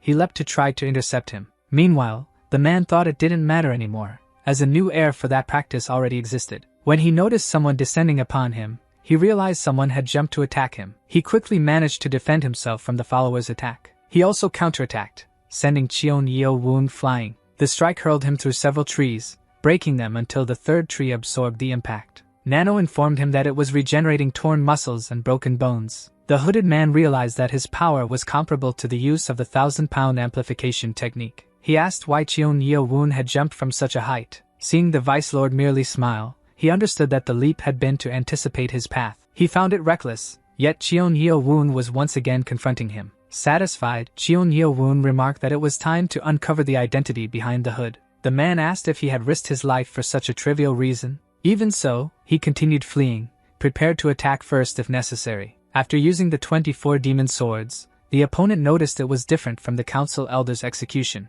It was even more powerful than what he had faced before. He would need to use all his strength if he wanted any chance of blocking it. Thus, he employed the Blade God's blade technique. However, his internal organs suffered damage from the energy's penetration into his body. The masked man knew that, beyond having less ki, he must also be injured from the fall. Still, he believed the Blade God's sword techniques were superior to the 24 demon swords. If so, the fight would drag on. In that case, he needed to escape quickly. He was attempting a strategy, but Cheon Yeo Woon knew he couldn't give him any opening to flee. He counterattacked using the third technique of the Blade God's blade technique. The masked man had no choice but to abandon his sword and switch to another technique. He used the key sword puppet, which greatly impressed the Vice Lord. This technique allowed his sword to move independently. Cheon Yeo Woon realized the sword's power was only half its potential, as the key control over it was weak. However, it was undoubtedly the second technique of the demonic heavenly sword art. Everything was happening so quickly that the masked man managed to get very close. Seizing the opportunity,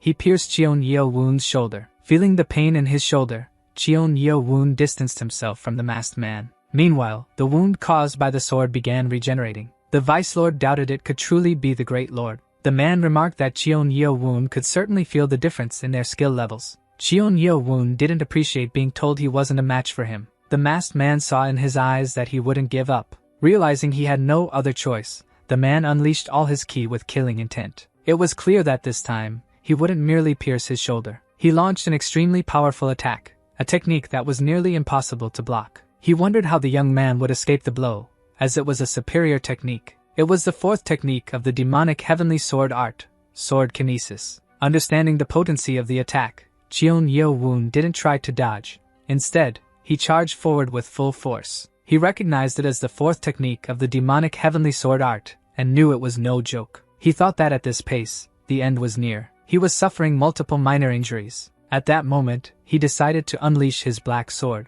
When the sword manifested, his opponent couldn't believe it. He was now facing the true sword. Cheon Yeo Woon advanced with the intent to end the fight. He used the duel technique. On the right, the Blade God's blade technique, and on the left, the fourth technique of the demonic heavenly sword staff. The two synchronized perfectly. His opponent no longer had any chance of victory. He saw that Cheon Yeo Woon could block and completely deflect the attack with that excellent technique. Even witnessing the attack firsthand, he couldn't fathom how it was possible. He dodged to avoid being finished off but still sustained damage. In his attempt to evade, he fell into the Vice Lord's trap. Now, both blades were at the masked man's neck. He realized he was truly facing a monster, and felt as if he already knew him. He realized that the Vice Lord had used the Blade God's technique, and the demonic heavenly sword art, two grand martial arts techniques. The Vice Lord also possessed the demonic heavenly sword. With it, he slashed through the mask covering the man's face to reveal his identity. The black fabric covering his face gradually fell away due to the cut from the sword.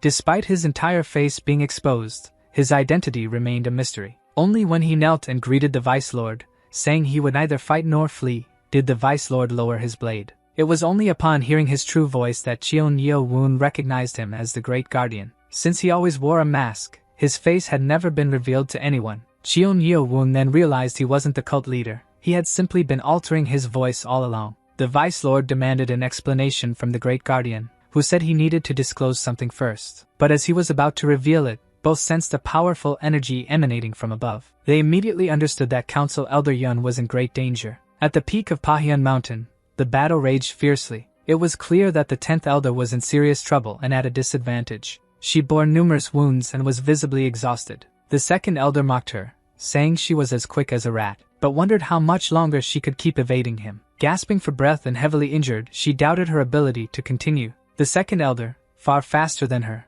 lunged to end the fight once and for all. With a last reserve of strength, she managed to slip away and run as fast as she could. However, her speed was no match for the 2nd Elder's current form. Although quick, she thought he lacked subtlety, which allowed her to dodge and block some attacks. But the damage she was taking was immense, her exhaustion growing, and her speed greatly reduced. To buy time, she asked if he truly believed he'd be fine. After using the demonic blood reversal technique, he smirked, saying that the divine blood reversal technique was on an entirely different level. He explained that the incomplete demonic technique had been perfected by the clan, eliminating its side effects. Since she couldn't sense anything unusual in him, she believed they had truly removed the side effects. However, she reasoned that if there were no side effects, there would be no reason for the Sword Clan to hide the technique. She suspected there was still an issue with it, and the 2nd Elder likely didn't know. He attacked again, aiming to finish her, and she refused to retreat even a millimeter. She faced a monstrous opponent intent on ending the fight at all costs. When he shattered her sword, she felt helpless, thinking this would be her end. Seeing her fear as her sword broke, he taunted her, saying it had only tickled. Dazed and seemingly resigned to her fate, the 10th Elder prepared for the inevitable. The 2nd Elder, ready to deliver the final blow, launched his decisive attack. Closing her eyes to avoid his face as her last sight, something unexpected happened. When she reopened her eyes, the Vice Lord stood before her, defending her. Looking at her, he said he was glad he had arrived before it was too late. The 2nd Elder, more enraged than ever, demanded how he dared interfere with his plans. Cheon Yeo-woon found the question amusing, given its seriousness. The Elder called him arrogant, truly believing that in his current form, he was unstoppable. Confident the fight would end in his favor, the Elder launched a highly offensive attack. However, to face the Vice Lord, more than just a strategy was needed. This was evident when Cheon Yeo-woon easily countered what the Elder believed to be his strongest attack. The Elder began to feel as if he were battling a beast. The demonic blood reversal technique transformed a normal person into a berserk creature, almost like a wild beast. The outcome might have been different had he not been facing the Vice Lord,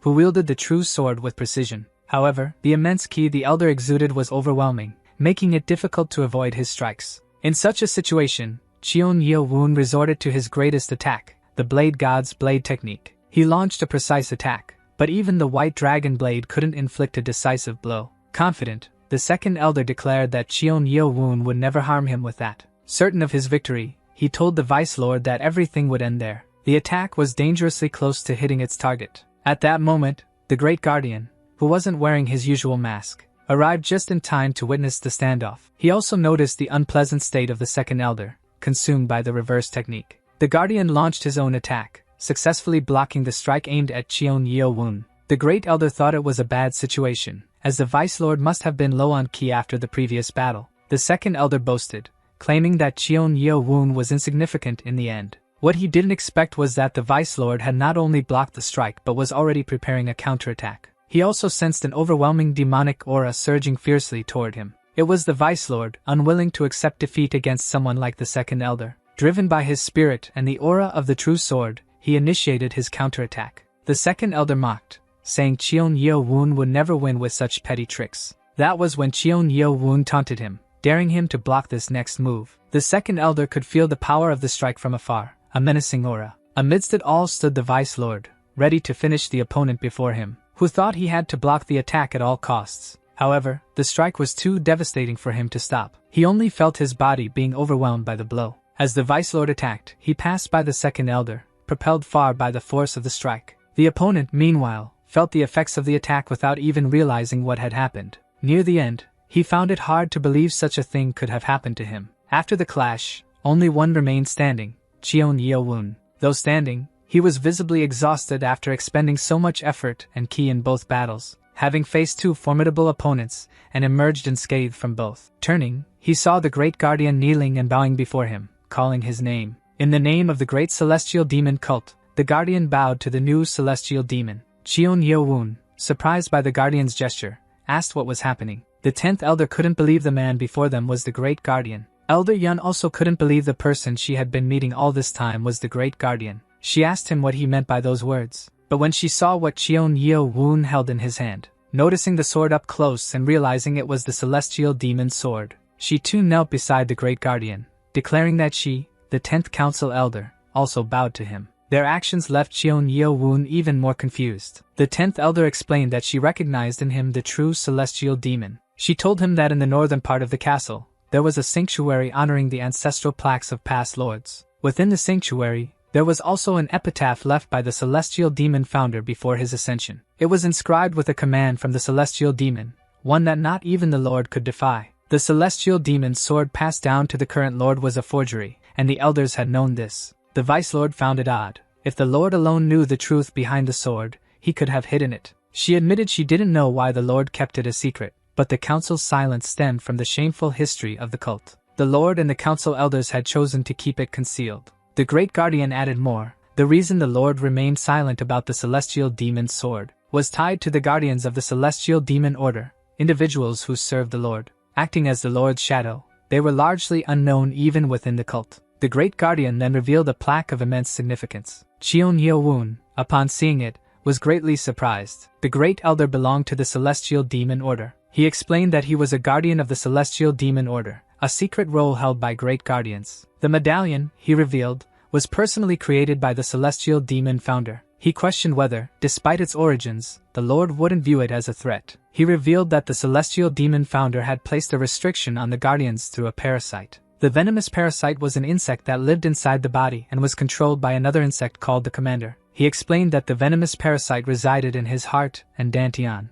and only the clan knew how to control it. The vice lord understood that the relationship between the lord and the great guardians was a strange and tense one. The celestial demon founder had foretold that he had sealed a demon within the cult and prophesied that the worthy would obtain it. The demonic sword had remained without a true heir, and the celestial demonic sword art was lost. At that moment, the great guardian asked Cheon Yo-woon to bless him with the celestial demonic energy. Cheon Yo-woon asked if this was the energy emanating from his sword, and the great guardian confirmed that it was. He explained that the command insect was a temporary measure created in the absence of a true heir to the celestial demonic sword. He then requested Cheon Yo-woon to use the celestial energy to break the seal and bring him under his protection. Without hesitation, Cheon Yo-woon used the sword's power to break the seal within the guardian. As the parasite was eradicated, the great guardian experienced significant discomfort. However, as he continued to feel the celestial energy, the parasite was altered and gradually calmed. Though still alive near his heart and dantian, the parasite was no longer under the lord's control. With this, the great guardian of the celestial demon order, Ma-are-kyum, swore loyalty to the new celestial demon. Cheon Yo-woon realized that gaining the loyalty of the great guardian also meant securing the allegiance of the guardian's clan. The 10th elder remarked that while his loyalty was admirable, the guardian still had some explaining to do. Agreeing, he began recounting events that started 25 years ago. At the time, after the previous lord had abdicated, he immediately entered secluded training. 5 years later, he emerged far stronger than he had been before. The great guardian revealed that he met the previous lord the day before his disappearance. He had been given secret orders not to disclose anything, not even the destination to which the lord was headed. 20 years ago, in Ma-are-kyum's residence, the lord instructed him never to reveal this to anyone, including the current lord. The previous lord acknowledged the existence of the true demonic sword and the 24 demon swords, as well as the precious library of the demonic academy, which he planned to visit. He instructed that if he didn't return within 10 years,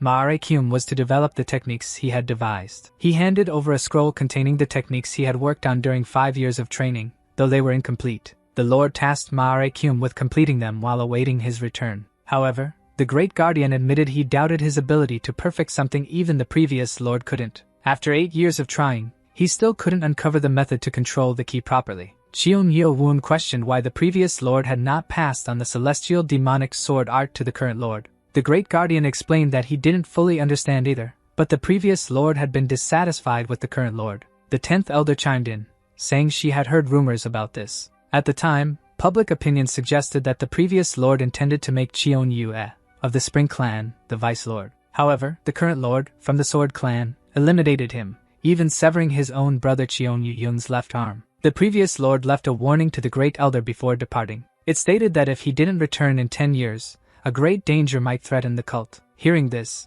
Cheon Yu-woon speculated that the previous lord might have known about the Six Blades martial school. Ma Arekyum thought that could be true, especially after witnessing their incredible skills. Cheon Yu-woon deduced that the disappearance of the previous lord was connected to the Six Blades martial school. Elder Yun Moo-hwan questioned the reason for postponing the meeting. Initially, Ma Arekyum said nothing, merely looking at the vice lord. Cheon Yu-woon noticed that he was being observed. Meanwhile, within the celestial demon cult's castle, in the lord's mansion, reports were delivered to the lord, stating that they had lost track of the great guardian after he left the western side of the castle. They were searching the most challenging areas using only the mansion guards. The lord inquired about the other two individuals. A report confirmed that the Flying Phantom clan member had informed them the vice lord had not yet returned, nor had Elder Yun Moo-hwan of the Mist Demon Sword clan. The lord expressed his discontent, stating he didn't want matters to escalate to this point again. An aide remarked that Cheon Yu-woon was no longer a mere pawn to be used. He advised handling the situation before the conflict escalated further. The aide assured the lord that Kyungban Ji would not return alive. He added that, had the lord monitored Cheon Yu-woon's movements closely, he would understand this. Now, he was a pawn with no further value. The lord had already devised a strategy to contain Cheon Yu-woon. With that, he summoned the captain of the mansion guards, Pae-hyun, and ordered him to capture Cheon Yu-woon, the 10th elder and the 2nd elder immediately. Before dawn, Cheon Yu-woon and the others buried Kyungban Ji far away to ensure he wouldn't be found. Cheon Yu-woon quickly recovered his key, but the Great Guardian and the 10th elder took longer. Thus, they only managed to return to the cult around midday. Noticing the guards were apprehensive, Cheon Yu-woon showed his identification plaque. As soon as they saw it, they saluted the vice lord of the Great Demon Cult. However, Cheon Yu-woon intercepted a telepathic conversation between the two guards. They said to each other that they should immediately report his return to the lord's mansion. Cheon Yu-woon knew that the lord had been monitoring his every move lately. This seemed to be the beginning of the ominous events the Great Guardian had mentioned. The Great Guardian was also summoned to appear before the lord. The lord asked how his nighttime outing had been. The Great Guardian apologized for causing concern. The lord got straight to the point, asking where the second council guardian was. Not only that, but he also pointed out that the Vice Lord and Council Elder Yun Moo-hwan had left the castle at night as well. At that moment, the Great Guardian realized he wasn't the only one being watched in the castle corridors. The Lord remarked that, considering the Vice Lord's recent actions, the only conclusion he could draw was that the Vice Lord had taken the second Council Elder outside the castle and eliminated him, crossing the line. The Great Guardian understood that the Lord was just looking for an excuse to pressure the new celestial demon. The Lord claimed it wasn't about the Vice Lord's feelings but wanted to know the truth of the matter. The Great Guardian was left with no choice but to reveal part of the truth while hiding details that could harm Cheon Yu-woon. He explained that the second Council Elder's body had grown uncontrollably large due to the demonic blood reversal technique. The Lord responded that he would assign some castle guards to him, so he should bring the second Guardian back. Once again, someone advising the Lord remarked that this confirmed the Vice Lord's involvement. The Lord believed that, in this case, the plan could proceed as intended. He took a key, opened a drawer, and retrieved a small box. The advisor asked what it was. The Lord revealed a command insect, saying it had been given to him 25 years ago when the Guardians swore loyalty. It hadn't been used yet but had been given to the demonic physician, who made significant progress with it. The Lord then placed the insect in his mouth and swallowed it. He believed that now the Great Guardian would have no choice but to obey his commands. At the Flying Phantom clan, Elder Y explained that both the left and right guardians were imprisoned. Additionally, Baek Ji and Go Won-hum had been reassigned to different brigades under the command of the clans. Cheon Yu-woon realized they had all been placed under the control of the 4 remaining major clans. Elder Y elaborated that they had been taken to the Lord's mansion early that morning under the pretext of assigning duties. Hyo-bang said he had managed to avoid that fate, though the Elder pointed out it was likely because he was overlooked. Council Elder Sama Ei was sent off to expedite matters in the Hun Province branch. Elder Moon-yun was ordered to establish a defensive line. The 12th Elder asked if they, too, had received orders. Elder Y responded that with the mansion guards searching, it seemed likely. Hyo-bang was frustrated, noting that the Lord was essentially isolating the Vice Lord. Unfortunately, the Elder also found himself excluded, just like Hyo-bang. Still, the Elder hoped this wasn't an outright attempt to act directly against the Vice Lord. Suddenly, they noticed a commotion outside. A vassal was concerned, unsure of what was happening. The Elder realized it was a little late to take any action. one of the gate guards announced that outside the mansion, the leader of the Negative Sword Brigade and an envoy from the Lord's mansion had arrived. Cheon Yeo-woon wanted to know more about this brigade, which had surprised the elder. The elder explained that it was a brigade led by the Negative Sword Clan, controlled by the Sword Clan. The two Dark Sword clans were known as the Hidden Power of the Sword Clan. They were composed of the Warrior Sword Clan and the Negative Sword Clan. 3 years ago, the entire clan had been decimated due to their involvement in an incident where they used the demonic blood reversal technique during a test at the academy. The elder hadn't expected them to move so quickly. The situation was becoming dire. Yet, the Vice Lord merely stood up, leaving the elder and his subordinate stunned. He took a deep breath. His only resentment toward the Lord was for letting his mother die. He never expected to find himself in such a conflict, believing this must be fate. Hyo-bang had no idea what to expect from his sovereign. Thus, Cheon called Elder Hwa and asked if the matter he had requested earlier was ready. Fanning himself and smiling, Elder Hwa confirmed that it was. The forces had already infiltrated the mansion and were nearing the second gate. The leader of the Negative Sword Brigade was speaking with the captain of the mansion guards. He noted that although they would soon move out, the process was taking too long. Soon after, Cheon Yeo-woon emerged. Accompanied by his allies, they saluted the Vice Lord. Acknowledging their respect, he returned the greeting courteously. The elder leading the clan couldn't understand why all those warriors were being surrounded. The brigade leader apologized if the elder felt threatened but insisted it was a misunderstanding. At that moment, the captain of the mansion guards informed them to accept the Lord's orders. The Vice Lord then stated that he would comply with the Lord's orders. The orders were read aloud, assigning him a brigade to meet with the northern branches. Though displeased, he agreed to obey. Pae-hyun emphasized that the matter was urgent and instructed him to leave immediately with the Negative Sword Brigade. Cheon quickly realized this was a ploy to handle the situation far from the cult. This made his vassal anxious, who requested to accompany him. However, his request was denied, as it was deemed a restricted order from the Lord. The 10th elder understood that they intended for him to walk willingly into a trap. This was evident from the expression on the face of the guard captain. In the inner castle of the Celestial Demon cult, near the morgue, several officials were walking. However, the great elder noticed they were heading in the wrong direction. The officials claimed they were cleaning up the area to present it to the Lord first. However, their route toward the crematorium was suspicious. Pae-hyun was already there and barred the great elder from proceeding further, citing the Lord's orders. He told the elder he had more pressing matters to attend to and that the Lord had summoned him to the Great Hall. The elder found it odd, as the Great Hall was typically reserved for meetings. He inquired about the purpose of the meeting. Pae-hyun smugly replied that it was regarding the dethronement of the Vice Lord.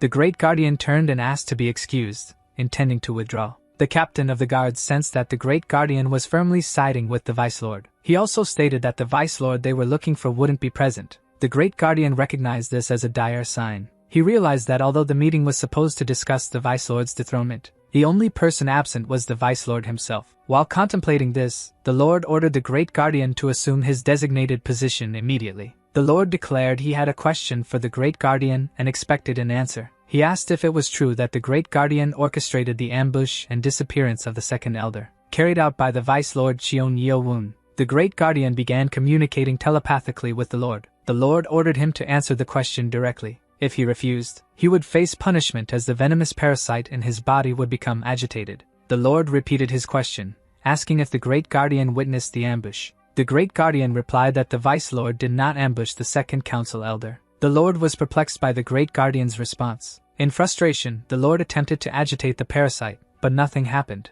The Great Guardian reiterated that nothing happened to the elder without cause. The Lord couldn't understand why the parasite had no effect on the Great Guardian. As the Great Guardian continued speaking, the Lord lunged at him. Determined to end the matter himself, the Lord attacked. At that moment, Elder Y stepped forward, blocking the potentially fatal strike while meeting the Lord's gaze directly. The elder explained that the demonic blood reversal technique had clouded the Lord's judgment. He added that the second elder had created the situation himself. The Lord commanded Elder Y to remain silent, and was baffled at his audacity to oppose the cult's Lord. However, the elder revealed that he wasn't actually Elder Y. He placed a hand on his face, causing shock among everyone present, especially the Lord. He proceeded to remove the mask concealing the true face of the Vice Lord. Everyone attending the Vice Lord's dethronement meeting was stunned. Even the Lord found it unbelievable that Cheon Yeo-woon was present. Cheon Yeo-woon smiled and announced that today he would become the new Lord. Meanwhile, beyond the mountains, the troops' horses came to a halt. Believing they were escorting the Vice Lord, they let him move ahead. Communicating telepathically, they decided the distance of 150 meters was sufficient. This was their chance to eliminate the problem once and for all. However, the one leading the group noticed when the troops suddenly stopped. Drawing their swords, they were prepared to put an end to the Vice Lord. He noticed it with his horse as well and asked what was happening. The leader of the brigade asked if he didn't understand that this would be the grave where he'd remain. He began charging toward them on his horse, already forming his attack. Then, he simply said, "Finally," as he was already tired of waiting. He dodged that silly attack and countered with a stronger and more powerful strike. Riding ahead of them on horseback, the rest of the brigade couldn't understand how the Vice Lord dared to behave so boldly. Stopping in front of them, he said it was a pity because he wasn't the Vice Lord, but rather Elder Y. They were greatly shocked, almost ripping off both masks and revealing his original face. Much more furious now, they realized they had been deceived. They asked how he dared disobey the Lord's orders, but the Elder asked what orders they were referring to. It had been commanded that the brigade eliminate the traitor and return immediately. The Elder agreed that they had a strong numerical force but wondered if they could catch him in a chase. He asked if they thought he had come unprepared,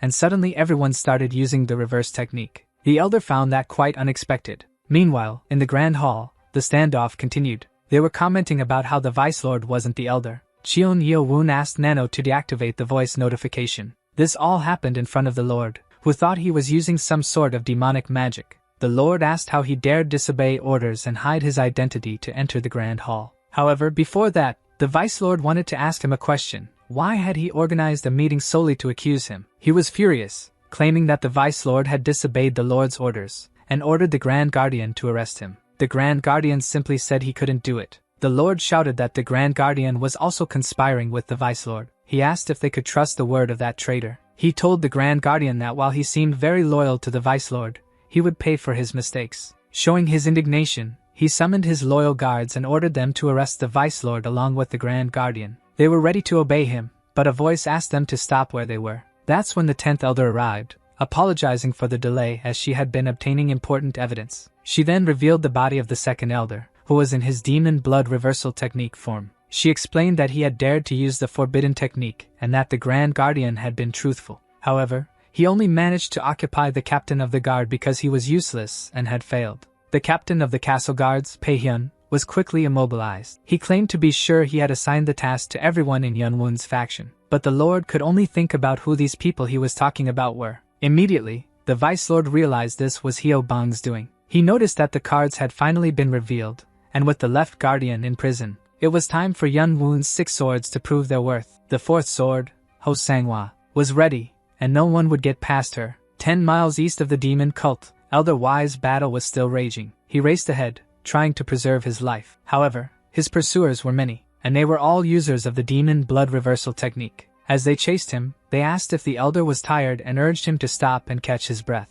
At that point, the Elder wasn't sure if he could really end it all alone. When he passed through a certain covered area and arrived at an open space, he didn't like what he saw. There were flags symbolizing the 2 clans. A true army was there, ready to also join the heat of the battle. They were the Sound and Blade clans. Seeing this, the Elder gradually lost hope. He found it all quite unexpected. However, at no moment did he lose his joy or his confidence in his sovereign. Upon seeing new troops arriving as reinforcements, the brigade became agitated. They told the Elder that now he looked like a cornered rat. Even though he truly felt cornered, he wouldn't go down without a fight. If that was indeed his end, it had to be as grand as his life had been. He was determined to use all his power, and with that intent, he released a massive amount of his ki. It radiated around him, demonstrating his strength. That Elder, for the sake of the Vice Lord, was willing. He diminished his intent to attack until nothing was left. He noticed a strange movement. Contrary to what he was imagining, when the 2 clans ordered the attack, the command was that no one should remain,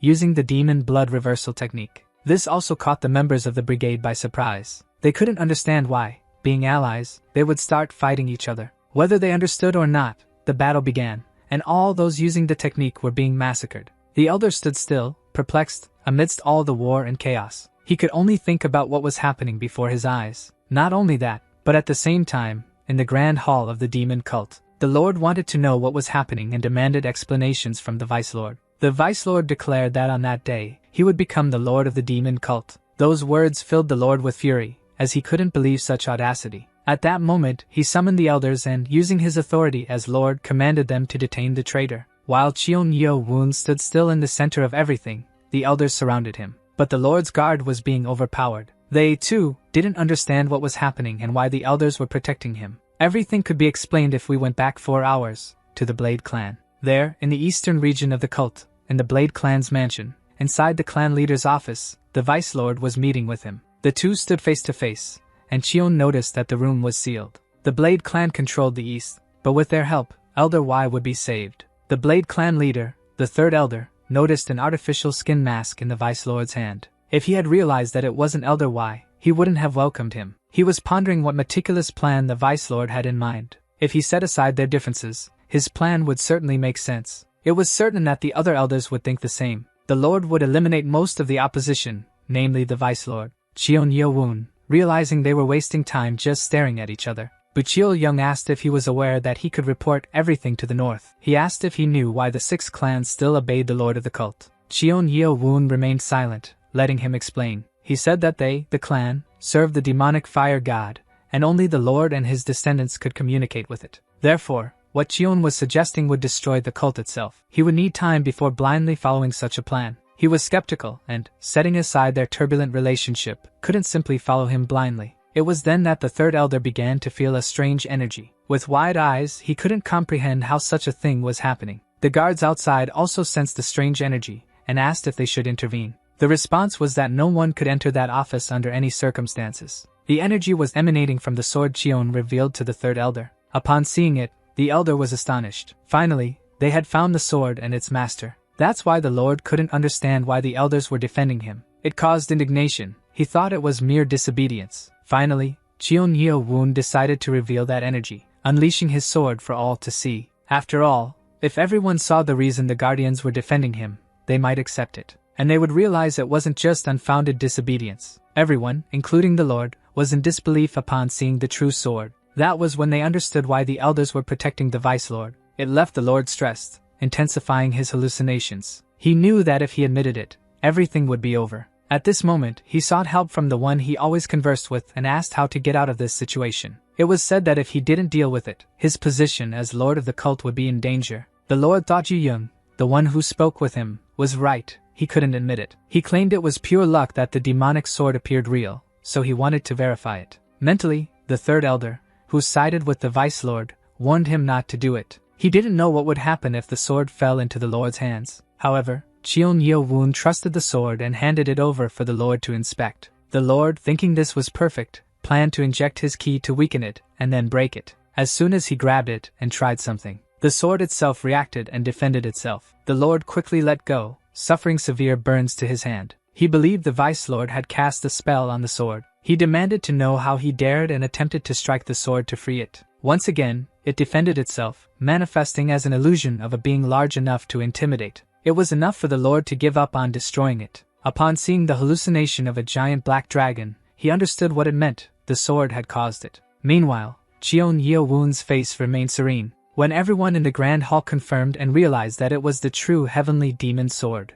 the Grand Guardian recognized the moment was right. Rising to his feet, he held up the plaque, declaring himself a member of the demon sect and urging everyone to obey the heavenly demon spirit. It was the plaque of the celestial spirits. Everyone reverently bowed, but the Lord demanded to know what the Grand Guardian was thinking. The Grand Guardian ignored the Lord and continued, proclaiming that he, Ma-are Kyum, the loyal guardian of the spirits, was delivering the mandate to the rightful Lord of the Demon Path. The attendees repeated the phrase, "To the Demon Path." He pointed to the Vice Lord, granting him the title of Lord of the Sect to the young Cheon Yeo-woon, who had passed the test, left by the Great Lord and obtained the heavenly demon sword. The Lord desperately sought help from the entity he had been conversing with, but events moved forward, and Cheon Yeo-woon declared that, as a descendant of the Great Lord, he accepted the grand mandate. The voice told the Lord that the Vice Lord had defeated him. He closed his eyes, unable to believe it. He heard that he had lost to nothing more than a mere chess piece. As this realization set in, the face of his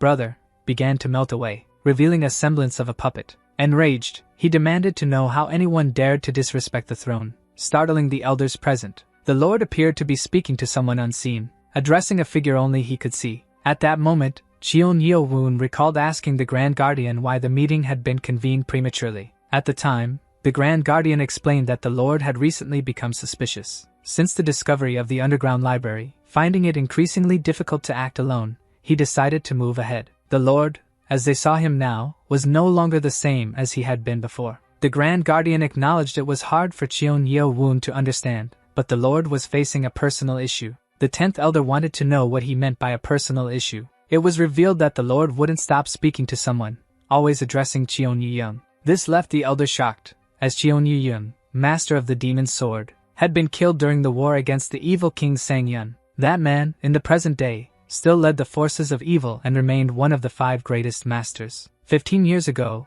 Cheon Inji, leader of Taeyang City, disappeared, invaded the demon sect, and sparked a war. Cheon Yeo-woon asked if they were saying that the Lord was conversing with a dead person. The Grand Guardian explained that after the rupture of Zhejiang province, the Lord continued speaking as he stared into a dark corner. At the time, no one understood why, but it began to consume his mind. The Grand Guardian revealed that this started earlier, when the 3rd Elder questioned whom the Lord was talking to. The Lord grew furious, thinking they were mocking him. However, the 3rd Elder explained that no one else could see who the Lord was addressing. He simply pointed to a corner, asking if they couldn't see Cheon Yu-young. Both the 3rd and 4th Elders were baffled, suspecting that the Lord was losing his sanity. Nevertheless, the Lord saw a person smiling at him. This enraged him further. He declared that if anyone crossed a certain line, they would not be forgiven. Everyone watched as the Lord argued heatedly with an invisible entity. The Grand Guardian urged the Lord to stop, reminding him that the person in question had long been deceased. In response, the Lord inflicted a small cut on the Grand Guardian's neck for his perceived insolence. Enraged, the Lord accused them of betrayal and claimed they were conspiring to label him insane. He declared he would restore order to the cult. As the Grand Guardian moved to intervene, he noticed Cheon Yeo-woon, placing a hand on his shoulder and shaking his head. The Grand Guardian realized he should have seen this coming after reclaiming Zhejiang. When the Lord descended the mountain peak after battling the presumed leader, it wasn't just his internal injuries, but also the side effects of the demon blood reversal technique. Now, the Lord pointed his sword at Cheon Yeo-woon, calling him a disruption to the cult. It infuriated him that even in his final moments, he continued to label him a loser. He then ordered everyone to step aside, declaring he would handle the situation himself. Removing his mantle and casting it aside, everyone present understood that he now had a justification for taking such drastic action. It was well known that, even though the Lord was half mad and carrying an injury that hadn't fully healed, he was still an opponent at the level of an enlightened master and one of the top 5 masters. Cheon Yeo-woon wondered if the modern-day heavenly demon would be able to handle him, and then the confrontation began. Right away, it was clear that the Lord had a powerful attack and exceptional control. They noticed he was pushing through with internal ki alone. As expected, it was a disadvantageous fight. Cheon Yeo-woon knew that without the heavenly demon sword, his blade would have already been cut. However, there was no longer any need to hide his heavenly demon ki. He would fight with all his strength. He unleashed the full amount of energy he had been holding back for some time. Everyone noticed as he surrounded his body with that energy, which was on a completely different level than before. The manifestation of his sword's ki was black, and because of this, an outburst in ki was no different. The Lord also realized that this demonic energy was becoming the most powerful manifestation of ki. They began releasing techniques, such as the heavenly demon sword technique, which the Lord deployed. The opponent noted that the move was incredibly fast, but not fast enough, as Cheon prepared a counterattack using the technique of the heavenly demon sword rod. This was blocked by the Lord's agility, and the combat continued. The Lord realized that this was the heavenly demon sword technique he had only read about in books. He couldn't master it because he had never uncovered its secret. So how was this man capable of it? In response to the previous attack,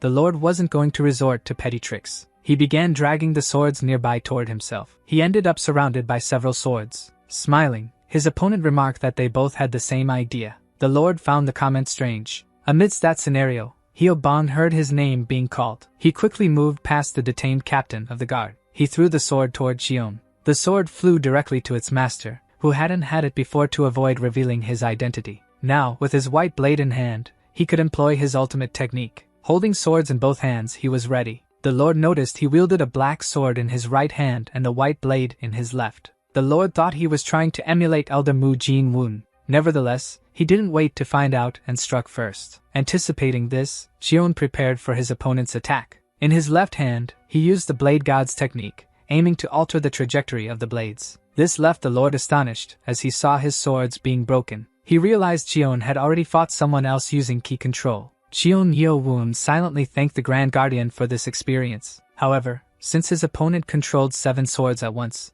it was evident that his energy was weaker compared to when he used only one sword. At this rate, Cheon believed he could destroy the remaining 4 swords and close in on him. The sword fight continued. Each combatant's goal was to get as close as possible to their opponent. Even more so as the Lord's expressions became increasingly strained. Something was conflicting with his energy, weakening his ki control. This created an opening for his opponent, who noticed the Lord had lost control over his sword telekinesis. The elders also noticed, thinking the injury was making the Lord weaker. They believed that if the heavenly demon didn't miss this opportunity, their forces would truly be shaken. However, Cheon Yo-woon, the new heavenly demon, spotted the opening and seized the opportunity. This was due to the former Lord's lack of mental control. Cheon advanced toward him. The former Lord, however, realized another attack was imminent. He had no intention of making it easy for his throne to be stolen. Demonstrating he still had great power, he tore a chunk of the ground and raised it as a shield. Even that massive block couldn't contain the current heavenly demon. To everyone's shock, the former Lord of the cult was becoming increasingly unhinged. Meanwhile, the current heavenly demon was merely waiting for the right moment to strike. Effortlessly, he shattered the block that served as the former Lord's shield. The fragments scattered everywhere, prompting a call for the spectators to retreat. The scene was becoming increasingly dangerous for those watching from the sidelines. Cheon Yo-woon did not halt his assault. He pressed on to finish the former Lord, who, in turn, was not willing to relinquish his position of authority so easily. A fierce clash of swords ensued, their strikes intertwining, leaving one with superficial wounds and the other with deeper injuries. The Lord realized that the magnificent sword was maneuvering as though searching for his vital point. He noticed that, unlike his sword, that one simply moved on its own, seeking its target. At that moment, he was warned the target was below. Holding the white blade, he struck with a severe blow. Due to the former Lord's lack of control, he couldn't focus his powers or maintain a proportional fight. Once again, everyone was astounded by the results of that fight. It was a strike using only the back of the blade,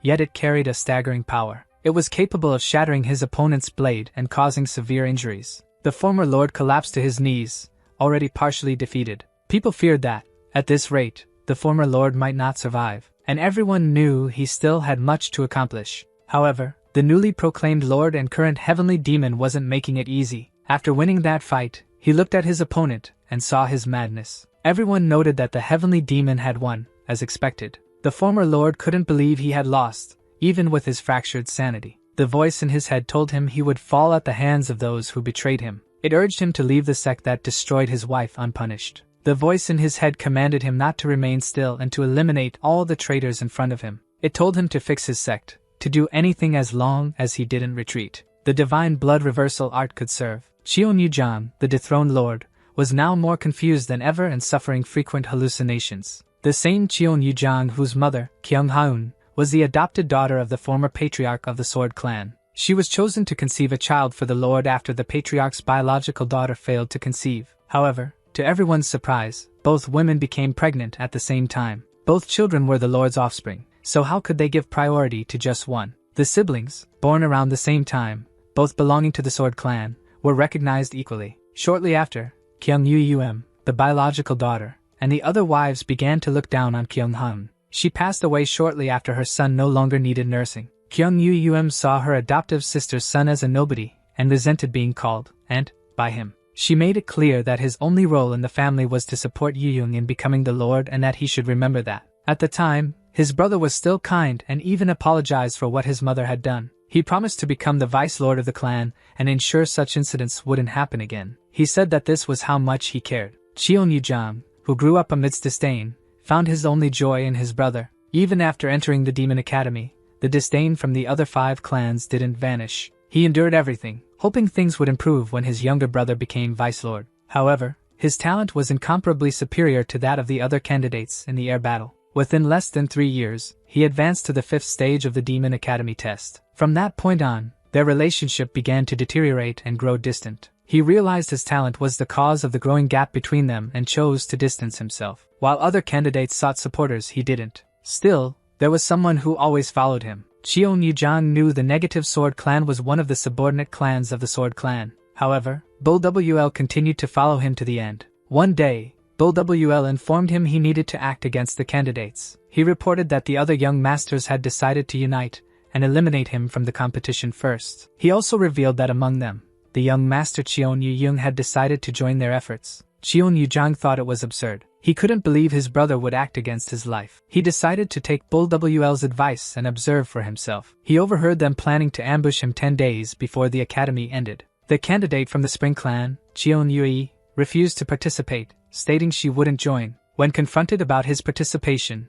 Cheon Yu-young firmly declared he would never acknowledge a bastard son of a mere woman. Those words deeply hurt the man who was supposed to be his elder brother. He remembered when his younger brother promised he would always stand by him and never abandon him under any circumstances. Now, he sat in disbelief, feeling as though his world had crumbled. Bull WL, who always followed him, said he needed to act before they did. Before taking action, Cheon Yu-jang wanted to know why Bull WL always followed him and stayed by his side. It was then that Bull WL revealed they shared the same blood. He explained that his mother, Kyung Haun, was originally a daughter of the negative Sword Clan. He revealed that her name was originally Yeo Haun, and before being forced into adoption by the patriarch of the Sword Clan. Even as a married woman, she was forcibly adopted and made to give birth to a candidate for the air battle. Cheon Yu-young was furious, realizing that all those years he had lived believing he owed them were built on lies. Bull WL, who claimed to be his cousin, urged him to destroy them all. Only then could he avenge his mother. However, at the time, he didn't know how he could face all the candidates alone.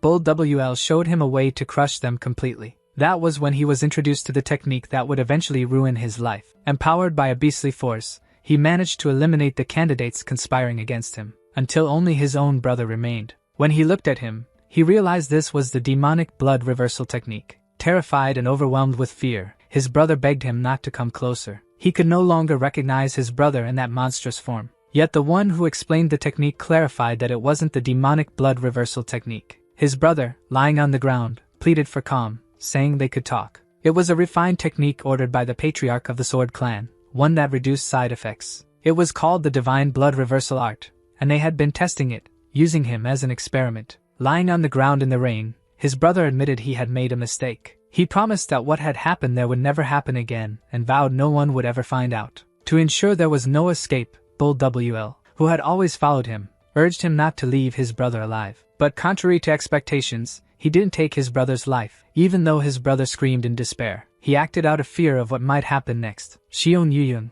with vivid memories of the moments he had shared with his brother, couldn't bring himself to do it. Instead, he severed one of his brother's upper limbs. Now, kneeling on the ground in the rain, he wept bitterly. But the one who had incited it all wasn't satisfied with just this. Bull WL shouted at him not to let his brother escape unscathed. In a sudden reaction, Cheon Yu-young grabbed Bull WL by the neck and threw him to the ground. This action caused his brother to pause for a moment and simply watch the scene unfold. Cheon Yu-young told his brother, while keeping Bull WL pinned under his foot, that from that moment onward, he would live a miserable life, following every order given to him. The next day, Cheon Yu-young, who had eliminated the air battle candidates from 4 clans, was sent to prison. The Divine Blood Reversal Art, said to have no side effects, did, in fact, have severe ones, and now he was suffering from intense hallucinations. Only after 5 days did the side effects subside, allowing him to regain his body and mind. 10 days after his release from prison, the 4 clans went to the Lord and demanded his punishment. However, this wasn't carried out due to the strong opposition of the patriarch of the Sword Clan,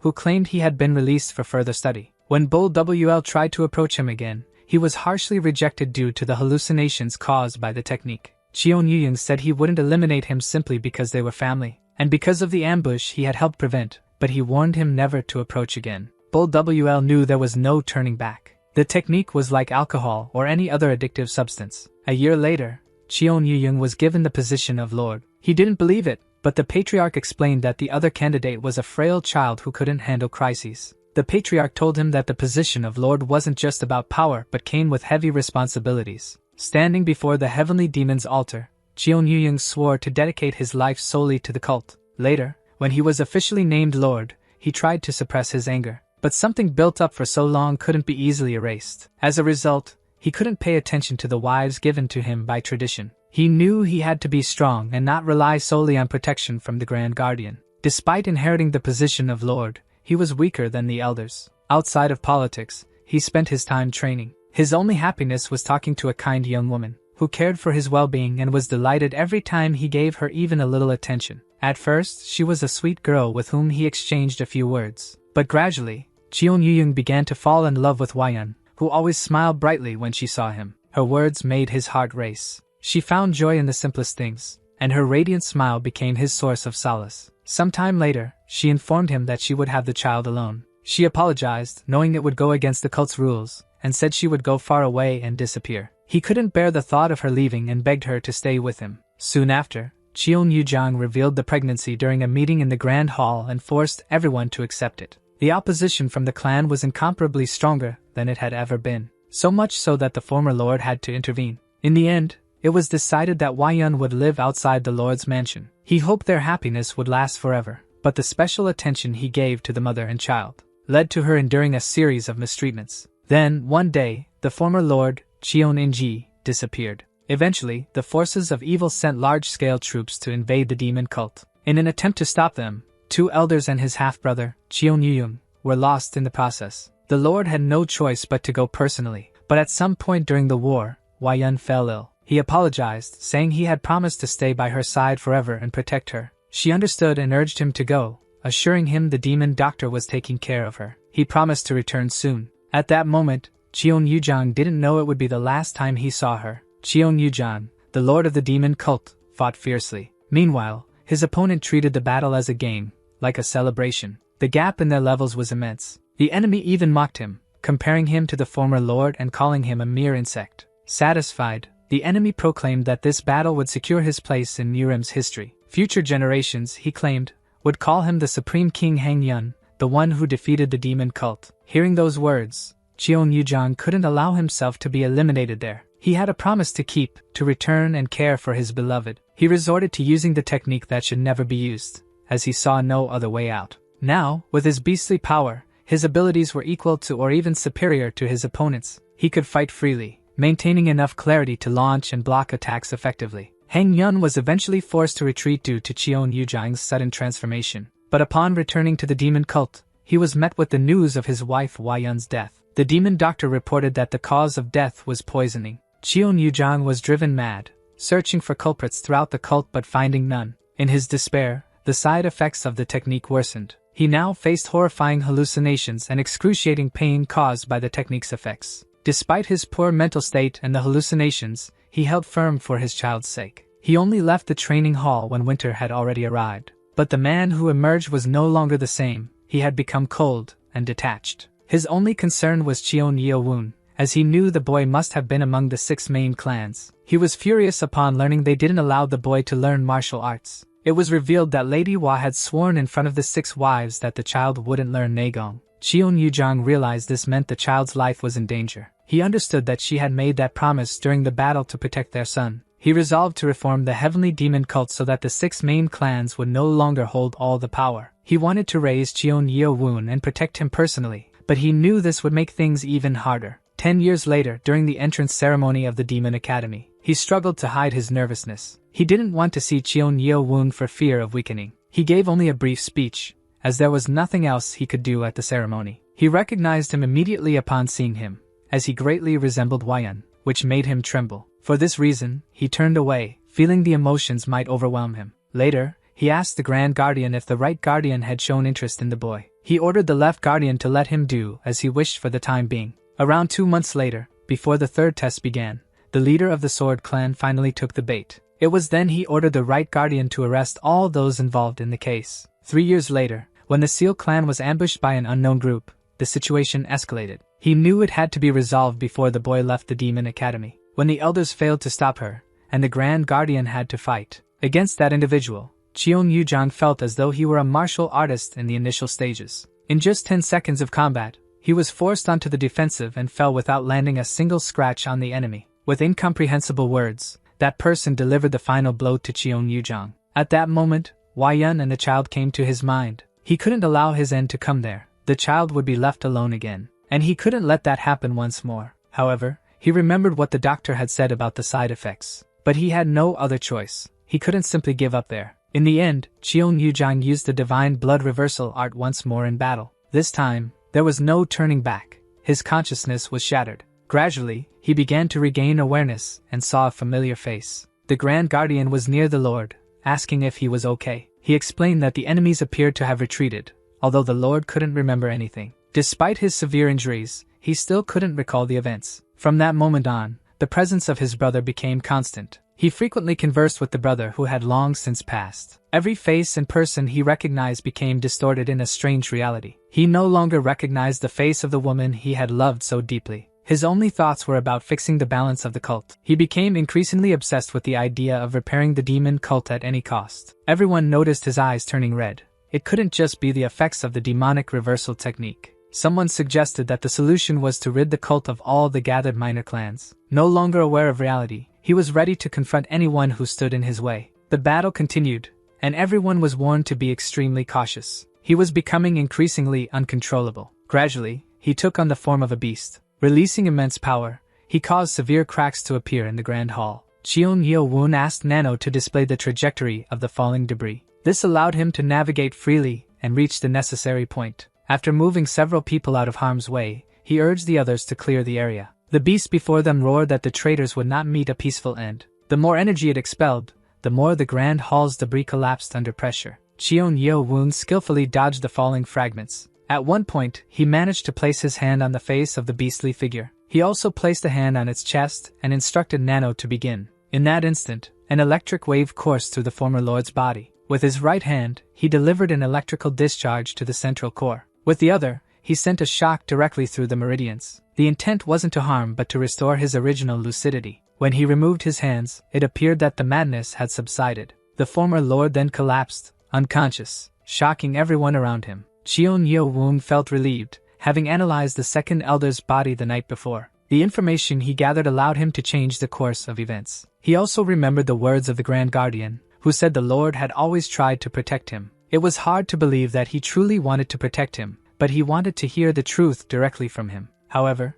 he sensed a strange presence. Soon, in front of the individual attempting to harm the former lord, he grabbed the individual by the neck, demanding to know who they were. The face was unfamiliar to him. The person, now held by the neck, could only think about how fast Cheon Yeo-woon had been. Cheon Yeo-woon tightened his grip, trying to extract the needed answer. However, someone nearby identified the man as Yeol-bul-wl, the current leader of the Negative Sword Clan. It was widely known that the Negative Sword Clan was subordinate to the Sword Clan, and of the two Shadow Swords he, despite being restrained, now had to endure his thoughts. He realized his telepathic communication with the former lord had been intercepted. He found it impossible and dangerous, thinking that if something went wrong, the entire plan would be easily exposed. His panic grew as he felt the grip on his neck tighten further. All he wanted was to escape, as the plan had already failed. He communicated telepathically, saying there was nothing left to do but sacrifice and eliminate. As he spoke, Pei-hyun suddenly arrived. Cheon Yeo-woon prepared to send another dose of electricity into the man,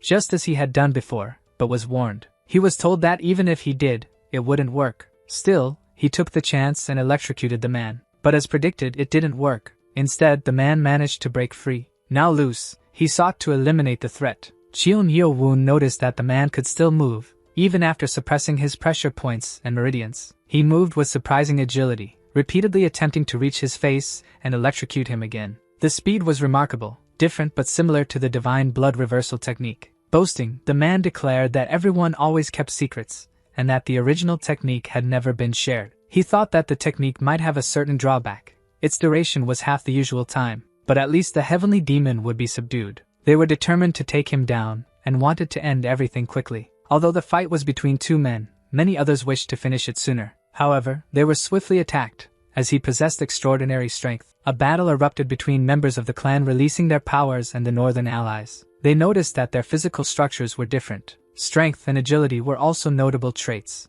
Even with half the time, they believed it would be enough. They shouted for the heavenly demon to be careful, as another attack was imminent. He merely unleashed his black sword and delivered a precise cut. Bull-wl, realizing one of his upper limbs had been severed, saw his opponent standing before him, commenting on how it was surprising he had done only that. Smiling, the opponent remarked that the only thing left after this would be his head. The taunts drove Bull-wl into a frenzy, as he charged to attack, unwilling to let things end this way. However, his rival merely observed as he approached. His sword functioned almost like a whip, keeping the enemy at bay with precise handling. He continued striking until Bull-wl could no longer stand or move. Defeated and on the ground, Bull-wl thought he had at least bought time for the others to evacuate. Pei-hyun had been captured by the 10th Elder, as per her orders. Everything was happening in the name of the great heavenly demon, who commanded that all those belonging to the Negative Sword Clan be taken. If anyone rebelled, they were to be eliminated immediately. Once the orders were given, he instructed them to pursue the rebels.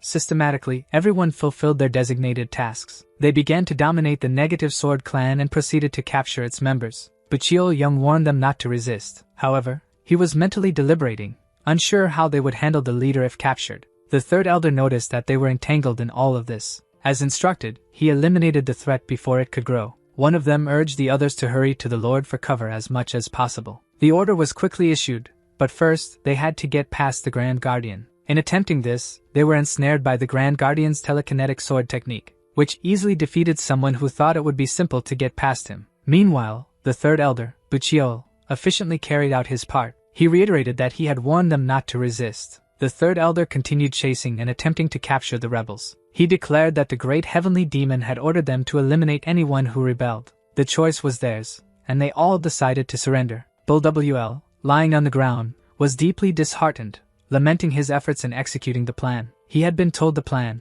which had been prepared over hundreds of years, was set to begin. But he couldn't believe that a scheme spanning 3 generations had been ruined. Looking at the one responsible, standing above him, he gazed upward and declared that they hadn't won completely. Smiling, he said that while they had failed to take him, the Guardians would follow him wherever he went. He asked who they thought they were protecting, the left Guardian or the right Guardian, and that once the signal was given, the eliminations would begin. Cheon Yeo-woon remained calm, unsettling Bull WL, who had expected a stronger reaction. Everything had been premeditated, and at the same time, in the underground prison southeast of the cult, the left and right Guardians were being held, unable to believe. They were imprisoned by the Lord's orders. They thought the elders supporting the Vice Lord were responsible. Meanwhile, the right Guardian tried to manipulate the needles blocking his Nagom. The left Guardian watched, convinced it was a futile effort. At that moment, a guard appeared, asking what he was doing. This prompted an argument between the left and right Guardians. The two began their usual bickering.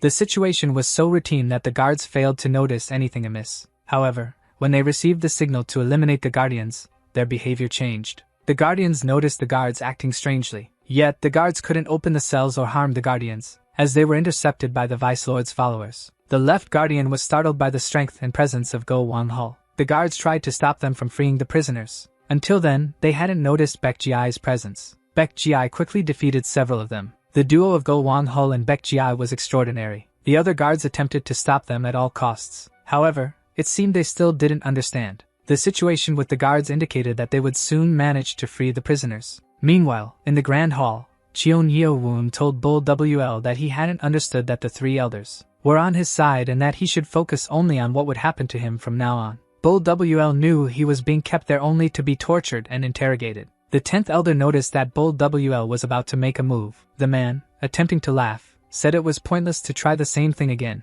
as the result would be useless. He mocked them, saying they shouldn't think everything was over just because they had won. There was nowhere his people weren't present. Despite this, Cheon Yeo-woon touched him again and noticed the strange light emanating from his hands. But when the electric charge surged through Bull WL's body, the situation took a different turn. Those present were increasingly astonished by the new lord's abilities. Now the technique had been completely modified. After touching his face, Cheon Yeo-woon realized that Bull WL had returned to normal and asked what he had done to him. Cheon Yeo-woon was satisfied, noting how effective his actions had been. He asked where all that talk about the sect had gone now. Bull WL realized he was in serious trouble. After the conflict was resolved to a certain extent, the 4th and 6th elders led their subordinates to the clan. When they arrived, they saw the Negative Sword clan mansion engulfed in flames. 3 days after the incident, the Grand Guardian reported that the fire at the Negative Sword clan mansion had been extinguished. However, it was clear that they had been fully prepared to carry this out at any moment.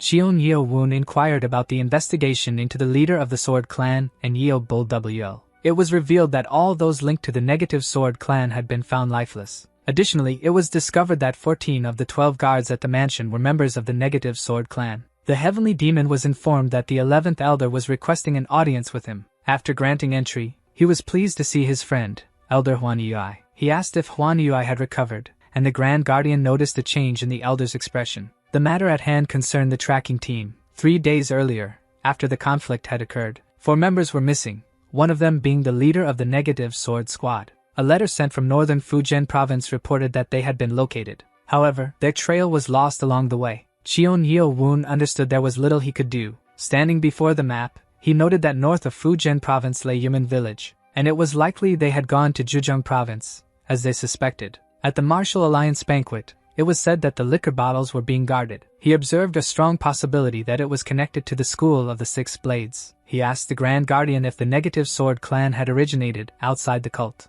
Cheon Yeo-woon was deep in thought, wondering why they had waited so many years. It seemed the sect wasn't originally tied to the Negative Sword clan. He resolved to make Bull WL talk no matter what. Suddenly, his demeanor changed so much that the Grand Guardian asked what was happening. Mentally, Cheon instructed preparations to visit the demon doctor. The doctor was summoned to answer the heavenly demon's call. However, he admitted he lacked the knowledge to precisely determine what had happened to the Lord. Now, all the Lord did was scream. When Cheon visited him, the Lord repeatedly apologized, crying constantly and uttering his mother's name. Cheon Yeo-woon thought he had come only to uncover the truth and his real intentions. But he hadn't anticipated the situation turning out like this. He told the doctor there was no need to feel guilty, and inquired about the drug used at the martial meeting banquet. The doctor asked if he meant the one containing parabolo. If so, it had already been completed. This greatly pleased him. It was announced that he had returned. Arriving with the left guardian, everyone there greeted the great heavenly demon. He made a stern expression when he noticed another seat beside the Lord's throne. The guardians thought that, given the circumstances, they had recognized him as the heavenly demon and united under him. Smiling, he placed his hand on one of the seats. This enraged the third elder. Rejecting the new seat, Cheon Yeo-woon chose the Lord's throne. He was informed that his throne was beside it. He promptly destroyed the throne next to it. Smiling, he remarked that there was nothing beside him. Everyone realized he had destroyed the throne using only his internal energy. Shortly after, he began the council meeting. They asked him to wait briefly while the third elder took his seat. Moving forward, the Grand Guardian announced they would first address the discussions related to the ceremony. The third and fourth elders didn't seem to understand what they were talking about. The fifth elder, along with the fourth, protested against the decision being made. The third elder, trying to buy time, suggested discussing the matter after the current lord regained consciousness. This made some of the others hesitate, but the way the elders exchanged glances revealed that the 6 great clans had already lost half their strength. The Grand Guardian asked if only the 3 of them opposed. However, no one else spoke up. Even so, it seemed worthwhile to have convinced Elder Mongo. The third elder realized he had no choice but to appeal to the minor elders. When asked if the other elders had objections, they aligned with the 3 opposing elders. However, not many joined them, just a few. The 11th elder found the situation amusing, thinking the elders' power would remain intact. But Cheol Young was running out of options and stated that their cult had legitimate procedures. By doing so, everyone realized he was trying to maintain the current lord's position. They thought the heavenly demon was in an uncomfortable position. Nano Xian reported that the demon doctor had stated no progress had been made in the treatment. However, the third elder remained firm, insisting that if the demon doctor couldn't, someone else would. He declared that the leader of the cult was still the current lord, and there was no need for a council meeting. The 9th elder noted that even in this situation, the third elder wasn't letting go of his self-interests. Then the 3 elders announced they would leave and would no longer attend council meetings. The heavenly demon simply told them to let them go. It was fine. Now, they could see who their allies were. That same night, in the grand banquet hall of the inner castle, they celebrated their demands being met. They didn't suspect it was a trap but reminded themselves to be cautious with alcohol and drinks. A bit later, the heavenly demon and the Grand Guardian arrived. The 3 elders greeted the heavenly demon, thanking him for organizing a meeting just for them. He was served first while the 3rd elder watched him drink. The 5th elder thought the drink seemed fine, so they could enjoy the banquet. The 4th elder believed the 3rd elder would surely take the vacant position of 1st elder. The interest was shared among the 6 clans, but now only 3 remained. They reflected on how, for 100 years, the position of lord had been monopolized by the Sword and Shadow clans. They imagined their descendants might hold that position one day. More food and drink arrived for the banquet. The elders thought the heavenly demon was worried about their influence, given the lavish feast prepared to appease them. The banquet was indeed grand, featuring freshly carved meat. They were eager to taste it, commenting on the impressive preparations by the heavenly demon. The 3rd elder wanted to get to the important matters, but Cheon suggested they eat first. It was a dish he had recently enjoyed in Beijing.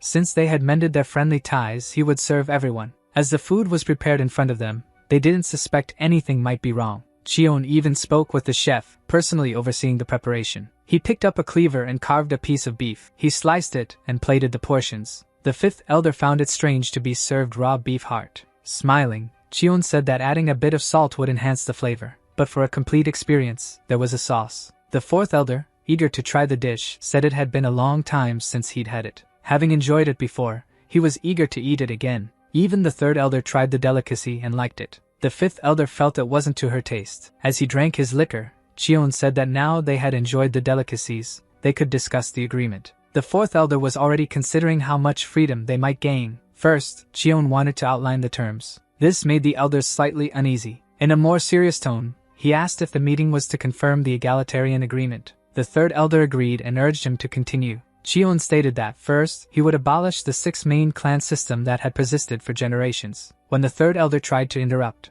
Chion gave him a stern look and said he hadn't finished outlining his terms. This made everyone a bit tense. Second, the ranking system for elders would be restructured, and the positions of the current elders would be reorganized. This made the fifth elder uncomfortable. Third, all clans within the heavenly demon cult would be allowed only 1 combat unit. The remaining units would be consolidated, reorganized, and operated directly by the heavenly demon cult. At this, the third elder became enraged, slamming the table and breaking it. The third elder had to be restrained by the Grand Guardian, enraged, asking what kind of agreement this was. Chion Yeo-woon calmly stated that these were the terms for an amicable agreement. The third elder argued that there was nothing amicable about it. Chion was trying to dismantle the clans. The fifth elder protested, saying it didn't make sense. These terms stripped them of all their power. The third elder pointed out that their forces, equivalent to 20% of the cult's total power, were waiting outside. He questioned whether Chion could face the martial school of the 6 blades without that strength. The Grand Guardian demanded to know how the third elder dared to threaten the heavenly demon. Chion Yeo-woon remarked that,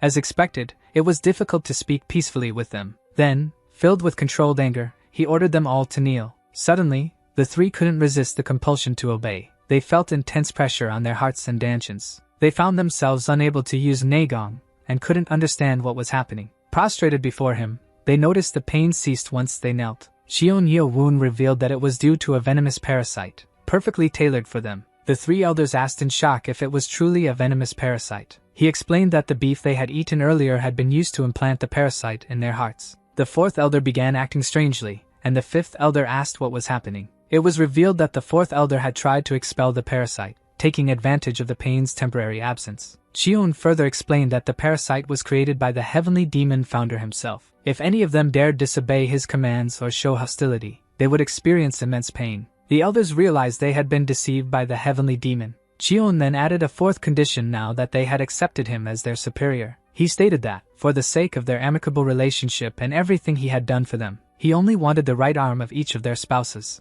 In the Lord's chamber, Chion reflected that he had expected the elders to at least show pride. But after their compliance with his demands in the last meeting, he saw they had submitted. He recalled that the Spring Clan elder's wife was already deceased and that he hadn't even buried his own son. Chion considered eliminating them immediately but knew that with the cult's current strength, controlling them was the better option. He needed to bolster the cult's power to a level where he could remove them without weakening their combat forces. This would be achieved through training and recruiting new martial artists. He was informed to put on a mantle and prepare. He knew the time had come. In the grand garden of the heavenly demon cult, everyone had gathered. All wanted to see the new lord of the cult up close, so much so that a small commotion began to stir. Finally, the coronation ceremony commenced. The vassals were elated, feeling their lord had restored order to the cult. It felt as if the air battle at the Demon Academy had just happened yesterday. They were also saddened for Hyo-bang, who more than anyone wanted to witness the coronation up close. He had been excited by the news but had to watch from afar,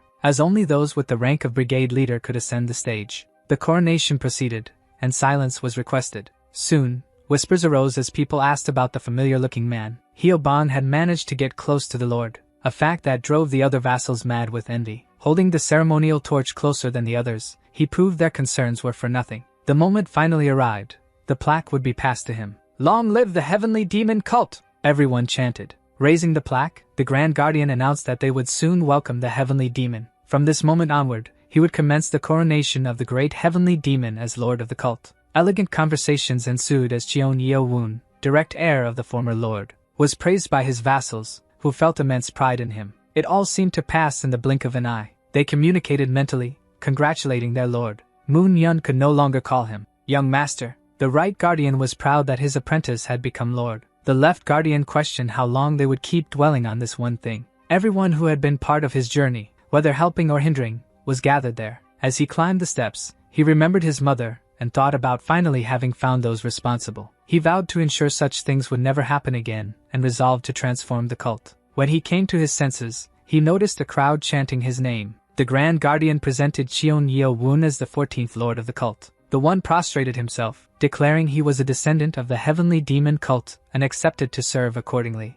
At that moment, the Grand Guardian asked the torchbearer to hand the torch to the future Lord. Cheon Yeo-woon looked at him and remembered that he was the first subordinate he ever had. He recalled how this person had believed in him from the very beginning. Passing the torch, he congratulated the Lord. He said it was a moment he would never forget as he handed over the torch, trembling. However, Cheon Yeo-woon, maintaining his composure, placed a hand on Hyo-bang's shoulder and assured him he wouldn't forget either. At this moment, Hyo-bang couldn't hold back and broke into deep sobs. Holding the torch symbolizing his coronation, Cheon lit it, signifying the true flame. He declared that those who ruled through this fire left behind the regrets of life in their mortal bodies. As he spoke, everyone repeated his words, as it was part of the ceremony. In accordance with the heavenly demon's decree, he was granted the position of Lord. The Grand Guardian placed a ceremonial crown upon his head. However, at that moment, Cheon sensed the presence of someone who had never undergone martial arts training. It was Guard Jang, standing with him, congratulating him with a smile that revealed his restored teeth. Thanks to treatment, Jang was now fully recovered. Seeing this, Cheon couldn't hold back his tears either. Everyone felt they had given him the greatest of gifts. Unsheathing the true sword and drawing everyone's attention to him, he raised it high, demonstrating his strength to the cult. The crowd erupted in chants of, "Long live the heavenly demon cult!" Thus, the 24th Lord of the heavenly demon cult and the second heavenly demon was born. After the harsh winter, spring came to Mount Shawan, 3 months after the coronation. A policy was enacted that centralized the power of all sects within the cult under the heavenly demon cult. Despite some discontent and resistance, the policy garnered significant support as it promised to equalize power. It was said that strength was above all else. In other words, the strongest would be prioritized. As declared, prioritizing the strong meant that all elder positions within each clan would be restructured. 2 months after the coronation ceremony, a tournament was held to determine the positions of the new elders. The minimum requirement for participation was to be a true master. Previously, only Grand Masters could hold these positions. Under the new criteria, 45 individuals from both the main clans and their subdivisions registered. The first to qualify was Mongmu, the eldest son of the leader of the hallucinogenic sword clan. Mongmu was one of the most talented young graduates from the recent Demon Academy class. The second was Yanghua, leader of the North Sea clan, a subdivision in Hunan province. He had lost interest in frontline activities due to the calm brought by the martial alliance in Mirim. The third and final entrant was personally recommended by the Grand Guardian. He explained that most elders were already familiar with him. In the past, the Internal Historians clan was responsible for recording the cult's events. However, the Shadow clan, known for various frauds, persistently interfered with the records. Unable to bear it any longer, they set up an ambush to expose the Shadow clan. The Shadow clan, however, anticipated the surprise attack and forged evidence against them. Seodong, the head of records and the mastermind of the ambush, surrendered without resistance. The 6 clans demanded his execution, but the Lord decided to exile him to an island instead. After hearing the Grand Guardian's explanation, Cheon Yeo-woon decreed the end of Seodong's exile. Thus, Seodong, who had awaited the Lord's downfall, returned to the cult after 15 years. With the disappearance of the Sword and Shadow clans, Bucheol Young, leader of the Blade clan, who had assumed the position of First Elder after defeating Yun Muhua's 24 demon blades, was succeeded by Seodong from the Internal Historians clan. The second Elder was from the Sword clan. The process continued until all 12 seats at the Elders' Council were filled. Cheon Yeo-woon made an unexpected declaration. Every 5 years, the same tournament would be held to determine new positions. This meant that those who held elder positions would need to continually hone their skills. Even the 6 sword positions were filled by Cheon Yeo-woon's subordinates from the Demon Academy. Ho Jim, with unanimous approval from the swords, assumed the position of Mansion Guard leader. Most of the existing groups were completely reorganized. The only group that remained unchanged was the Guardians. In the following months, there were numerous attempts to eliminate the martial school of the 6 Blades. According to intelligence reports, the martial school of the 6 Blades was strengthening itself internally. Cheon Yeo-woon saw this as the perfect opportunity to dispense with the power of the 3 great clans within the cult. A month later, a messenger from the Martial Alliance arrived with a letter from its leader, announcing the postponement of a tournament. Everyone knew the Martial Alliance was trying its best to stay hidden. It was believed they were struggling to find infiltrators, unlike the Heavenly Demon Corps. The Demon Doctor was asked to attempt replicating the drug used by the martial school to extract information. Additionally, the Demon Doctor, along with other doctors who had been treating the former Lord, had come to a conclusion that their last hope lay with the Divine Doctor. After some investigation, they discovered where to take the Jade Medallion to consult the Divine Doctor. Cheon thought the situation had grown incredibly complex, regardless of having formed an alliance. The Grand Guardian suggested sending only a small elite group. It was decided to send a martial artist unknown to the world, so the group, led by the second elder, included Baek Ji-ai and Go Wang-ho, as well as an intelligence network agent serving as their guide. On that day, in the training area of the Lord's Mansion, Go Wang-ho was training alongside others. Cheon often trained with his key subordinates, with the Grand Guardian observing from a distance. Cheon noticed that their movement techniques, though seemingly simple, were extremely difficult to predict. Everyone waited for an opening to strike at the right moment, but their lord was exceptionally quick. He always emerged victorious, demonstrating that they needed more training. This intense training session continued, with Cheon suddenly switching to another technique. Now that Cheon Yeo-woon had become lord, all his swords were with him. He was using combinations of boxing, taekwondo, and the wind god steps, achieving 75% mastery. He knew that to grow stronger, he needed to perfect his basic skills to the extreme. Sama Chuk and Go Wang-ho were thrown aside while sparring with Cheon Yeo-woon. They always marveled at their lord's prowess, thinking even 4 of them together weren't enough. They were astonished when he revealed he was on the path to becoming an enlightened Grand Master. Elder Huan's visit brought news that he had received a message from the Provincial Intelligence Network. Cheon Yeo-woon inquired about what had happened in Hubei Province. It was reported that the special groups sent to find the Divine Doctor had disappeared. 10 days earlier, they had asked for directions from an old man who said that if they passed through the forest. The man added that they didn't need to thank him because he was sending them to their deaths. He claimed that passing through that forest on a foggy day was a suicidal task.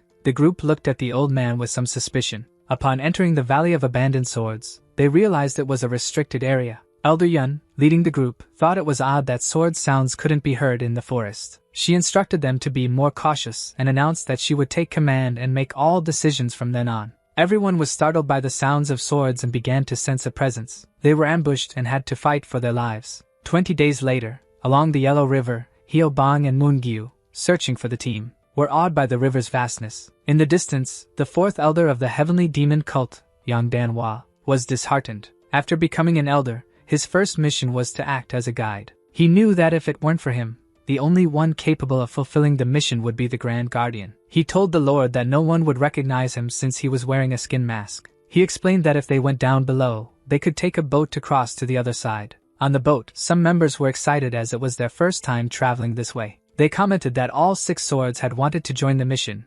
especially Go Wang-ho. However, his large stature would certainly make him stand out in a crowd. They also noticed he seemed more agitated than usual this time. Some thought it might be because of Baek Ji-ai. However, Hyo-bang seemed to have insider information about the matter. Yang Danhua observed Hyo-bang, unable to understand him despite trying. He wondered why Hyo-bang's position was higher than the 6 swords but acknowledged his loyalty. Moon's sword, although covering his face with a skin mask, was still impressive. However, what impressed everyone the most was the Lord himself. The second heavenly demon in the cult's history was remarkable, the one who dismantled the 6 clans, and saved the cult in 2 extremely dangerous situations. It would be magnificent to see him fight. After crossing the Yellow River and entering Hubei Province, Cheon Yeo-woon's group traveled non-stop for 5 days. Near the Valley of Abandoned Swords, in the northwest of Hubei Province, Yang Danhua noticed it was about to rain. Hyo-bang had also already spotted an inn up ahead. The 4th elder suggested that everyone rest and resume their journey in the morning. Accidents in those mountains could be severe. Cheon Yeo-woon was confident that the group he had sent wouldn't be easily defeated. Moon-gyu thought the inn looked quite large but could still serve their needs. When they arrived, they were surprised to see several people seemingly trying to hide. They encountered the Taoists of the Wudang sect, who appeared to be in a difficult situation. The rain was heavy, and the Wudang sect members had gathered at the inn. The 4th elder and the Lord communicated mentally, realizing some of them were martial artists. Entering the valley in such weather was not an option, so it was best to avoid any unnecessary trouble. They planned to stay calm and quiet to avoid drawing attention. However, Hyo-bang arrived, speaking loudly and gesturing animatedly. They quickly communicated mentally, urging him to tone it down, as they were surrounded by martial artists from various sections. Feeling embarrassed for causing a scene, Hyo-bang quietly joined them and sat at their table. It was clear that Moon-gyu and Hyo-bang were nervous, but compared to their lord, who was stepping out of the cult's territory for the first time, he remained composed. Soon, the innkeeper approached and asked if he could assist them. They inquired about available rooms, but he informed them that none were vacant. However, there might be one small, cramped room available. The fourth elder thought that sleeping in such a place could be challenging. At that moment, someone offered to give up a room, explaining that as cultivators, they couldn't ignore guests in need. The man who joined them introduced himself as Mujian of the Wudong sect and offered to relinquish a room. Yang Danhua thanked him for his kindness. Mujian replied that it was their duty to be considerate. He also noted that 3 of them appeared to be excellent martial artists, so he was only doing the minimum. It became clear that the group was being mistaken for righteous martial artists. Mentally, Cheon Hyo-woon told Yang Danhua to accept the offered room since he was serving a master. Turning to Hyo-bong, he gave him a playful wink. However, Hyo-bong was visibly irritated and trembled for quite some time. They tried to smooth things over by joking that his loud demeanor had made him seem like the leader. As they continued their mental conversation, they asked the Lord what they should do. Since the Jade Medallion was with the other group, Cheon Hyo-woon decided they should wait until morning when the rain stopped. Shortly after, the innkeeper arrived with their meal, kindly noting that the rain would likely stop by morning. When asked about it, he explained that he had been there for years and recognized the signs of the rainy season. This was an indication that the rain would soon cease. From afar, someone overheard them discussing the Valley of Abandoned Swords. Most people in the inn stopped talking when the valley was mentioned. At that moment, the innkeeper offered some advice. They should avoid entering the Valley of Abandoned Swords. Recently, everyone who entered hadn't come out, and he didn't want them to be next. Yang Danhua said there were no reports of disappearances within the valley. The innkeeper, who had been there for a long time, insisted he had seen many martial artists vanish. Cheon Hyo-woon asked what was happening inside the valley. The innkeeper said he couldn't know for sure. However, he warned them to be cautious, as the valley would be shrouded in thick fog once the rain stopped. They resumed their mental conversation, agreeing to question the innkeeper further later, as many were listening. Cheon Hyo-woon also intercepted other mental dialogues, noticing that everyone seemed to have the same goal. It became clear that something was happening inside the valley. Some speculated that a certain thing might exist there, while others dismissed it as impossible since they had been there before. They also discussed whether something had happened to the divine doctor. One person questioned who was protecting him. Cheon Hyo-woon concluded that despite the rain potentially stopping by dawn, there was no doubt in his mind that the divine doctor was inside the Valley of Abandoned Swords. The elder voiced concerns about some matters but suggested it was best to rest and figure things out in the morning. He also advised that the Lord rest alone in the small room that had been offered. Hyo-bong reminded them that the innkeeper had mentioned the room was cramped. However, the elder dismissed his concerns, stating it was clear the Lord needed to rest by himself. Hyo-bong remarked that cramming 3 people into such a small room would indeed be too much. So, they came up with the idea for Moon-gear to share the same room as the Lord. The 4th elder thought it was a good idea, as it meant the Lord wouldn't be alone if anything happened. He instructed Moon's sword to stay with the Lord and protect him. Hyo-bong nudged the elder to hurry up and rest, leaving the 2 of them alone behind. With a wink at the Lord, Hyo-bong thought he had prepared everything perfectly for the 2 of them, leaving both of them thoroughly embarrassed. The 2 climbed the stairs, still feeling awkward about having to share the same space. However, she thought it shouldn't matter since they were already used to sharing quarters at the academy. When he looked at her and asked if they were going to enter, he slowly opened the door. And when she looked inside, after noticing there was only 1 bed, she said she would request another room elsewhere. He felt saddened, realizing she was trying to avoid him. She stood in the hallway for a while, unable to believe how nervous she was. She knocked on the boys' room door, hoping to resolve the situation. They didn't open it, so she knocked louder and insisted multiple times. Finally, Hyo-bong appeared with a sleepy face, asking what was wrong. Frustrated, she explained that the rooms must have been switched, as the one they had only had a single bed. He tried to feign surprise, but his expression seemed very suspicious to her. He explained that their room also only had 1 bed, which they had given to the elder while he slept on the floor. But he couldn't let her in, as the elder was already asleep and wouldn't want to be disturbed. Annoyed, she turned and returned to where the Lord was. Behind the door, Hyo-bong grinned, thinking that later, she would be thankful. The elder muttered to him that he had lied for him just this once. Heart racing and unsure of what to do, she stood outside the door, intimidated to knock. Noticing her presence, Cheon Hyo-woon opened the door and invited her in. He asked if she had managed to get the other room she was looking for. She replied that the other room also only had 1 bed. He invited her to enter, explaining she needn't worry and could use the bed. He would spend the night meditating, as he always did. However, she noticed he was also embarrassed, despite his usual cold and stoic demeanor. She realized then that he, too, had feelings for her. As she prepared to sleep, she removed her outer robe. This only made the Lord feel more flustered. She asked if he was going to keep wearing the skin mask. With gentle eyes, she approached him and began helping him remove the mask. Every reaction from the 2 left them feeling even more self-conscious. She reminded him that she had already mentioned needing to apply glue to the mask daily to keep it secure. This brought back his memory of seeing her face for the first time, from the very first moment. Interrupting his thoughts, she asked what he thought of her. Blushing, his heart racing more intensely than if he were heading into battle. Alone together in that space, he looked deeply into her eyes. Though he tried to hide it,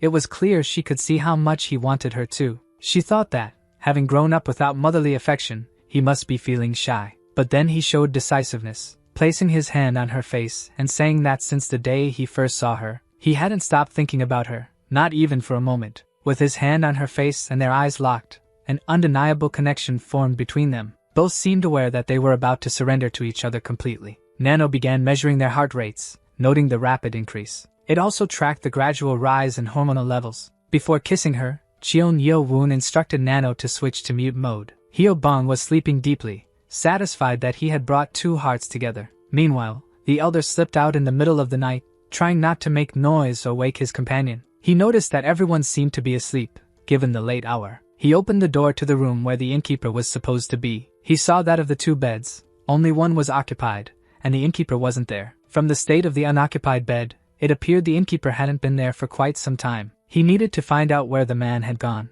Despite the rain, he extended his senses to track him. Using a highly effective tracking technique, he noticed the man was in the stable. He quickly headed there and saw two people conversing. One of them was a guest who had arrived earlier and was showing a jade medallion. The medallion was necessary to consult with the divine doctor. The elder decided to wait until their conversation ended. However, that man, displaying extraordinary skill, drove his blade through the client's skull. Witnessing the scene, the elder could hardly believe that the seemingly kind innkeeper could be such a powerful martial artist. He had appeared to be nothing more than a man who had never learned Magong. The elder wondered how he had failed to notice this before. The man bent down, picking up the medallion from the slain man's hand. Then, turning toward the elder, he remarked that it was time to hunt a rat. The elder realized he had been spotted and attempted to strike first before being attacked. Amused by the situation, the man commented that the elder had sharp senses. He admitted he was sore from crouching for so long but said that thanks to the elder, he no longer had to endure it. Yang Danhua demanded to know who he really was. Smiling, the man replied that if he couldn't tell, he was simply the innkeeper. However, under the rain,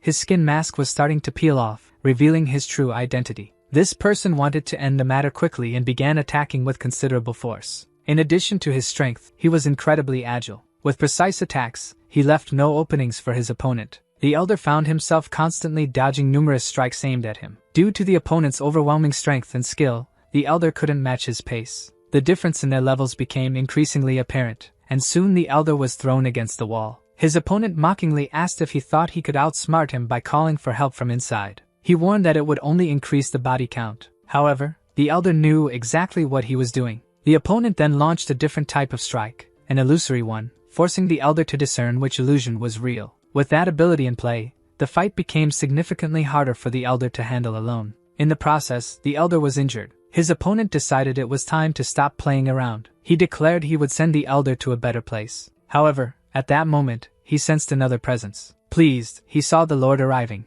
ready to finish the confrontation. As soon as he arrived, Cheon Yo-woon realized the man was no mere innkeeper. The opponent also understood that the strike against the wall had been to summon this young man. Cheon demanded to know who he was and what he wanted, but received no response. Sensing movement from others, the man turned and remarked that their lives had just been saved. Then he vanished at an exceptional speed. The lord attempted to follow, but the elder warned him against it. Cheon remained still, knowing the elder was right. He noted that even he couldn't sense the man's energy. Realizing that the individual might be at the same level, or even beyond his own, Cheon placed his fingers on the elder's wound to apply pressure. He also helped him back inside, knowing that remaining wet would worsen his condition. The others arrived, asking what had happened. They explained they had been ambushed while fetching a horse and saw what transpired. They quickly rushed to the stables to investigate further. The man lying on the ground had simply gone out to gather information from the innkeeper. They also noticed that the medallion he carried had been taken. It was hard to believe that the kind innkeeper could have done such a thing.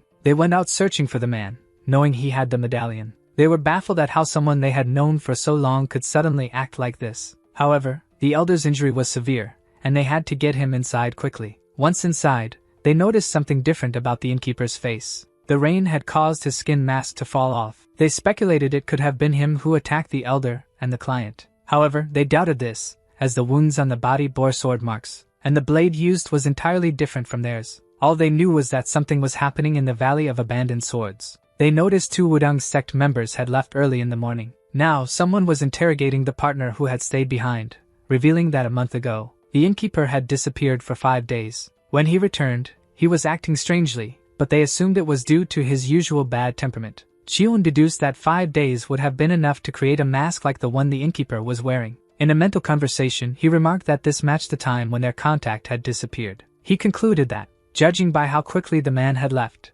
everything was likely tied to the individual mentioned earlier. They prepared to leave, with Hyo-bang fetching the horses. As he passed by, he noticed the Lord and Moon Gye seemed much closer than before. Hyo-bang couldn't help but feel happy seeing that, his heart filled with joy. He wished the best for that lovely couple. In the forest, they were trying to find their way, but the tall grass made it impossible to proceed on horseback. Cheon Yeo-woon kept his senses alert to detect any presence. He asked Nano to create a map to avoid getting lost and instructed everyone to move only to the left. Without Nano, they likely would have already lost their way. Then everyone heard something. It was like a resonance. It felt as though something was getting closer. Hyo-bang pinpointed the direction the sound was coming from. Everyone dismounted their horses and began heading toward the source of the sound. As they drew nearer, the resonance grew stronger with every step. Hyo-bang alerted them to the smell of blood, signaling they were close and needed to hurry. Ahead, they found the group that had gone after the innkeeper to retrieve the medallion. They had all been slain and left there, though it didn't seem like much time had passed. Examining the scene, Hyo-bang realized it was recent and was able to confirm their identities. The rain had fallen when they had pursued the innkeeper, as evidenced by the bloodstains at the attack sites. He approached and asked Nano to conduct an analysis, which confirmed that the incident had occurred about an hour ago. An hour wasn't much time, he thought. Whoever had done this couldn't be far. He suspected there were 3 individuals, but where was the third? The elder then reported finding footprints of 2 people. The tracks led in the direction of the resonance they were hearing. They decided to follow them, but further ahead, the footprints disappeared as the terrain turned rocky. They were struck by the place.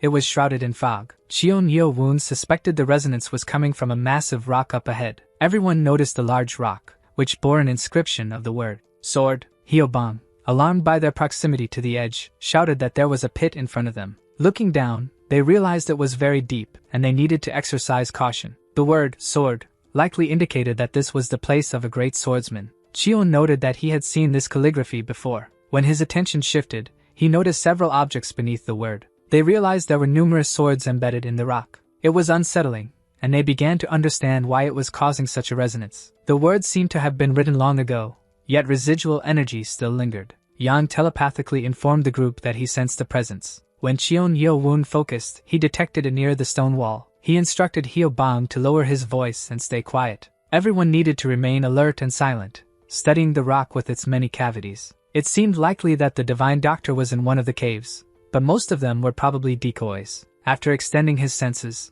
Cheon identified the real cave. The elder also felt it, but there was a problem. Reaching it would be difficult. The gap was at least 3 meters wide. Cheon glanced at the group and realized it would be a challenge for Hyo-bang and Moon Gye. Hesitant, he asked the elder if he thought he could carry Hyo-bang across. He then asked Moon Gye if she thought she could jump. She paused to assess the situation and decided she could manage. However, Cheon offered to carry her if she couldn't. Smiling, she said he could carry her. Cheon held her in his arms, asking her to hold on tight as they prepared to jump. He leaped confidently, fully trusting his ability to make it to the other side. Hyo-bang asked the elder to take good care of him while crossing. The elder, unamused, retorted that he had no intention of embracing a man. He told Hyo-bang to climb onto his back instead. For Hyo-bang, the jump wasn't particularly pleasant, and upon landing, the elder unceremoniously dumped him on the ground. Suddenly, they began to detect a burnt odor. Cheon Yeo-woon placed his fingers on the ground and collected a substance, asking Nano to analyze it. Nano's analysis revealed it was a compound of gunpowder, sulfur nitrate,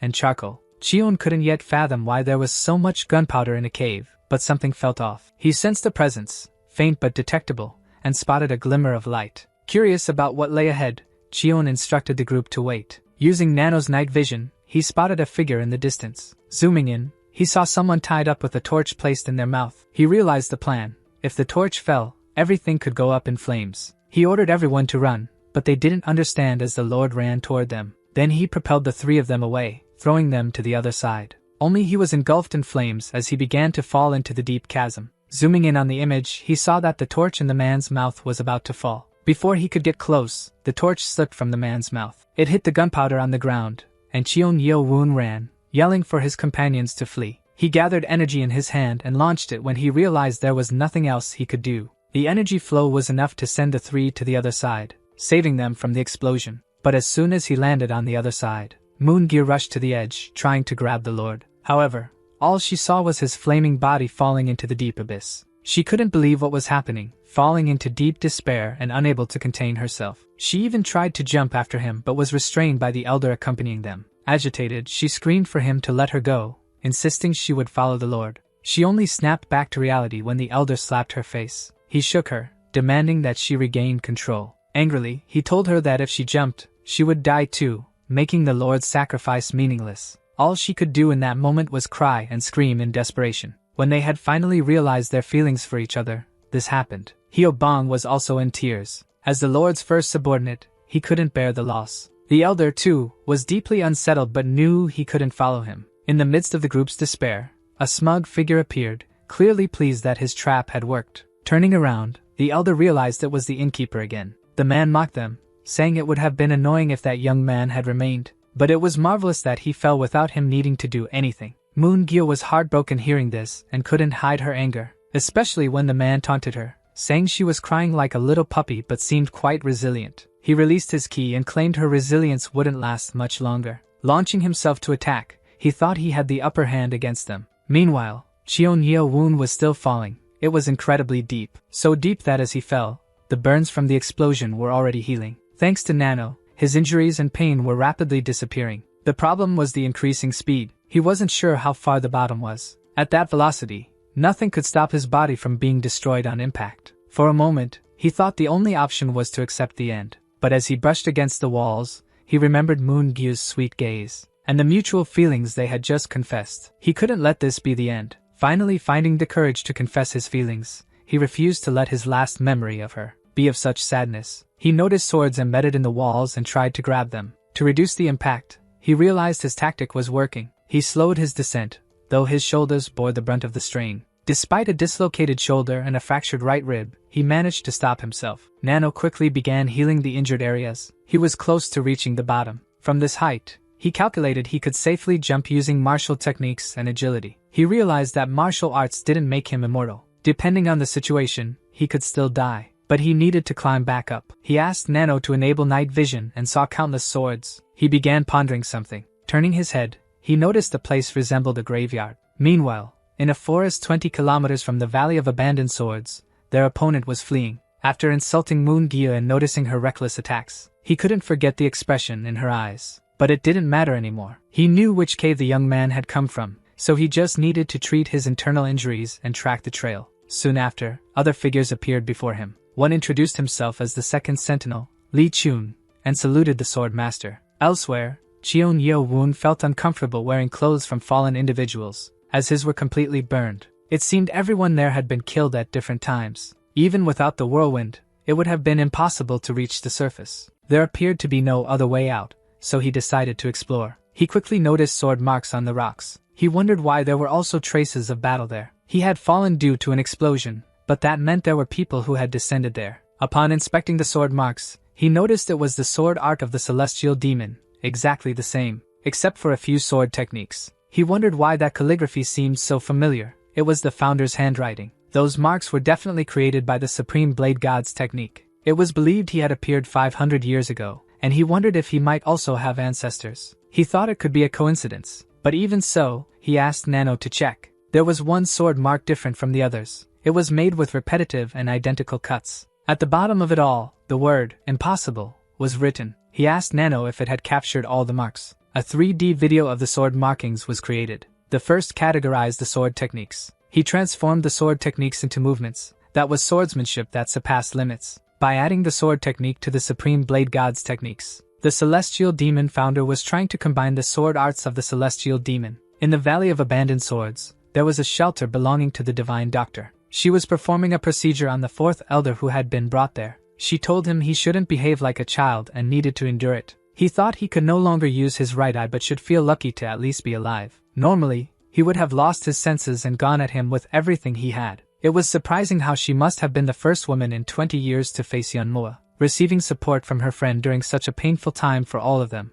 Baekji was also very bewildered and could hardly believe the news. The doctor realized they were all mourning that man. He must have been blessed, considering how he had left so many grieving people behind. She brought up the medical request again. However, she only listened on the side and looked toward the door, making them realize that she knew about them, and the atmosphere there was very strange. The doctor told him he needed to be treated for 7 days and, for now, just to rest. The elder asked if he had noticed that it seemed like they were being watched. She reported that she had confronted all of them when they arrived. As soon as they reached a certain part of the forest, they were attacked and had an intense fight. Those were warriors from the secret mansion asking who was in the forest. Even though they showed the jade plaque, they thought it could have been better as they were guests. However, the innkeeper and 3 martial artists appeared out of nowhere and ambushed them. The other artists were as skilled as the innkeeper, and in the blink of an eye, the sect members were eliminated, and the 2 warriors from the mansion met the same fate. That innkeeper was very strong. They barely managed to stop him. That was when he appeared to help fend off that man,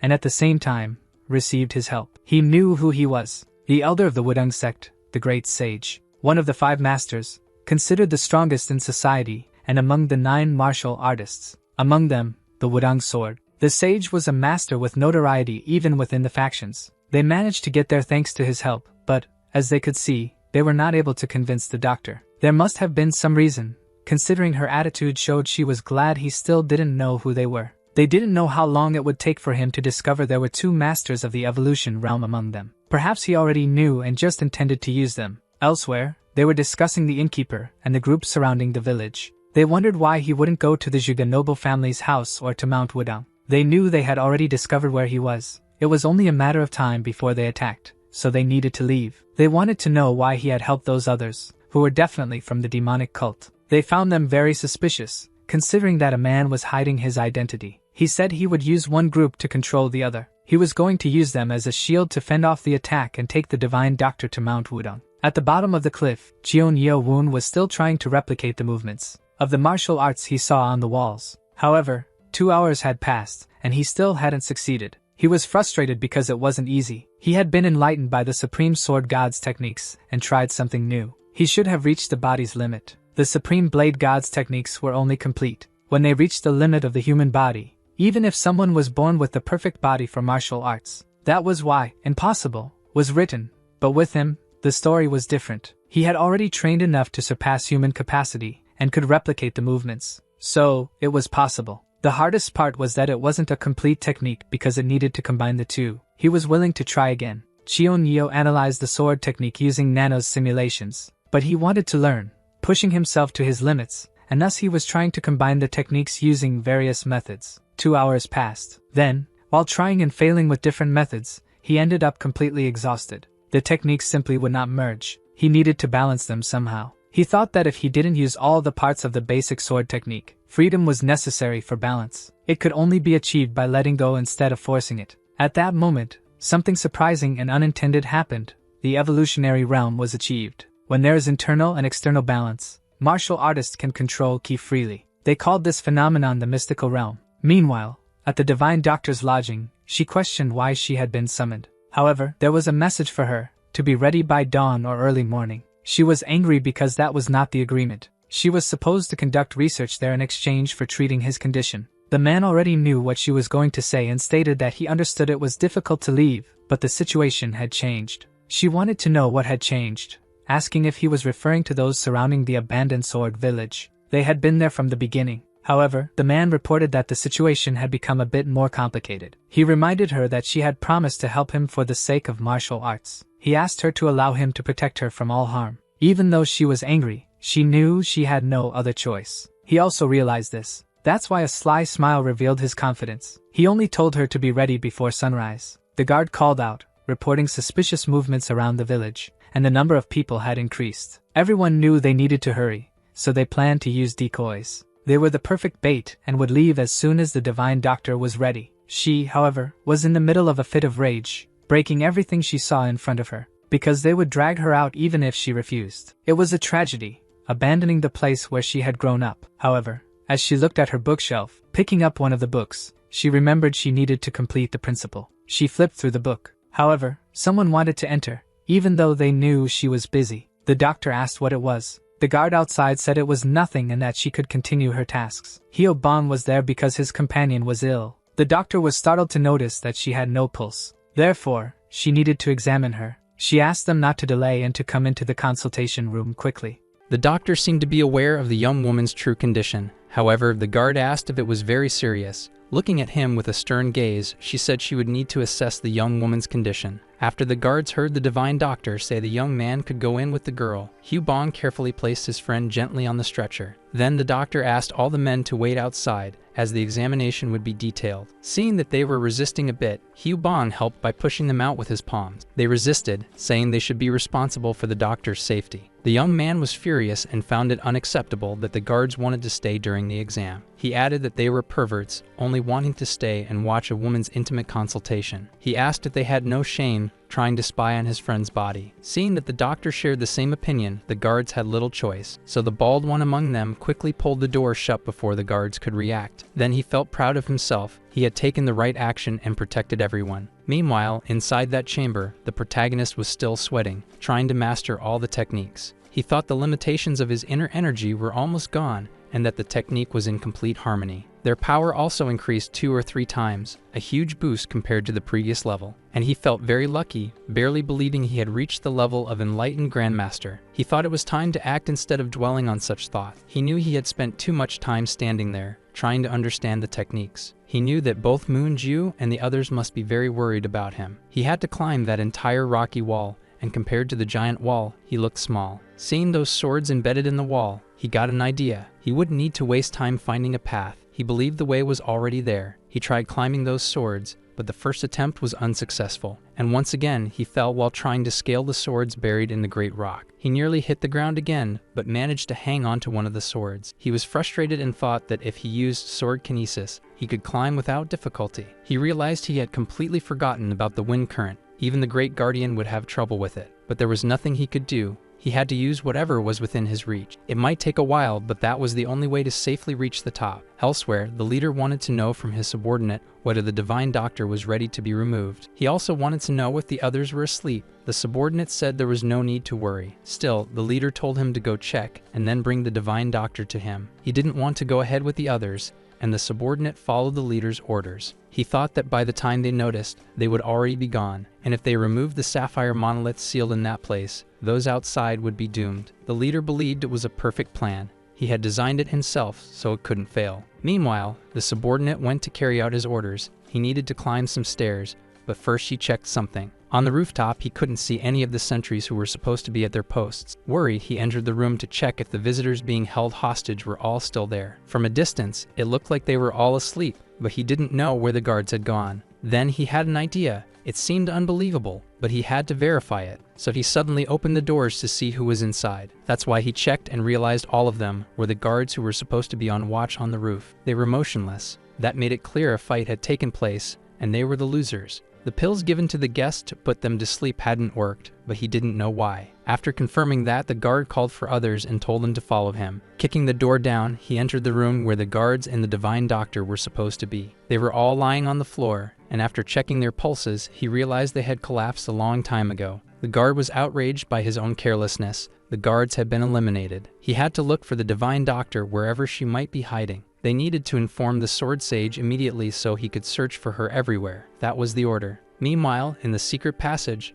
those who were with the sword sage were having great difficulty. They were trying in vain to pull the lever that would cause the great sapphire to release the passage so they could escape. Meanwhile, the guard arrived in a panic to report to the leader what had happened. He said that the divine doctor and the others with her had disappeared. He also mentioned that he had ordered everyone to search for her. That man did not take the news well. After stomping so hard that he cracked the ground, he shouted that they had already broken through the passage. They had probably already escaped. That made it clear the divine doctor had betrayed them. However, the leader simply ordered everyone to get out of his way, as the mechanism to open it wasn't working. There was no choice left but to force their way through. With that, he prepared a precise attack. With his sword close to that large sapphire, he was about to begin using his power, when the vassal warned that they had started using gunpowder, meaning everything would explode. But the leader said he knew exactly what he was doing. so there would be some time. Another subordinate reported that the enemies were entering. That made the leader turn around. His intense, furious eyes couldn't believe that his plan had failed. He couldn't believe the Divine Doctor had stabbed him in the back. Following a plan, they had all managed to enter escape mode at the same time. Hobong believed that all the noise outside was due to the enemies entering the mansion. More than satisfied, thanks to everyone's excellent performance, they managed to do everything smoothly. While the two were arguing, the Divine Doctor was not pleased with how she was being carried. She had to tell Butt Guy to hold her properly, since he was too weak, but the young man remembered that he never volunteered to carry the big woman. Still, they had to follow the plan,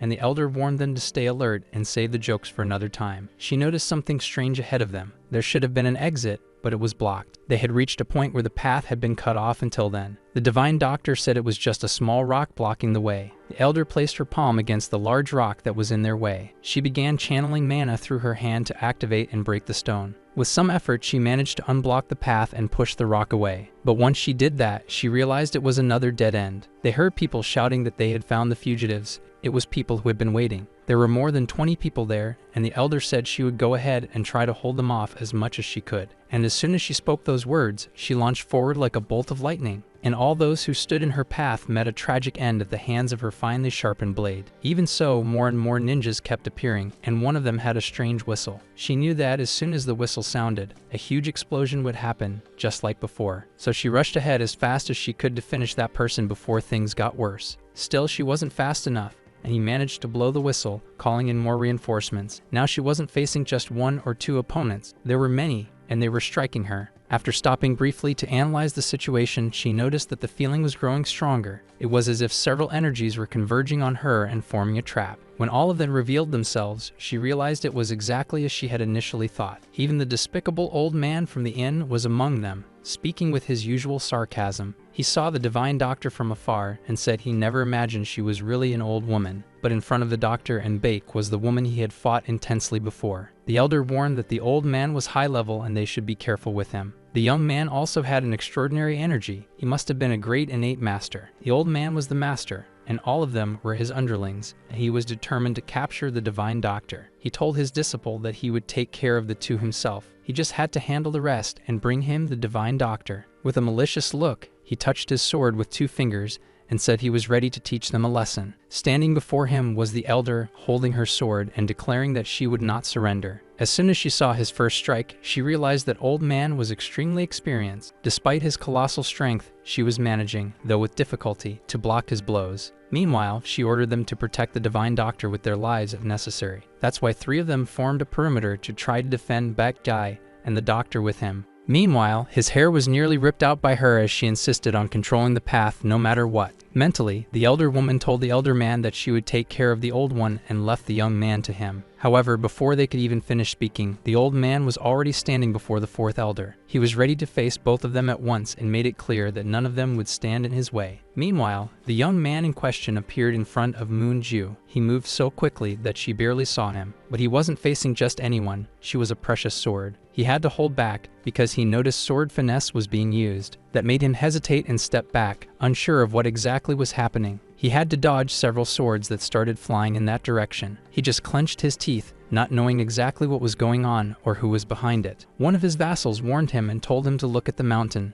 It seemed like the wall was shaking. However, upon closer inspection, it wasn't the stone wall that was trembling, but the swords. They noticed that the swords were moving in a way that made it seem like the entire wall was shifting. Someone was manipulating the kinesis of the swords embedded in the great rock, and they were all moving for some reason. Even witnessing it with their own eyes, they couldn't believe the swords were actually taking shape, as if being guided, forming a great staircase. All of them aligned in position, as if someone were orchestrating the entire scene. The old man was frightened and watched without understanding what was happening. However, the 4th elder seemed to have an idea. Just like the young sword in Hobong, everyone's eyes were wide open. They had a vague idea of what it could mean. But the young woman, who believed herself deep in mourning and had cried rivers of tears, now had a shine in her eyes. She was seeing the figure she had most wanted to see in her entire life. But even as her eyes opened, she seemed unable to believe what stood right in front of them. With no disguise, standing before everyone was the heavenly demon. As soon as he saw his beloved, he looked her straight in the eyes, transmitting a serene calmness. All of that had started moments earlier as someone climbed the mountain. Chien thought things were calmer now. He had managed to pass through the wind current area, but when he sensed a presence above him, he grew worried, thinking a fight might break out quickly. There were multiple presences with various energies, so he rushed as fast as he could. He thought Moonju might be in danger. He believed that if he kept going at that pace, it would be too late, so he decided to use a bit more of his energy. He stepped onto his sword and decided to use it as his transport.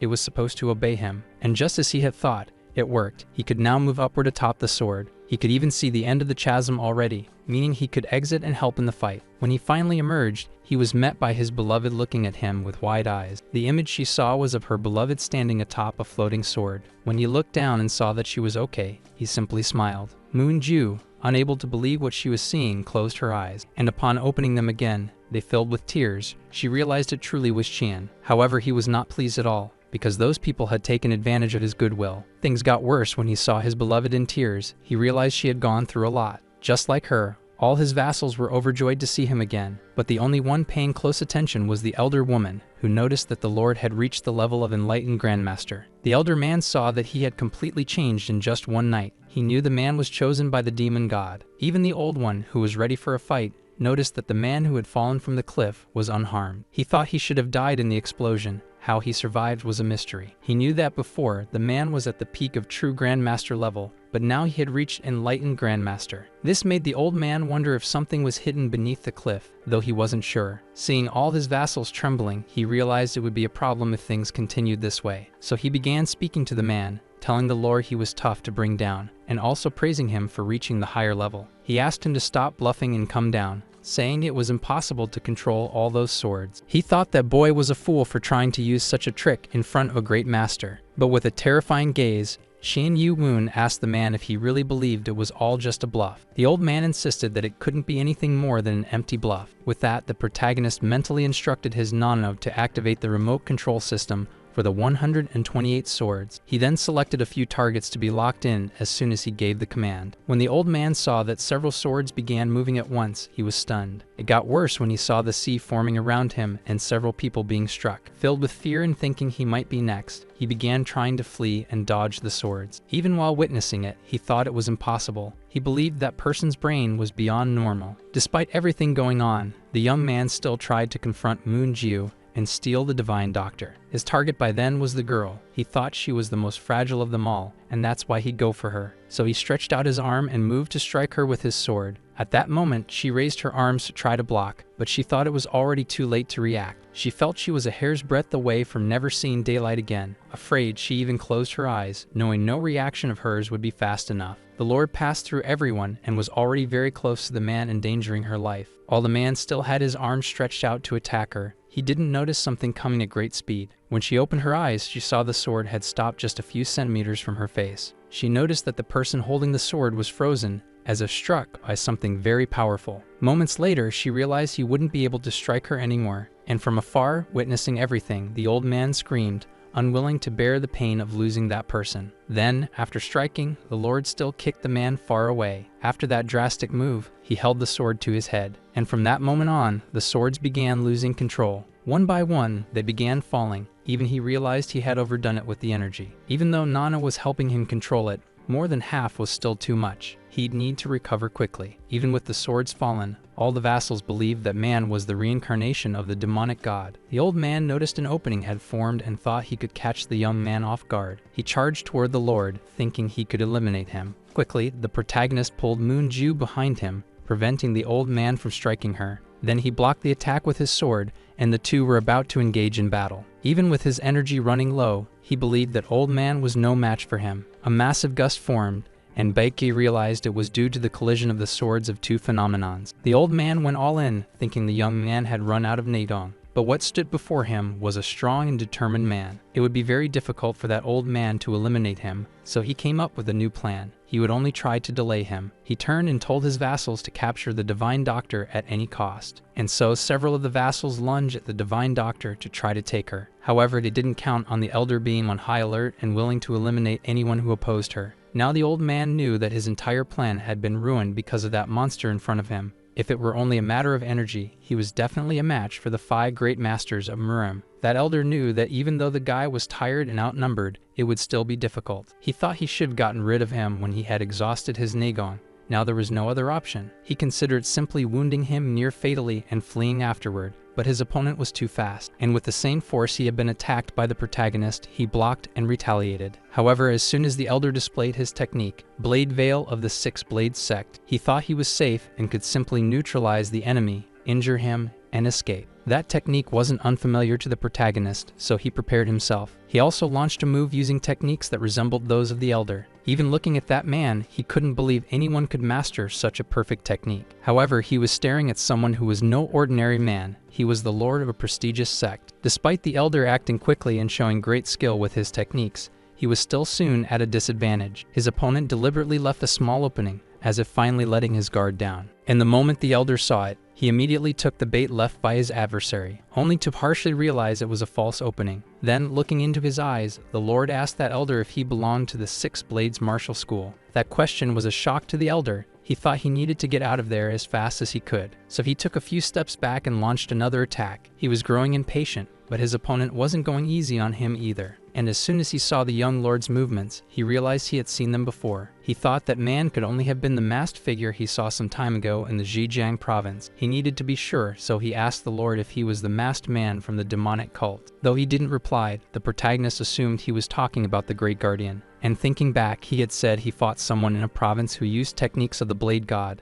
Now aware of that man's participation in the demonic cult, he knew he had to stop him, even if it cost him his life. So he resolved to go all in, no matter what. He charged at the lord, who noticed that the elder's technique had become more aggressive. So he too had to intensify his attacks and increase the firmness of his skills. And when the elder unleashed his most refined technique, he thought the lord should have fled the day before. Seeing all his power engulf the lord, he expected the result to be different from the last time. What he didn't realize was that the lord was far from impressed by such an attack. He couldn't believe it when, with a precise movement, his opponent simply destroyed the attack, and countered so fast that he couldn't even see when the man had gotten close. Because of that, they had to exchange a few more sword strikes, and the elder slowly realized things were getting difficult. They were getting worse at an extreme pace. The fight he thought would be easy was escalating in difficulty. In just a few exchanges with that man, his sword already showed severe cracks. Eventually, it shattered into several pieces, leaving the elder in a vulnerable state. The protagonist took advantage of the dust cloud covering them both and delivered a perfect strike. It was so fast that not even the elder, who had been hit,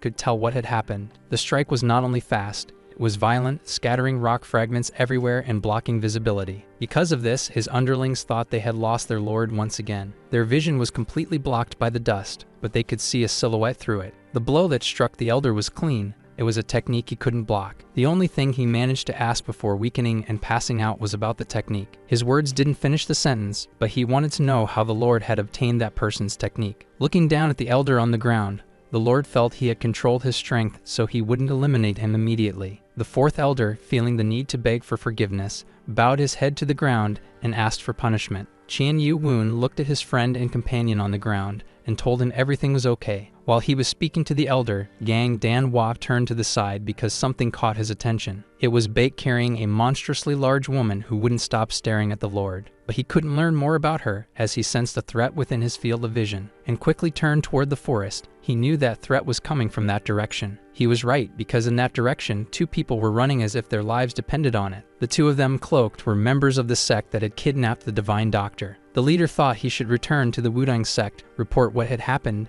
and gather as much force as possible. However, the one running beside his master was injured and trying to move as fast as he could. At a certain moment, the master saw something coming at tremendous speed toward them and told his underling to duck. But he didn't hear in time, so he couldn't react fast enough and was struck by one of the swords. While trembling and feeling the effects of being pierced by a blade, the young man placed his hand on his master's shoulder. His master realized that it was one of the swords that had been floating earlier using that technique. He thought it was impossible for that man's senses to have reached such a great distance. He believed that enlightened masters were truly monsters. He would need to hurry as he had to ask for help. While that subordinate was slowly passing out in the leader's arms, he grabbed something that had been stored. It was the book the divine doctor had been researching for a long time. Unfortunately, it was torn and dirty. That man, feeling sorrow for his servant, closed the man's eyes, and knew he had to leave him behind. So he ran quickly toward his sect. He had to get out of there and seek reinforcements. He ran non-stop as fast as he could. Meanwhile, the Lord who had launched the sword was weakened. In a brief moment, he began feeling dizzy and had to be supported by one of his elders. He spoke to Elder Yen Muhua and asked her to go after the sword and check where it had landed. She immediately moved to fulfill her lord's order, dashing toward the mentioned area. She noticed that in the place he had indicated, there was a person who had been struck by the sword. She couldn't believe he had actually hit someone in the forest with such dense visibility. His skills were incredible. The elder also noticed that near that person, there was something he had taken from a second person, and now she needed to know who it was. She thought that if it was who she suspected, she would have to go after him immediately. While the elder searched for the second person, Hugh Bong and Baek Jae were carrying out the Lord's orders. They were to remove everyone, clean the area, and even erase all traces of footprints on the ground. That was the command. While carrying out the mission, Hugh Bong wanted to know why they were only told to burn those bodies and leave the others in the mansion. Baek Jae explained that the Lord intended to cover up the case, disguising it as a fight between sects. After that, at the Divine Doctor's mansion, some of them returned so she could search for something. The doctor was distraught, searching everywhere possible for a book. She was desperate. Her years of research had unfortunately disappeared. She couldn't believe it, as she was sure she had placed it in a spot within her sight, but it had vanished. As she searched, she was caught. The Lord asked her what she was doing. When she replied and asked if he needed something, he told her to organize everything, as he needed a specific medicine. He handed her a list. It was extensive, with many hard-to-find medicines. She took note, and as soon as she looked at the list, she realized what kind of medicine he was trying to make. Her eyes widened. She realized that the Lord was more cunning than she had imagined. Then, regaining some composure, she told him it wasn't much, but that particular medicine was dangerous. She noticed that the Lord's face didn't change at all, signaling he knew exactly what he was doing. Meanwhile, in another room in the Divine Doctor's mansion, a mask had been removed. The elder who had been fighting the Lord all along was none other than a masked man, which left the girls confused. They thought he was an old man, but unexpectedly he was someone much younger, and they looked at him unconscious. Both girls watching him were prepared for anything in case he woke up. Moonju, noticing the man had just moved, warned her friend that they should inform the Lord immediately. She asked the others to stay behind while she went to report it. She had to make sure he didn't escape. Meanwhile, the man woke up, looked at his feet, and couldn't believe he was still alive. He realized he had been treated, he had been kept alive on purpose, and he knew he was about to be interrogated. But he thought they were fools to believe he would give up anything so easily. However, when he looked down, he noticed that his abdomen wasn't just bandaged, it had also been prepared. They had taken care to block his nagong, thus preventing him from harming himself. As he thought about that, the door opened and the dark presence of the Lord once again filled the room with dread. Yet the man merely glanced toward the Lord, still pretending to be tough. The Lord sat beside him, radiating total dominance, and tore off the bandage covering the man's mouth. Now tied to a chair and furious, the man asked how a mere cultist could know tricks like that. Qian Yu Woon just gave a slight smile. He found it amusing that they called the Lord of the demonic cult something like that. Then he smiled even more intriguingly, and told him he'd have to correct two small details. He said that first he wasn't a mere cultist, and then placed his hand over the man's mouth and said he'd tell him who he really was. With a demonic air, he stated that he was the heavens themselves and the one who ruled over the celestial demonic cult. Upon hearing this, that creature realized he could only be the Lord of the demonic cult. Then the Lord placed his hands between the needles that were blocking the man's senses. Right in his eyes, he told him that an insect like him had no authority to ask questions. Then, with Nano's help, he delivered several electric waves to the man. The waves running through the man's body were so powerful that he began begging for death. But slowly, the Lord of the demonic cult reduced the electrical tension. Even so, the man began to feel as though he was breaking from the inside out. After enduring such intense pain, he could barely remain calm in the chair, and without letting him rest, the protagonist slapped his face to keep him awake. The impact on his face was so strong that he forgot the pain from the shock. But he quickly realized that he no longer felt his nagong and didn't know how that had happened. For a moment, he seemed to have an empty mind, his thoughts blank. He just stared ahead at that man with his hands held in a rather unusual position. He looked at the Lord and asked what kind of trick he was trying to pull. That man had heard from sect masters skilled in illusion magic who had joined the demonic cult. He thought maybe they had been captured and forced to teach their abilities,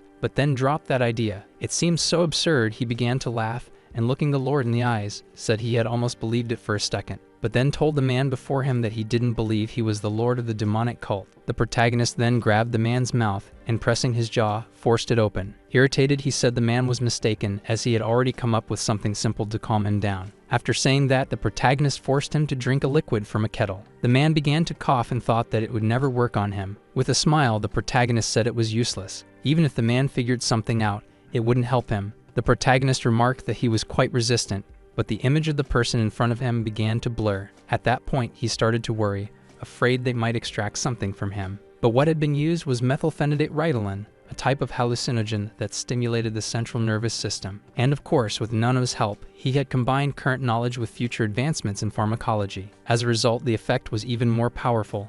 No one could resist it for long. The man began biting his lips, realizing it was dangerous. His body was growing sluggish. Initiating the process, the protagonist clapped his hands to signal the brain and trigger alert mode. Then he said he was more than capable of doing the same things the man's sect had done. He showed his palm to the man, who recognized that a command was about to be issued. The man seemed to see the clap happening in slow motion, and as soon as the clap was complete, his eyes changed. It looked like he was already prepared to answer any kind of question. To reinforce the command, the protagonist told him that every time he snapped his fingers, he would have to respond. So he snapped his fingers for the first time and asked what the man's name was. With no choice but to answer, he revealed that he was one of the 6 masters of the 6 Blades martial school. He said his name was Li Bake, the sword master. Then the protagonist wanted to know what he wanted with the divine doctor. The protagonist noticed that even under hypnosis, the man was dodging certain names. Qian Yu Woon was able to obtain a great deal of information from the hypnotized man about their interest in the divine doctor. They aimed to create an absolute martial body. That man said the supreme art of the blade god was not a martial art that could be mastered, but the protagonist wanted to know how they had learned that such a thing was with the divine doctor. The hypnotized man explained that the information had been uncovered through a secret intelligence network from the Force of Justice.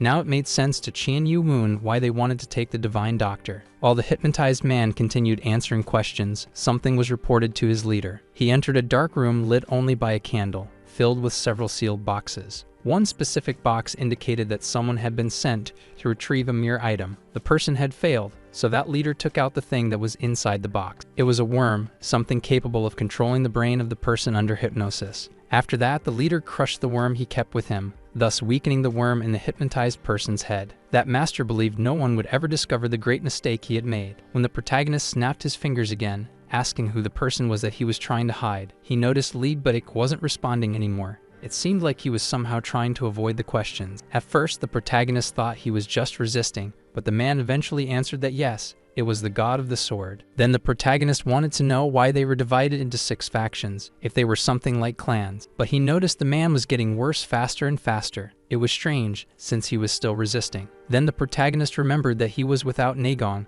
and a spark of realization hit him. He saw the man's face was twisted and smiling. The man said he wouldn't get anything out of him, but of course he didn't truly know the Lord. He saw that he was just radiating a strange light from his hand. Silently, the protagonist asked Nano to enhance reality and scan the situation. After that, she scanned and detected an insect implanted right where the swelling was located. Now with a serious expression, the protagonist wondered what he could do to keep extracting information from that man, who even while in pain looked at him with a cynical smile as if to say he wouldn't answer a thing. The protagonist simply discharged an electric shock strong enough to destroy the parasite. After the shock, the man no longer had any hair, and smoke was coming off him. Nana reported that the electric shocks had stopped the insect's movements in the brain. Now the protagonist had to remove it, so he asked Nana for help to avoid damaging the brain. Outside, someone screamed in desperation. It was the divine doctor, asking the men about something. In a state of panic, she asked if anyone had seen a certain book that may have fallen somewhere. Hubong looked at Bak Jai, but neither of them had seen anything like what she was talking about.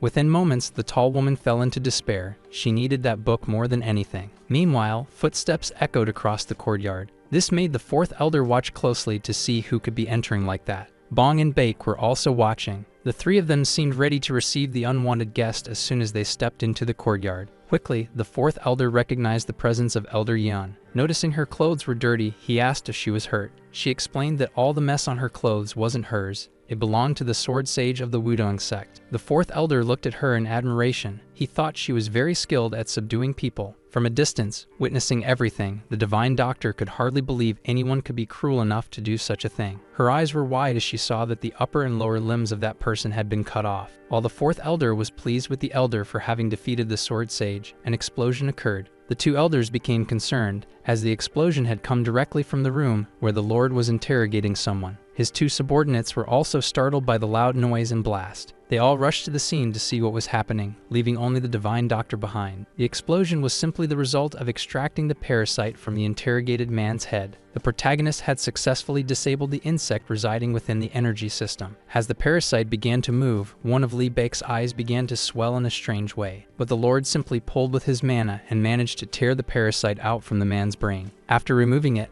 along with the eye of the master from the six-blade sect, he threw the parasite. While it was rising, it became wrapped in mana and swelled, until it combusted and exploded, causing unease among those watching. That man, still alive despite the pain, thought the person in front of him was the embodiment of evil. Nano reported that the brain damage had been minimized, but the target didn't have much time left. Now the protagonist had to act quickly, so he was going to cause the man instant pain. He snapped his fingers again, and when he did, he needed that person to answer more questions. However, he was interrupted when the fourth elder burst in to see if the Lord was alright after hearing the explosion. What he saw left him completely shocked. He could see that his Lord was extracting crucial information. He had never witnessed such an efficient method to draw such valuable intel from an enemy. He saw that the man, very close to death, was trying to reveal the location of the base. Before he passed away completely, he managed to state the location of the six-blade Stex base. When the fourth elder asked the Lord if everything was alright, the protagonist said they already knew where the base was. The fourth elder could only see his Lord's back and heard him say that he had obtained the information. Then he heard directly from the Lord that the base was located in the mountains of Zhejiang province. Meanwhile, in another part of the divine doctor's mansion, the second elder asked if everything would be okay. With the sword sage she had brought, however, the doctor looked at her harshly. She told her that, due to the deplorable state in which the man had been brought,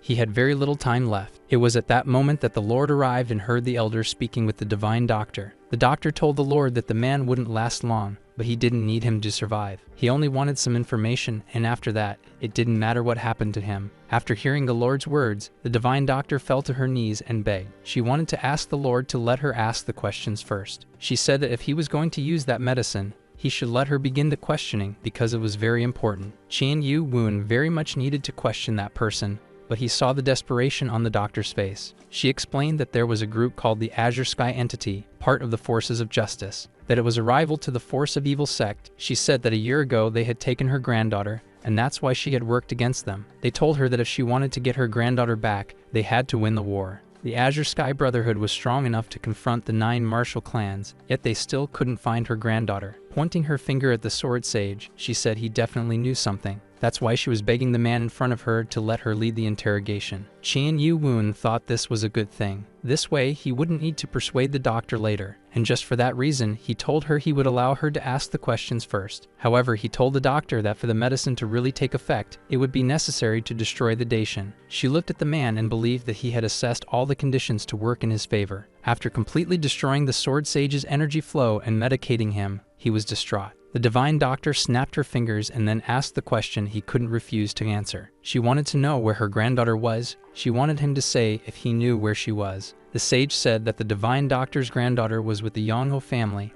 one of the 18 existing families. The old woman was devastated. She had asked that same question dozens of times, and he had always refused to answer. Now she snapped her fingers again and wanted to know why he hadn't told the truth earlier, since he already knew it. He said that they were keeping in contact with the family, so it was possible to bring her back. Hu Bong was outraged. He thought both the forces of justice and the forces of evil were the same. However, his partner poked him in the stomach to make him stay quiet. The divine doctor was already in shock, and he was making it worse. After hearing everything from that sage, she lost her patience and began choking him. She vented, saying that he was a Taoist and should not have abandoned his morals and left her in that situation. As she squeezed, his eyes started to roll back. His medical condition had already been poor before. After she began squeezing harder, he drifted further and further from reality. The Lord, standing nearby and seeing all that was happening, asked the divine doctor to calm down. He thought she wasn't controlling her strength, so he had to take an extreme measure. Using his mana and raising his hand, he simply pushed the divine doctor back with a small burst of force, just enough to throw her near where the fourth elder was. He took the opportunity to keep holding her as she flailed and continued cursing. With that, the protagonist asked Ho Sanghua to take her elsewhere. He needed to continue the interrogation. Nana reported that due to excessive blood loss and the shock sustained, the man's cardiopulmonary activity was failing. She warned that his current mortality rate was already at 98.96%. In a final attempt, the protagonist asked Nana to stimulate the brain and heart with electric shocks. He tried it a few times, but Nano informed him that the individual was already lifeless. Now looking at that person, he felt he had made the wrong decision. He should have started with the questions. There was nothing else to be done now. He hoped the divine doctor had some useful information. He thought a doctor strangling a patient was strange. Maybe that's why he had sensed that odd energy. But thinking about those two, he knew they weren't much different from the cult, though that no longer mattered. Behind him stood the second elder, who wanted to speak with him. She showed him a burned notebook that she had gotten from the sage when she found him during the escape. She explained that before catching him, she saw him burning that item, so she took it with her, thinking it might be useful. With that, the fourth elder suspected it could be the book the divine doctor was looking for. The material was very thick and soft, more than traditional paper, so he asked Nana what it was. A deep analysis was triggered, but it couldn't be analyzed. It had been a long time since Nano had locked any information that should be accessible. He wanted to know if she could understand what was written. Those letters looked a lot like Hanja. Nano explained that it was simplified Chinese characters written in a reduced form. It was possible to translate simplified Chinese. She began by saying it was someone's diary. Then he remembered hearing that what the divine doctor was looking for was a book containing instructions, but it spoke of a mistake made when pursuing the founding heavenly demon. That's what he read at the bottom of the cliff. He thought the one who had left the diary behind was the one who created the absolute body and the Six Blades martial school. Since it was very burned, he couldn't extract any more information, so he asked the elder to return it to the doctor. Opening the doors, he told his elders to prepare as they were about to depart. Soon, that entire scene of battle and destruction would be left behind. The divine doctor wanted to speak with the Lord again and said that her actions had caused trouble for him. But the young man showed a kind heart and told her not to worry about it. Even so, that woman knelt once more and, despite the shame, said she needed to ask another favor. It was about her granddaughter, who had been in the hands of the Yellow River bandits for a year, and she hadn't been able to find her. She begged him to help a desperate old grandmother save her granddaughter, and he simply watched her carefully. At one point, he closed his eyes. He listened to her speak, but said that, unfortunately, it wouldn't be possible. She didn't know, but as the leader of the heavenly demon cult, he couldn't be absent for long. The elders knew that was the reason he was reluctant to help. It could be too risky. With everything decided, they turned to leave, leaving the divine doctor behind. But she quickly threw herself in front of them again and pleaded. More than that, she bowed her head to the ground and said that if the young man helped her, she would serve him for the rest of her life. The divine doctor caught the great lord's subordinates by surprise. They hadn't expected her to say such a thing. That made the protagonist pause. Having the divine doctor swear loyalty to him was excellent. Still with her head bowed, she begged. In her thoughts, she hoped his answer would be favorable. But then she felt a gentle manna around her body, as if lifting her from the ground. Within moments, her body began to float, and she returned to her upright position. With a smile on his lips, that man told her she should always remember to keep her promises. The doctor, looking at him, realized he was accepting her as his vassal and would help her. Little by little, the realization sank in, and tears streamed down her face as she fully understood. Joyful, the fourth elder told Hubon that they would end up heading to the pirates. Now that woman looked at the young face of the person before her and could hardly believe she had received his help. She thought Qian Yu Woon looked familiar but couldn't quite remember where she had heard the name. Then her eyes widened as she realized she had just sworn loyalty to the new lord of the demonic cult. But it was done. She had sworn to follow the lord of the demonic cult for the rest of her life. Shortly after that, they were all mounted and on their way to search for more information. The lord asked his elder if he knew where the family that had taken the elder woman's granddaughter was, but he didn't know. Now it became difficult for the protagonist. There were 18 families, and he didn't have time to go after each one. To make things easier, the fourth elder told him not to worry. He had an information network. They were thinking about asking for information from a certain family he was familiar with. Meanwhile, elsewhere, some scouts began to search through the forest area for something. One of them informed the man that the Valley of Swords was about 13 kilometers ahead. However, he stopped what he was doing because he sensed an energy. He couldn't ignore it. As soon as he stopped, he carefully observed the area. He could smell something faint, but close. His vassal, concerned, asked the man if something had happened. However, he decided to go to a certain location, and they saw something on the ground that left them stunned. There were clear signs of a fight. Without a doubt, it was the aftermath of a fierce battle between great martial artists. The battle traces were from at least 2 people at the level of Grand Master. One of the vassals informed the man that a part of the ground looked a bit unusual. Compared to the surrounding area, it seemed like it had been disturbed, dug up, or that something had been buried there. Under the man's orders, the vassals began to dig. They dug with their hands to see what had been hidden, and as they dug deeper, the man was shocked by what had been buried beneath the soil. Judging by the clothing, it was clear that they belonged to the Wudong sect. Their leader immediately realized that it had to be the remains of the sword sage and ordered a search for anything unusual in the area. He couldn't understand why an elder of the sect had ended up in such a state. Searching among the trees, they found the mark of the Azure Sky Brotherhood, not just on one tree, but in multiple places, indicating that a confrontation had taken place. And one of the vassals found something strange that his master had been referring to. It was a book, something the elder had hidden before being captured. The leader looked at the book, which contained the divine doctor's instructions. He smiled broadly. He knew that this was what the sword sage had protected with his life. In Murim, there were several factions: the northern forces, the western ones, the evil forces, and to the south, the demonic cult. Murim had been divided among these three major powers for hundreds of years. The only neutral place where all three great forces were in contact at once was Mojang City. But that didn't mean the city was a paradise. They didn't want to make any rash moves. In an inn in that city, Hugh Bong was glancing around suspiciously. Then he whispered to Bake, saying there were some strange guys with scars. Of course, Bake Guy told him to be quiet and not draw attention. He thought his companion couldn't stay silent, but to his relief, Moonju wasn't with them. As they walked, the fourth elder believed he had avoided trouble thanks to Bak. When they arrived at a certain place, he asked the Lord to follow him.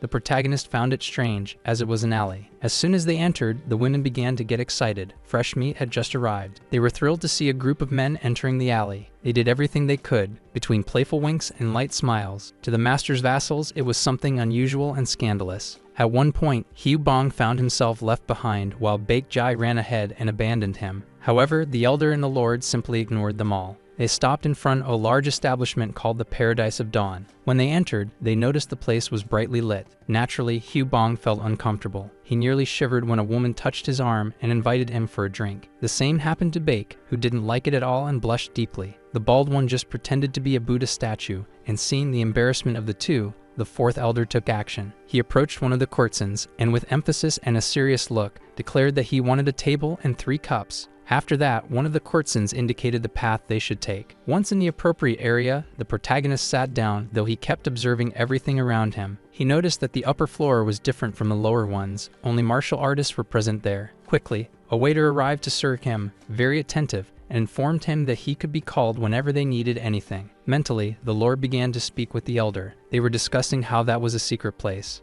After that, they talked about other even more important matters, but extremely discreetly, until the waiter returned and informed them that they could wait a moment. Some time later, they were called again, and the man informed them that his master was willing to receive them. For the fourth elder, it was a surprise, since he knew that only high-level information was handled on the upper floor. And the fourth elder explained exactly that to the protagonist, meaning they only needed to verify it. He observed carefully and felt no killing intent from anyone dangerous, so he decided to take the risk. After following the man for a while, the 4 of them were already on the upper floor and about to enter the room. That person kindly asked them to come in, as his master was waiting, and as soon as they entered, they were warmly welcomed as precious guests. The owner himself was receiving them and expressed his satisfaction in welcoming them to the Dawn building. The fourth elder thanked him for the hospitality and said he didn't expect to be received in person by the lord of the place. But he quickly changed the subject and wanted to know why he had been summoned there. He was sure he had only requested intermediate level information. The man disagreed, saying the information requested belonged to the high-level category, perhaps even a more ambiguous one. As soon as Mano realized he had captured their attention, he smiled. It was a sign that he belonged to one of the 18 families, clearly asserting his status. Everyone then understood that the man was from one of the 18 families of the Yellow River. Mano appreciated the sharpness of Hugh Bong,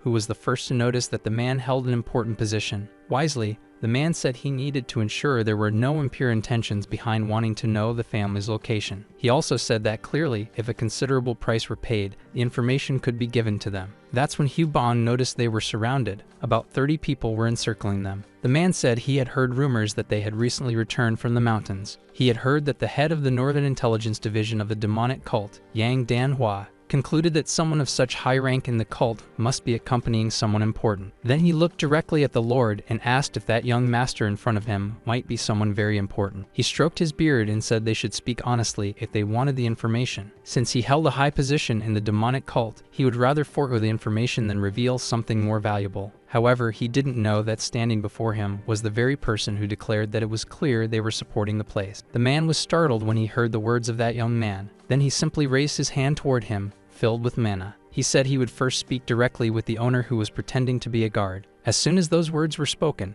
the young master swiftly grabbed the neck of one of the guards. He continued to squeeze the man's neck, saying he preferred to speak directly with the owner. While squeezing his neck, he said he knew perfectly well that the man was pretending to be a guard. Now the real guard, who was in the owner's place, didn't know what to do. He thought the young man might be one of the demonic cult elders wearing a skin mask. Even so, the guard tried to fake being the owner, asking him to release the guard, saying he was innocent. The Lord only smiled and said it was funny hearing a supposed guard claim that man wasn't the real owner. He said that if that were the case, he would just keep squeezing. Since there was no explanation, all the people outside were making suspicious movements. He made it clear that it made no sense for them to move so frantically over a guard. Meanwhile, the imposter was asking the real owner what to do. However, his neck was being squeezed too tightly. He couldn't speak or even use his telepathy. He simply looked at the Lord and knew that this man was a monster, an innate level being. He couldn't even move a single finger. If the Lord used the slightest bit of strength, he would undoubtedly destroy him. He knew that if he tried anything,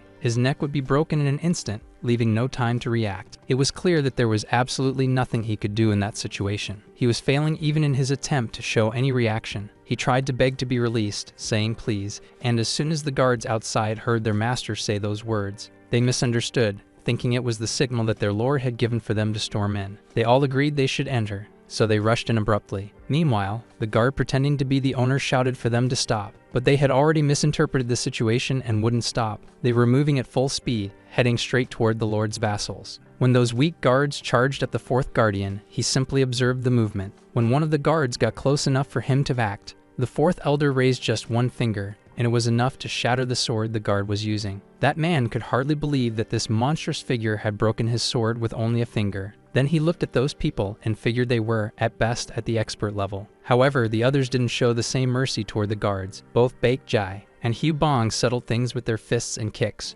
putting those people in their place. Hugh Bong never got tired of seeing how monstrous and unmatched his partner was. When it came to putting people in their place, Baek Jai was the best, fast, and merciless. As merciless as he was fast, he left his enemies stunned. With quick and precise moves, those expert-level guards were merely appetizers for that duo. After taking them all down, he simply looked at them lying on the ground and thought they were a bunch of weaklings. Meanwhile, elsewhere, the bald one on the team was intimidating the guards with his skills. Judging by their stunned expressions, it was clear they had never seen abilities like those before. It was a sword of force, something he proudly learned from his lord. Smiling, he informed everyone that if they wanted to continue, they could. But he was the weakest of the group. But he didn't tell anyone that he had gained insight after seeing the sword marks carved into the mountain valley. Now he had finally reached the peak of the master level and was also a powerful ally to his lord. All that power made him feel deeply satisfied. He was one of the strong ones too. When they heard Hugh Bong say he was the weakest in the group, they all dropped their swords and surrendered. Naturally, that reaction left Hugh Bong extremely pleased. Now it was the protagonist's turn to act, so he unleashed all his power on that guard. After being released by the Lord, the man felt as if he had been given a second chance at life. Grateful, he hurried to apologize for trying to deceive the honored guest. The one named Du Hyun was the true owner of the Dawn establishment.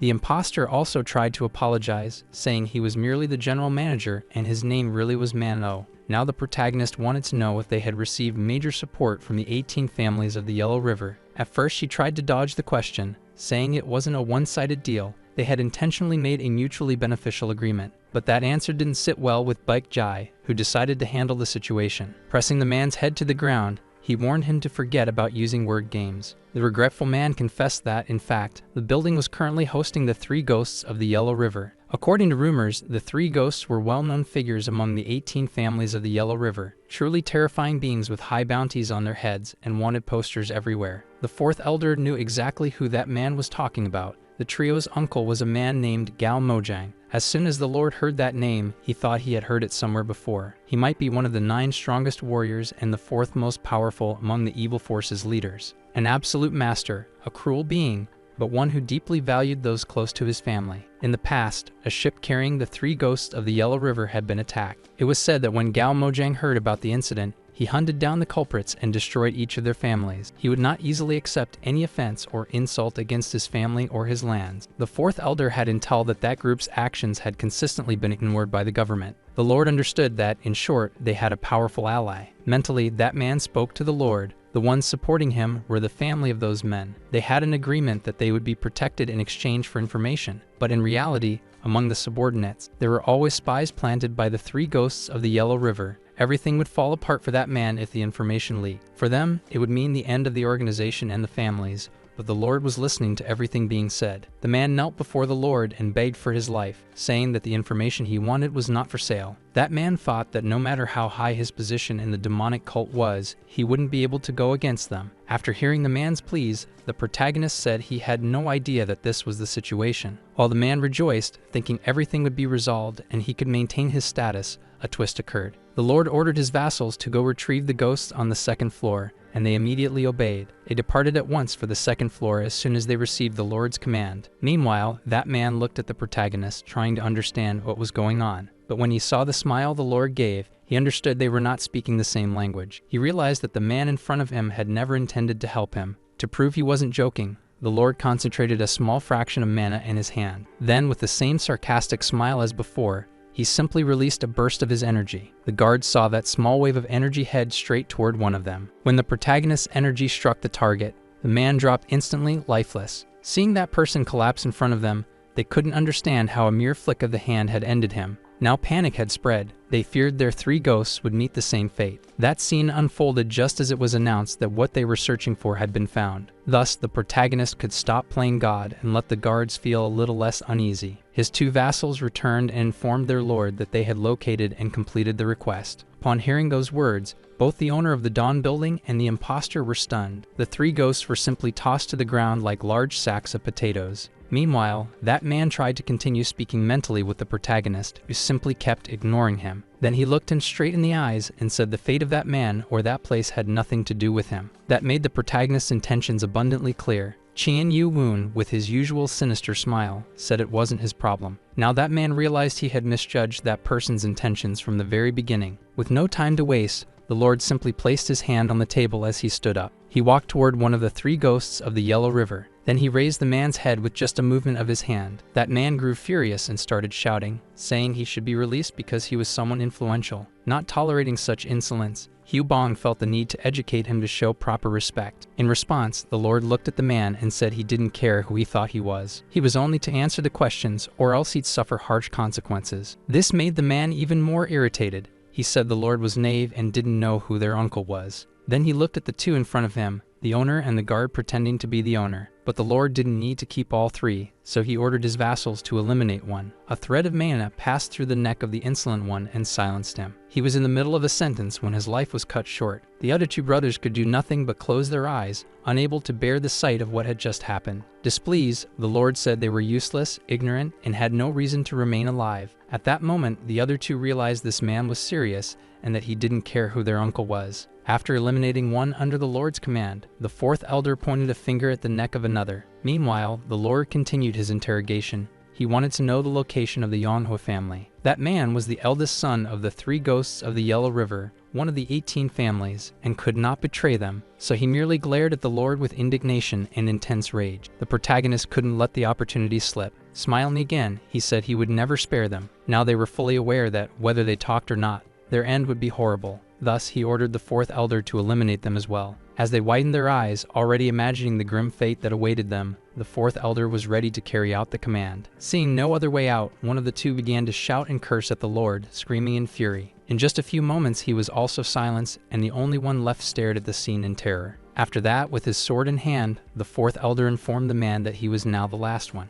Looking at that person willing to do anything, wielding a massive sword, he trembled. Seeing such a horrifying scene, the guards believed that the people from the demonic cult were truly wicked, filled with cruel beings, far more evil than the forces of evil, showing no mercy whatsoever. Now the owner realized how dangerous this was. Not only had they gotten the information they wanted, they had also eliminated the last witness. Then the protagonist simply turned his back and called his vassals to leave with him. However, the building's owner felt threatened. He shouted for the master to wait a moment and asked why he was letting them live. Turning his face, The Lord said it was thanks to him that they had obtained the information they needed. He said he could consider it a form of help, since they were on the same boat. After all, he had paid for the information. Now one of them spoke mentally to the other, saying that if their spies had heard everything, it would be bad for them. As they left, the protagonist told them he had a piece of information they might want to hear. With a satisfied tone, he said that there was still one spy left. That made the two of them panic, and they immediately forbade any of their vassals from leaving the room. As a result, all of the protagonist's team was able to leave without any obstruction. Hyubong's eyes sparkled with satisfaction,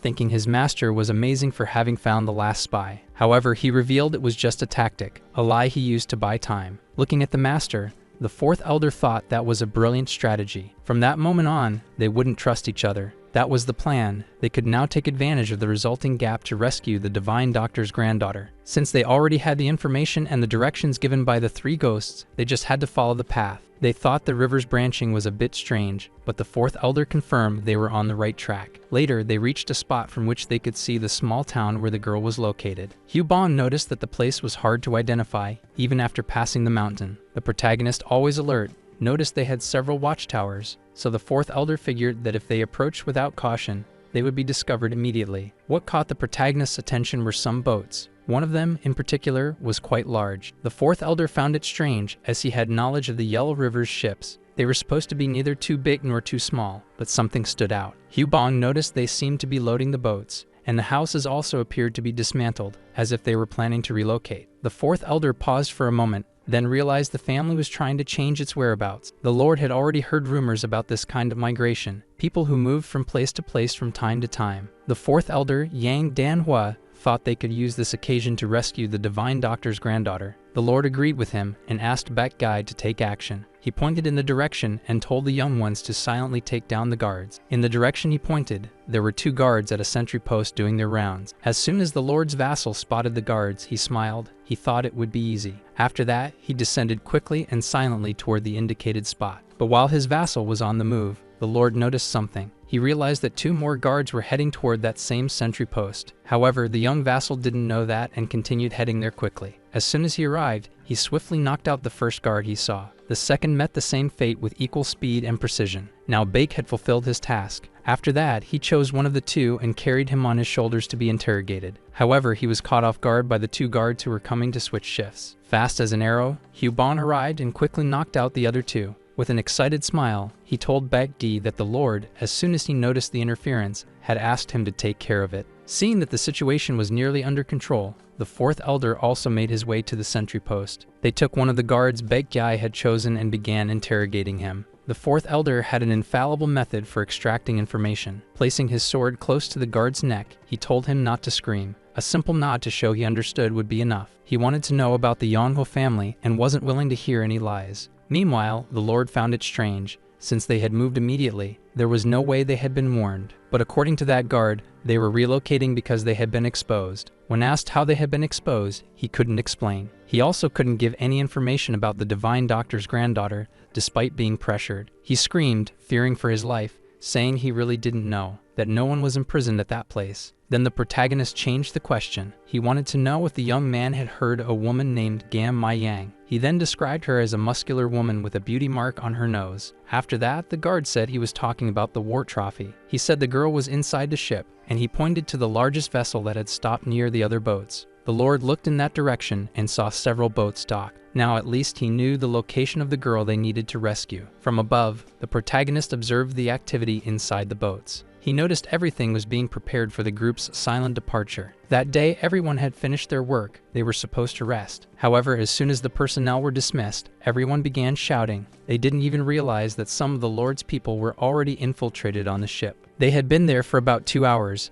Everything had remained very quiet, so Baek Gai and the 4th elder decided to take a peek. They checked to make sure everything was calm before leaving and began to communicate mentally. While they were there, the protagonist and Hyubong were also present, and before they arrived, the 2 would already need to have rescued the divine doctor's granddaughter. They observed the flag, and if they had heard correctly, the 4th mate was nearby. This matched both the flag and what they had previously heard. The two silently coordinated mentally a way to carry out the approach. They would use a distraction to lure the guards. Since the guards were drowsy, it was easy to catch them off guard. Thus, the two managed to neutralize them as quickly as possible. The next step was to enter the quarters and find the divine doctor's granddaughter. As soon as the fourth elder did that, he noticed the young woman sleeping beside a man. He could also see that the two looked quite alike. The half-asleep woman sat up in bed and looked at who was nearby. As soon as she saw it was someone unfamiliar, she signaled that she would scream, but was subdued. The fourth elder motioned for her to stay quiet and told her mentally that they were sent by her grandmother. He said they were there to rescue her, so she could follow quietly. As she left, she glanced at her husband lying in bed while following a stranger. The fourth elder introduced Baek Jai, saying he was an ally. Since the woman appeared defenseless, Baek Ge would be responsible for carrying her. However, he felt like he had been in a similar situation not long ago.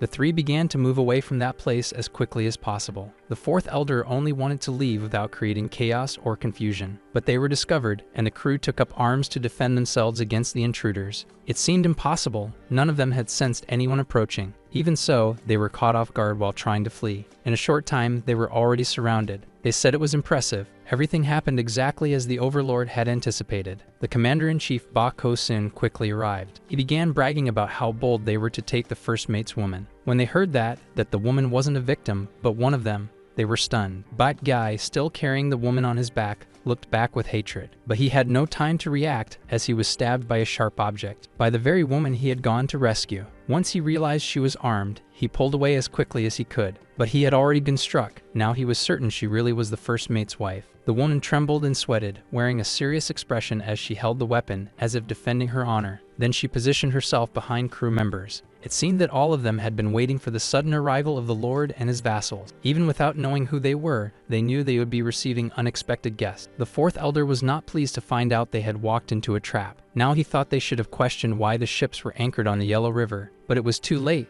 Everything was already behind them. With a smile on his lips, the Overlord believed he had managed to dominate them. Showing ropes, he told the fourth elder that he should cooperate. They were prepared to tie up the two of them, and they were expected to submit. The fourth elder showed no intention of cooperating whatsoever. Ready for anything, the two assumed formation for a confrontation. However, the Overlord believed it was useless for them to keep resisting. He thought they were alone, and no one would show up to save them. The man was surprised when he was told they weren't alone. As soon as he felt that presence, he rushed to the edge of the boat. From there, he noticed two people approaching. It happened so fast he couldn't stop it. As soon as he landed on the boat, the protagonist threw Hyubong to the ground. Due to his lack of training, he couldn't land safely. Everyone on the boat was terrified, not knowing how two more people had joined them. The Overlord was even more frightened when he looked up and saw the impossible. The protagonist was standing on a flying sword. He was displaying the technique of all techniques. From above, the protagonist saw there were more than 300 of them, and among them, only two were martial artists. When the Overlord looked at the protagonist, he recognized the flying sword technique. That led him to ask if the protagonist was part of the Six Blades martial school. Qian Yu-hun didn't respond, but he did state that his enemies were from the Azure Sky Brotherhood. The Overlord became frightened upon realizing they knew more than they should. Meanwhile, the fourth elder was mentally speaking to his master about the divine granddaughter, and the protagonist, upon learning she wasn't a victim, but an ally of the enemies, was displeased. From above, he saw that woman holding a sharp object. Even so, he told everyone they would take the person they had captured. Using his mana, he lifted the woman from the ground, bringing her behind his two vassals. The woman wasn't content. She didn't want to be taken away from her family. Baek Jai, who had already been stabbed by her before, wouldn't let her do it again. He took the sharp object from her. Following his sovereign's orders, Baek Gai was to protect Lady Gam. After giving that command, the protagonist drew his sword from its sheath. Drawing a line on the ground, he warned that anyone who dared cross it would be eliminated. The Overlord screamed in rage, believing the protagonist had no right to do that. Despite his shouting, the Demon Lord could tell the others intended to follow the recommendation. With that, he smiled and asked if the Overlord was worried. Then he told them they could try their luck and cross the line to see what would happen. The Overlord realized the man in front of him wouldn't be shaken by mere threats. He began speaking mentally with the commander about the baby in the cabin. The commander found it extravagant to use the baby in a negotiation. The Overlord just wanted to buy more time and would use the baby as a last resort. That's why the commander played his final cards, bringing up the husband and the baby. The more the fourth elder heard that story, the worse it got. Now Baek Gai thought that woman might not be so crazy after all. She was protecting her son. The commander warned that they shouldn't start a fight, as the baby in the cabin could be harmed. He He warned that if anyone laid a finger on his subordinates before Lady Gam was released, they would retaliate using her child. Those words sounded like an insult to Hugh Bon. The Overlord said he wouldn't be restrained while he still had cards to play. Looking sideways at the woman on the ground, the protagonist said he would do as he pleased. Although the man in the hat thought he would never choose to hurt the Divine Doctor's great-grandson. Even so, the protagonist surprised them. He ordered his vassals to begin the fun. They were to teach everyone their place and to respect those stronger than them. Encouraging his vassals, he himself began to discipline and slice some of those insolent fools. After imbuing his hand with mana, he would throw and pull his sword over and over. He showed everyone that he had great skill. That left the commander quite agitated, and he continued to make threats using the baby. Now the protagonist had put him in a difficult position, as he had just laid hands on the subordinates. That left the commander with no other choice but to send for the child, because he had warned that when he lowered his hand, they were to retaliate using the child. The man was proudly standing with his arm raised, until he lost it in the process. They were stunned to see that the protagonist didn't hesitate to sever parts of the commander's body. As soon as the commander noticed his arm had been sliced off in the game, he started screaming. Meanwhile, the protagonist seemed to enjoy the commander's anguish and agony. Smiling, he told the crew that he never lowered his arm. It simply fell off. He put them all in a tough spot, as those vassals truly believed the baby was in the cabin. However, the protagonist knew the truth and began to apply restraints to the commander. It seemed like he wanted to warn him about the risk of messing with someone stronger. All the vassals just watched, unable to get close. They saw their commander twisting in pain and still trying to fake some sense of authority. The Demon Lord wasn't there to play games, and looking firmly into the man's eyes, he warned him. He would never allow anyone to deceive him or his vassals. The Lord's behavior only made his subordinates admire him even more. Even the fourth elder was impressed by his lord's remarkable intelligence. He always seemed to be steps ahead, putting enemies in delicate positions. The enemy wearing the hat had no idea how the protagonist had discovered that the baby wasn't aboard. Unaware that the demon sect lord could intercept mental communication, they kept talking telepathically. The general order was clear. If something happened during the battle, they were to get rid of the baby. To the Overlord, it made sense. If the Divine Doctor lost someone close, she wouldn't help the enemies. Thus, the vassal would follow his commander's orders and go after the child. He left as fast as he could, hoping to gain some distance. After that, the Overlord thought he was back in control. However, the protagonist simply watched the man from the corner of his eye, while continuing to step on their commander. The commander told the protagonist he would agree to exchange his life for the child's. The Demon Lord knew that not everyone saw things the same way. Therefore, there was nothing more to discuss, and that man had nothing left to offer. So he decided to eliminate him as quickly as possible and show the crew who was really in charge. They were terrified to realize that the enemy would actually do what he was saying. But when they tried to attack, the man simply vanished before their eyes. The protagonist moved so fast that not even the Overlord noticed when he approached. Once again, channeling mana into his hands, he prepared to use a sword technique. He was willing to wield as many swords as necessary, but he wouldn't let any of the men who had jumped into the river get away unharmed. Controlling the swords, he locked all of them in target and warned that the water wouldn't save them. Just as he moved his hand, he noticed the Overlord trying to catch him off guard. A treacherous strike from behind was meant to surprise the Lord. Qian Yuwun simply ignored it for a while, then struck back without even looking him in the eye. That man couldn't understand how someone had managed to block his sneak attack so easily. At the same time, the Lord kept maneuvering several swords toward the vassals. Looking at the man, the Demon Lord made it clear that cheap tricks wouldn't impress him. Continuing his sword attacks, he was able to reach the largest number of men in the water. Some of them thought that diving would free them from the enemy's swords, but the Demon Lord was no ordinary man, and his swords would chase them anywhere. For a brief moment, even the Overlord thought diving would help them escape. He believed he could gain some distance, then thought it wise to insult the protagonist. He only responded with a smirk. Then came the order to the fourth elder. Yang Danhua received the command and would carry it out immediately. To gain more speed, he simply stepped onto the sword his master offered. The protagonist began manipulating his ki to use the flying air sword. That way, the fourth elder would be much faster than the vassals who had taken the lead. Each time he passed by, the Overlord was increasingly impressed by the abilities of those people. Rushing like a shooting star, the fourth elder was guided by his master. The goal was to catch up to and overtake the fugitives. Yes, anyone who made it to the shore would have to face him. He wouldn't let anyone leave alive. With a contemptuous smile, the Demon Lord said it was a shame,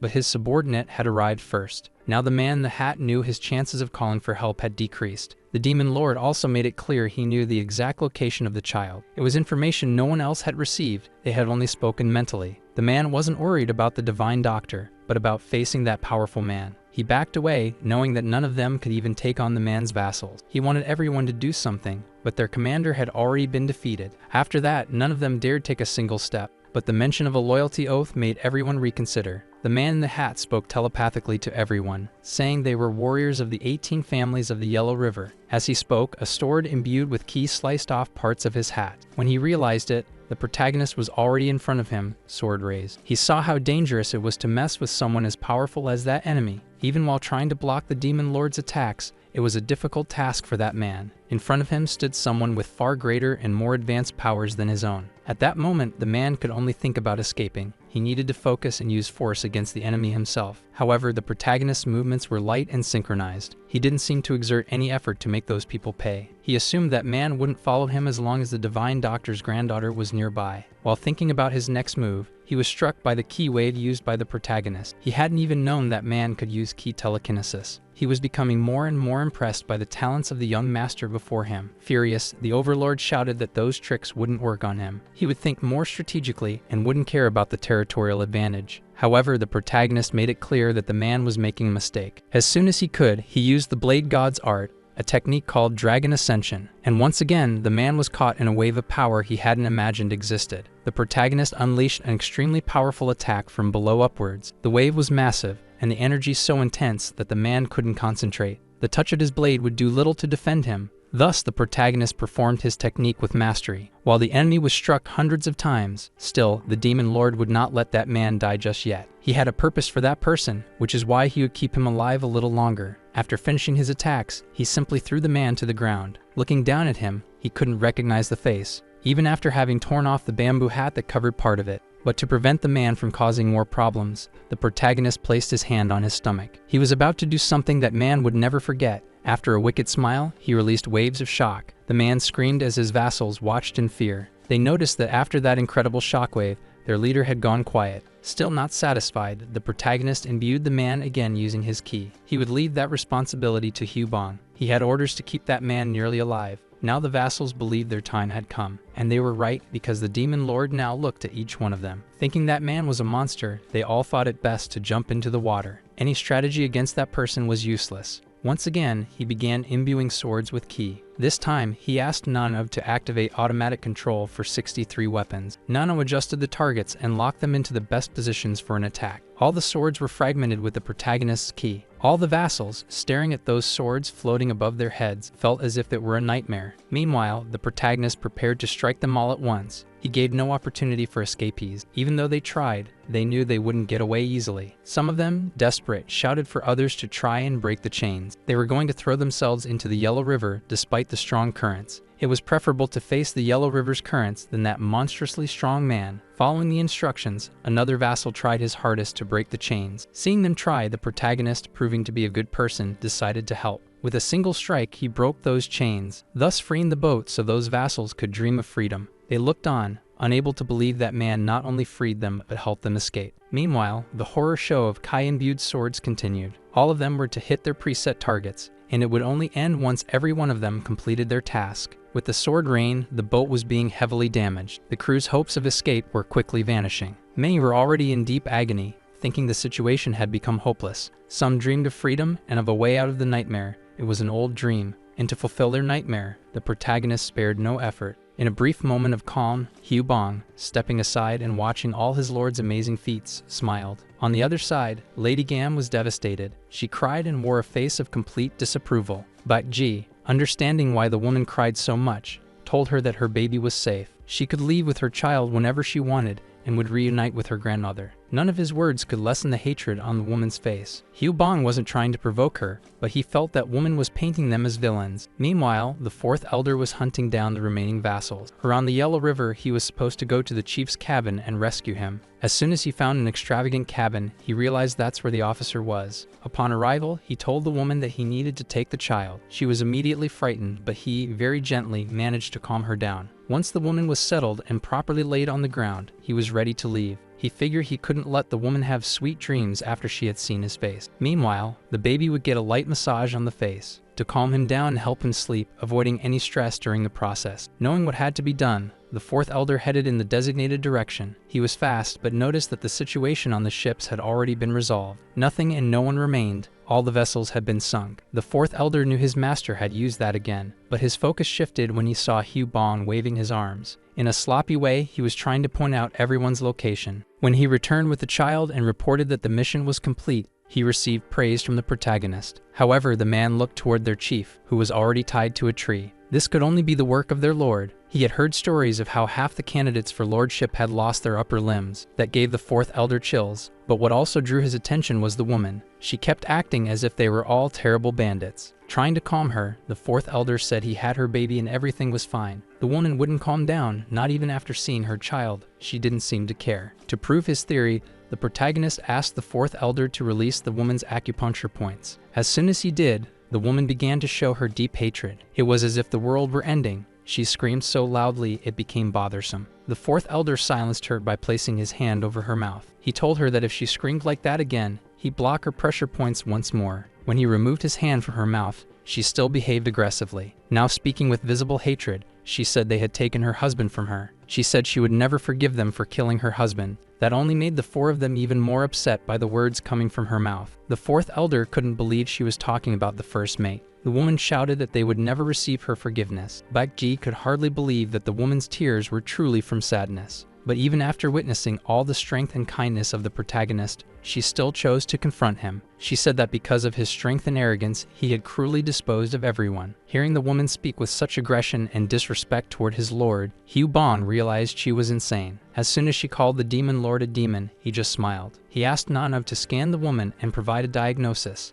Nano reported that the woman was suffering from Stockholm Syndrome. After understanding what was going on with her, he realized there wasn't much he could do. Now he knew that the Divine Doctor's granddaughter was part of the Blue Sky sect. The man tied to the tree thought he had suffered heavy losses, but still had a chance to turn things in his favor. The woman kept saying that obviously they were there to exchange her for some kind of favor. Knowing her words could be harmful, the fourth elder asked her to calm down. The woman declared she would not forgive them. Just because they didn't know about her relationship didn't mean they could do what they did. She said she would never let them get what they wanted, and she would never help them. And if they forced her and dragged her to her grandmother, she'd make sure the Divine Doctor never helped them. Contrary to what she expected, she heard only a gentle voice telling her what a shame it was, that he was Hugh Bong, telling her she must have made a mistake. They weren't part of the forces of justice. He told her she probably didn't recognize their lord because he had only recently taken the position. When the woman realized the man before her was a lord, her tears stopped. The man pretending to sleep against the tree realized he was in trouble. With clenched fists, the protagonist looked at her and said she wasn't the only one who knew pain, and if she had fallen in love with her kidnappers, that was none of his business. The woman kept screaming, saying that kind of intimidation wouldn't work on her, but she went silent when the protagonist warned that people could only speak while they were still alive. The woman widened her eyes and finally realized what she had gotten herself into. Then the protagonist asked Elder Yang Danhua for his opinion, who said it was normal for accidents to happen. He stated that all they needed was to recover her body. The Divine Doctor would be sad, but she still had the baby. Now Gam realized she had gone too far, and she wouldn't remain long enough to keep crying. The Divine Lord said they were only there to rescue her because she was the Divine Doctor's granddaughter. She had no other use beyond that, yet she had chosen to make things difficult. Despite the woman begging for another chance, the protagonist simply moved his hand. With that movement, the woman's fragile neck couldn't withstand it. She ended up falling to the ground unexpectedly. The fourth elder was shocked to see the woman on the floor, while the protagonist was relieved the baby was still asleep. As the woman lay on the ground, the man in the tree pretended to be unconscious. Now he knew his chances of leaving in one piece were extremely low, and they shrank further as the protagonist approached him. Once close enough, he grabbed the man by the neck. He squeezed slightly to encourage the man to stop pretending to be unconscious. He warned him that if he kept his eyes closed, there could be consequences. Staring straight into his eyes, he told him it was now his turn to talk. Meanwhile, in the Yongo family, a tall man returned from a hunt. He carried his catch like his newest trophy. Even though the tiger was big and heavy, the man carried it with ease. It proved he was an experienced hunter. He knew the villagers should have returned by now, because that tiger was a gift. He said the chief liked extravagant gifts, so he brought it to offer. He also wanted to speak with the Divine Doctor's granddaughter, knowing that woman had medical skills. However, when he moved some leaves, he noticed a man who appeared to be unconscious. As he walked further, he saw there wasn't just one. There were several people lying there. He also began sensing the presence of about 50 people, but they were only women and children. After realizing something was off, He threw down his catch and decided to knock on one of the doors. He didn't feel any threatening presence in that house, so he thought it was safe to enter. Still, he kept knocking until someone got tired and opened up. His intuition was right. Someone got tired and came to the door. The woman wanted to know what that man wanted. When the man's expression grew serious, he asked where Lady Gam was. Not knowing what to do, the woman said the divine doctor's granddaughter was on one of the boats. After hearing the answer he was looking for, the man thanked her. The woman, making sure he was gone, stood at the door a little longer. As soon as he left, all of her tough facade disappeared and she collapsed to the ground. She was relieved she hadn't said anything wrong to that warrior. Certainly, any wrong word could have triggered his anger. He would surely go after her since the Azure Sky Brotherhood was a secret society. They were led by the society's leader, followed by the 5 high-ranking members. Meanwhile, in the forest, that man kept speaking about the matters of his society, words about the organization he belonged to. Even the 4th elder was surprised to learn that such radical forces were part of the Justice faction. But to Hugh Bong, it was understandable if it was limited to the Justice forces. Baekgai also understood that they didn't care about the process as long as they achieved results. Heaven,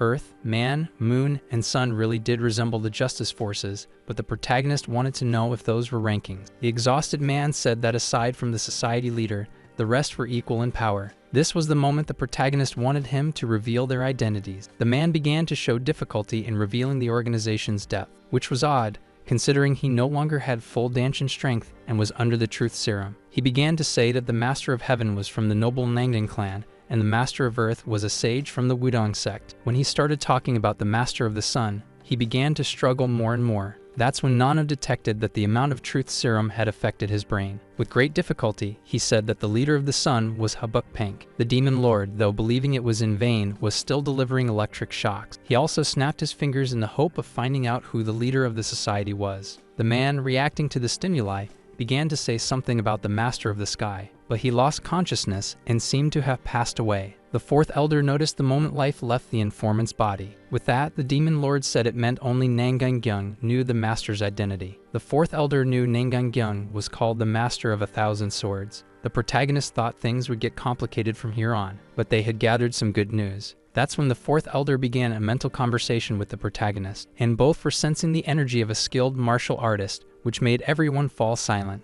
The one quickly approaching that place was the young man searching for the divine doctor's granddaughter. The 4th elder and Baekgai were prepared for the arrival of that person. He radiated great strength and moved like a massive beast, though hidden in the foliage. When he saw that there were 6 people present, he was surprised. He had only sensed 2. Not counting the dead bodies around, there were only 2 detectable presences. However, when the man saw the doctor on the ground, he was stunned. He had left that place only to meet Niskam. Now he couldn't accept seeing the woman thrown to the ground like a rag. He drew his sword, intending to get answers about what had happened. But Baekgai immediately understood what was going on when he saw the great sword. And that man, with incredible speed, charged at Baekgai to confront him. Before he could reach his target, he was intercepted by the 4th elder, who crossed swords with the man, and once they did, they began observing each other. The 4th elder realized that person was a true master. However, the young man didn't expect the 4th elder to be so skilled. He quickly focused his ki into his fist to unleash an attack. Sensing the pressure in the fight, the young man quickly grabbed his other sword, crossing both. Now he was upset, thinking he could take out the weaker one first, but Baekgai didn't appreciate being called the weaker one. Still, the 4th elder mentally warned the young man not to let his guard down, and when the elder looked again at the position of the man's swords,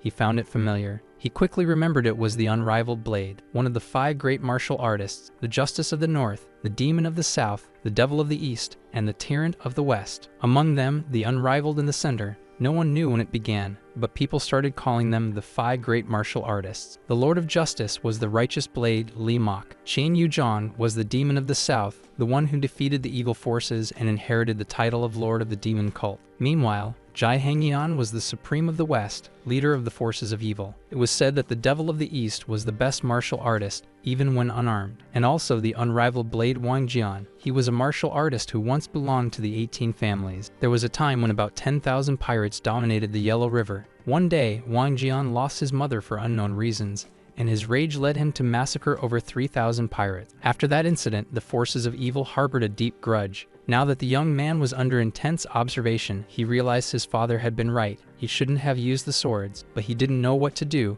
as he had already been noticed by that martial artist. He looked at Miss Gam on the ground and felt sorrow, but there was nothing he could do. Now he had only one thing to rely on, his skill at fleeing. so he ran as fast as he could. He began to be chased, and when he looked back, he realized escaping wouldn't be easy. Baekgye was on his tail and wasn't going to let him get away. And before he knew it, he was nearly cornered by the one he had labeled the weakling, forced to cross swords, and he was just as strong as himself. He couldn't understand why it was that very one who had chosen to follow him. But Baekgye wasn't an easy target for that man. Even though he was fighting with 2 weapons against someone using only his body, he wasn't doing well. More and more, the man felt cornered, to the point of trembling because he didn't know exactly what to do. So he stared at the man with hatred in his eyes and realized that person wasn't bad at all. While Baek observed that man, he could tell he was a true master, possibly even stronger than himself. He wielded a long sword as if it were nothing. When he stopped, he saw the man say he was just too fast on his feet. He made it clear to Baek that he didn't run out of fear, he was just busy. He repositioned his swords again. Now he would wait for the next move. The man raised his swords intending to stir up dust, blocking the opponent's vision. As the dust began to settle, Baek noticed the man running again. He didn't want to fight any of them, but he had no choice. Now that he'd been recognized, he had to alert his father. He was intercepted, and the person in front of him would not let him pass. With a confident gaze, the demon lord told the man he wasn't going anywhere. The man tried to use attacks like the unrivaled blade judgment. His attacks were stopped by someone who simply used their hand to do it. It left the young man irritated. He felt belittled, treated like a child. But clearly the demon lord could fight that man using just a bit of ki. There was no need for swords. Even though the man tried, his swords wouldn't move. He could try attacking the person in front of him. He realized the strength of the man before him was equal to that of his father, and the protagonist simply flicked the young man's forehead. He wore a cheerful expression as he delivered that light flick. Yet even such a small strike sent the man flying. He didn't understand how such a simple hit could have such a devastating result. He knew he needed to get away from those people. Even with free hands, he had already been struck, and it hurt. He lay on the ground like a child throwing a tantrum. And slowly the young master approached that person. He was preparing a fatal strike when he was interrupted. It was the 4th elder asking his master to wait a moment. He wanted to speak about that person, saying he couldn't be a part of the Azure Sky Brotherhood. Then he said that man was surely the unrivaled blade, but the protagonist was determined to extract some answers from that person. He made a few very swift movements to block his pressure points. The one in charge of asking the questions would be the 4th elder. The young man awoke after receiving the flick, now marked on the forehead. Now he was tied up, hands and feet, which meant he had passed out at some point, all from just a flick. He remembered his father saying he was strong, and he was certain no one his age could defeat him. And now he was going through this, defeated by a flick, with that man in front of him wanting more information. He struggled to gather energy. It seemed his pressure points had been blocked. The 4th elder confirmed it was exactly what he was thinking. However, the young man asked what they intended to do with him. Revealing he wasn't as tough as he appeared, the young man began to beg for his life. That gesture left everyone around somewhat surprised. The 4th elder asked him if he was really going to beg for his life like a shameless coward. The young man offered to answer any question as long as he knew the answer. The elder figured that person couldn't be part of the organization and asked for his name. The young man promptly replied. The protagonist thought that if this guy were a stranger to the unrivaled, he wouldn't bear his surname. It crossed his mind that he might be a type of disciple. While the 4th elder asked why he had been attacked. Lu Wang said it was out of anger when he saw Lady Gam lying on the ground. The 4th elder, looking at Hu Bong, said it was as expected. And when he said that, the young man noticed Hu Bong holding a baby in his arms. He wanted to know if that baby belonged to Lady Gam. Then they all said they had tried to save both the mother and the child, but failed. The 4th elder said her grandmother had asked them to save her, but they had fallen into a trap. While Hu Bong watched the 4th elder lie, he thought he was quite the good actor. The young man found it strange that Lady Gam's grandmother had asked to have her rescued. The 4th elder said he was being held hostage and didn't need to lie to him. After believing he had successfully deceived the young man, the 4th elder asked why he was after the woman. The young man said he needed the medicine that only she could make. His story seemed to make sense. He didn't know the lady, he was just searching for her for medical reasons, but in some way that drew negative attention from Hu Bong, who began judging the guy, thinking he might be some sort of addict. The young man argued back, saying that wasn't it at all. Hu Bong looked at his ally, not understanding where that assumption had come from. While Hu Bong once again took on the role of the bad guy, the 4th elder continued searching for information. The young man said he had a sister in critical condition, ill for a long time. Now the 4th elder seemed to understand why the young woman was so devastated to see her on the ground. The real question was whether he was truly being sincere in telling everything he knew or hiding some detail. Then the protagonist, looking at the young man, said he was mistaken. They weren't being friendly. He should answer every question or be thrown to the beasts for them to feast on. The young man thought this person was being overly dramatic and didn't need to intimidate him all the time. The protagonist made a point of releasing his demonic aura. It was intentional, to pressure the young man into revealing whatever he was hiding. He started explaining that his sister's illness was quite serious. He said others referred to it as meridian collapse. When the fourth elder heard the diagnosis for Miss Gunn, he was shocked. Seeing his subordinate's reaction, the protagonist sought more information about the disease. He asked Nano to check the databases to see if the illness was documented. It was indeed meridian collapse, a disease that blocked the energy channels. The fourth elder knew it was a very rare illness. He had only heard of it. The young man, however, knew there was no more time. With every passing moment, his sister's condition could worsen, and now the woman who had the ability to prolong her life and provide treatment was unavailable. The fourth elder seemed to be at a crossroads, just observing the young man, who looked at the elder and asked if the person who had ordered the rescue of Miss Gam was also a doctor. The two began communicating mentally, and the protagonist saw it as a good opportunity. If they helped the man, he'd owe them, and having someone like the unrivaled Blade on their side would be beneficial. He said she was a doctor, the best in fact, and Miss Gunn was her granddaughter. He lit up and asked if they could ask this woman to prepare medicine for his sister. The conversation was interrupted as an enormous surge of energy began to erupt, so powerful that it startled the Lord's vassals and even the Demon Lord himself. The young man knew that overwhelming force was coming from his sister. It had been over 4 hours since her last medication. The fourth elder asked the Lord if it wasn't happening very close to them. The protagonist knew that even from afar he could still feel that strong cold energy. The fourth elder asked the young man if that explosion was coming from his sister. He had heard that those suffering from the illness possessed a massive amount of yin energy. He begged to be released. She might be in danger, and he needed to help her immediately. Looking at the man, the protagonist immediately released all his pressure points. This made the young man a bit uneasy, but as soon as he was freed, he snapped the ropes apart. The protagonist told the young man to go ahead, and he was ready to obey. He asked Baek Gai to go with him while Hugh Bong continued caring for the baby. Once they received their orders, the three of them set off in that direction. The young man went ahead, with the Demon Lord and Baek Gai following closely behind. The vegetation around them looked as if it were caught in a harsh winter. The woman was already visible, surrounded by a massive amount of ice. Even seeing it with his own eyes, the protagonist couldn't believe it.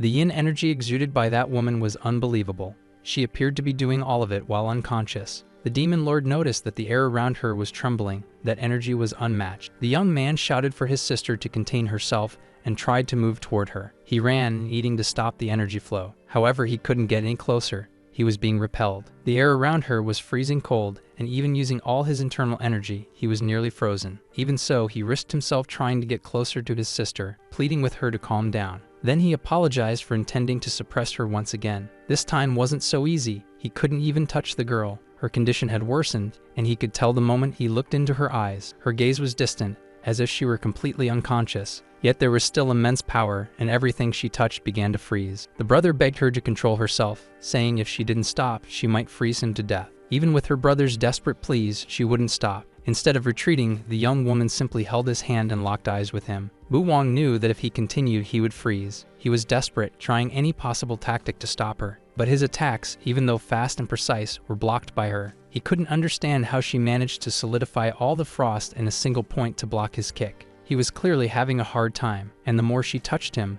the more his body began to freeze. When he looked into her eyes, he realized she no longer recognized him as her brother. There was nothing more he could do. If he continued like that, he would freeze to death. That's when the Demon Lord, finding the story quite interesting, stepped in a little closer. He needed to observe the young woman more closely and told her she should stop for a moment. When the protagonist managed to hold the girl's hand without being frozen, the young man warned that his sister was dangerous and her ice was intense. The woman now cast her cold gaze toward the Demon Lord. He continued holding her hand without being affected by the ice at all. In fact, the brother noticed he was even managing to melt the ice emitted by her. That only showed how immense that man's ki was. Doing so, the protagonist made hand signs to block the young woman's pressure points. He touched her abdomen with the intention of establishing dominance, even if only temporarily. He found it interesting when she created a barrier around herself to neutralize him. Even that ice barrier wouldn't be enough, because the protagonist was strong. The girl started becoming more aggressive, threw her brother aside, and reinforced the barrier. That movement also repelled the Demon Lord along with the brother. As her brother was sent flying, the Demon Lord had to step back a few paces. While being thrown, her brother realized the difference between their powers. He was being hurled in Bak's direction,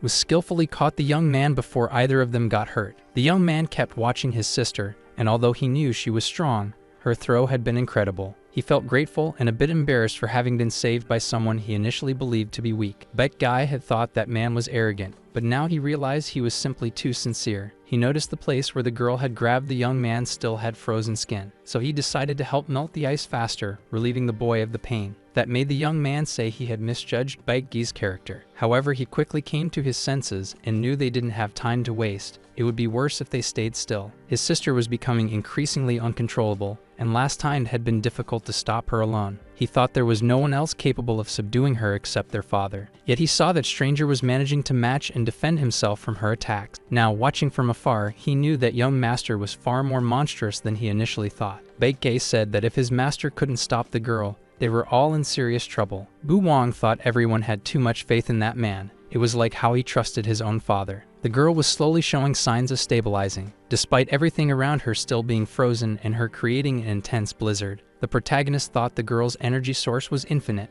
She kept getting stronger. Even though she was using up so much energy, it seemed like she was in another dimension, and she kept attacking with snowstorms and ice spears. The protagonist knew he needed to stop her as quickly as possible, as her power was becoming uncontrollable. The girl began to intensify her attacks and the radius of effect. When the subordinate saw that his lord could be affected, he shouted for him to be careful. That girl was about to amplify her attack tenfold, or maybe even 100-fold. He asked Nano to activate augmented reality and analyze the trajectory of the ice shards. His intention was to use the data to dodge all of them. Meanwhile, the girl kept bombarding the area with more and more ice fragments. The demon lord continued dodging and blocking every one of them. From afar, it looked like an intense and worrying battle. From outside, her brother could see that the young master was successfully advancing toward his sister, using the tactic of blocking and dodging the ice fragments. However, for the protagonist himself, things weren't easy. Those fragments flew at high speed. They were being launched in increasing volume. It was as if that woman had no limits. That's why the young demon lord was being forced to use a bit more of his power. And even then, he was still managing to leave his vassals in awe of his talents and powers.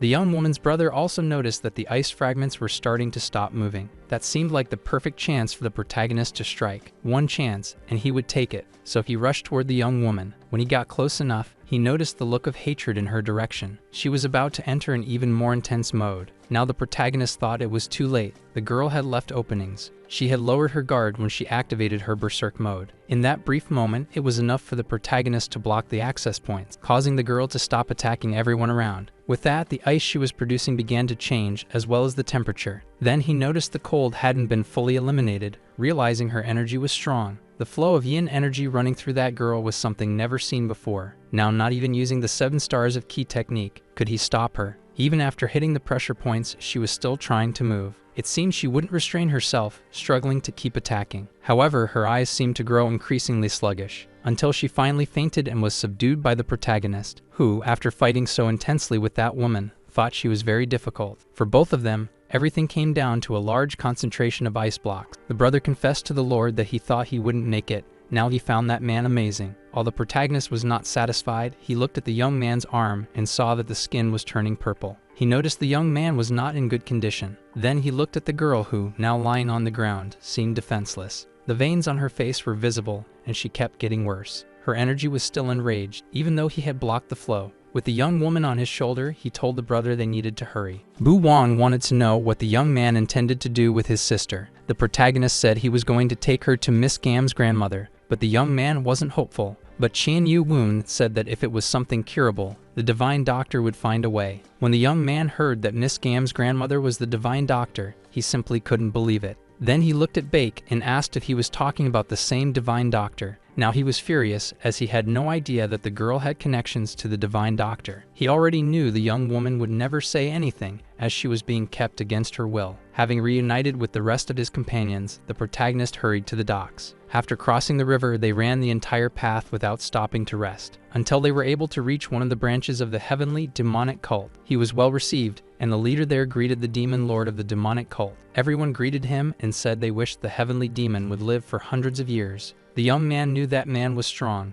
but he didn't know he was the lord of the demonic cult. However, the demon lord warned that the girl's condition was urgent and needed the divine doctor. A man said that the old lady was currently in the reception hall. Elder Wang and Baek were ordered to take the body and the baby to the other reception hall. as they entered with the woman in critical condition. The protagonist looked for the divine doctor, who was at a table drinking tea. The black-haired young woman became excited as soon as she saw her lord and beloved. She ran toward him to greet him but stopped halfway. When she saw that he had a woman on his shoulders, she looked toward the face and saw the bulging veins and wanted to know who she was. She wanted to know who that woman was, but at first he couldn't stop to explain. So she was placed in a room where the divine doctor was supposed to examine her condition. She analyzed through her veins and pulse that the girl's condition was serious. Meanwhile, Hugh Bong took the opportunity to give a quick report to the friend, updating her on what had happened. Now that she knew, the girl's cheeks had lifted a bit. She was initially bothered because the young woman was very beautiful. After hearing about the illness, Hugh Bong said she knew exactly what method had been used. Blushing, she looked at her friend and said it was just a basic poke. The young woman lost control when she heard that, and the protagonist didn't like the joke. Now he had to wait for what the divine doctor would say about the collapse. She confirmed it was indeed the collapse of the 9 yins. The woman said she didn't know who had administered the medicine, but it had increased the girl's vitality. The young man knew the woman was unknowingly praising the granddaughter's good work. The lord, upon hearing the doctor speak about the illness, asked if she had treated it before. She shook her head, and that left the young girl's brother in despair. It made no sense that she had never treated it before. The doctor said that the first time she saw such a disease, she was 30 years old and only knew the basics. That's why she couldn't create a medicine to open the blocked meridians. She would have needed someone with very strong yang energy, but couldn't find anyone. The Shaolin abbot was the one tasked with that mission. At the time, the yang energy wasn't sufficient, and in the end, the girl couldn't endure it. The doctor said it wasn't the abbot's fault, but rather the procedures. The brother wanted to know what method could be used with fewer flaws. The doctor explained that forcing the woman's veins wasn't the best option as the energy was too strong. She said there were 2 methods, both carrying a certain level of danger. One was basically impossible at the moment, and the other was something none of them wanted to consider. However, the young man kept pressing the doctor to speak, and the woman revealed that energy would need to be inserted into the abdomen. That information terrified the brother just by imagining the procedure. He asked the doctor if it was exactly what he was thinking. She said that, in that place, the only one with sufficient yang energy was the lord, who immediately wanted to know what the other method was, to which she replied it was impossible. However, just as she was about to reveal what the other method was, the protagonist felt a strange energy. It was a type of energy he had never felt before, heading toward the gate. It was more intense than when that woman had entered her frenzy. He noticed that only he could feel it, which meant the person was at his level or higher. With that, he rushed out to protect the entrance of that cult. Just as every person had their own scent, so did Qi have its own signature. That energy, before reaching the present moment, passed through the forest and saw signs of a fight. It sensed yin energy and concluded that Huangshan had been taken, and they were currently crossing the Yellow River. From the traces left behind and everything he saw, he realized his daughter was in a state of frenzy. To subdue and kidnap her, the person would have to be a highly advanced martial artist. Regardless of who the opponent was, he would never forgive them. They would pay for going after his children. With that mindset, the man managed to follow the traces left by the yin energy, and that led him to the gates of the celestial demonic cult. As soon as he arrived, the man couldn't hide his anger and discontent. It didn't matter who opposed him, he wasn't afraid and would go to any length. The guards tried to stop him, asking what brought him to the cult's gate. He simply ordered them to step aside. Then with a strike, he put both of them to sleep and left them behind. He approached the next guards, who wanted to know why he was invading. Again, without explanation, he just ordered them to get out of his way. Once more, he used his skills to drive the guards off. They realized that with just one hand movement, he had defeated 4 martial artists. The man standing before them was a master. He quickly released his energy, showing he wasn't playing games. He demanded they bring him his children. However, the guards didn't know why this man was looking for his children in that place. Someone saw it as an attempt to distract him from his true objective. But the guards couldn't allow an unknown man to simply barge in. Even knowing he was strong, they had to try to stop him. Once again, the martial artist defeated many with just a few moves. He made their swords float into the air, controlling several of them at once. Now everyone understood that this meant the person was likely at the level of an enlightened grandmaster. He gave a final warning. Anyone who stood in his way would not fare well. They warned him not to do this, that he didn't know what he was dealing with, and he shouldn't underestimate the celestial demonic cult. Then the man once again began moving his hands. He was tired of warning them. With a wave of his hand, he launched all the swords at once. His targets were the guards trying to block his passage. The swords stopped close to their targets and didn't actually injure anyone. The energy of the swords began to tremble, suspended in midair without touching any of the cult's followers. That man understood what it meant. Someone had interfered using Qi. With firm steps, the protagonist positioned himself near the man who was trying to harm his followers. The protagonist was also able to manipulate several swords at once. Now the man knew that the young man was the one responsible for manipulating ki. However, the protagonist was receiving some assistance, as he had the control of 40 swords activated. After that, he asked Nano to aim all of them at the locked target. The protagonist was going to launch all the swords in the direction of the intruder. Upon seeing how the young man performed the technique, he was truly impressed. That was not normal. To control that many swords required extreme mastery. He looked around 20 years old, but his energy was not inferior to the man's. There was also the way the subordinates treated that man, calling him Lord. Then he remembered hearing about the new lord of the heavenly demonic cult. The leader of that branch asked for permission to speak to the cult lord. He knew that man had invaded and incapacitated several guards, threatening them if his children were not returned. The protagonist heard that the man was looking for his children and assumed he could be their father. Now he knew he was the unrivaled Blade Mujian. As soon as his vassals heard that man's name, they were terrified, but the man understood it meant it really was the lord of the demonic cult who had taken his children. He knew that to fight such a person, he would need to spend a lot of energy, which could endanger his children. He needed to proceed with caution and make a more strategic choice. He made his intimidating energy vanish. He respectfully greeted the leader of that cult, saying it was an honor to meet the lord of the heavenly demonic cult. He introduced himself formally. After the man properly greeted the lord, Qian Yu-Wen halted the attack that had been aimed at that person, making all the swords fall to the ground simultaneously. Then he asked the master of the outer pavilion to take the fallen martial artists for treatment. After examining them, everyone said that none of them had serious injuries. Upon hearing that information, the lord of the heavenly demonic cult thanked him for the consideration. That intruder had only stopped because he didn't want to create unnecessary enmity. He said he wanted to be more courteous as he was in the presence of the heavenly demonic cult's lord. The protagonist found it interesting to have someone like that indebted to him. Because the daughter was in critical condition, they had no choice but to bring her. Wang Jing'an said he recognized good intentions and explained he had arrived in a rush and made poor judgments. When the man was about to say something else, he felt his daughter's energy. The place where she was began to emit signs of ice, and even the protagonist was alarmed because the meridian suppression had been undone. Now he was worried, calling the father to follow him. The two of them immediately rushed to the area where the ice was most intense. The girl was in a complete frenzy, and Hu Bong had to protect the divine doctor from being hit. The patient was in a critical state, and restraining her at that moment would be impossible. The vassals wouldn't be able to hold the guest for long. They would need the lord and the elder. They said the girl began attacking, and her ice seemed more intense. Seeing what was about to happen, one vassal shouted for everyone to run,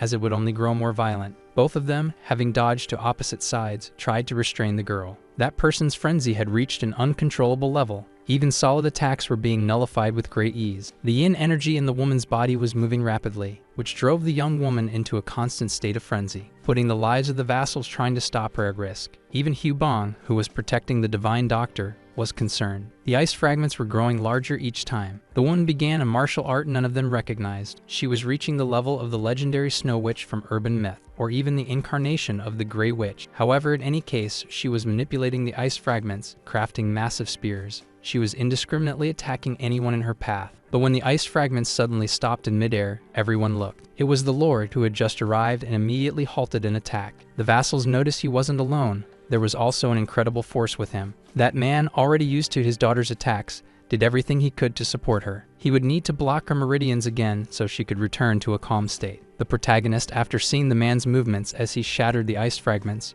realized that if he had wanted to earlier, he could have easily blocked the swords. Meanwhile, the man was trying to speak to his daughter and bring back some of her lucidity. The father had anticipated his daughter might go into a frenzy, but her state was far worse. He ran toward her in an attempt to help, but her movements were becoming more intense and precise, so the father tried to break the ice barrier she had created. He needed to reach her abdomen to contain another frenzied attack, and as soon as he saw an opening, he was fast enough to neutralize her. As soon as her pressure points were blocked, she gradually began to calm down. Even though he had acted quickly, the father noticed that the energy was strong. Now a 5-star technique wasn't enough. His daughter's condition had worsened beyond imagination. At that rate, he feared for her life. Once he managed to stabilize the frenzy, the girl collapsed unconscious into his arms. He looked at her face and saw bulging veins and the pained expression she wore. The father could feel the cold emanating from her body. The condition was much worse than before. He thought it would take at least half a day to bring her to the Yongo family. However, when he looked to the side, he was surprised to see the divine doctor. With her striking presence at first, he didn't recognize her and wondered who that muscular woman was. Her pressure felt familiar, but when the woman began examining the girl, he realized that lady was a doctor. The protagonist revealed he had personally gone to get her. The doctor said the situation was critical. The energy had already spread throughout the body. She looked at the protagonist and said they really had no choice but to perform that method. The father became furious and demanded the doctor explain what was happening. She, somewhat embarrassed and sorrowful, said the only way to save the girl was by balancing the energy. However, as soon as he heard the word balance, the man began to imagine how it would be done. He entered a state of unimaginable fury. When he heard those words that he believed profaned his daughter's innocence, he grabbed the doctor. He shook her by the collar and demanded she take back what she said about his daughter. However, the son, recognizing his father's voice, pleaded with him to calm down. Seeing that his father was about to lose his temper with the doctor, he begged him to wait. He said that this was the divine doctor. The man had no idea that woman could be someone so important. Once tempers cooled, the girl was taken back to a room to be examined. The situation was calmly explained to the father, who was now processing the explanation. Even Hugh Bong, who always joked around, was silent. He knew Moon Ju was suffering just imagining the situation. The Lord's face also didn't seem pleased with the proposal. He didn't want to be involved with more than one woman, and he felt doing so would be a betrayal of Moon Ju. The young vassal knew her master was the kind of person who would follow through with any decision. She felt very bad for her friend, but having one of the 5 great martial artists on their side would be important. The doctor insisted. They no longer had time to argue about the situation. The acupuncture needles were only temporarily driving the cold away. Now the son asked the father what kind of decision he wanted to make. He said he didn't like the idea, but if it was the only choice, he wanted his father to decide in favor. Yeonjin's life was at risk. The father's expression wasn't pleasant, but if that strange technique could save his daughter, he could even risk letting his precious daughter be near that strange man. Even if he didn't express it, it was clear he deeply valued the woman who was visibly jealous. In this case, the daughter of that man would only be a concubine of the demonic cult's leader. But he had heard that in the demonic cult, it was normal for the Lord to have multiple wives. And while thinking about this, the patient was showing signs of running out of time. In this critical moment, the man took on the difficult role of asking for that favor. To do so, he had to break a personal vow he had made to never ask anyone for help. Now on his knees, he begged that Lord to save his daughter's life. The protagonist was uncomfortable with that situation. The man kept insisting, saying he needed the favor of that Lord. He hit his head and begged, saying he was speaking as one of the 5 great martial artists. He was speaking as a father who was running out of time, while the protagonist just watched. Of course, the protagonist wasn't afraid of making that man an enemy, but if he were an ally, he'd be valuable.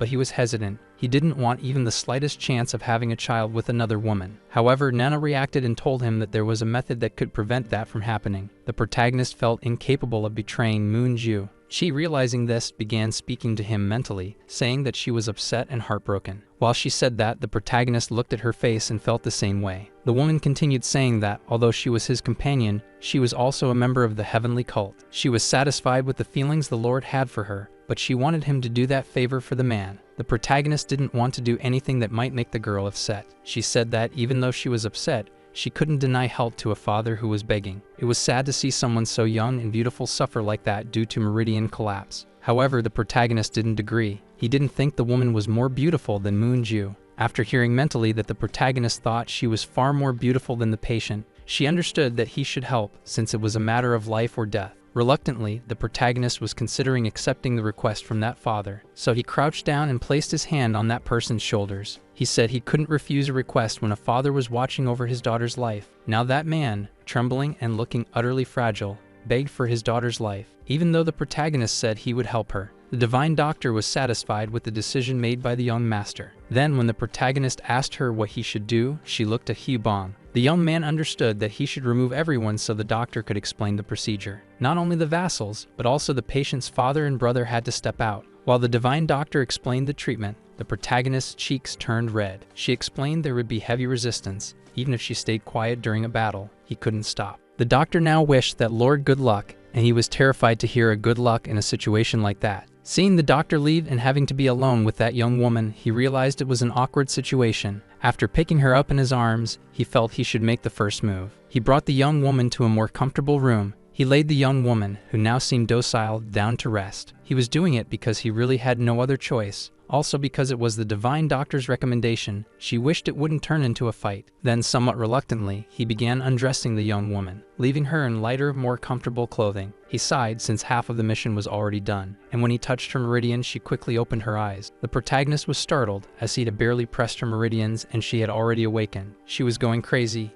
He knew the task ahead wouldn't be easy, but he couldn't give up no matter what. Everyone was startled by the noise coming from inside that structure. Meanwhile, the bald guy shouted that his master was probably really going for it. He didn't think it through, and in that comment, he ended up injuring the young woman's father, brother, and friend. Hugh Bong didn't understand why every time he spoke the truth people got mad. Even Moon Ju had walked away after what he said. After that, he still got slapped by another vassal who said he had gone too far. However, the sounds continued and kept intensifying. The ice also seemed to be going out of control. The building seemed to be freezing over again, and Hugh Bong was worried about his lord. However, he was told by the divine doctor that the procedure could not be interrupted. She said that noise was just the girl waking up, so they couldn't just rush in and interrupt without reason. She made it clear that everyone was fine. It just seemed like the fight was going to get a bit more intense. Hugh Bong commented that everything suddenly seemed to go quiet. At that, one of the vassals blushed, thinking the fight had gotten more heated. The doctor was relieved as the treatment had finally begun. The ice also seemed to be more controlled. They were right. The treatment prescribed by the doctor was being carried out. Despite the act being performed, the protagonist had to focus on transferring the energy, and he knew he shouldn't try to fight the yin energy. He should just accept it. He should focus on circulating the yin energy through his own body, then extract it little by little. However, he couldn't understand how one person could have so much energy. An ordinary person could never endure all of that. He noticed that the demonic celestial energy was absorbing the opposing energy. It was devouring the extracted yin energy like a predator and its prey. Even if he could circulate nature's energy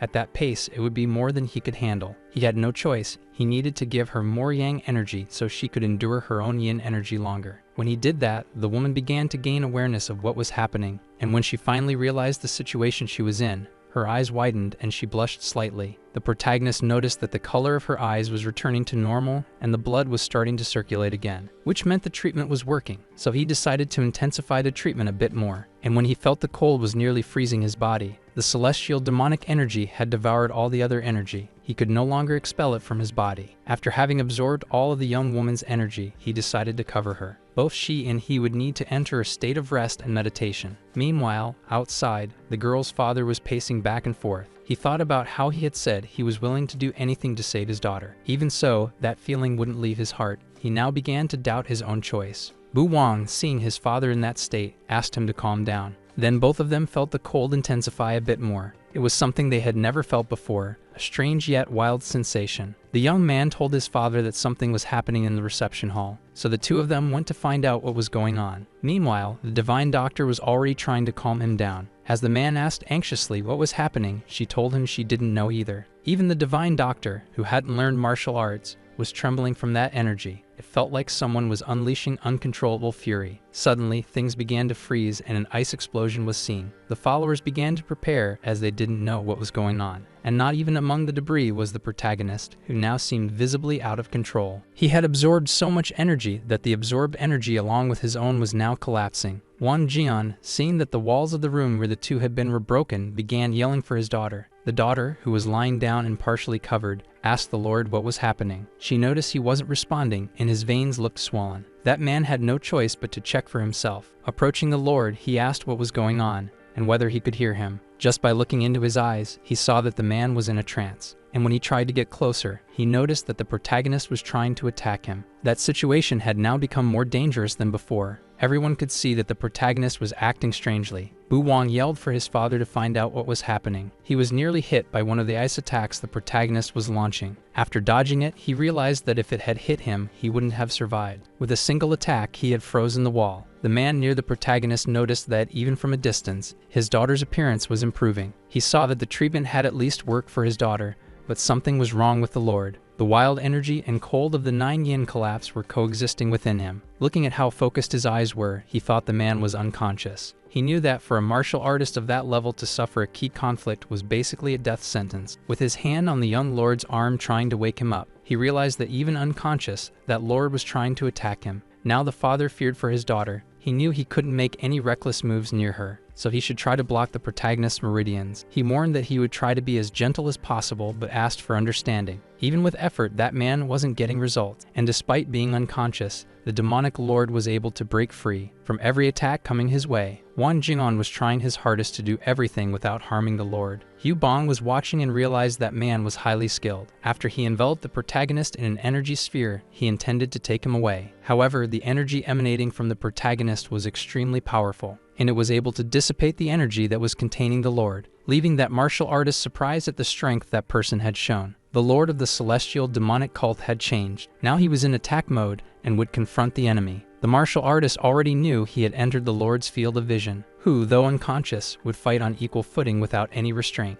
Trying his best to avoid harming anyone involved, the martial artist ran, in an attempt to lure the Lord away and prevent harm to others. He was only trying to defend himself, not attacking at any moment. At a certain point, that martial artist had to call for his son. Since the two were connected, the son knew exactly what he needed to do. So he quickly threw the sword, giving his father enough time to catch it in his hand. Now he could defend himself from that lord who was ready for battle. Wang Jing'an could feel the energy as a cold aura imbued within the sword. He was fighting only by blocking, focusing entirely on protecting himself and everyone around him. Even for that well-trained martial artist, it was becoming difficult. He had to defend himself while still maintaining a certain control over the power being emitted. Like all the vassals of the demonic lord, Yu Bong was watching everything that was happening, and when he saw that the divine doctor was in danger, he rushed to defend her. He knew that the shock was too much for the divine doctor, so he removed the woman from that place. He acted with such skill that he performed his role masterfully. Now the vassal looked at his lord and noticed that he was experiencing ki divergence. That was very bad for everyone. The only one at that lord's level was the martial artist, but he also had to fight against that cold energy. It was all similar to when his daughter had entered a frenzy, but he saw no end to it. Now it made sense. He realized that the lord, instead of expelling the energy, had absorbed it. It was all complete madness. Even if that lord was on a high level like the enlightened, still it was too much. If someone like him absorbed that much energy, it could cause a collision. He had no other choice but to fight seriously and defeat him. So he shouted the name of his son once again, who was already holding the next sword. The man, in advance, asked the Lord for forgiveness, for he intended to destroy him. But even unconscious, the protagonist didn't lower his guard. When the vassals saw that the martial artist's strike was heading toward the Lord,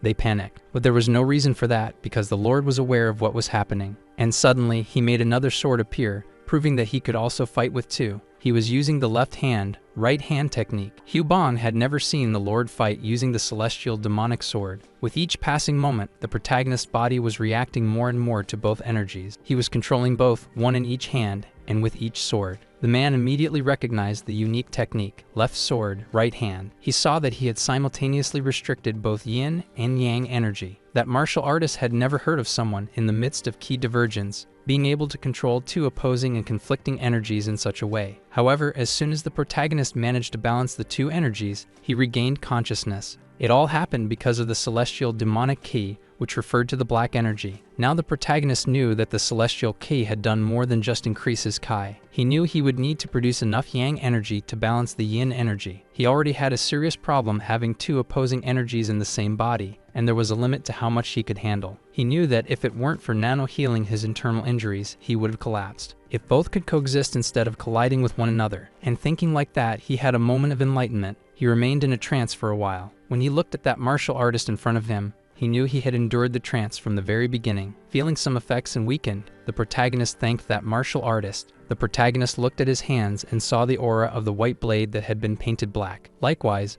the aura of the enhanced black sword was emitting cold energy. Then he felt that the yin energy and the celestial demonic ki were balancing instead of clashing. When Moon Ju, worried, asked Lord Wan what was happening, he said that by looking at the energy, he could tell that her master was becoming more and more powerful. He was advancing into territory he had yet to reach. Everyone there would witness the birth of a new monster. Our video ends here. If you enjoyed it, please like and subscribe to the channel. Until next time, bye bye.